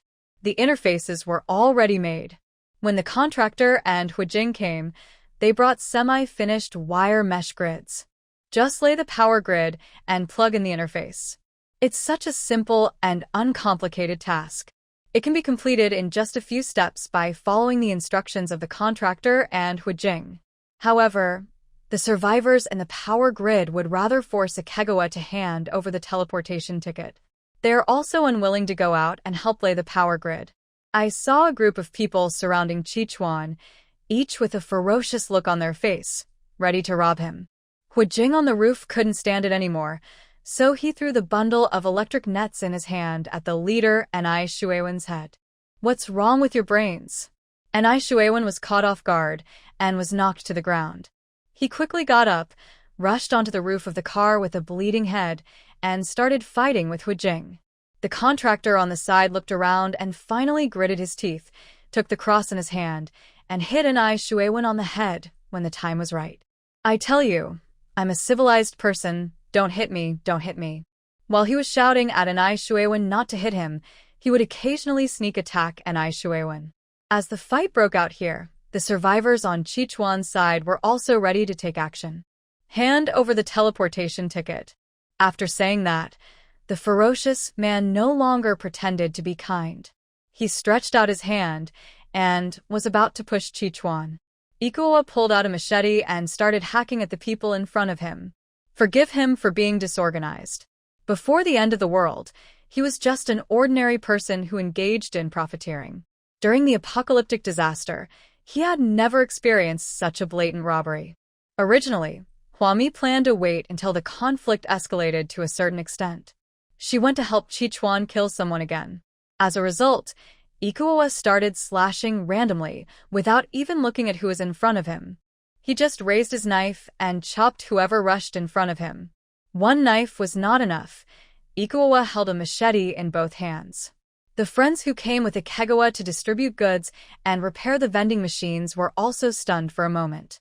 They saw Chichuan being besieged and planned to come to help, but it turned out that Chichuan was more ferocious than they imagined. Huami didn't expect that when Chichuan went crazy, he would be like a madman. He chopped down everyone who came near him, and there were quite a few who fell to the ground. If you count them, there were at least 6, if not 5. For a moment, the survivors in the power grid dared not act rashly. In front, Ikegawa was criticizing wildly, and behind him, Ikegawa's friends also took out their machetes. No one dared to move forward. Chichuan finally stopped, holding his bloody swords, his eyes wide open, and yelled at the survivor in front of him. "I just want to do some business, but you force me to kill people. Come on, who's afraid of who? Come on." Doing a little business to make a living, is it easy for him? Nowadays, if you do a little business of buying and selling, you have to hang your head on your belt, right? Okay, then whoever robs him in the future, he will kill him. No one can stop Chichuan from buying and selling, not even in the end of the world. Even if you are a survivor, you are not allowed to do that. The friends gathered around Chichuan, holding knives. Each of them had an energy crystal bead hanging around their neck. Only then did everyone realize that, looking at it this way, Chichuan's people were actually quite numerous, accounting for 1/3 of the survivors in the entire safe zone. It's better not to mess with Ikegawa. If you really provoke Ikegawa and his friends, they will become a powerful bandit-like force. Life is even more difficult for the survivors in this safe zone. The survivors who had originally planned to rob Ikegawa regained their humanity one by one and retreated one after another. Some people still have smiles on their faces. Hey, it's just a misunderstanding. It's just a misunderstanding. Bang. Anai Shuewen and Huijing, who were fighting on the roof of the car behind the crowd, both fell down. Anai Shuewen was pinned down by Huijing and fell to the ground. Before Anai Shuewen could react, Hu Jing, who was wearing iron armor, rode on Anai Shuewen and punched him. He beat and cursed at the same time. The contractor above our heads was holding a cross in his hand and trying to jump off the roof. But it's too high. He couldn't sneak attack Anai Shuewen, so after thinking about it, he could only throw away the cross in his hand. Want to smash Anai Shuewen to death. But it was an accident and hit Hu Jing on the back of the head. Fortunately, Hu Jing wore an iron helmet. He rode on Anai Shuewen, who had been beaten so hard that blood was coming out of all his orifices. Hu Jing covered the back of his head and turned back to look at the contractor, shouting angrily, "Uncle, which side are you working for?" The contractor on the roof smiled awkwardly at Hu Jing and didn't dare to speak. While the survivors in the safe zone were fighting among themselves, the survivors outside the power grid had already laid out the power grid. Although the garrison didn't see any. That's because the garrisons are all in places that no one can see, killing zombies with all their might. So the number of zombies coming to the safe zone is actually not as many as everyone imagines. There were zombies coming around the corner, 1 or 2 at a time, and even if there was no electricity grid, they could be dealt with by brave survivors. What if you are in a hurry and are about to kill the first zombie when another zombie comes to harass you? Survivors can still run back to the power grid. Therefore, compared with the survivors hiding in the safe zone, the survivors outside killed a large number of crystal cores. Huami looked at it, turned back and said to Shirt Saixia, "Let's go out and kill zombies too. It looks like these zombies are easy to kill, and we can earn some crystal cores." Shirt Saixia had this idea a long time ago. He waved his hand, took Dafu and Xiaofu, followed behind Huami, opened the iron gate of the safe zone, and walked out. All the survivors left outside have experience in killing zombies. Originally, he was traumatized by being surrounded by zombies. Now that Huami has forced them into a desperate situation, they have to overcome their psychological shadows and pick up their weapons again. At this moment, they were all killing zombies, and those who didn't kill the zombies were also leading the zombies to the power grid. Others deliberately laid out the electric grid on the ground in the shape of a bagua. Zombies can't turn, and they don't have the brains to see whether there are electric fences on the ground or not. They can only chase after the survivors. As soon as the survivors ran into the electric fence, they were surrounded by zombies that were electrocuted and burnt on the outside and inside. The survivors just need to stand in the bagua, holding an insulated stick, and pick out the crystal cores from a pile of cooked brains. At this moment, the crystal core is really easy to obtain. Even Ikegawa and his friends couldn't help but run out of the safe zone's iron gate with knives in hand, selling the various supplies in their backpacks and killing zombies to earn extra money. The contractor was jealous and climbed down from the roof with great effort. He pushed Hu Jing. "Chuanzi is out killing zombies. Do you want to go and earn one too?" As the #1 paparazzi around Miss Hua, the contractor has always made a lot of money. But 100 crystal cores can be exchanged for 100,000 yuan. Spread the electric grid on the ground and pick up the crystal cores. The contractor was very excited at first. Hu Jing nodded. He lowered his head and looked at Anai Shuewen, who was lying on the ground like a dead dog, motionless. "Let's go and kill the zombies." Hu Jing, who possessed the energy crystal bead, still felt energetic and powerful even after fighting with Anai Shuewen. With no place to vent his energy, Hu Jing urgently needed to go out for some exercise. In the safe zone, all of Huami's people went out to kill zombies. The remaining survivors who wanted to fly away were also jealous. The main reason is that the survivors who can stay here have no money, and there are no supplies to sell in the safe zone. The only supplies were in the backpacks of Ikegawa and his friends. If you want supplies, you need to get crystal cores, exchange the crystal cores for money, and then buy supplies. So whether you want to get crystal cores or supplies, you have to go out and kill zombies. Even if it's just to survive, you have to get out. The survivors in the safe zone had no time to care about Anai Shuewen. They looked at the scenes inside and outside the power grid with worry. Outside the power grid, a survivor soon came with 100 crystal cores, exchanged them for money, and used the money to buy supplies. Huami found that after entering the late stage of pregnancy, Not only her temper became unpredictable, not to mention the swelling all over. Her physical strength is not as good as before. After killing zombies outside the safe zone for a while, she had to rest. Even if she held the energy crystal bead in her hand, it would be useless.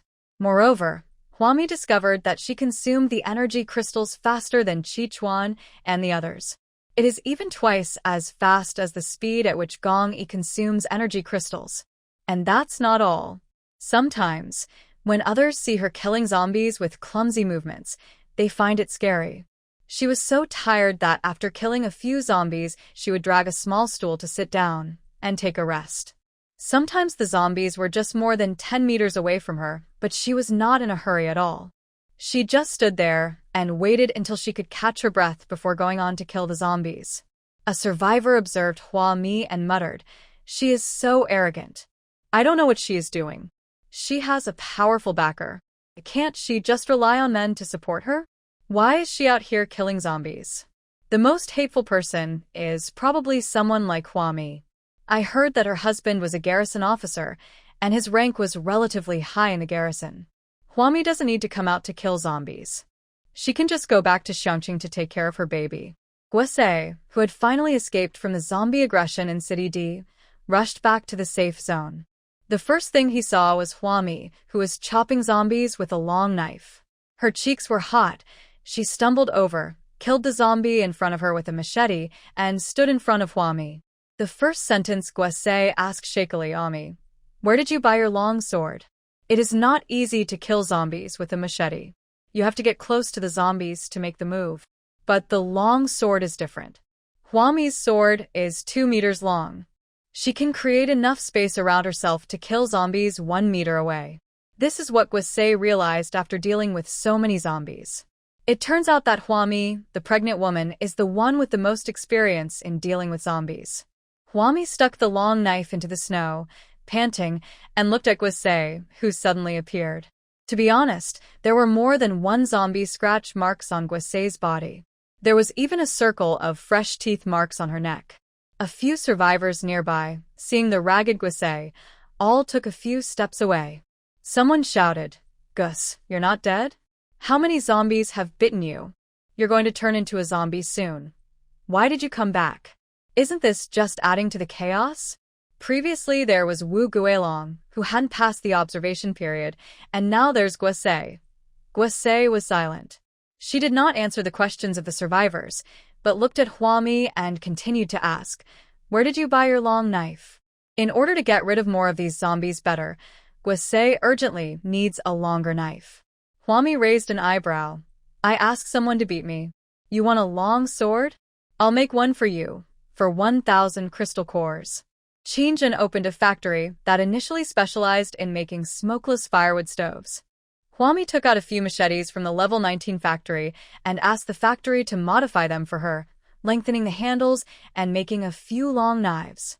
"I didn't expect that there is a market for such weapons nowadays." Guose nodded with her whole body trembling. With shaking hands, she pulled out a large bag of crystal cores from her waist bag. The sun shines on those crystal cores, flashing bright light. She gave the big bag of crystal cores to Huami and said dizzily, "Exchange for a long sword, and see what supplies you can exchange for me." She tried her best to think about her next plan. "I'm going back to kill zombies." Shirt Saixia came over and saw that Guose was in a strange state. "What's wrong with you? You finally came back alive. Why do you want to go back?" This sentence seemed to touch Guose's tears, and she choked up. "I'm going to look for hydrology." In fact, she could have gotten away long ago. Before she was swallowed by zombies several times, she was lucky enough to be rescued by the garrison every time. But she always refused to return to the safe zone and turn around to kill zombies again, trying to find her husband.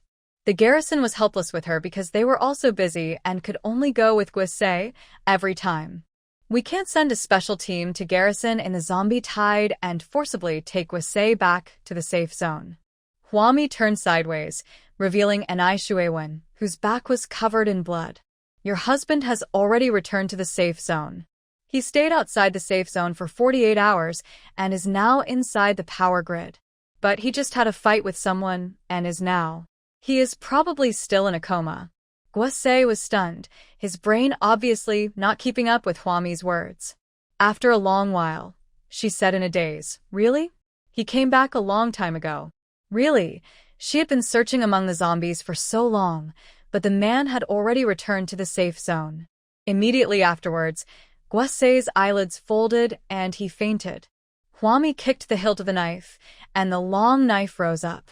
She used the back of the knife to support Guase, prevent Guase from fainting directly on the electric net.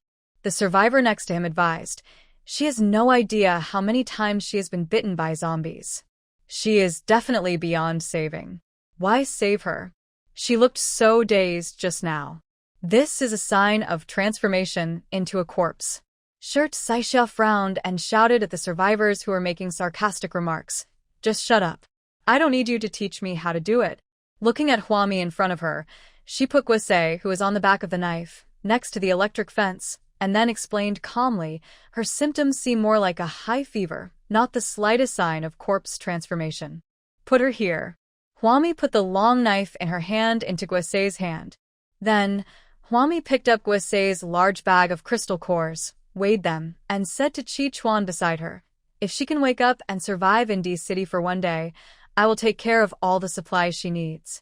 Just for the sake of so many crystal cores, Hwami felt it was worth it. Ikegawa gave Hwami an okay gesture. Just as Hwami turned around, she saw Anai Shuewen in the safe zone who had woken up at some point. At this moment, Anai Shuewen was sitting on the snow, leaning against the tire of the truck, looking at Guase, who was lying on the ground with a complicated expression. It was only a short distance away from the electric fence, but Anai Shuewen just looked at it and had no intention of getting up to take a look.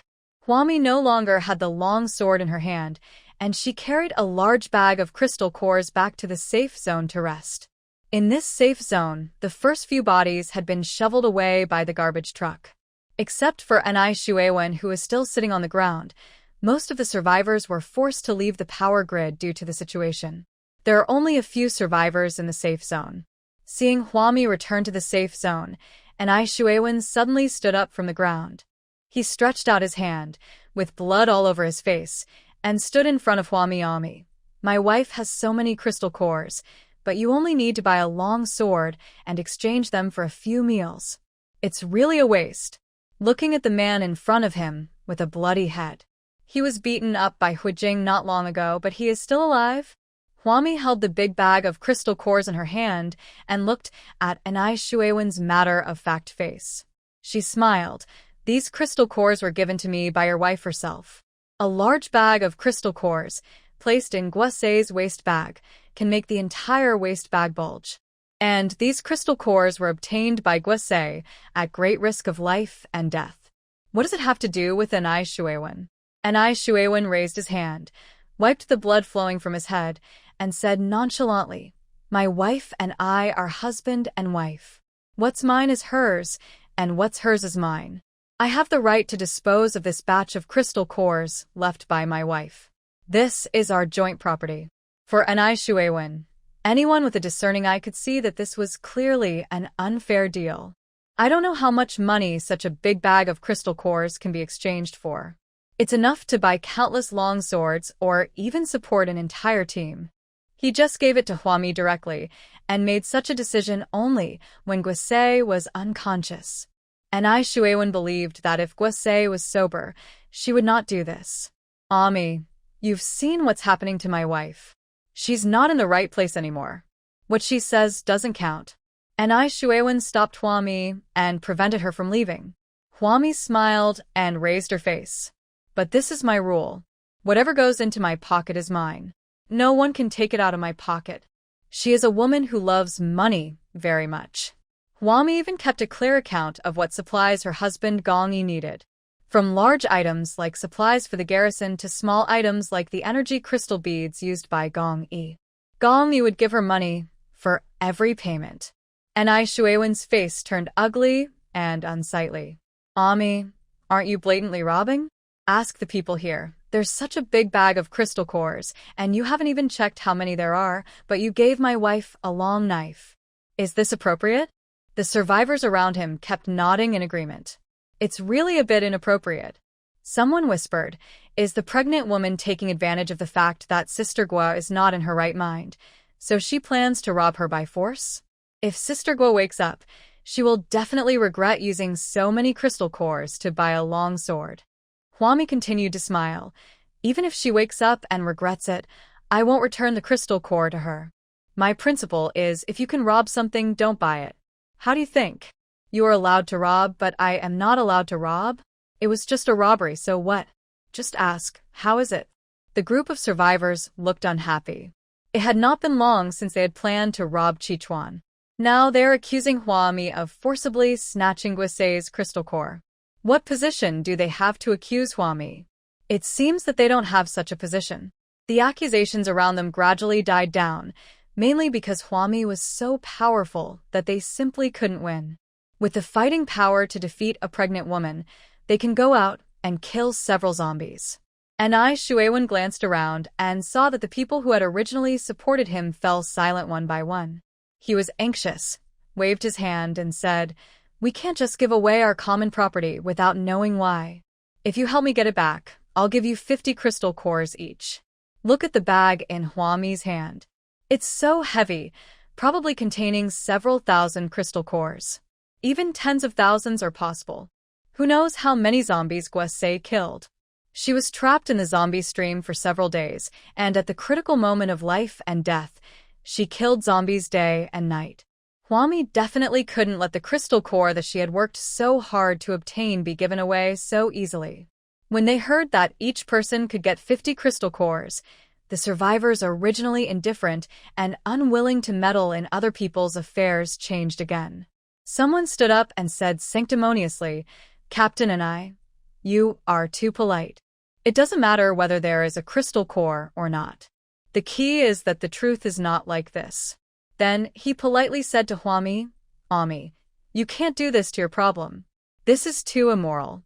Morality? Huami sneered and walked towards her RV. What morality is there in the end times? When she tried to leave, she was stopped by 2 survivors. They were also very polite and willing to negotiate.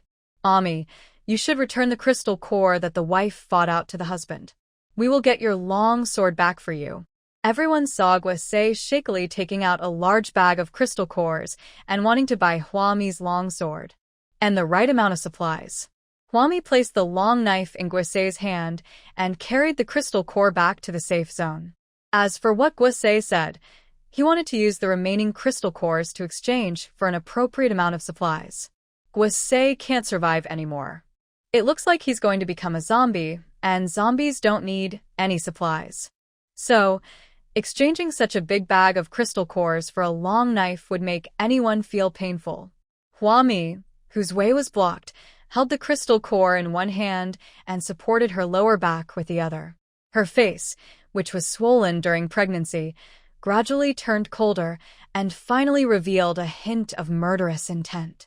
Don't think that I can't kill you just because I gave my long sword to Guisei. Get out of my way, she said coldly, looking at the 2 little pockmarked guys blocking her way. Xiao Ma Cha had also seen Huami kill people. But when Huami was killing people at the survivors' gathering, there were only 1 or 2 people stopping her, and she had a long knife in her hand. The 2 little pockmarks standing in front of Huami were motionless. Huami turned her head and looked around, and the survivors in the safe zone surrounded her. They all stood still, looking at Huami with numb, greedy eyes. And Shuewen spoke up. Ami, I don't want to embarrass you. Put down my crystal core, and we can still be friends. Her husband is a high-level garrison officer, and Shuewen does not want to offend the man behind Huami. But just because Huami's man is stationed there, it doesn't mean she can act tyrannically and rob Shuewen of so many crystal cores. Moreover, the garrisons inside and outside the safe zone of City D have all gone to kill zombies, and this safe zone has been left unattended. Whoever has the bigger fist can be the master of this safe zone. If we really do something to Huami, we should be careful and the garrison won't find out. Huami smiled and raised the bag of crystal cores in her hand. This bag was packed in a very ordinary plastic bag.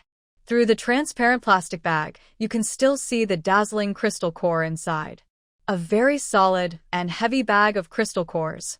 A large bag of crystal cores was right in front of them. Someone reached out to take it. He said nonchalantly, "That's right, it's the crystal core that my wife got. You." He hadn't finished speaking, and his hand hadn't yet touched the bag of crystal cores in Hwami's hand. She raised her hand and threw the bag of crystal cores in her hand out, hitting the man opposite her in the face. He threw the man to the ground. Everyone was shocked and looked down to see that half of the man who was hit by the crystal core bag had a purple-red face. Blood was flowing from his eyes, ears, and nostrils. He is dead. You killed someone? How could you kill someone? Not only did you steal things, you even killed someone? Everyone was shocked and looked at Hwami as if they were looking at a monster. Someone took advantage of the chaos and rushed towards Hwami, shouting, "What on earth are you doing? Why are you so evil? Hwami is a good person, right? She kills people, robs people, and does everything. To say that she is not a good person is to say that she is an extremely special existence in this safe zone." Not only do the garrisons listen to her, there is also a hidden force surrounding her, and many inconspicuous people in the safe zone have a good relationship with her. For example, Ikegawa, who they originally thought had little fighting power, and Ikegawa's large group of friends. There were also the contractor and Huijing, who were fully armed and focused on fixing the power grid. A bad person doesn't look like a bad person, and a good person doesn't look like a good person. What's the trick? Hwami didn't answer, but raised the bag of crystal cores in her hand and continued to smash. One hit kills each one. Such a heavy bag of crystal cores, in her hand, if wielded in the right way, could have the destructive power of a hammer. And Ai Shuewen's face turned pale.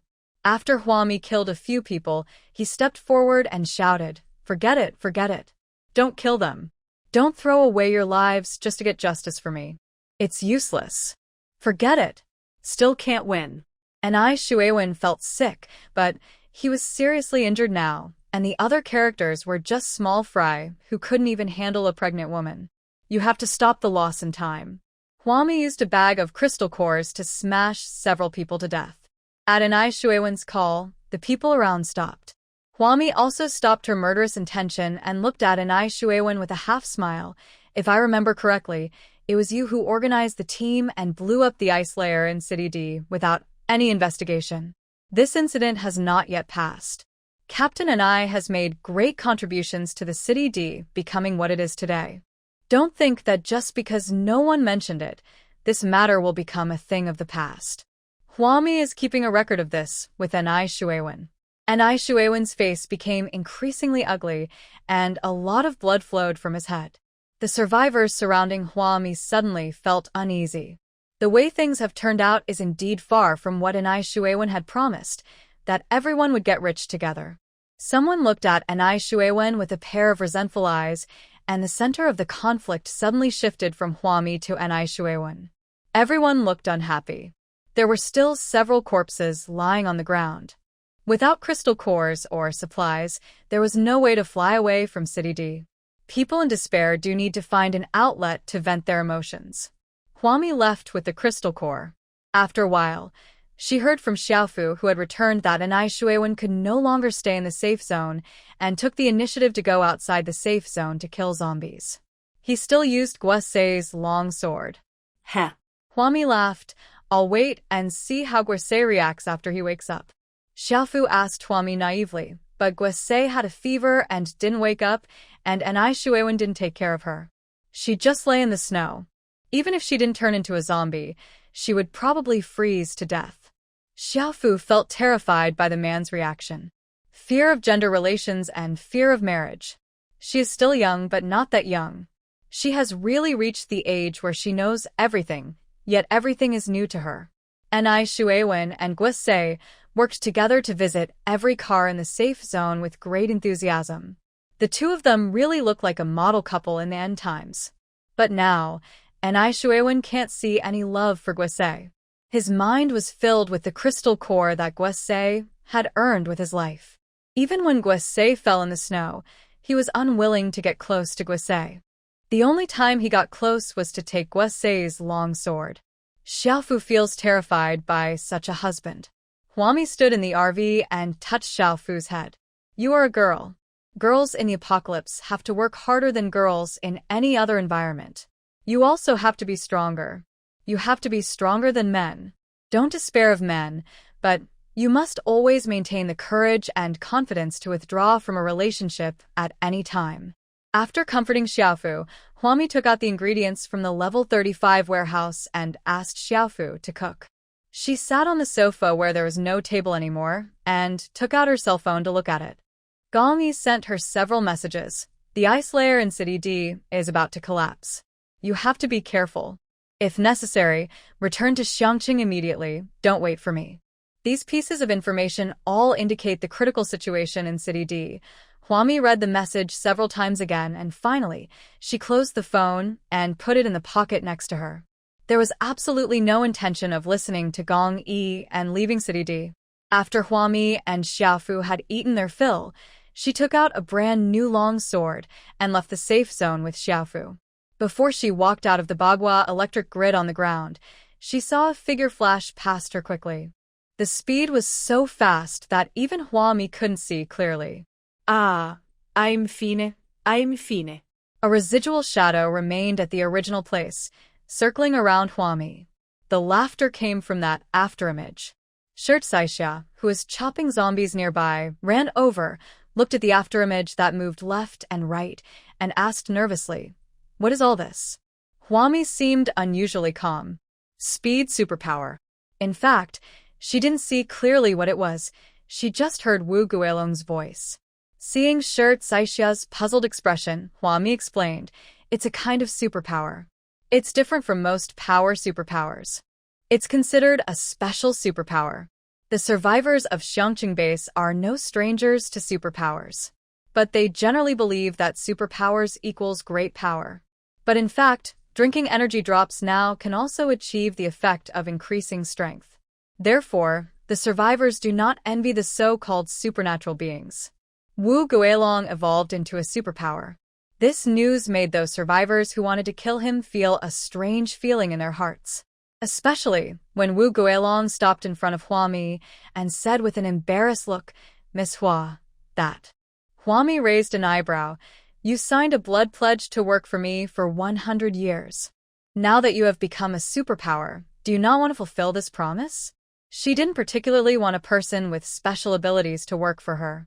After all, the ordinary person in her hand, now holding the energy crystal bead, has almost the same strength as the psychic. In the current environment, there doesn't seem to be a particular need for people with speed abilities.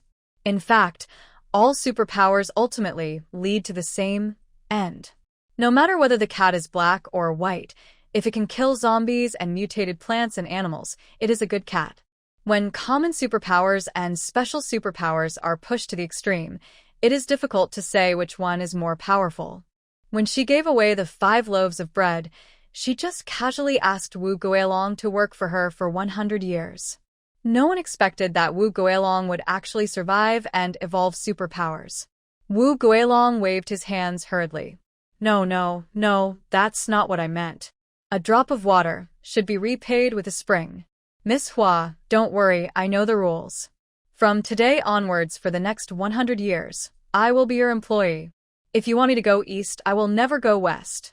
He didn't know if he could live to be 100 years old, which is roughly from now until the day he died. He would work for Huami for free. But in fact, there is nothing wrong with this for Wu Guilong.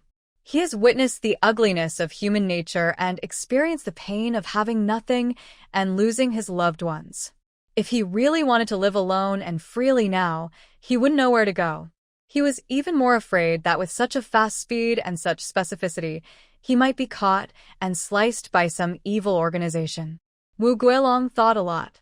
It seems safest to stay with Miss Hua for now. At least Miss Hua is a nice person and has a very close relationship with the garrison. No matter what people's hearts are like now, at least follow the garrison, and the general direction will not be wrong. Wu Guilong was determined to serve Miss Hua from now on.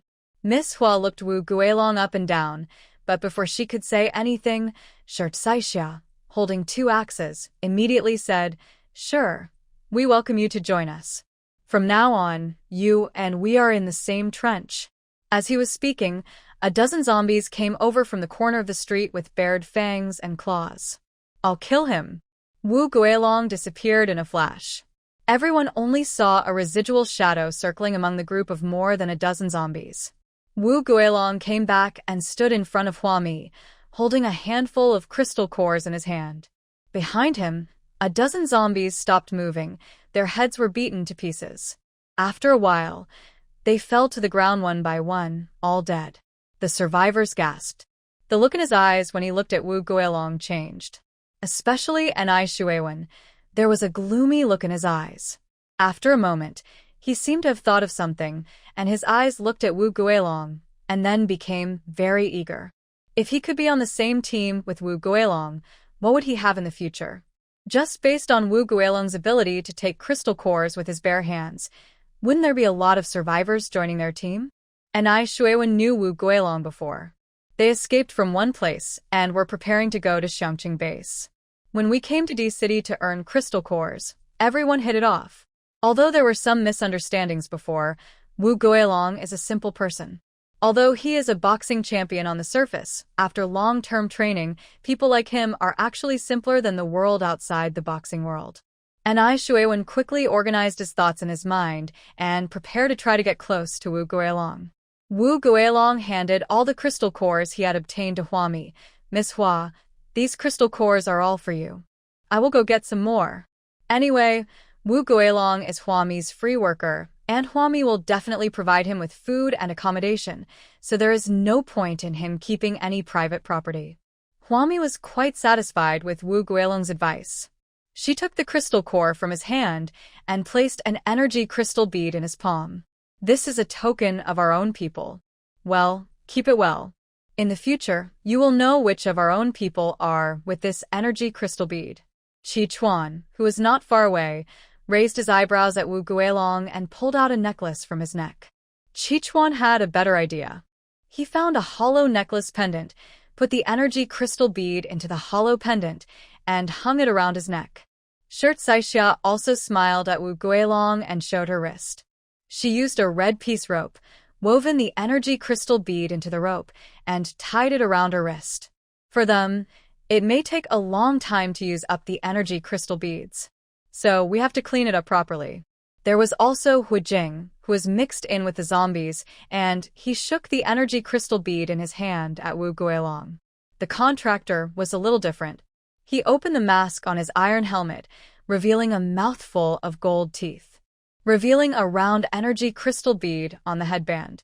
Yes, it was right on his forehead, embedded in a red headband, located in the center of his forehead. On the left side of the headband it says Sister Hua is the most beautiful, and on the right side it says Sister Hua will win. The lackey, the contractor, has taken it to the extreme, looking at the people coming from far and near who greeted him.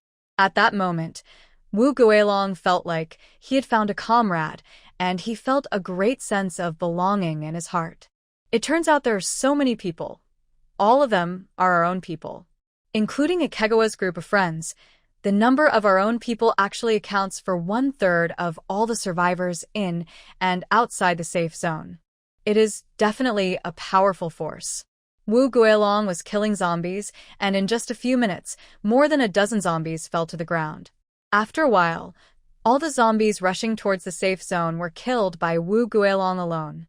At this speed, if he had been there, Anai Shuiwen's team would not have been trapped in the zombie flow. This has led to the zombie infestation in City D today. Anai Shuiwen's eyes kept turning in his sockets, and finally, he found an opportunity to get close to Wu Guilong. No matter how powerful a psychic is, he needs to rest at halftime. Hua Mi couldn't hold out outside for long, and had to go back to the RV to take a nap. Wu Guilong stayed outside the safe zone. After killing zombies for several hours, he sat down in the electric fence and counted a large bag of crystal cores in his hand. Aaron. Anai Shuiwen came over with a warm smile on his face. Are you counting the crystal cores? It's really not easy. You can finally get the reward after all the hard work. In just half a day, you have obtained so many crystal cores. I just saw you give all the crystal cores to Miss Hua.